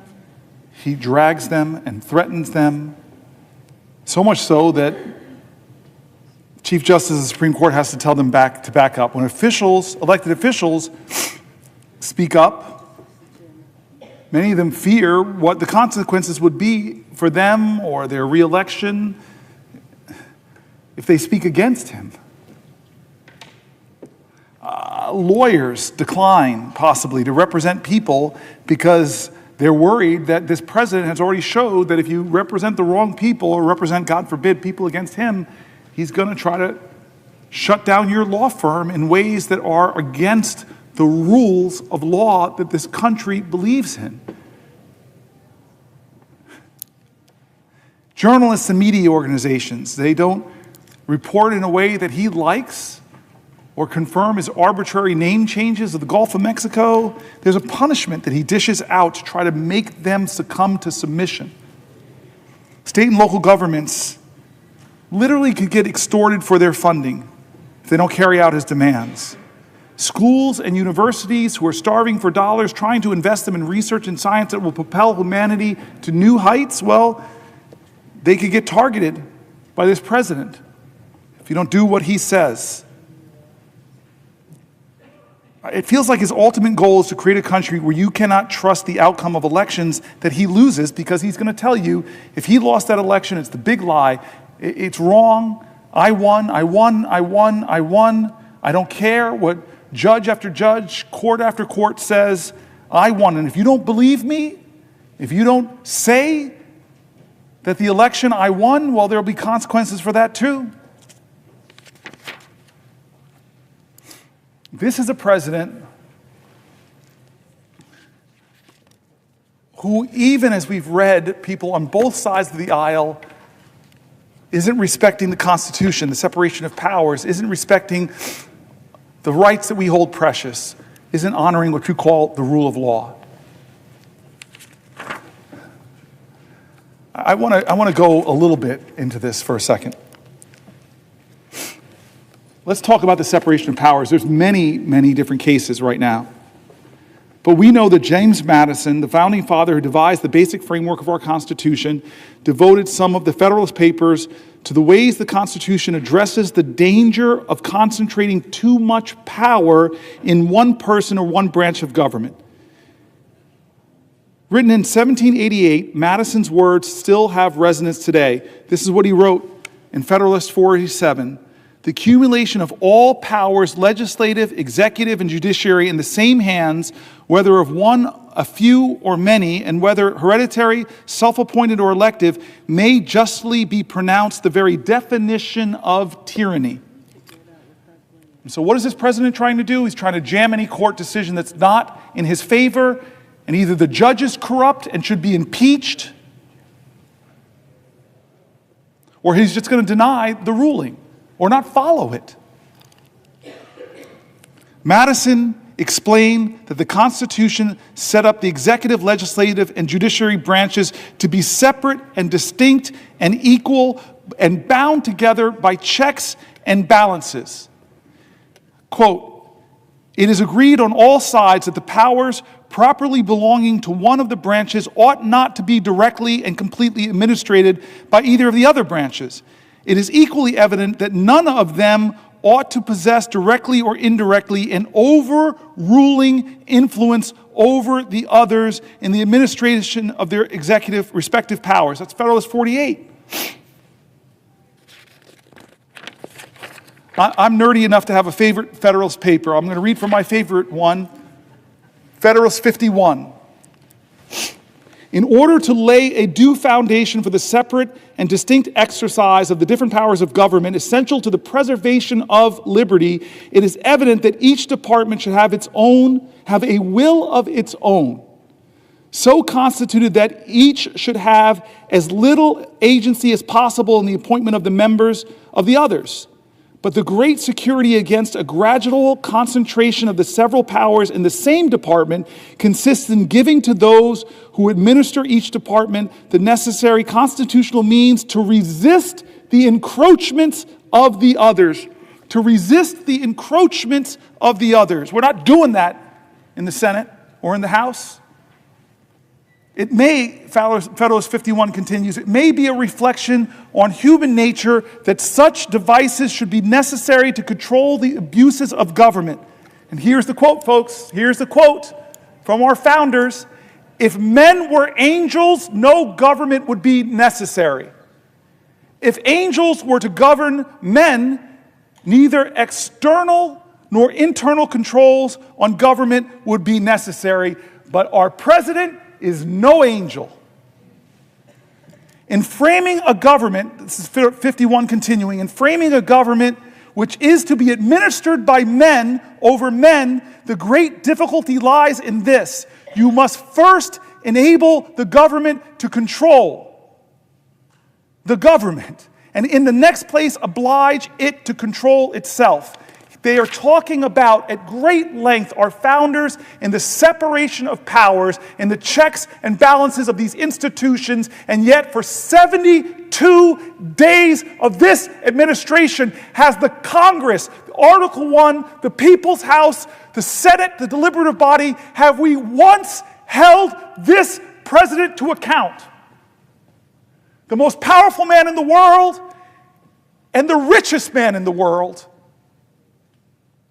have taken a battle axe to the Veterans Association, a battle axe to the Department of Education, a battle axe to the only agency solely focused on protecting consumers against big banks and other factors that might abuse them, bringing it down. Congress established the Department of Education. Congress established the Consumer Finance Bureau.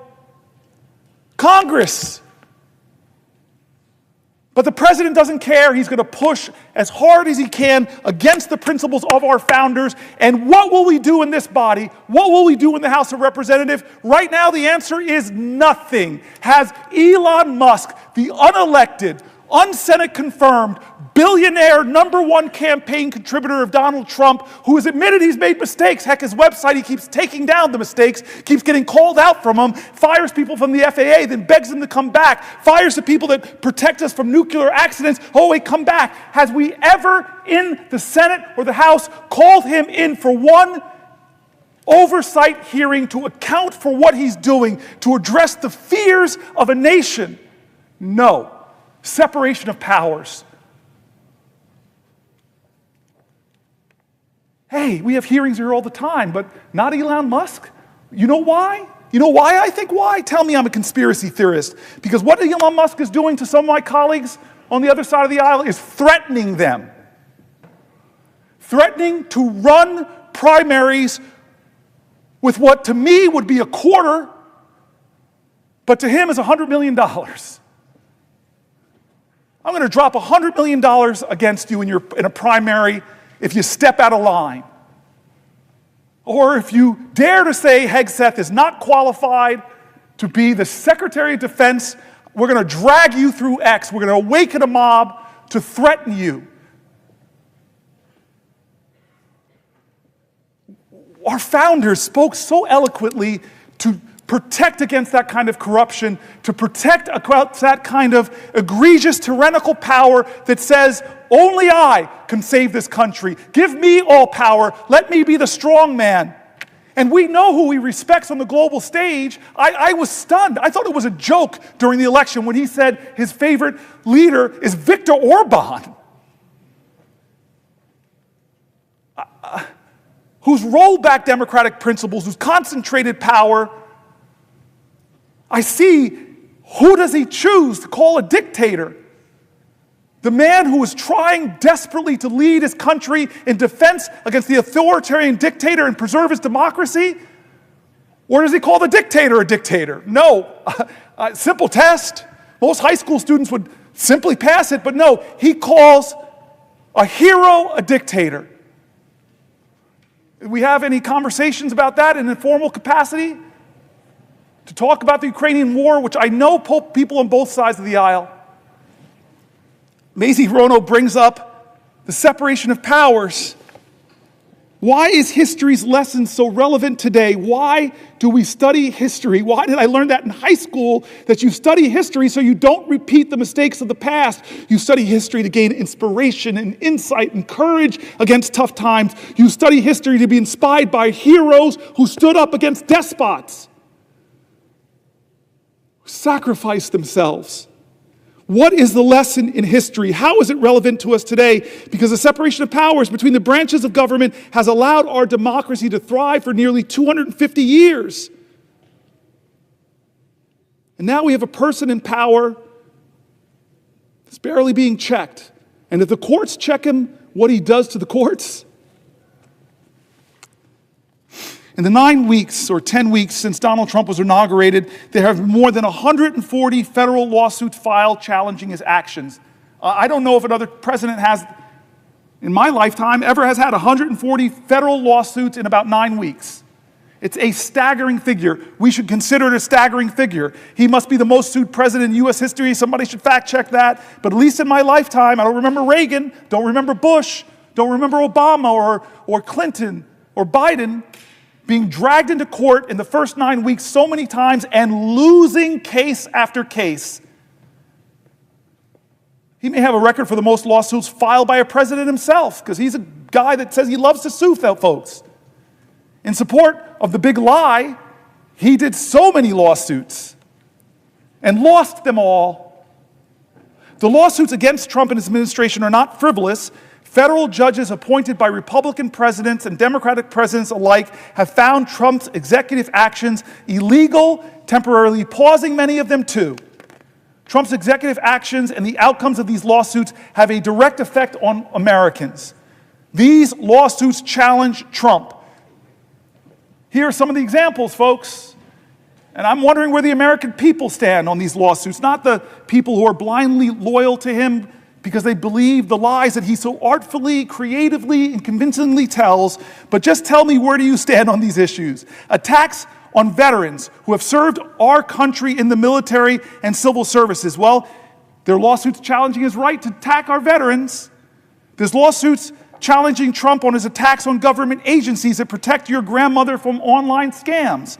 I don't know where you stand with the grandmas getting scammed, to defend them or the president. Lawsuits against Trump because of his attacks on lawful American citizens born in this country and guaranteed their citizenship under the U.S. Constitution. There are lawsuits against the president for withholding National Institute of Health funds to support studies of horrific diseases like Alzheimer's and disrupting life-saving medical research and ongoing clinical trials. Now, if you're a student of history, this is the problem often with lawsuits. Brown versus Board of Education, we celebrated as this wonderful case. It was. But was it obeyed? No, it wasn't. I have a picture of Ruby Bridges in my office because it wasn't obeyed. The court didn't declare this, and suddenly everybody said, hey, let black folk go to school with white folks. No, the president had to call in the National Guard to escort a little girl into a class. That's the problem with lawsuits, is you have a defiant executive leadership, they'll defy them. These, where you stand? Do you stand with veterans? Do you stand with your grandmothers against online scams? Do you stand with American citizens born in this country? Do you stand with withholding National Institute of Health funding? It was clearly that. We know the majority of Americans are with that. But people are having to bring him to court to fight on these issues. So many cases being done. So many cases I have here before me. So many cases. I could read them all, but you all know many of them. They're done in the press as he pushes, as Elon Musk push. They push the bounds of the authorities of the Constitution of the United States, and people are bringing lawsuits. But that is not enough. Martin Luther King didn't step down because of Thurgood Marshall's law legal work. John Lewis didn't step down. Ella Baker didn't stop. Abraham Joshua Heschel didn't stop. The great Rabbi Joachim Prince didn't stop. The people of the United States of America, more powerful than courts, the people of the United States of America, more powerful than the Constitution. I just said something controversial, so let me defend myself. I believe in the people. I believe in the words of the great learned hand. He said the like of what I just said, so let me read somebody far greater, far more vaunted than this senator from New Jersey. Learned Hand serves as a federal judge from 1909 to 1951. He was nicknamed the 10th Justice of the Supreme Court for his many influential decisions. And he wrote this speech about our Constitution, about our liberties, about the tyrants in every generation who have tried to subvert our democracy. Some of them from this body, like the Red Scare that had so many Americans being unjustly fired, unjustly deported, unjustly jailed, that infringed on freedom of speech, freedom of expression. I'm sorry, every generation of Americans have seen demagogues rise to try to undermine what American stands for. And Learned Hand knew that. He had so much wisdom about our Constitution. We are gathered here to affirm a faith in a common purpose, a common conviction, a common devotion. Some of us have chosen America as the land of our adoption. The rest have come from those who did the same. For this reason, we have some right to consider ourselves a picked group, a group of those who had the courage to break from the past and brave the dangers and the loneliness of a strange land. What was the object that so nerved us, or those who went before us, to this choice? We sought liberty, freedom from oppression, freedom from want, freedom to be ourselves. This is what we sought. This we now believe that we are by way of winning. What do we mean when we say that first of all we seek liberty? I often wonder whether we do not rest our hopes too much upon constitutions, upon laws, and upon our courts. These are false hopes. Believe me, these are false hopes. Liberty lies in the hearts of men and women. When it dies there, no constitution, no law, no court can save it. No constitution, no law, no court can even do much to help it. While it lies in our hearts, there it needs no constitution, no law, no court. And what is this liberty which must lie in the hearts of men and women? Please, please, please listen to what he writes next. What is this liberty which must lie in the hearts of us Americans? This is what he says next. It is not the ruthless, the unbridled will. It is not freedom to do as one likes. That is the denial of liberty and leads straight to its overthrow. A society in which men recognize no check upon their freedom soon becomes a society where freedom is a possession of only a savage few, as we have learned in this country to our sorrow. What then is the spirit of liberty? I cannot define it. I can only tell you my own faith. The spirit of liberty is the spirit which is not too sure that it is right. The spirit of liberty is the spirit which seeks to understand the minds of other men and women. The spirit of liberty is a spirit which weighs their interest alongside its own without bias. The spirit of liberty remembers that not even a sparrow falls to earth unheeded. The spirit of liberty is a spirit of him who, near 2,000 years ago, taught mankind that lesson it has never learned, but has never quite yet forgotten, that there may be a kingdom where the last shall be heard and considered side by side with the greatest. And now, in the spirit of that great America for which our young men are at this moment fighting and dying, in that spirit of a liberty and America, I ask you to rise and say with me the pledge of our faith in the glorious destiny of our beloved country. I now ask you to raise your hands and repeat after me this pledge. And he says, the Pledge of Allegiance.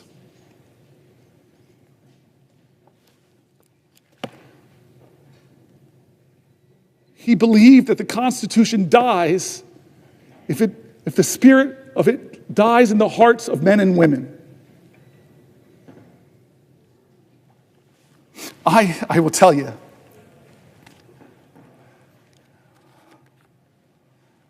this Constitution has saved my life.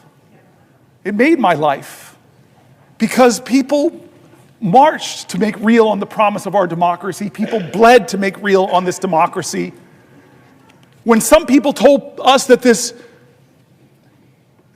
Constitution didn't apply for us, this body, Republicans in America stood up and said, no, President Johnson, we're going to do amendments. We saw the 13th Amendment, the 14th Amendment, the 15th Amendment would guarantee my ancestors finally full citizenship in the United States of America and the protections of the Constitution. I am here in this body because of past generations that fought to uphold the Constitution, not because the Constitution was real to them, but because they brought reality and hope and love and promise to the Constitution.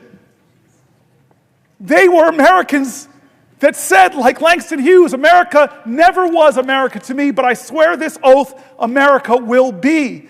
They loved this country so much even when it didn't love them back. I am here because of that. I'm the fourth black person popularly elected to this body because of generations that believed so much in this document that they were going to make it real. It lived in them. I quoted earlier today. It's worth quoting here again. The great Margaret Chase Smith, a U.S. Senator from Maine, a Republican, in her famous Declaration of Conscience speech, delivered on June 1st, 1950. Thank you, my good senator friend Whitehouse, because Lord knows I would have slipped and fallen on my tuchus and have ended this long filibuster because I fell to the floor. That's what you mean when the brother has your back. What did this Republican say in a time of tyranny in her times, in a time where the Constitution stopped living in people's hearts, where people believed that whipped up fears of others by demagogues,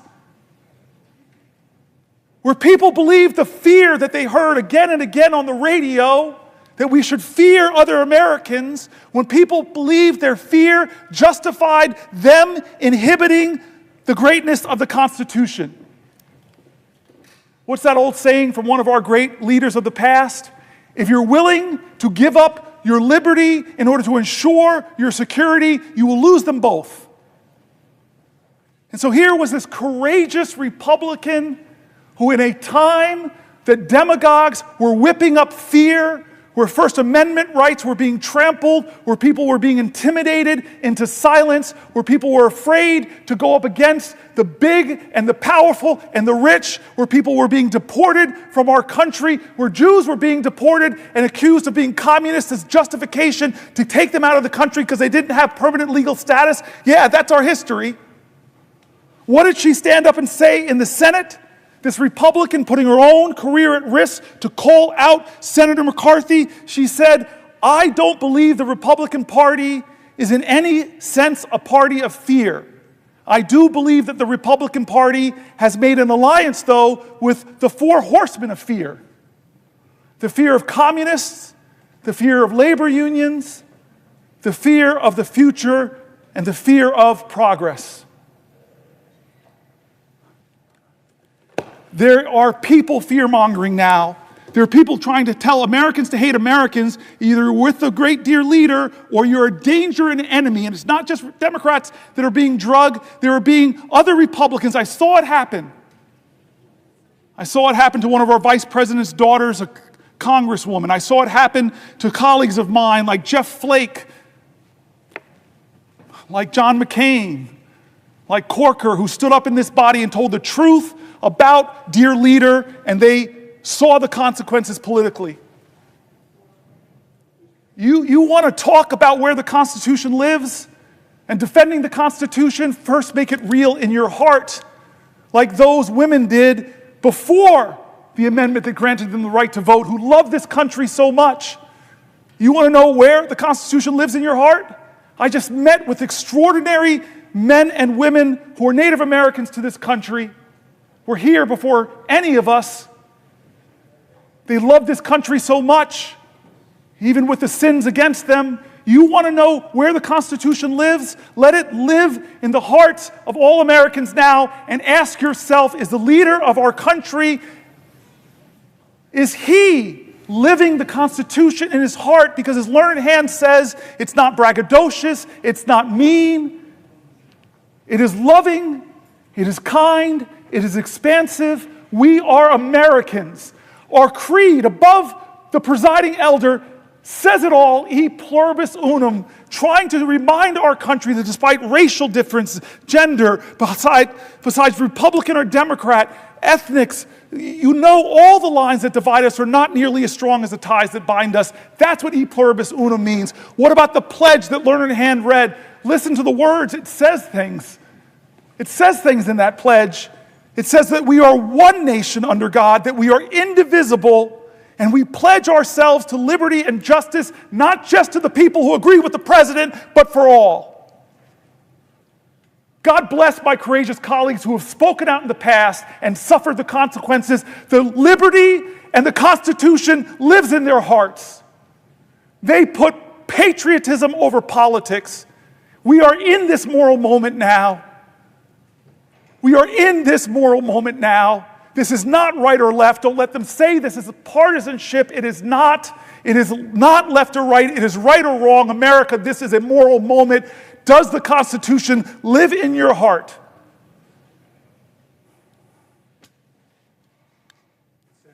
A question. Before I yield, I love this power trip.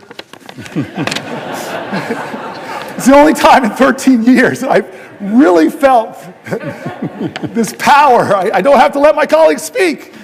And I, first amongst us all, really love to speak. I just want to say thank you to Chris Murphy. I repeated this 10, 15 hours ago, but I just want to tell the story, and then I'll let you go, Chris.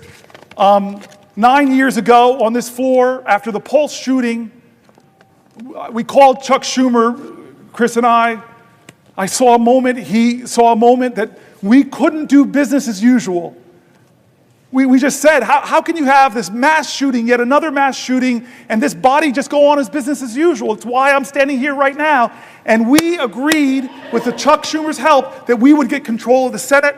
And Chris Murphy went down to that desk, and I promised him, I'll be with you, I'll stand with you, I won't sit down, we'll go as long as we possibly can. And he began a filibuster 9 years ago, and it lasted 15 hours, and he still had fuel in the tank. I know he did. I was a hurting guy. I told you my back was hurting, my feet were hurting.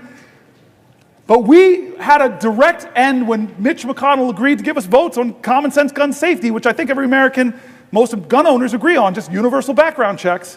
And it failed to get 60 votes in the Senate, but you stood, and I stood with you. And he said to me days ago, if you're going to do this, brother, I will be your aide de camp this time, and you've been with me. You have been with me far past 15 hours. You've been with me for 23 hours and 49 minutes.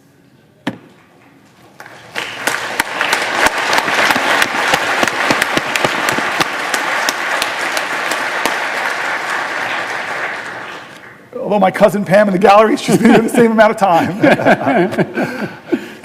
All right, so I'm going to yield my power. It's not going to go to my head. This is why we need separation of powers, checks on men, because men are not angels. I yield for a question while retaining the floor. Senator Booker, it has been a wonder to be with you on the floor these last 24 hours.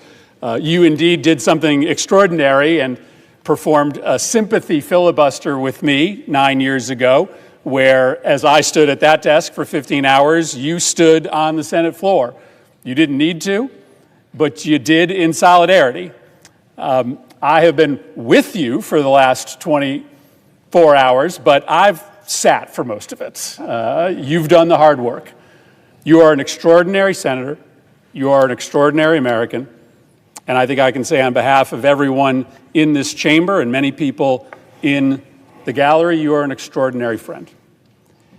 And so I think all of us feel privileged to be here with you at this moment of peril, this moment of danger, this moment of opportunity for the nation, but also this moment of history. On August 28, 1957, at about 8:45 p.m., Strom Thurmond took this floor. And he took the floor with the intent of trying to block the 1957 Civil Rights Bill. This was the most significant, really the only civil rights bill that had been before the United States Senate in 90 years.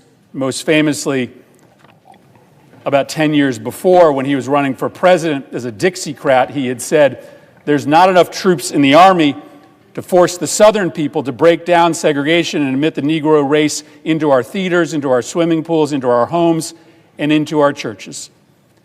And he sat on this floor for just over 24 hours, and he made the case for why this nation should continue to segregate black and white.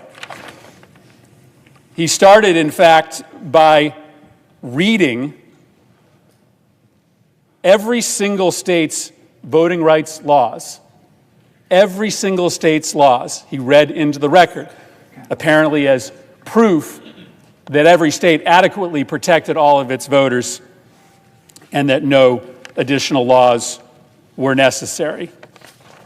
He had friends in his cause to preserve segregation that came down to the floor and asked him long questions to give him breathers. At the end of that 24 hours, at around 9 p.m. the following night, he could go no longer. His final words in his 24-hour record-breaking filibuster were, "I expect to vote against the bill." But within hours, the bill passed. It became law. It established the Office of Civil Rights at the Department of Justice. It was not nearly enough, but it broke 90 years of inaction. What you have done here today, Senator Booker, couldn't be more different than what occurred on this floor in 1957. Strom Thurmond was standing in the way of inevitable progress towards equal political and economic rights for black Americans. It was inevitable only because the people of this nation were standing up at that moment, the beginning of the civil rights movement, to make clear that progress was inevitable. And I say that that moment is so different from this moment because today you are standing in the way not of progress, but of retreat. You are standing in the way of retreat from the rule of law, retreat from our commitment to provide care to the most vulnerable, retreat from our common cause, at least we used to be in common cause, that we would have zero tolerance from corruption at the highest levels of government. And you have recognized rightly that this multifaceted retreat from everything that makes this country so special, and the speed of that retreat over the last 71 days, it is an exceptional moment. You've said that word over and over again. It is not normal what this administration has been doing to rob from us the values that used to unite left and right in this nation. And so you made this bold decision to engage in an exceptional tactic, to declare 24 hours ago that you were going to stand on this floor for as long as you could to try to raise the specter of failure in our fight against this retreat for our colleagues and for the American public. The exceptional nature we have heard so eloquently from you over the course of the last 24 hours, the massive transfer of wealth in this reconciliation bill from the poor and the middle class to the wealthy, the industrial scale harassment of journalists, of universities, of law firms, the destruction of the independence of the Department of Justice, the destruction of the American knowledge economy and the research economy, the use of the White House in violation of the Constitution to make those in power richer. You have laid out the case. And it's funny, I remember this from 9 years ago. When you're sitting in your spot, you haven't moved in 24 hours, you have no idea what's happening outside of this building. You don't actually know how many people in this country have engaged in the conversation that you started 24 hours ago. On one social media platform alone, there have been 150 million clicks on your live stream. This is a country of 300 million Americans. You have been able to pique a conversation here amongst our colleagues, who we need to stand with us eventually against this retreat, and across this country. And I think we are here as we reach a pivotal hour to just say thank you for having the courage, the audacity to bring us on this journey. And so my question is pretty simple. I think you will find when you finally leave this chamber that you have done something extraordinary, that you didn't solve the problem, that we are still a long ways from being able to successfully beat back this retreat, but that you have accomplished something extraordinary. And so I guess that's just my question. When you set out with this idea, when this was starting to germinate in your mind, my question for you, Senator Booker, is what did you hope to accomplish? I thank my colleague and my friend again.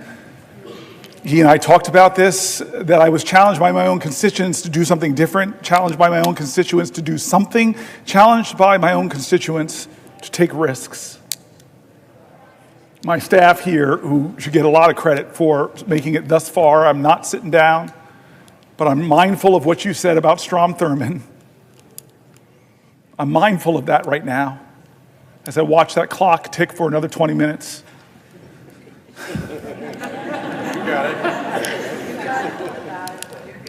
I'm grateful for my staff. I'm grateful for the parliamentarians, the clerks. I'm grateful for the Republican presiding officers. I don't know if I want to out Curtis on the note that the good senator on the presiding officer, forgive me, on the note he sent me, but this is the kind of specialness in this place that I love. I want to tell a few connecting stories. I think some of my colleagues know a few of these, but I want to explain why I started this whole 24 hours talking about John Lewis and good trouble. 60 years ago, when he was on the Edmund Pettus Bridge, he shook New Jersey as he shook the nation. When Bloody Sunday happened, there was a white guy on a couch in New Jersey who was watching TV and was so shaken. This lawyer said, I gotta go to Alabama. He realized he couldn't afford a plane ticket.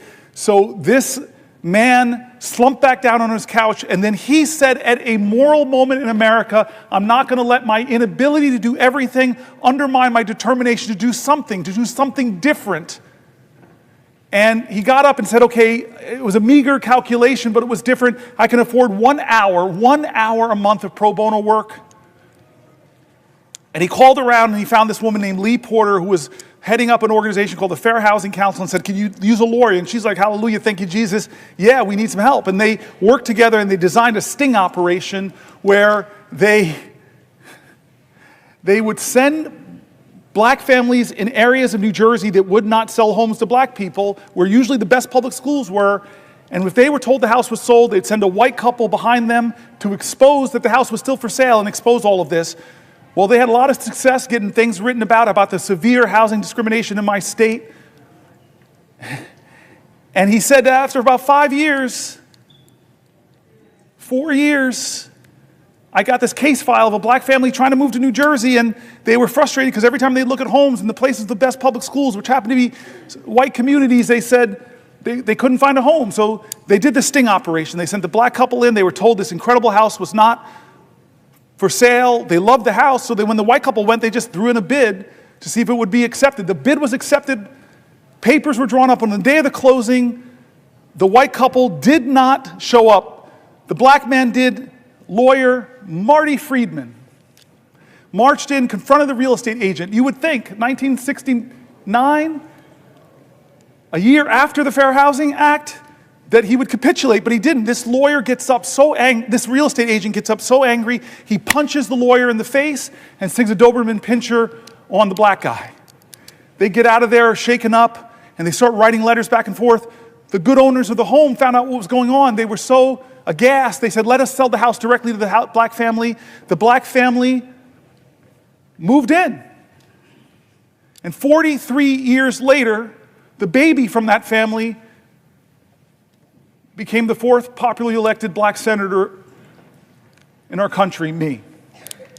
Now, I tell that story because I started with John Lewis 24 hours ago, and it was John Lewis and a bunch of marchers on a bridge that influenced the destiny of my life and my family's life. We're all interconnected. As King says, we're all caught in an inescapable network of mutuality, tied in that common garment of destiny. But I want to tell you the second time John Lewis shook up my life. I was mayor of the city of Newark, and I got called to be on a TV show.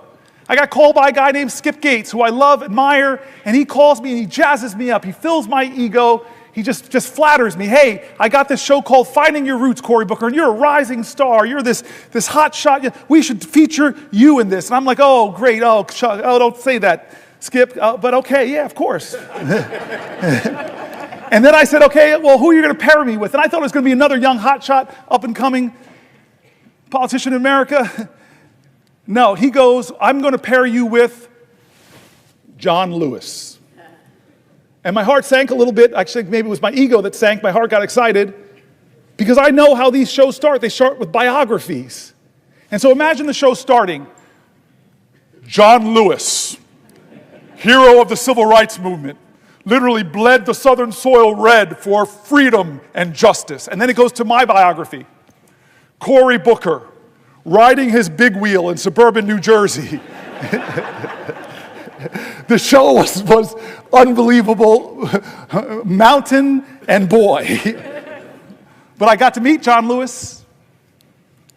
I got to tell him that story, that he changed my life, and I didn't even know it. On a bridge in Alabama, changed the course of events in New Jersey that led to me. Third take on John Lewis. My colleagues know I got here in a special election in 2013. What all my colleagues might not know is I came here with a broken heart. My mom and I came here with a broken heart because I was elected in October, sworn in October, but also in October, my dad died of Parkinson's. That's why I got choked up reading these letters from people with Parkinson's. And so we came down here, we were grieving. My dad was not with us. My mom lost her husband of nearly 50 years, and I'm going to get sworn in. It's a big event, but my parents and my campaign decided, you know what we should do?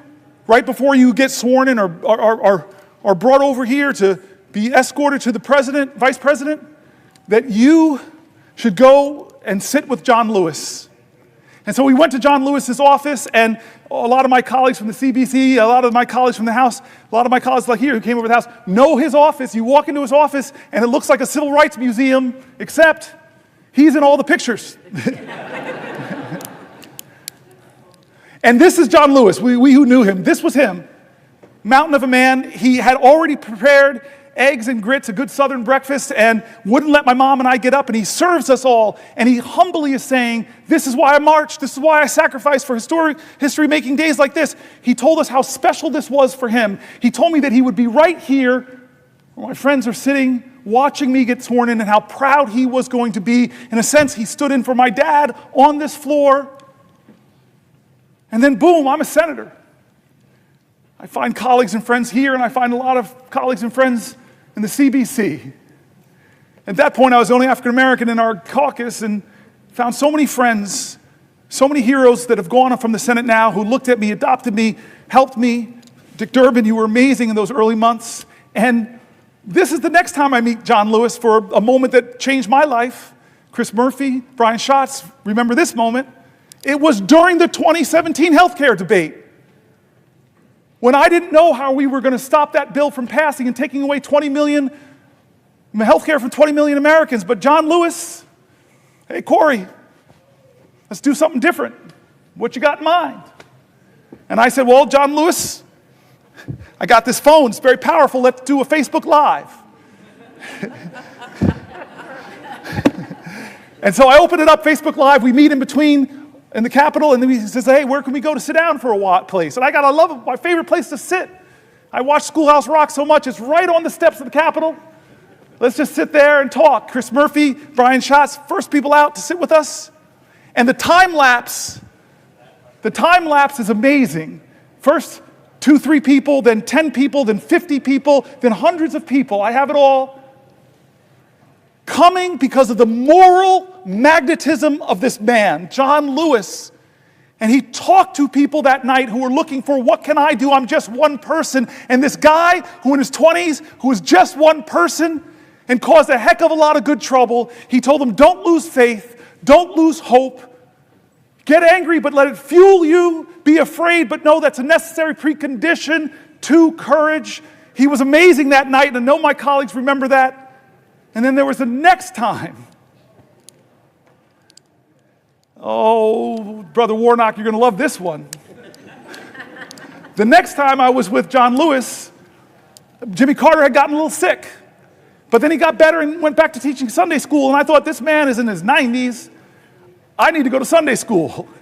And so who do I know? Because there's a waiting line. It's like people sleep out all night. I might have been a little selfish. How do I know I can get in? Call John Lewis.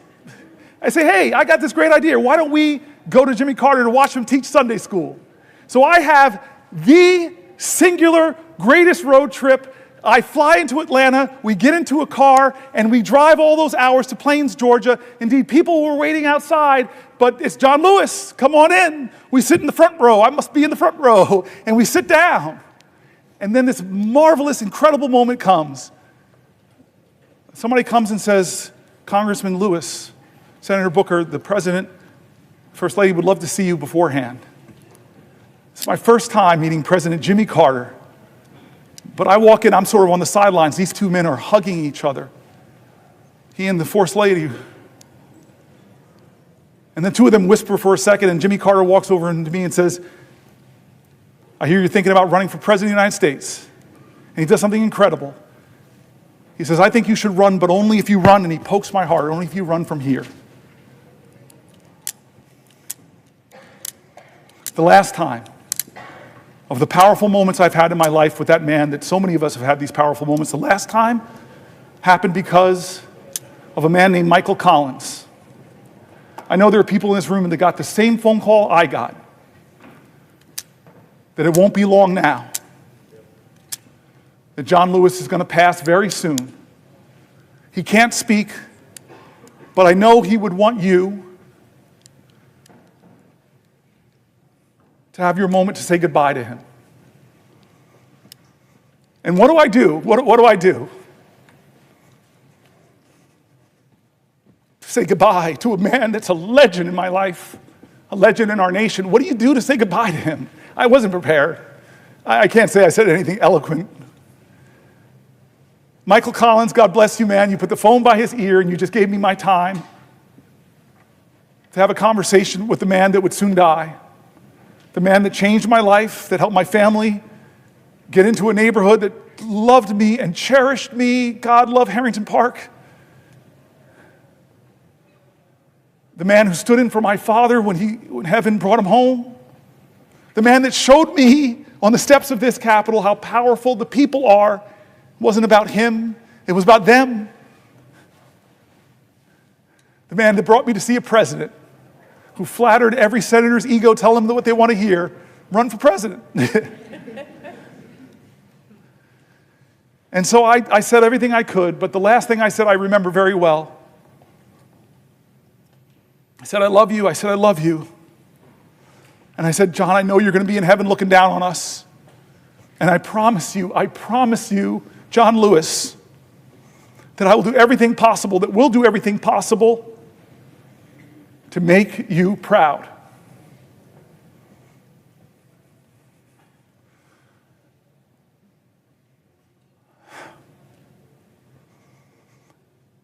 The civil rights generation is starting to be called home. Leaders are leaving us. We in the CBC have lost a lot of greats. And I can't remember forget the promise I made to John Lewis, with all that he gave me, with all that he gave his country, that I said we would make him proud. And so this is one of those moments that John Lewis, he would not be sitting still. He would be calling me up and say, "You still got that Facebook thing?" I go, "No, I don't really use Facebook anymore." But there's a thing called TikTok or...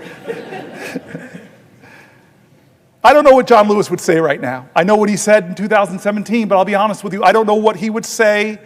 But John Lewis would say something. He would do something. He wouldn't treat this moral moment like it was normal. John Lewis knew what King said, that what we have to repent for, all of us here will have to repent for, is not just the vitriolic words and violent actions of so-called bad people. What we will have to repent for in our day and age is the appalling silence and the inaction of good people. This is our moral moment. This is when the most precious ideas of our country are being tested, where the Constitution, and the question is being called, where does the Constitution live? On paper or in our hearts? This is the moment. Generations get them. We're on a crossroads here, folks. Healthcare is on the balance. Veterans are on the balance. Priorities are on the balance. Where's our priorities, America? More tax cuts disproportionately going to the wealthy? Greater budget deficits in the trillions and trillions of dollars? Or are we going to do something different like John Lewis would call us to do? He would call us to get into good trouble, necessary trouble, save the soul of America. But you all know John. Don't hate each other. Don't let anybody pull you so low as to hate them. I said this about the presiding elder. Different parties, but he showed me an act of kindness during this speech. He and I have talked about energy policy. He has amazing ideas. I want to partner with him. Don't hate anybody. Did the folks in Birmingham, did Martin Luther King, Fred Shuttlesworth, Dorothea Cotton, James Bevel, did they bring bigger dogs and bigger fire hoses to match the sheriff's? Bull Connor, thank you. I've been standing here a long time. They didn't do that. They were creative artists of activism. They called to the conscience of a country. They challenged our moral imagination, not to focus on hate, but focus on what is possible in America if we redeem the dream, if we dream America anew. That generation in their 20s and 30s, that's what they demanded. Martin Luther King didn't go to the March on Washington with a list of grievances against the racists in our country. He went there and called to the conscience of a country. He said he had a dream. That's what we need in our generation. Vision now. That's what we need in our generation. A vision to redeem the dream, to call our country together. Yes, there is a man in the White House who's the most powerful man in the land, and his partner is the richest man in the world. But as long as this is a democracy, that we can still protect the power of the people is greater than the people in power if they use their power. As a great African-American woman author once said, the most common way people give up their power is not realizing they have it in the first place. I've been calling out names, folks, to tell them they have power. I read the stories of Deanna, of Wendy and Cassie, of Tanya, of Cameron, of Jean, of Susan, of Edna, of Randy, of Dylan, of Teresa, of Pamela, of Sally, of Mike, of Carol, of Rosemary, of Danielle, of Judith, of Elizabeth, of Sandra, Alicia, Maggie, Nibel, Laura, Michael, Robin, Mary, Allison, Ash, Roseanne, Carrie, Samantha P., Raphael, Will, Anthony, Sean, and so many more. I read their stories here because while we were elected, they are the power of our country. I've made mistakes. We all have. Both parties have a lot of mistakes to account for. The ballast of this country, what will anchor us to our ideals, what will call us to new heights, lift our heads, lift our hopes, what will call us to rise is each other. We need each other. We need a greater love in this country. We need a greater fight in this country. We need a greater determination. We can't act as if this is normal times. These people's stories that I wrote were calling out for help. Senator, help me. Someone help me. I'm in danger of losing my health care. Someone help me. I'm a veteran. Look what happened to me. It's not fair. I fought for this country. Help me, help me. I'm worried about my Social Security. And the rural office I go to is being closed. Help. People calling out for help. And what Americans do when people are calling out for help? They built an infrastructure. The greatest project ever, called it the Underground Railroad, where Quakers, white folks, joined with black folks to shuttle people to freedom. What did they do when people were worried and fearful? They called people together from across our country. Let's have a conference. Let's go to Seneca Falls. What did they do when they faced violence? Well, look at the people at Stonewall who stood up, who pushed back, who organized, who won. What do they do when the dogs are unleashed on us, the fire hose are unleashed on us? Look at what they did in Selma. I'm getting close to a record, folks, but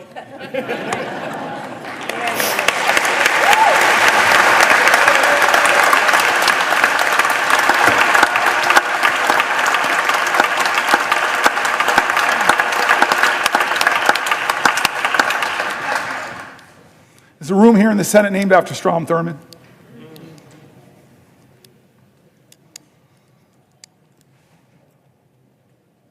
To hate him was wrong. And maybe my ego got too caught up that if I stood here, maybe, just maybe I could break this record of the man who tried to stop the rights upon which I stand. I'm not here, though, because of his speech. I'm here despite his speech. I'm here because as powerful as he was, the people were more powerful.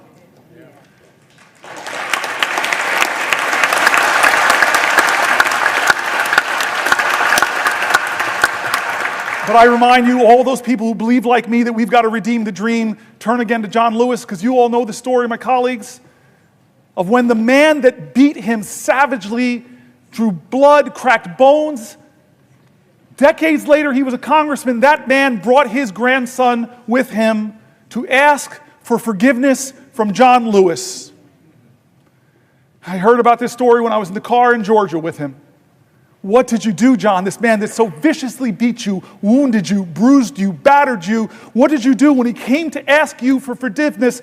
What did you do? And a good Christian man of faith, simply said, every one of us needs mercy. Every one of us needs redemption. I forgave him. I hugged him. We wept. And I looked at the boy. This nation needs you too.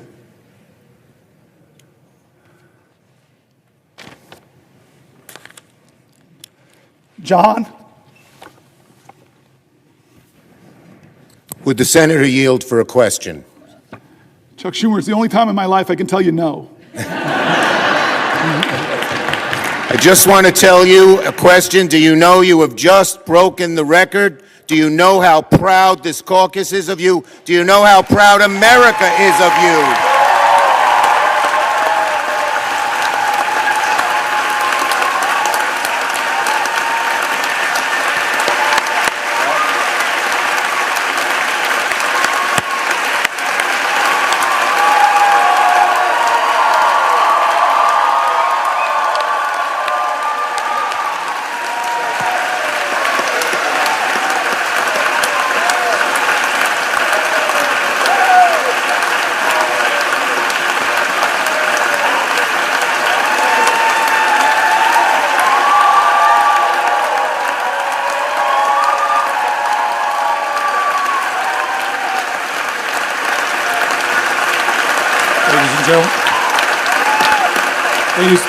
Ladies and gentlemen, ladies and gentlemen, ladies and gentlemen,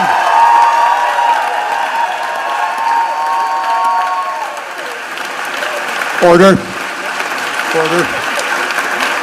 The chair does not wish to take away from this moment, but I think the best way to honor this great accomplishment to our guests in the gallery to make a rare exception and let you stand to show your appreciation. I will not constrain my fellow senators. Thank you. I'm Chuck Schumer. I have yielded for a question, and you asked me, did I know? I know now.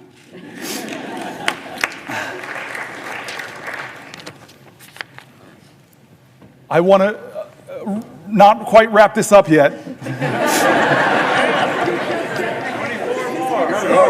I don't want to wrap this up yet.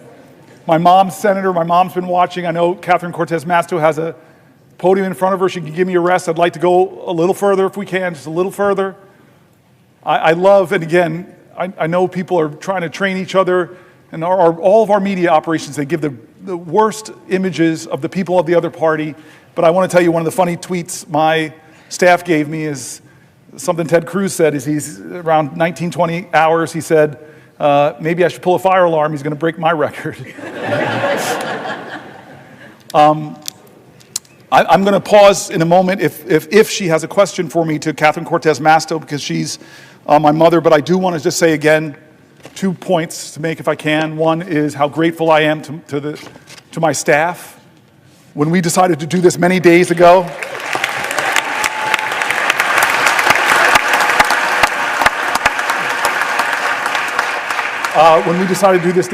they were like, we have to do this. And we started preparing and working on this, and they did an extraordinary job. They were with me late nights, writing. I just feel guilty because they wrote about 10 books, and we didn't use all of them. They were really substantive stuff, pulling from Republicans and Democrats in critique of this moment, pulling from Democrats and Republicans, Republican governors that were saying, do not cut Medicaid. States that know, as my colleagues do, that have a trigger, that if the Medicaid funding goes below 90%, they stop the Medicaid expansion.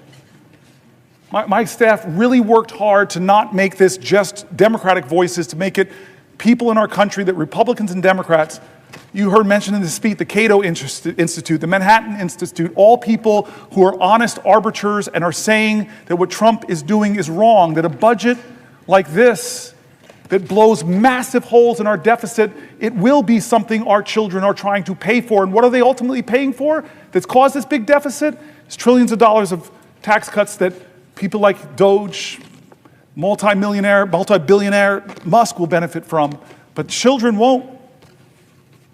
They did such a good job bringing together authorities on both sides of the aisle. I just want to thank them. I want to thank my cousin Pam and my family. Cousin Pam, like Chris Murphy, was here for the whole time. I want to thank Chris Murphy again.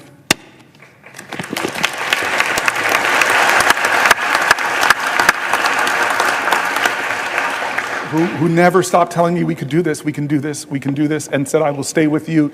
He's been with me on the floor. I hope you don't look as tired as I look, because you look beat, man. Do I look that bad? No. All right. I want to go a little bit past this, and then I'm gonna deal with some of the biological urgencies I'm feeling.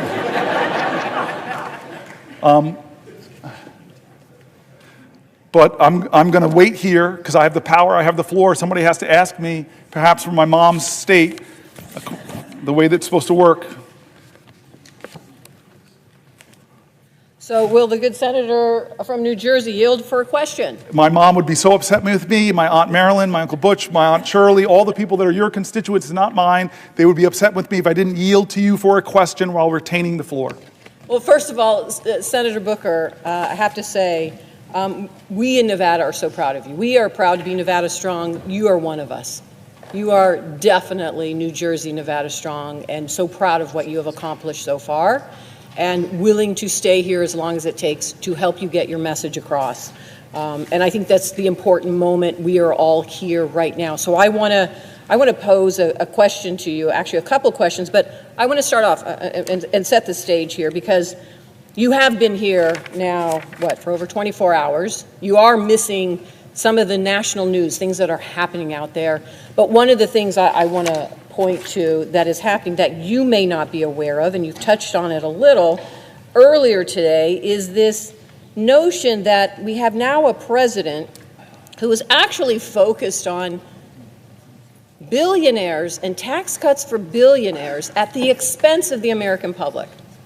And one of the things we have watched him do is cut funding for medical research. Now, what you may not know is just today I found out that HHS laid off the entire healthy aging branch of the CDC, just today. This office administers Alzheimer's disease programs. Yes. And it oversees the funding from the Bold Infrastructure for Alzheimer's Act, and it is a piece of legislation that I was so proud to partner with Susan Collins on. And she has fought for, and we have fought for, funding for it to support caregivers and their families. And Congress just reauthorized this funding. And now we have a president that has stopped the critical work that scientists are doing to try and cure Alzheimer's. And I bring this to your attention, Senator, because like you, and I think like all of us, there are personal moments in the work that we do. My personal moment is my grandmother, who I'm named after, died from Alzheimer's. And she died at a time in Las Vegas when there was not enough research, when there was not enough health care, when there were really not enough providers to understand what was going on. And so for many of us, this fight, not only is it personal, but we recognize the impact that it has outside the Beltway in so many families and lives across the country. And that's what this is about. In Nevada, as of 2023, there are 49,000 people, 65 and older, are living with Alzheimer's. And that's projected to reach 65,000 this year. Not only did we hear that HHS laid off the entire healthy aging branch of the CDC, but Donald Trump also recently terminated a $14,000 NIH research grant that had been supporting Alzheimer's research at the University of Nevada, Las Vegas. And he's continued to cut the grant for essential research for so many reasons. We've seen these funding cuts, we've seen mass layoffs, and the impoundment of grants that have already been approved by Congress. This is a violation of the rule of law, and you have been talking about that for the last couple of hours. President Trump is forgetting that this is personal. It is happening to so many families. So my question, Senator Booker, to you is, what do you think families and caregivers of those impacted by Alzheimer's, how they are feeling about what is happening right now? So this bothers me for two reasons, and the first you've already mentioned, is this is the points of bipartisan work that we do. I talked about Chris Murphy and the bipartisan gun bill that lots of people here worked on with Senator Cornyn and others, and how upset my state is that some of that community violence intervention money that I worked so hard to get in that bill is being clawed back by a president. There are people in this room, I know so many of you, and I know on the other side, that have done such great work to work with our colleagues to find common ground and get really important programs passed that bring resources to families. And it's being clawed back by our president, not with consultation, not with a hearing, not with a discussion of even why you would target Alzheimer's research. That is a violation of the separation of powers. And I wish my Republican colleagues would hold more hearings about that. These are programs that they like. I saw that with USAID. I worked with Marco Rubio on some of that programs and those investments that are now been cut and clawed back. So it's a separation of powers issues. It's an offense to the common goals that we share in this community of leaders. But the second reason it bothers me is an article I read hours ago by Fareed Zakaria. And he talked about what's happening to a nation that cuts so dramatically what is one of the best taxpayer investment dollars in biomedical sciences. If you're an investor, and I told you there's an investment that every dollar you invest, you would get $5 back for your economy, folks would be invested in that vehicle. Well, that's NIH funding. Every dollar you invest, who would cut a profit center? It's not just a profit center, though. The outcomes, the discoveries could change the lives of people who are suffering in your nation and around the world. But he's attacking them. I read all these universities from around the country. This shows you how magnanimous I'm trying to be. I even read stories from USC. I'm sorry, rival. That all of these universities are cutting their postdocs, cutting their PhDs, cutting the lending, because they don't know, as Donald Trump threatens, the direct costs they're stopping. And Fareed Zakaria said so painfully to all Americans with Americans' pride, as we are doing that, China, who, when they had that cultural revolution, they first went after their universities. Now, modern China, their government is doing the opposite. They're trying to out-America us. They're massively increasing their investments in scientific research because they know if they get ahead of us on quantum computing, all of our subs can be located, and God knows what could happen. They could, any kind of cryptology they could break. They know if they get ahead of us on scientific research, the power and advantage it will give them, so they're doubling down. But what are we doing in America? We're tolerating a president that is cutting the funding that will predict who defines the future and what values will define those futures. Will they be democratic values, or will it be the values of the country that's competing with us to beat us, and right now we're giving them a head start? And then the final reason that question bothers me is because my father died of Parkinson's, and he had Parkinson's-related dementia. And I know what that's like. I know the pain families are enduring. I remember the time that my dad and my mom, we were in the movie theater, and my mother just shook my world. She was in Georgia. And so many people here in this room have had the same experience. We're in a movie theater, and my mom leans over to me and said, "You need to take your dad to the bathroom." I never imagined the years of my dad as a 2-year-old and 3-year-old taking me to the bathroom, that one day I'd have to take him.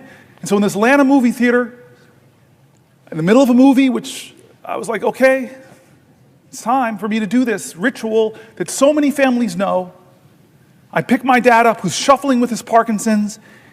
I'm not seeing any light in his eyes that he's there. I'm just letting him hold me, and he's shuffling into the bathroom. And then we get to a public bathroom. His hands are shaking. He's standing in front of the urinal, and then I realize I got to unbuckle this man's pants. So many families know this, and my ego, I'm sorry, I was leaning over and I'm saying, wait a minute, I'm in a public bathroom, leaning over, I'm buckling another man's pants. Please, please, God, don't let somebody come in. And as if God heard my call, someone walked in. And I hear the person walk, and I'm like, just please keep walking. Go into a stall, please keep walking. And then suddenly I hear the feet walk past me and stop. And then the man turns around and says, "Oh my God, Cory Booker." And then I look up at my dad, and I see the clarity in his eyes. He is 100% there, and he's grinning and loving my mortified embarrassment. Alzheimer's is devastating so many American families who are watching the loved one of their lives diminish. And we're cutting funding. Donald Trump is cutting funding, democratically, bipartisanly approved. So forget the separation of powers. It's important. It's so important. If that doesn't get you, then maybe think about the competition with China. If that doesn't get you, if those two don't get you, America, then think about the millions of Americans struggling with Alzheimer's, the struggles it does to those families. This is a moral moment, America. This is going to define the character of our country for years and years to come. Has the Senate called a hearing on your bipartisan funding, Senator? No. Have we done our oversight responsibility? Have we checked, as I read from the Federalist Papers, as our founders wanted us to do, is to check the executive, be the check at the executive that balances our governmental powers? No, we're not checking that executive. With Signalgate, I have heard from Republicans that serve in Congress, of the 535 with us, I know other colleagues here have heard, they're mortified. You talked about that. Mortified about that. And again, it's not partisan. The Biden administration made foreign policy mistakes. Obama made foreign policy mistakes. Reagan, when I was growing up, I was hearing about the Iran-Contra scandal. So I'm not going to be one of those people that the pristine, perfect Democrats. We've made mistakes. We've made failings. We've let the public down. We have some reckoning in our own party that we're working on right now. But that doesn't say that you should just be one of these people that says, well, Biden did it. No, you should be a leader of character that says there's something wrong here. And in fact, it could point to real problems in the national security of our country and the laws that we established. One of those laws is very simple. You're supposed to preserve records. How can a signal chain that disappears not be a violation of the law of this land? Is there a hearing on that? Head of the Intel Commission, not a hearing at all. Where are the checks and balances spelled out in the Constitution? We are derelicting our duties here in the Senate. We really are. And the consequences of that is the very national security of our country. How many times do you think this was the first time they created a signal chat? Or is this a pattern of practice? You're a really rational man. I keep looking at you, Mark. You're my leader on these issues. Or Jack Reed. No, this indicates a real problem, and the Senate, the United States Senate, should get to the bottom of it.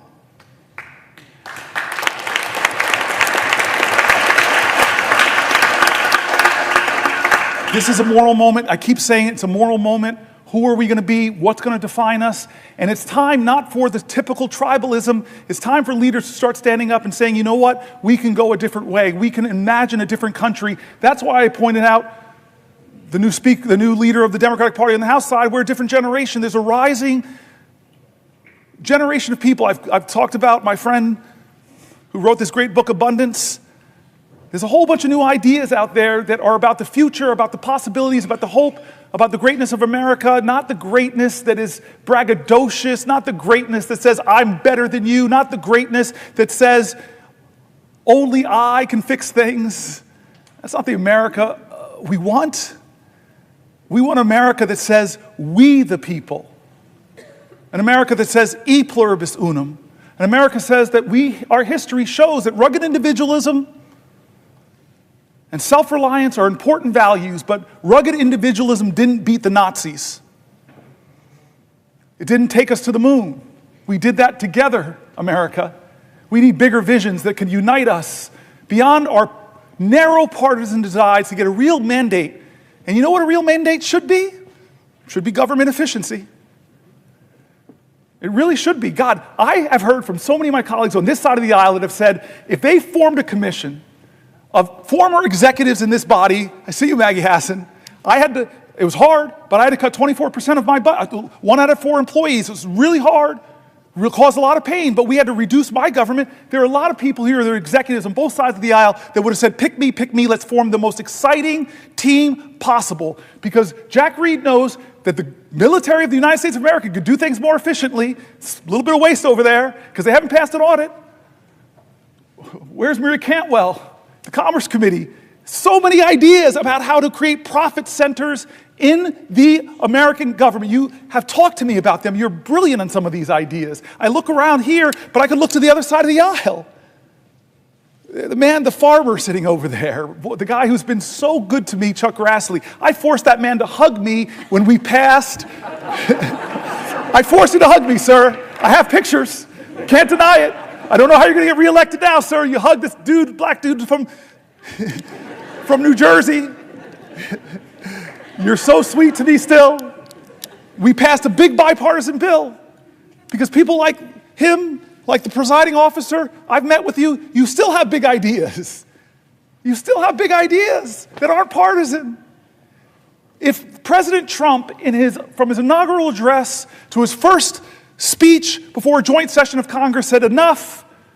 There are big ideas in this country. I want the best. I want people to come together. I'm tired of us talking down at each other. It's time for us to come together and imagine ways to create real abundance in America for all Americans. I trust the genius of America, the kindness and the decency, but this president doesn't do that. He violates all of our common senses of decency. And don't say it doesn't happen, folks. Don't say that. I listen to him. I listen to how he talks about people. We have a government now, as I said earlier, that isn't ask not what your country can do for you, but what you can do for your country. We have a country now where a president says, ask not what your country can do for you, ask what you can do for Donald Trump. And you're seeing who gets the special treatment. Some law firms are really threatened right now with being bankrupted by Donald Trump targeting them. Others have decided a different path. I'm not hating on them, but they said, we're going to go to Trump and we're going to offer him what he wants. We're going to give him tens of millions of dollars of free pro bono work. I wish they would bring some of that free pro bono work to Newark, New Jersey. A lot of people who need lawyers, folks in my city. What are the standards here of our government? You want a merger? Well, maybe you should put a lot of money in Donald Trump's meme coin. I read the document, there's something word called emoluments. And we sit by and act like, oh, no big deal. He's made millions and millions of dollars from who we don't know. We haven't held one hearing of oversight to know who is giving him millions of dollars through that meme coin. Is it the Turks? Is it the Saudis? Is it the Chinese? Is it the Russian oligarchs? Do we know? Should we know? Yes, America, stop falling into tribal lanes and closing your eyes to things that should not be normalized. Why are we normalizing these things? They're wrong. They're patently, on the face of it, is wrong. If you use signal to discuss a military attack, the time of the attack, the weapons that are going to be used, and you do it on a commercial app and decide to include a reporter, there should be accountability. Am I crazy?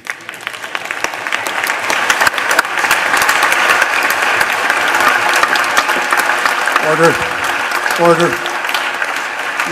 Ladies and gentlemen, let me just remind you, expressions of approval and disapproval are not permitted by the gallery. Thank you. He was forced to say that. Look at you, defiant man.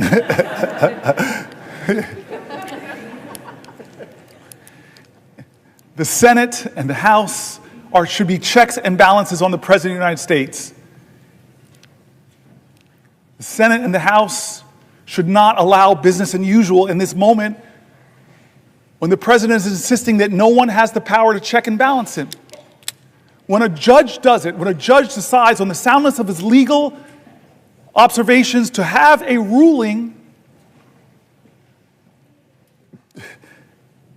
and then the President of the United States doesn't appeal the ruling like most people kind of do, but starts to drag and insult and threaten that judge with impeachment. And some people, astonishing to me, in our government said, oh, that's right, we should impeach this guy. That's not a question of left or right, that's a question of right or wrong.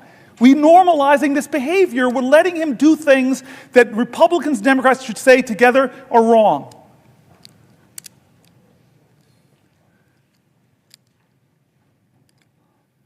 And so I want to say, I'm going to stop soon. Well, for a question? Oh, yes. God bless you. I will yield for a question while retaining the floor. Thank you. I want to start, before I get to my question, with just saying how proud I am, how proud we all are of you. And I think I'm old enough to remember Strom Thurmond's filibuster. I can remember being in high school and seeing the news every night and the reporters coming from the steps of the Capitol because they were filibustering the Civil Rights Bill.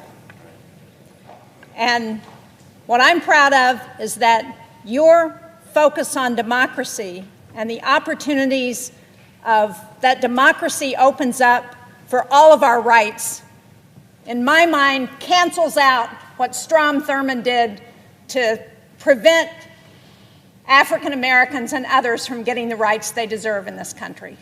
So I'm proud of that.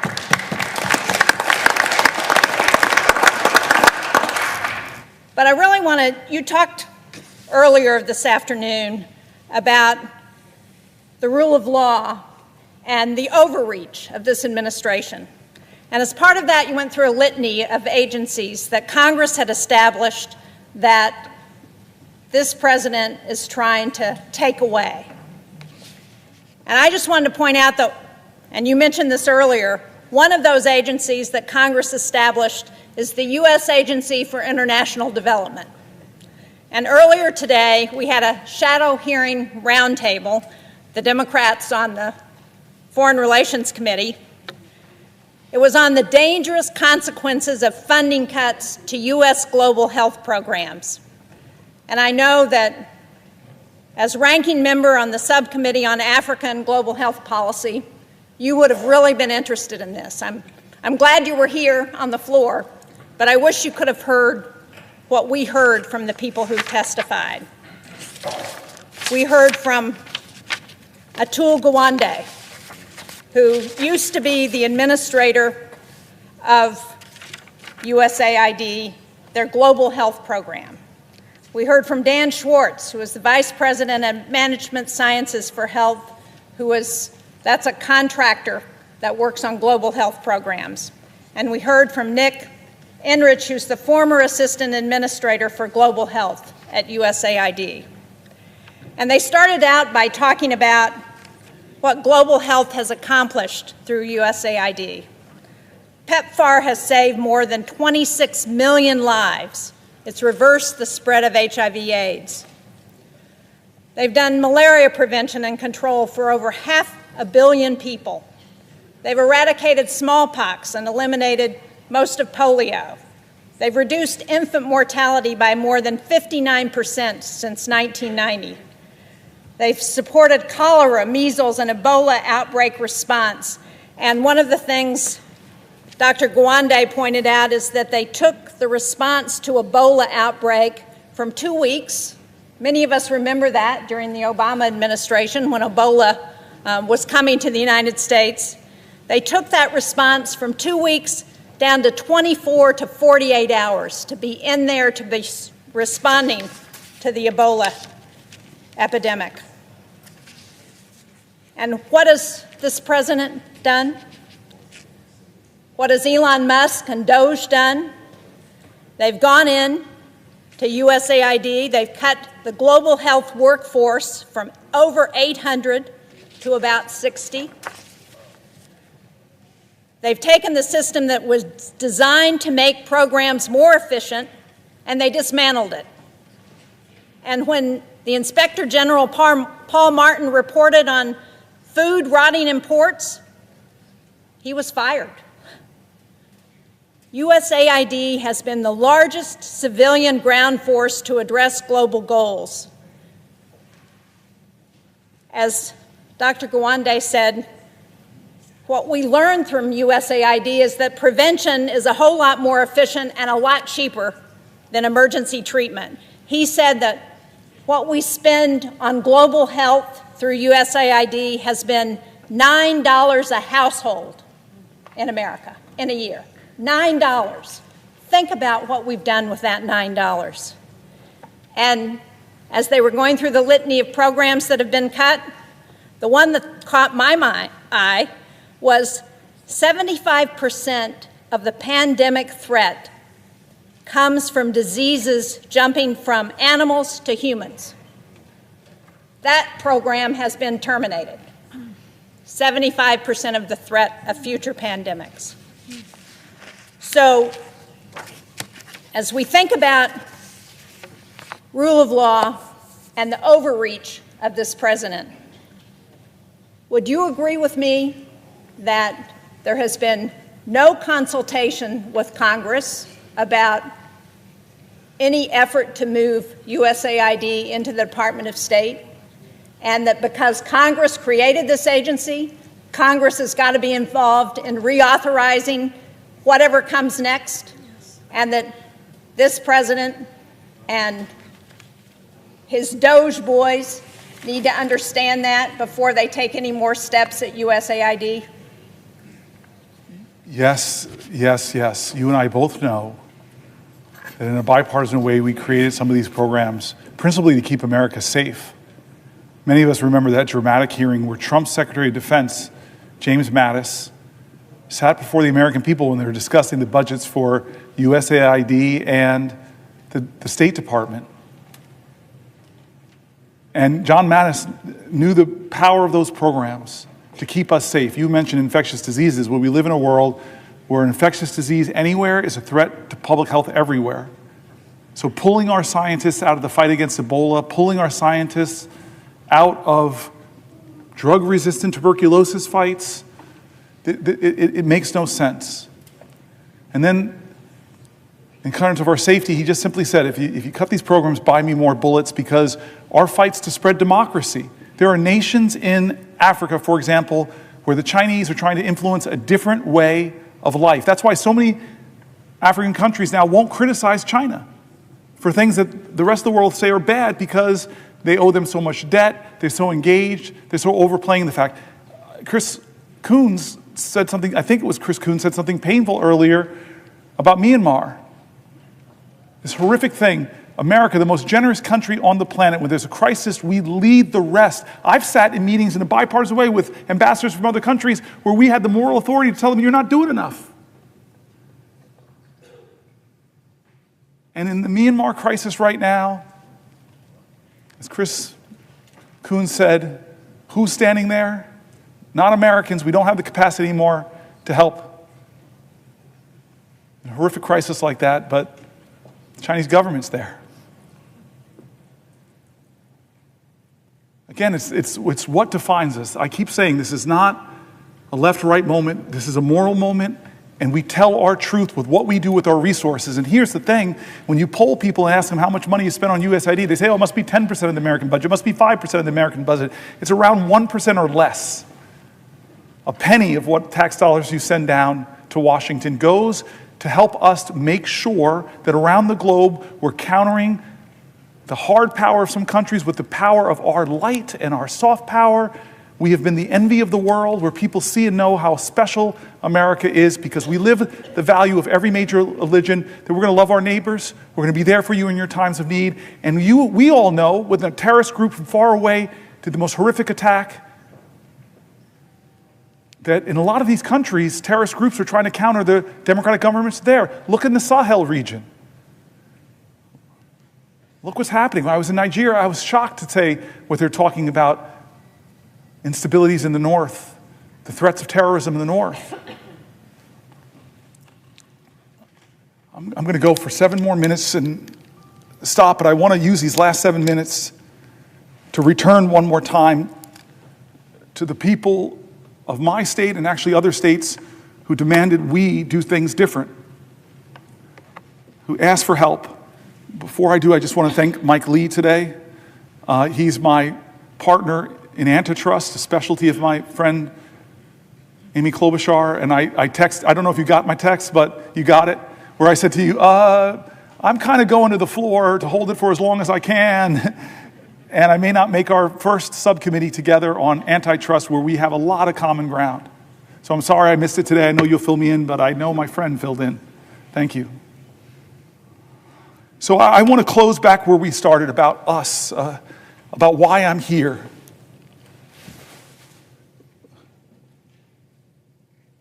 I believe that there is an urgent crisis in our country that we are not talking about. It's not a left-right crisis, it's a right-wrong crisis. It's a moral moment, and again, in America, that's going to define our character, about who we are and what we stand for. There's a threat to the bedrock commitments we've made to each other as a country. People are threatening that bedrock commitment of Social Security. They're calling it a Ponzi scheme. They're making up absolute lies about it. When I read American after American who said that that is their lifeline, they told stories that if they don't get their Social Security payment, or they get caught up because nobody's answering their calls, if the rural Social Security office, I read states, red and blue, where they're closing Social Security offices, if I now have to drive not 100 miles, but 150 miles at 93 years old, it doesn't quite make sense. One of my colleagues stood up here and said, that's already cutting benefits if you can't access the folks. I stood here because there's a threat to these bedrock commitments. The bedrock commitment we've made in healthcare in this country. We won the defense of the Affordable Care Act, but my colleagues know when you start talking about Medicaid, that's not 20 plus million Americans. It's 70, 80, 90 million Americans. It's our elders in nursing homes. It's our children with disabilities. It's our moms giving birth that are still giving birth in the country with about the highest maternal mortality rates in the industrial world. It's a moral moment. Who do we stand for?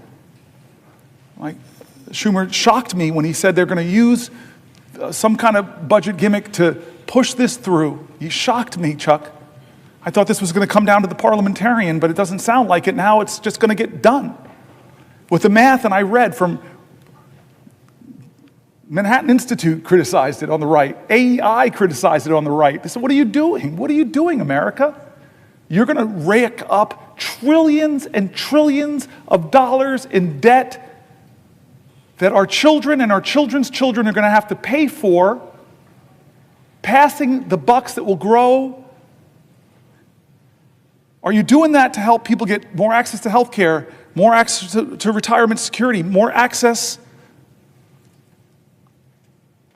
to the things we believe in, big ideas like universal child care, paid family leave? No, we're doing that in order to renew the tax cuts that I read conservative budget folks, moderate budget folks, all across the spectrum who said it will blow up our deficit.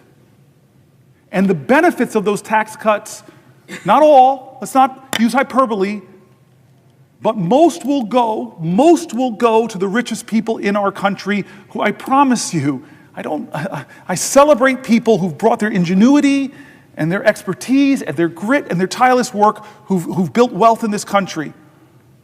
Should not be us versus them, but I'm telling you that those folks do not need another tax cut.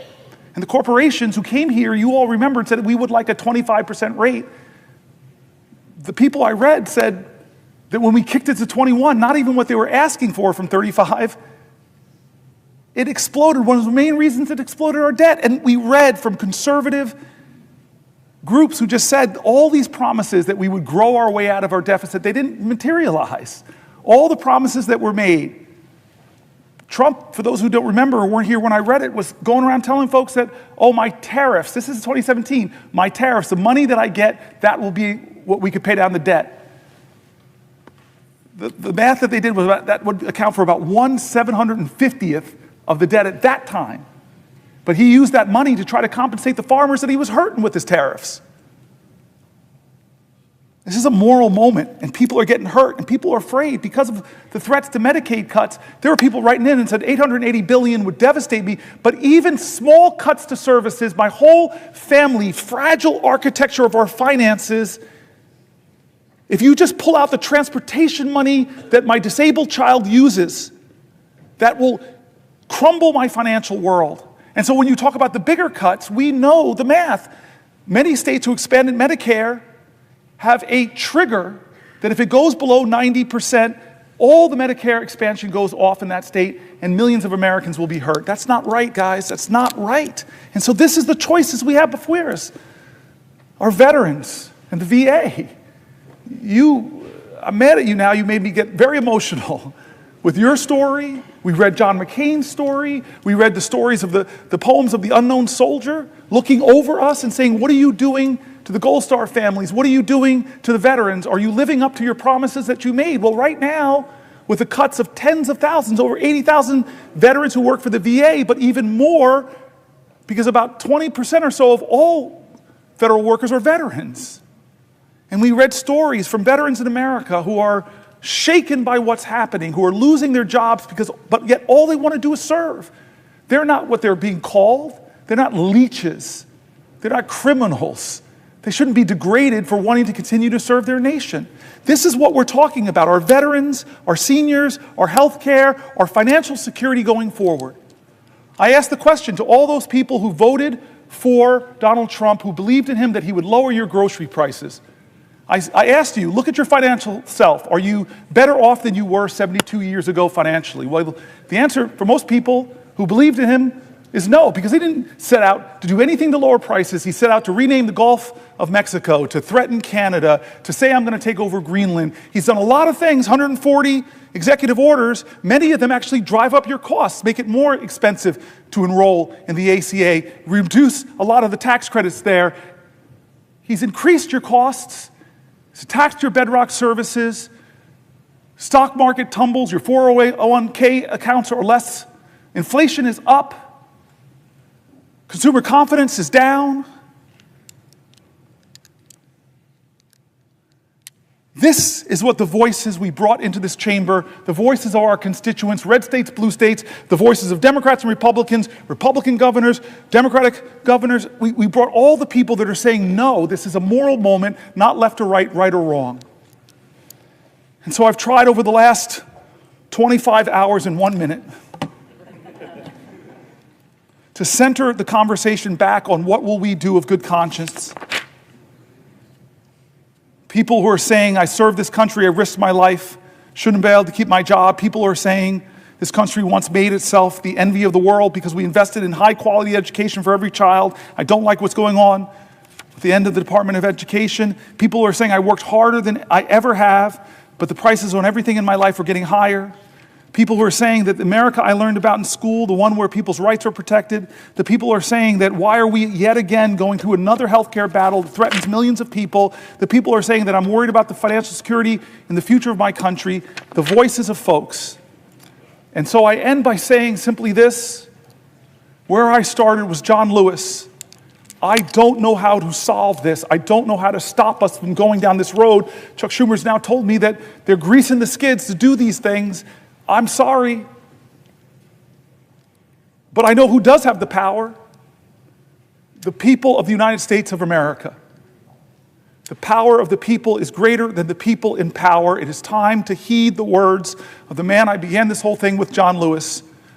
I beg folks to take his example of his early days where he made himself determined to show his love for his country at a time the country didn't love him, to love this country so much, to be such a patriot that he endured beatings savagely on the Edmund Pettus Bridge, at lunch counters, on freedom rides. He said he had to do something.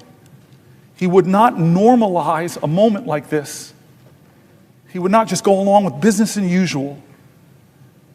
He wouldn't know how to solve it. But there's one thing that he would do that I hope we all can do that I think I did a little bit of tonight.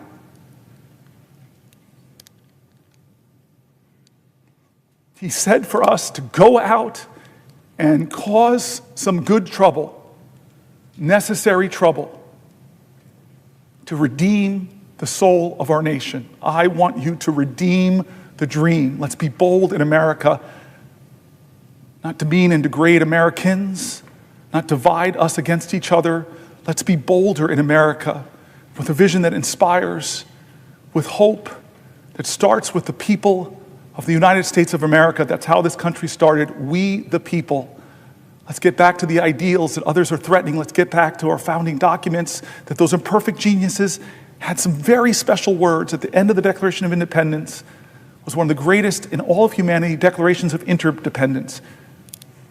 When our founder said we must mutually pledge to each other our lives, our fortunes, and our sacred honor. We need that now from all Americans. This is a moral moment. It's not left or right, it's right or wrong.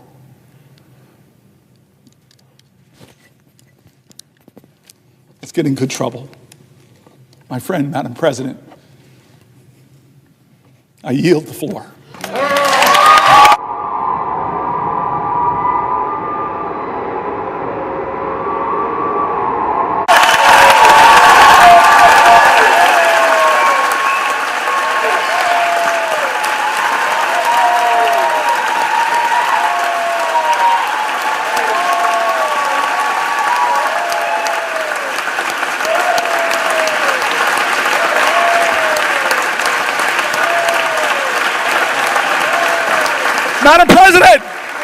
Madam President,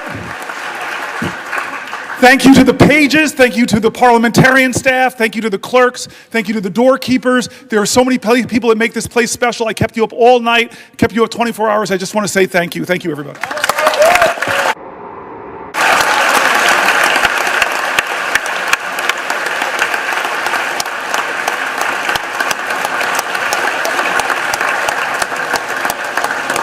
Madam President. Madam President. Senator from Idaho. Madam President, this next regular order of business, confirmation of Mr. Matthew Whitaker.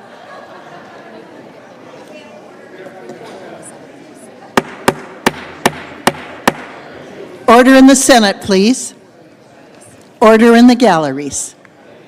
Madam President, is the next regular order of business confirmation of Mr. Matthew Whitaker to be ambassador to NATO? Is that the next order of business up?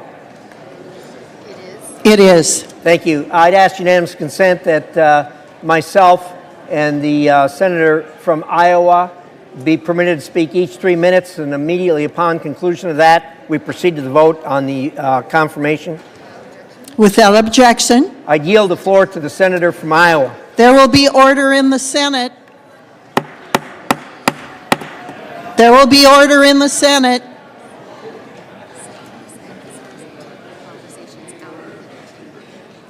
Senators and visitors will take their conversations out of the chamber.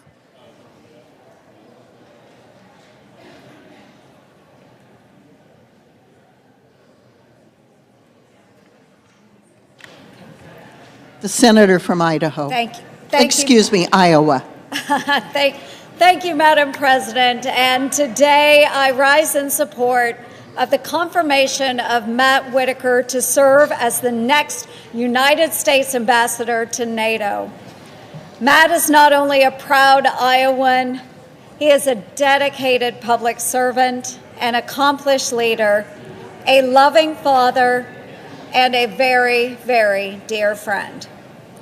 Matt has honorably served our state and our country as the U.S. Attorney for the Southern District of Iowa, in private practice, and most recently as the former Acting Attorney General of the United States. Will the gentlewoman yield? Yes, I will, Madam President.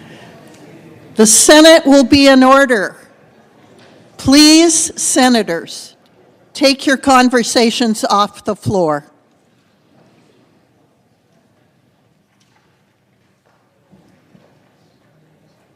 The gentlewoman from Iowa may proceed. Thank you, Madam President. Matt and I first crossed paths during the 2014 U.S. Senate primary in Iowa. What began as opponents in a race turned into a mutual respect and ultimately a strong friendship. Since 2014, Matt has supported me in countless ways, offering wise counsel and keen insight on the issues facing our state, nation, and our world today. While some may just brush it off as Iowa nice, I believe this is a clear demonstration of Matt's character. He's willing to put differences aside, strengthen relationships, and put our country over politics. Over the last few years, during exchanges with NATO allies, a consistent theme emerged: the need for American leadership, a willingness to speak hard truths and encourage our partners to step up. Matt's experience has prepared him for this aspect of the job. With decades of law enforcement experience and having served as Acting Attorney General, Matt has successfully collaborated across many organizations and jurisdictions. He understands the evolving threats our nation and our allies face, from terrorism to cyber warfare to transnational crime. His experiences navigating complex security challenges will make him an asset to NATO and a force for strengthening our alliances. Matt Whitaker is a principled leader with a proven track record. Under President Trump's peace through strength approach, I have no doubt that Matt will be an effective advocate for America's interests and a champion of our national strategy. I urge my colleagues to support his nomination. He is the right leader at the right time for this critical role. Thank you, Madam President. I yield to the gentleman from Idaho. Thank you, Madam President. I rise today in support of President Trump's nominee to be ambassador to NATO, Mr. Matthew Whitaker. First, the good news. NATO remains more than ever relevant to the security of the United States and to Europe. NATO is stronger today than it has ever been. Putin made a horrible mistake when he attacked Ukraine, thinking he would split NATO. He did not split NATO. He made it stronger. Indeed, we've added 2 additional nations to NATO, and Putin has picked up another 800 miles of border with NATO. Now the concern. Unfortunately, some NATO members have taken the alliance and America's support of it for granted. Our European allies have left the heavy financial lifting to us, and by many of their own admissions have not pulled their weight in defense spending. Dramatic investment from NATO members in our collective defense is absolutely necessary. Mr. Whitaker, as our next ambassador to NATO, will help President Trump preserve the fidelity, commitment, and integrity of NATO. He will encourage our allies to rise to meet the challenges of an increasingly dangerous world. And he will help our allies understand that this must be a true partnership. It's a tough job. I urge my colleagues to support Mr. Whitaker as he takes on this challenge as our next U.S. ambassador to NATO. And, Madam President, I ask the Senate execute the order of March 27th with respect to the Whitaker nomination. The clerk will report the nomination. Department of State Matthew Whitaker of Iowa to be United States Permanent Representative on the Council of the North Atlantic Treaty Organization. The question occurs on the nomination. Is there a sufficient second? There appears to be. The clerk will call the roll. Ms. Alsobrooks. Just a moment, please. Thank you. Thank you.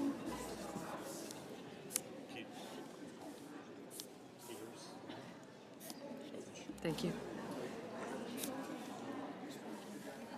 Thank you.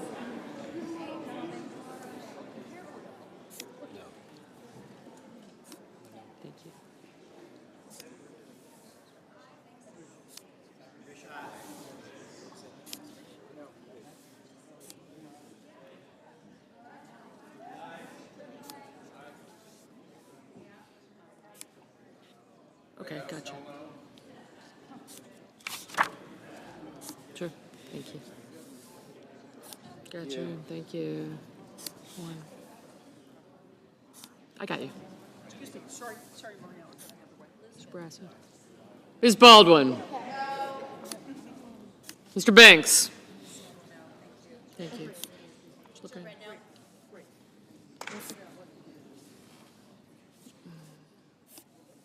you.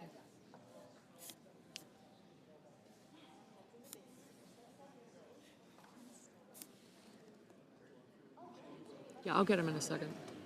Mr. Barrasso. Mr. Bennett, Mrs. Blackburn. Haggerty, Scott, Gaines.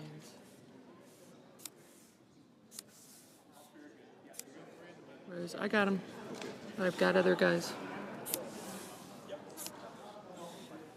Thank you.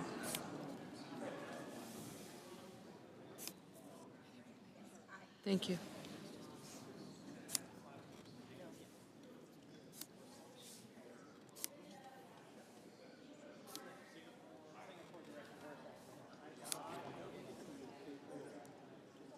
Mr. Blumenthal, Ms. Blunt Rochester.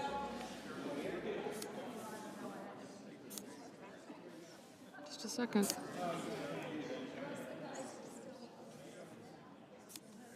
Thank you. You too.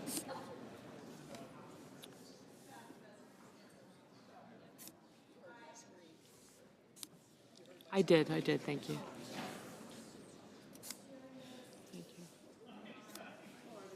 Mr. Booker. Mr. Bozeman. Mrs. Britt. Yes, for me. Thank you. Mr. Budd. Ms. Cantwell. Mrs. Capito, Mr. Cassidy, Ms. Collins. Mr. Coons. Mr. Cornyn. Ms. Cortez Masto. Mr. Cotton. Mr. Kramer, Mr. Crapo, Mr. Cruz, Mr. Curtis, Mr. Daines, Ms. Duckworth, Mr. Durbin, Ms. Ernst, Mr. Fetterman, Mrs. Fisher, Mr. Gallego, Mrs. Gillibrand, Mr. Graham, Mr. Grassley, Mr. Haggerty, Ms. Hassan, Mr. Hawley, Mr. Heinrich, Mr. Hickenlooper, Ms. Hirono, Mr. Hoven, Mr. Husted, Mrs. Hyde-Smith, Mr. Johnson, Mr. Justice, Mr. Kane, Mr. Kelly, Mr. Kennedy, Mr. Kim, Mr. King, Ms. Klobuchar, Mr. Lankford, Mr. Lee,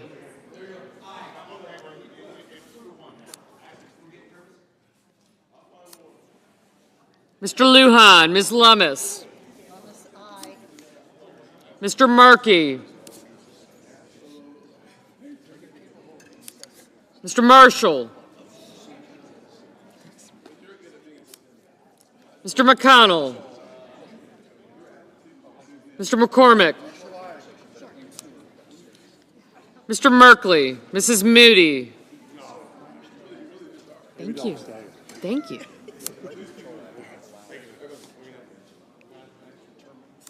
I got you. You guys picked out your evening.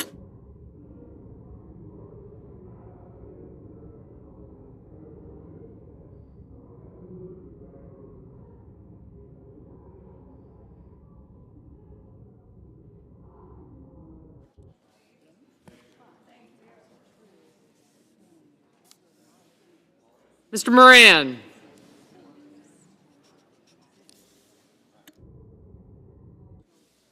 Mr. Marino, Mr. Mullen, Ms. Murkowski, Mr. Murphy, Mrs. Murray, Mr. Ossoff, Mr. Padilla, Mr. Paul, Mr. Peters, Mr. Reed, Mr. Ricketts, Mr. Risch, Ms. Rosen, Mr. Rounds, Mr. Sanders, Mr. Schatz, Mr. Schiff, Mr. Schmidt, Mr. Schumer, Mr. Scott of Florida, Mr. Scott of South Carolina, Mrs. Shaheen, Mr. Sheehy, Ms. Slotkin, Ms. Smith, Mr. Sullivan, Mr. Thune, Mr. Tillis, Mr. Tuberville, Mr. Van Hollen, Mr. Warner, Mr. Warnock, Ms. Warren, Mr. Welch, Mr. Whitehouse, Mr. Wicker, Mr. Wyden, Mr. Young.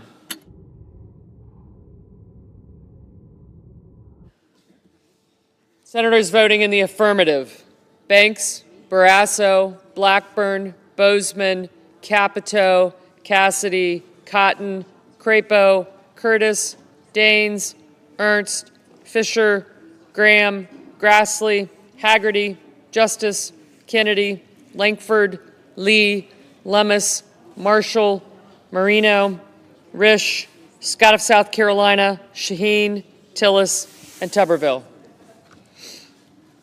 Senators voting in the negative: also Brooks, Baldwin, Bennett, Blumenthal, Blunt-Rochester, Coons, Cortez Masto, Duckworth, Durbin, Fetterman, Gallego, Gillibrand, Hassan, Heinrich, Hickenlooper, Hirono, Kelly, Kim, King, Klobuchar, Lujan, Markey, Merkley, Murphy, Ossoff, Padilla, Peters, Reed, Rosen, Sanders, Schiff, Schumer, Smith, Van Hollen, Warner, Warnock, Warren, Whitehouse, and Wyden.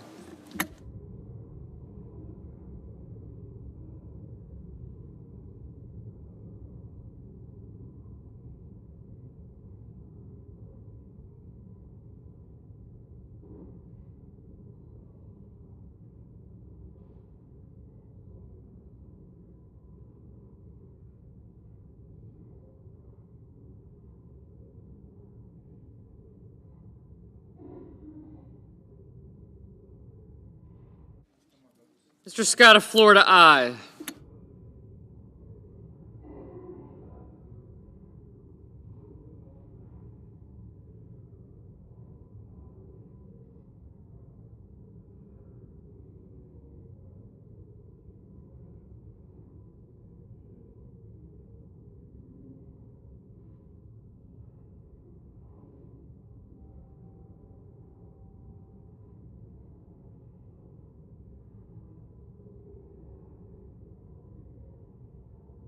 Mr. Welch, no.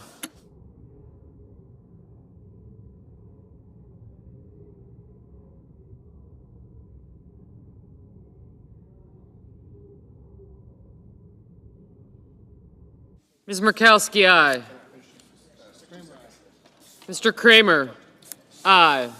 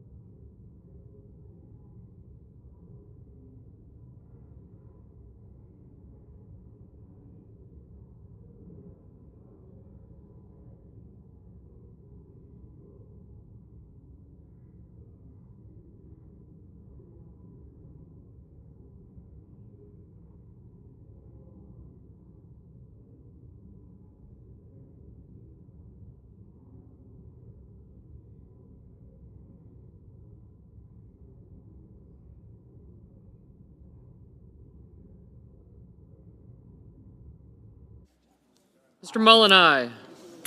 Mr. Wicker, aye.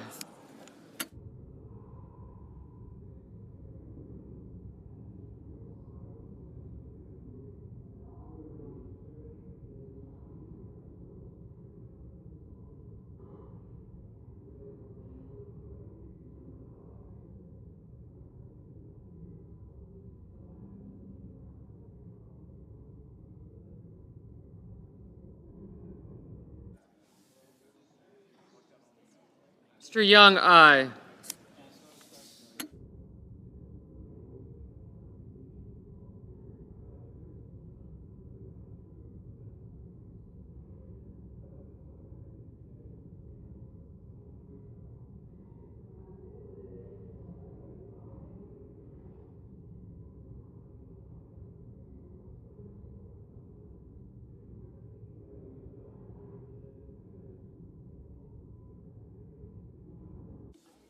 Mr. Kane, no.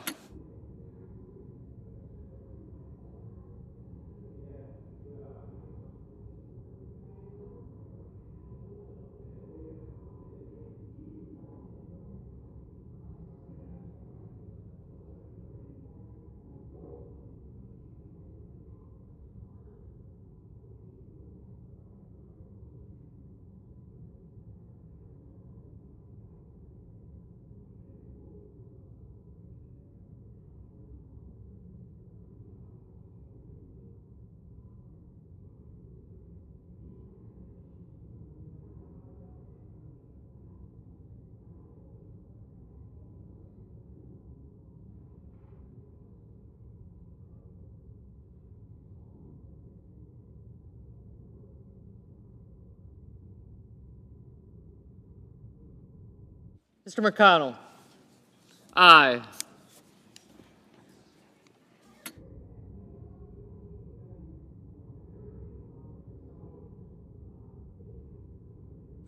Mrs. Britt, aye.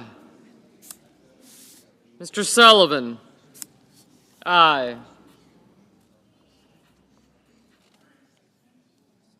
Mr. Booker, no. Ms. Slotkin, no.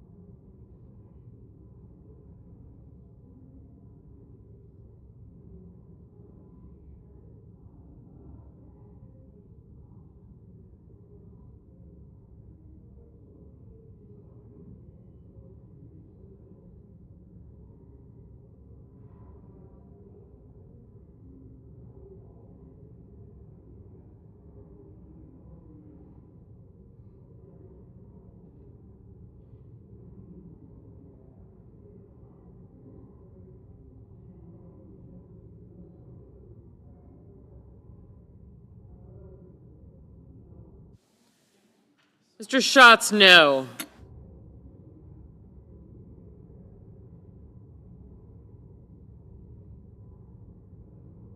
Mr. McCormick, aye.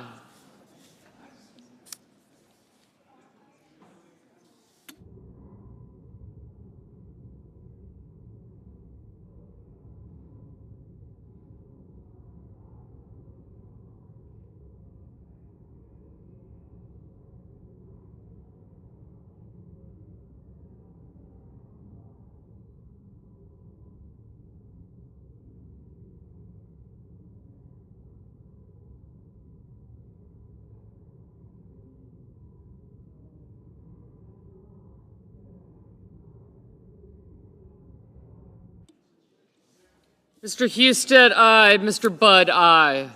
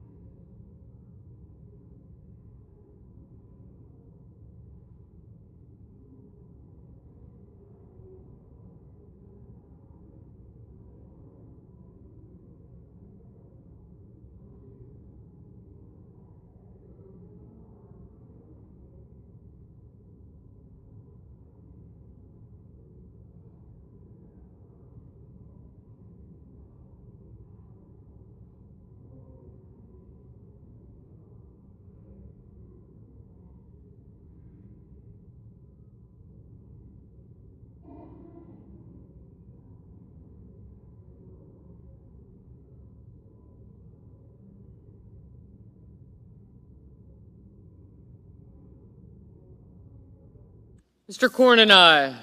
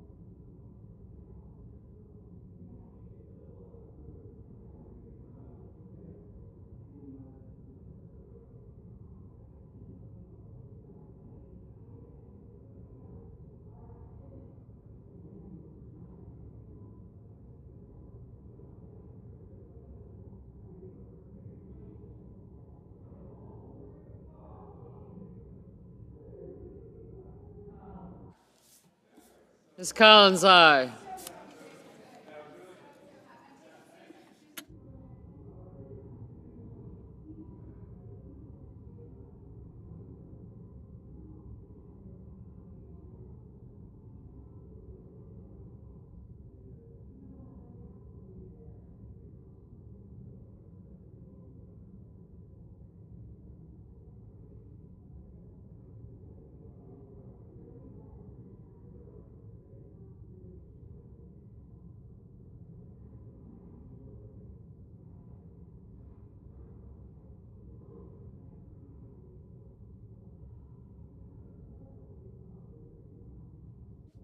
Mr. Johnson, aye.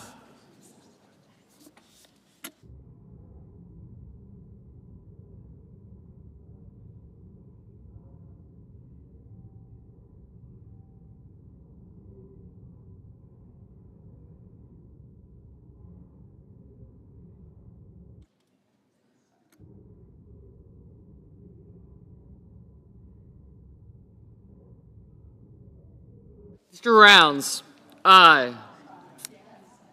Mr. Sheehy, aye.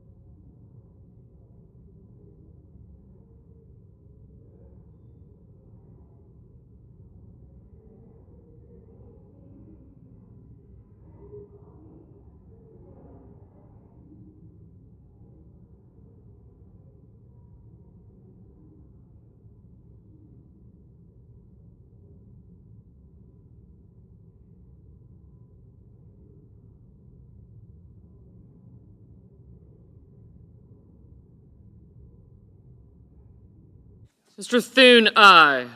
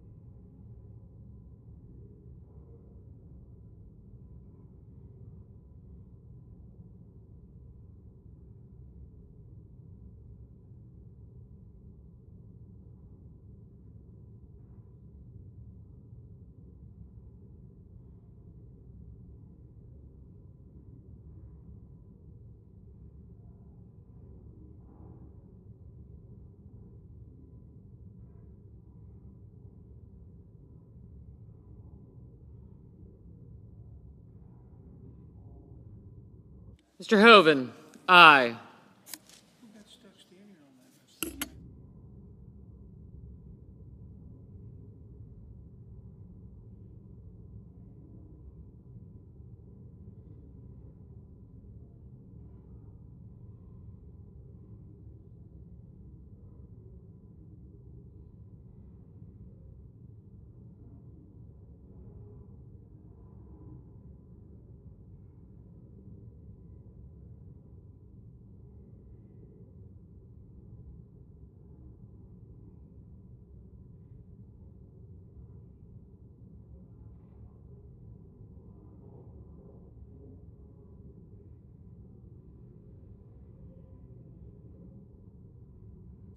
Mrs. Moody, aye.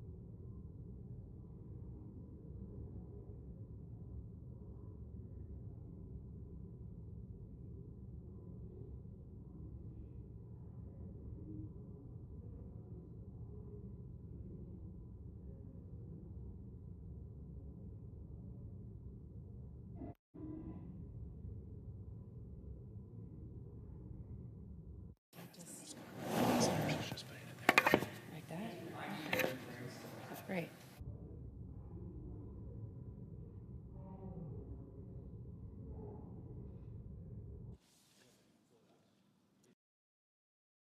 Mr. Moran, aye.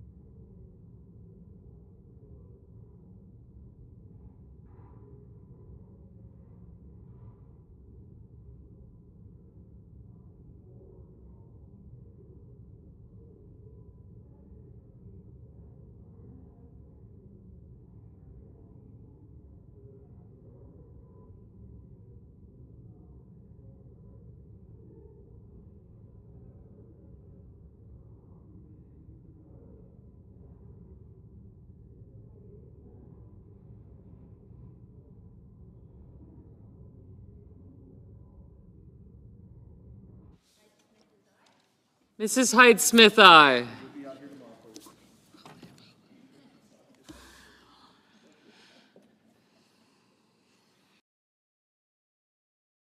Is Cantwell coming back?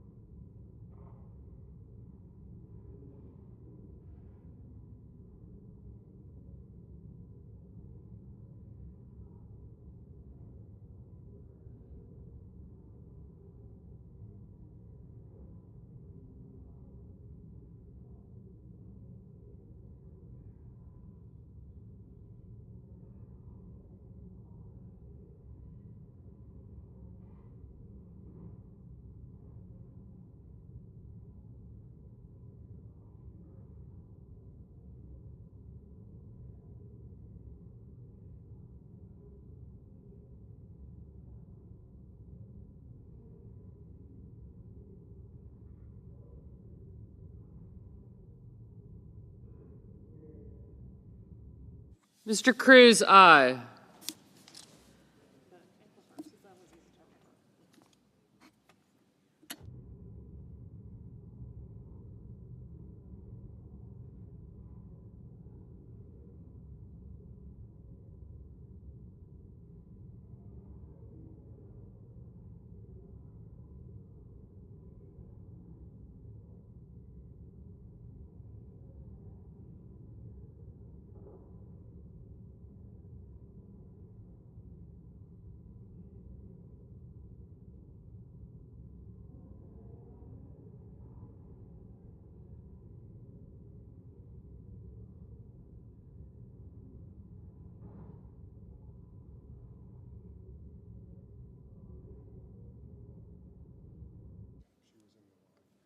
Ms. Cantwell, no.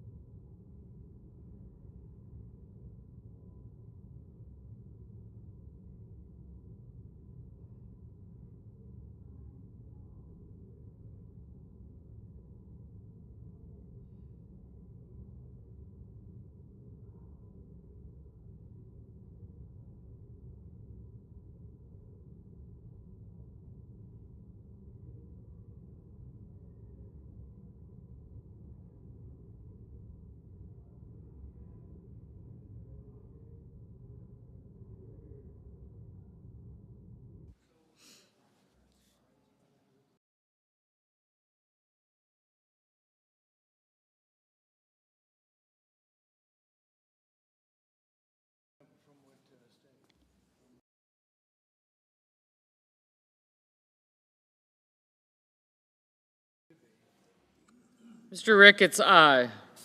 Yes. Mr. Paul, aye.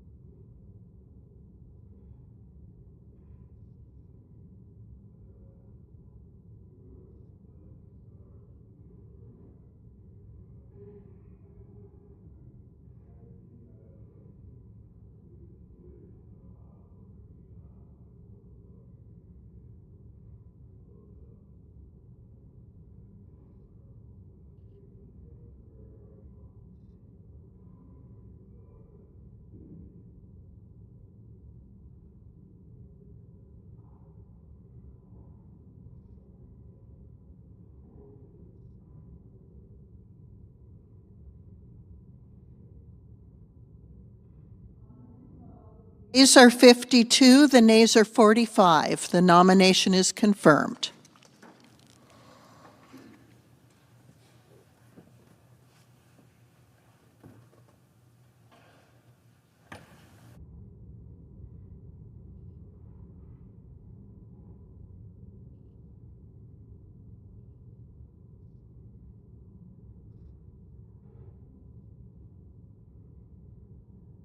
Madam President.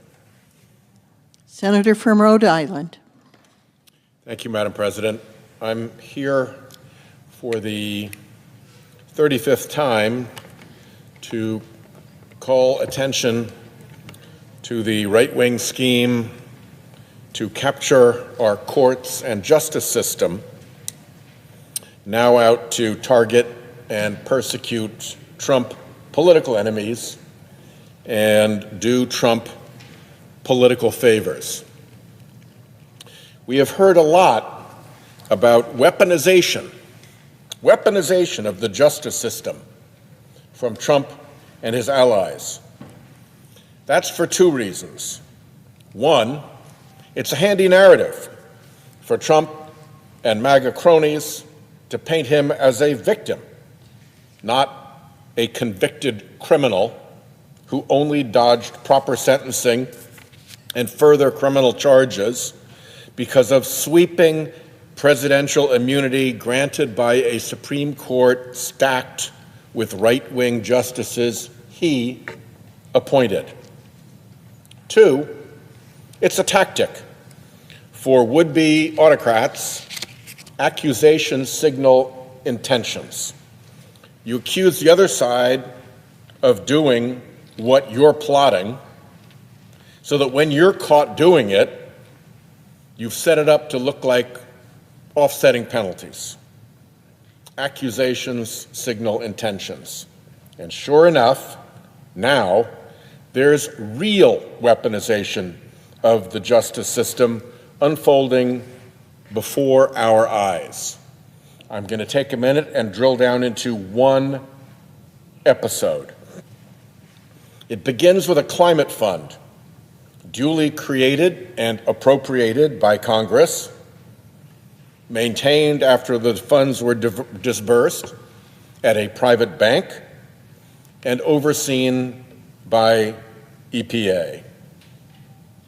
But MAGA's dear leader claims, falsely, that climate change is a hoax. That's his catchphrase for the truest things he doesn't like. So this climate fund became a MAGA target. There is a problem, however. The Constitution limits the president's veto power over congressional spending, both with a time limit and the right of Congress to override. And the time limit to veto these funds had been over for years. The funds were properly appropriated back in August 2022, when President Biden signed the Inflation Reduction Act. The grants were awarded in April 2024, giving recipients legal rights to the funds. And then they were distributed to the bank as fiscal agent for the recipients, all in regular order. Enter Trump's corrupt Justice Department through two colossal Trump suck-ups. The acting Deputy Attorney General, Emil Bovee, and Ed Martin, the interim United States Attorney for the District of Columbia. Martin is an activist MAGA type, a lawyer for January 6 attackers, who had criticized this fund even before he was appointed interim. Bovee and Martin cooked up asking Martin's U.S. Attorney's Office to freeze the climate fund by opening a criminal investigation so they could assert that the ongoing investigation justified the freeze. Their problem? They couldn't point to a crime. Oops. The career criminal division chief, an experienced veteran prosecutor at the U.S. Attorney's Office, pointed out that launching a criminal investigation without evidence of a crime, what prosecutors call predication, is a violation of prosecutorial ethics and Department of Justice policy. That warning from the career prosecutors to MAGA Martin, that's red flag 1. But the MAGA U.S. attorney didn't listen to that warning from his career staff. Instead, he demanded that the career criminal chief resign. He forced her out. Well, that's another big red flag. Red flag 2. With the criminal division chief out of the way, Martin still couldn't find one staff prosecutor in his office to pursue the matter. Now, you remember in the Nixon Saturday Night Massacre, they had to fire all the way down to Robert Bork, who became notorious for ultimately doing the dirty deed for Nixon. But here, no Bork, no prosecutor would sign from this big federal prosecution office. That's red flag 3. Martin then proceeded in his own name alone. That's red flag 4. As a former U.S. attorney, I can assure you there is almost always a career attorney's signature on every pleading filed. And bear in mind that Martin is not some rare legal whiz. He'd never spent a single day as a federal prosecutor before he got this gig. And here he was, fumbling around by his lone MAGA self. So no surprise when Martin presented his request to the federal magistrate judge, the judge denied the petition. That's red flag 5. And it's a massive, flapping red flag to anyone who has served in a U.S. attorney's office. Federal prosecutors never want this to happen.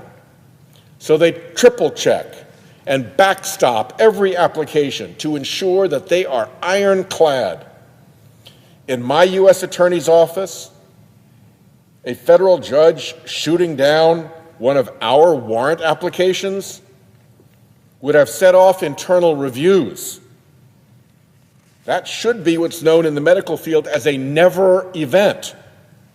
It's a shocker, particularly with the U.S. attorney presenting the petition in person.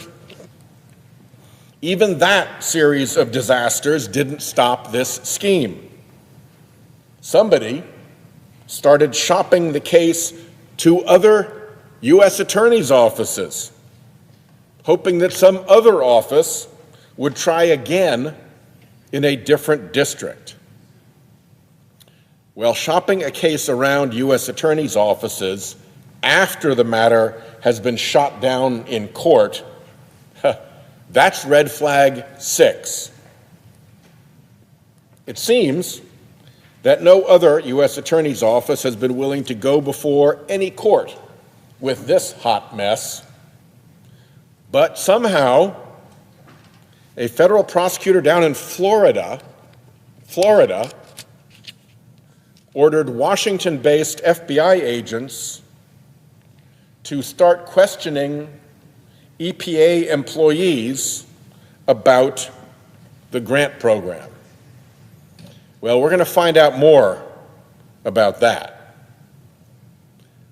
But meanwhile, in a related case, a different federal judge blew up the EPA administrator's administrative effort under Trump's executive orders to freeze these funds.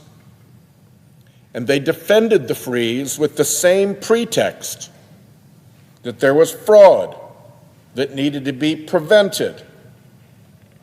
Well, the judge asked, "Tell me about the fraud. Show me some evidence." There was none. The judge noted in her decision that for all the big talk, the administration could produce, her words, no evidence to support that claim. So a second federal judge shoots down the scheme.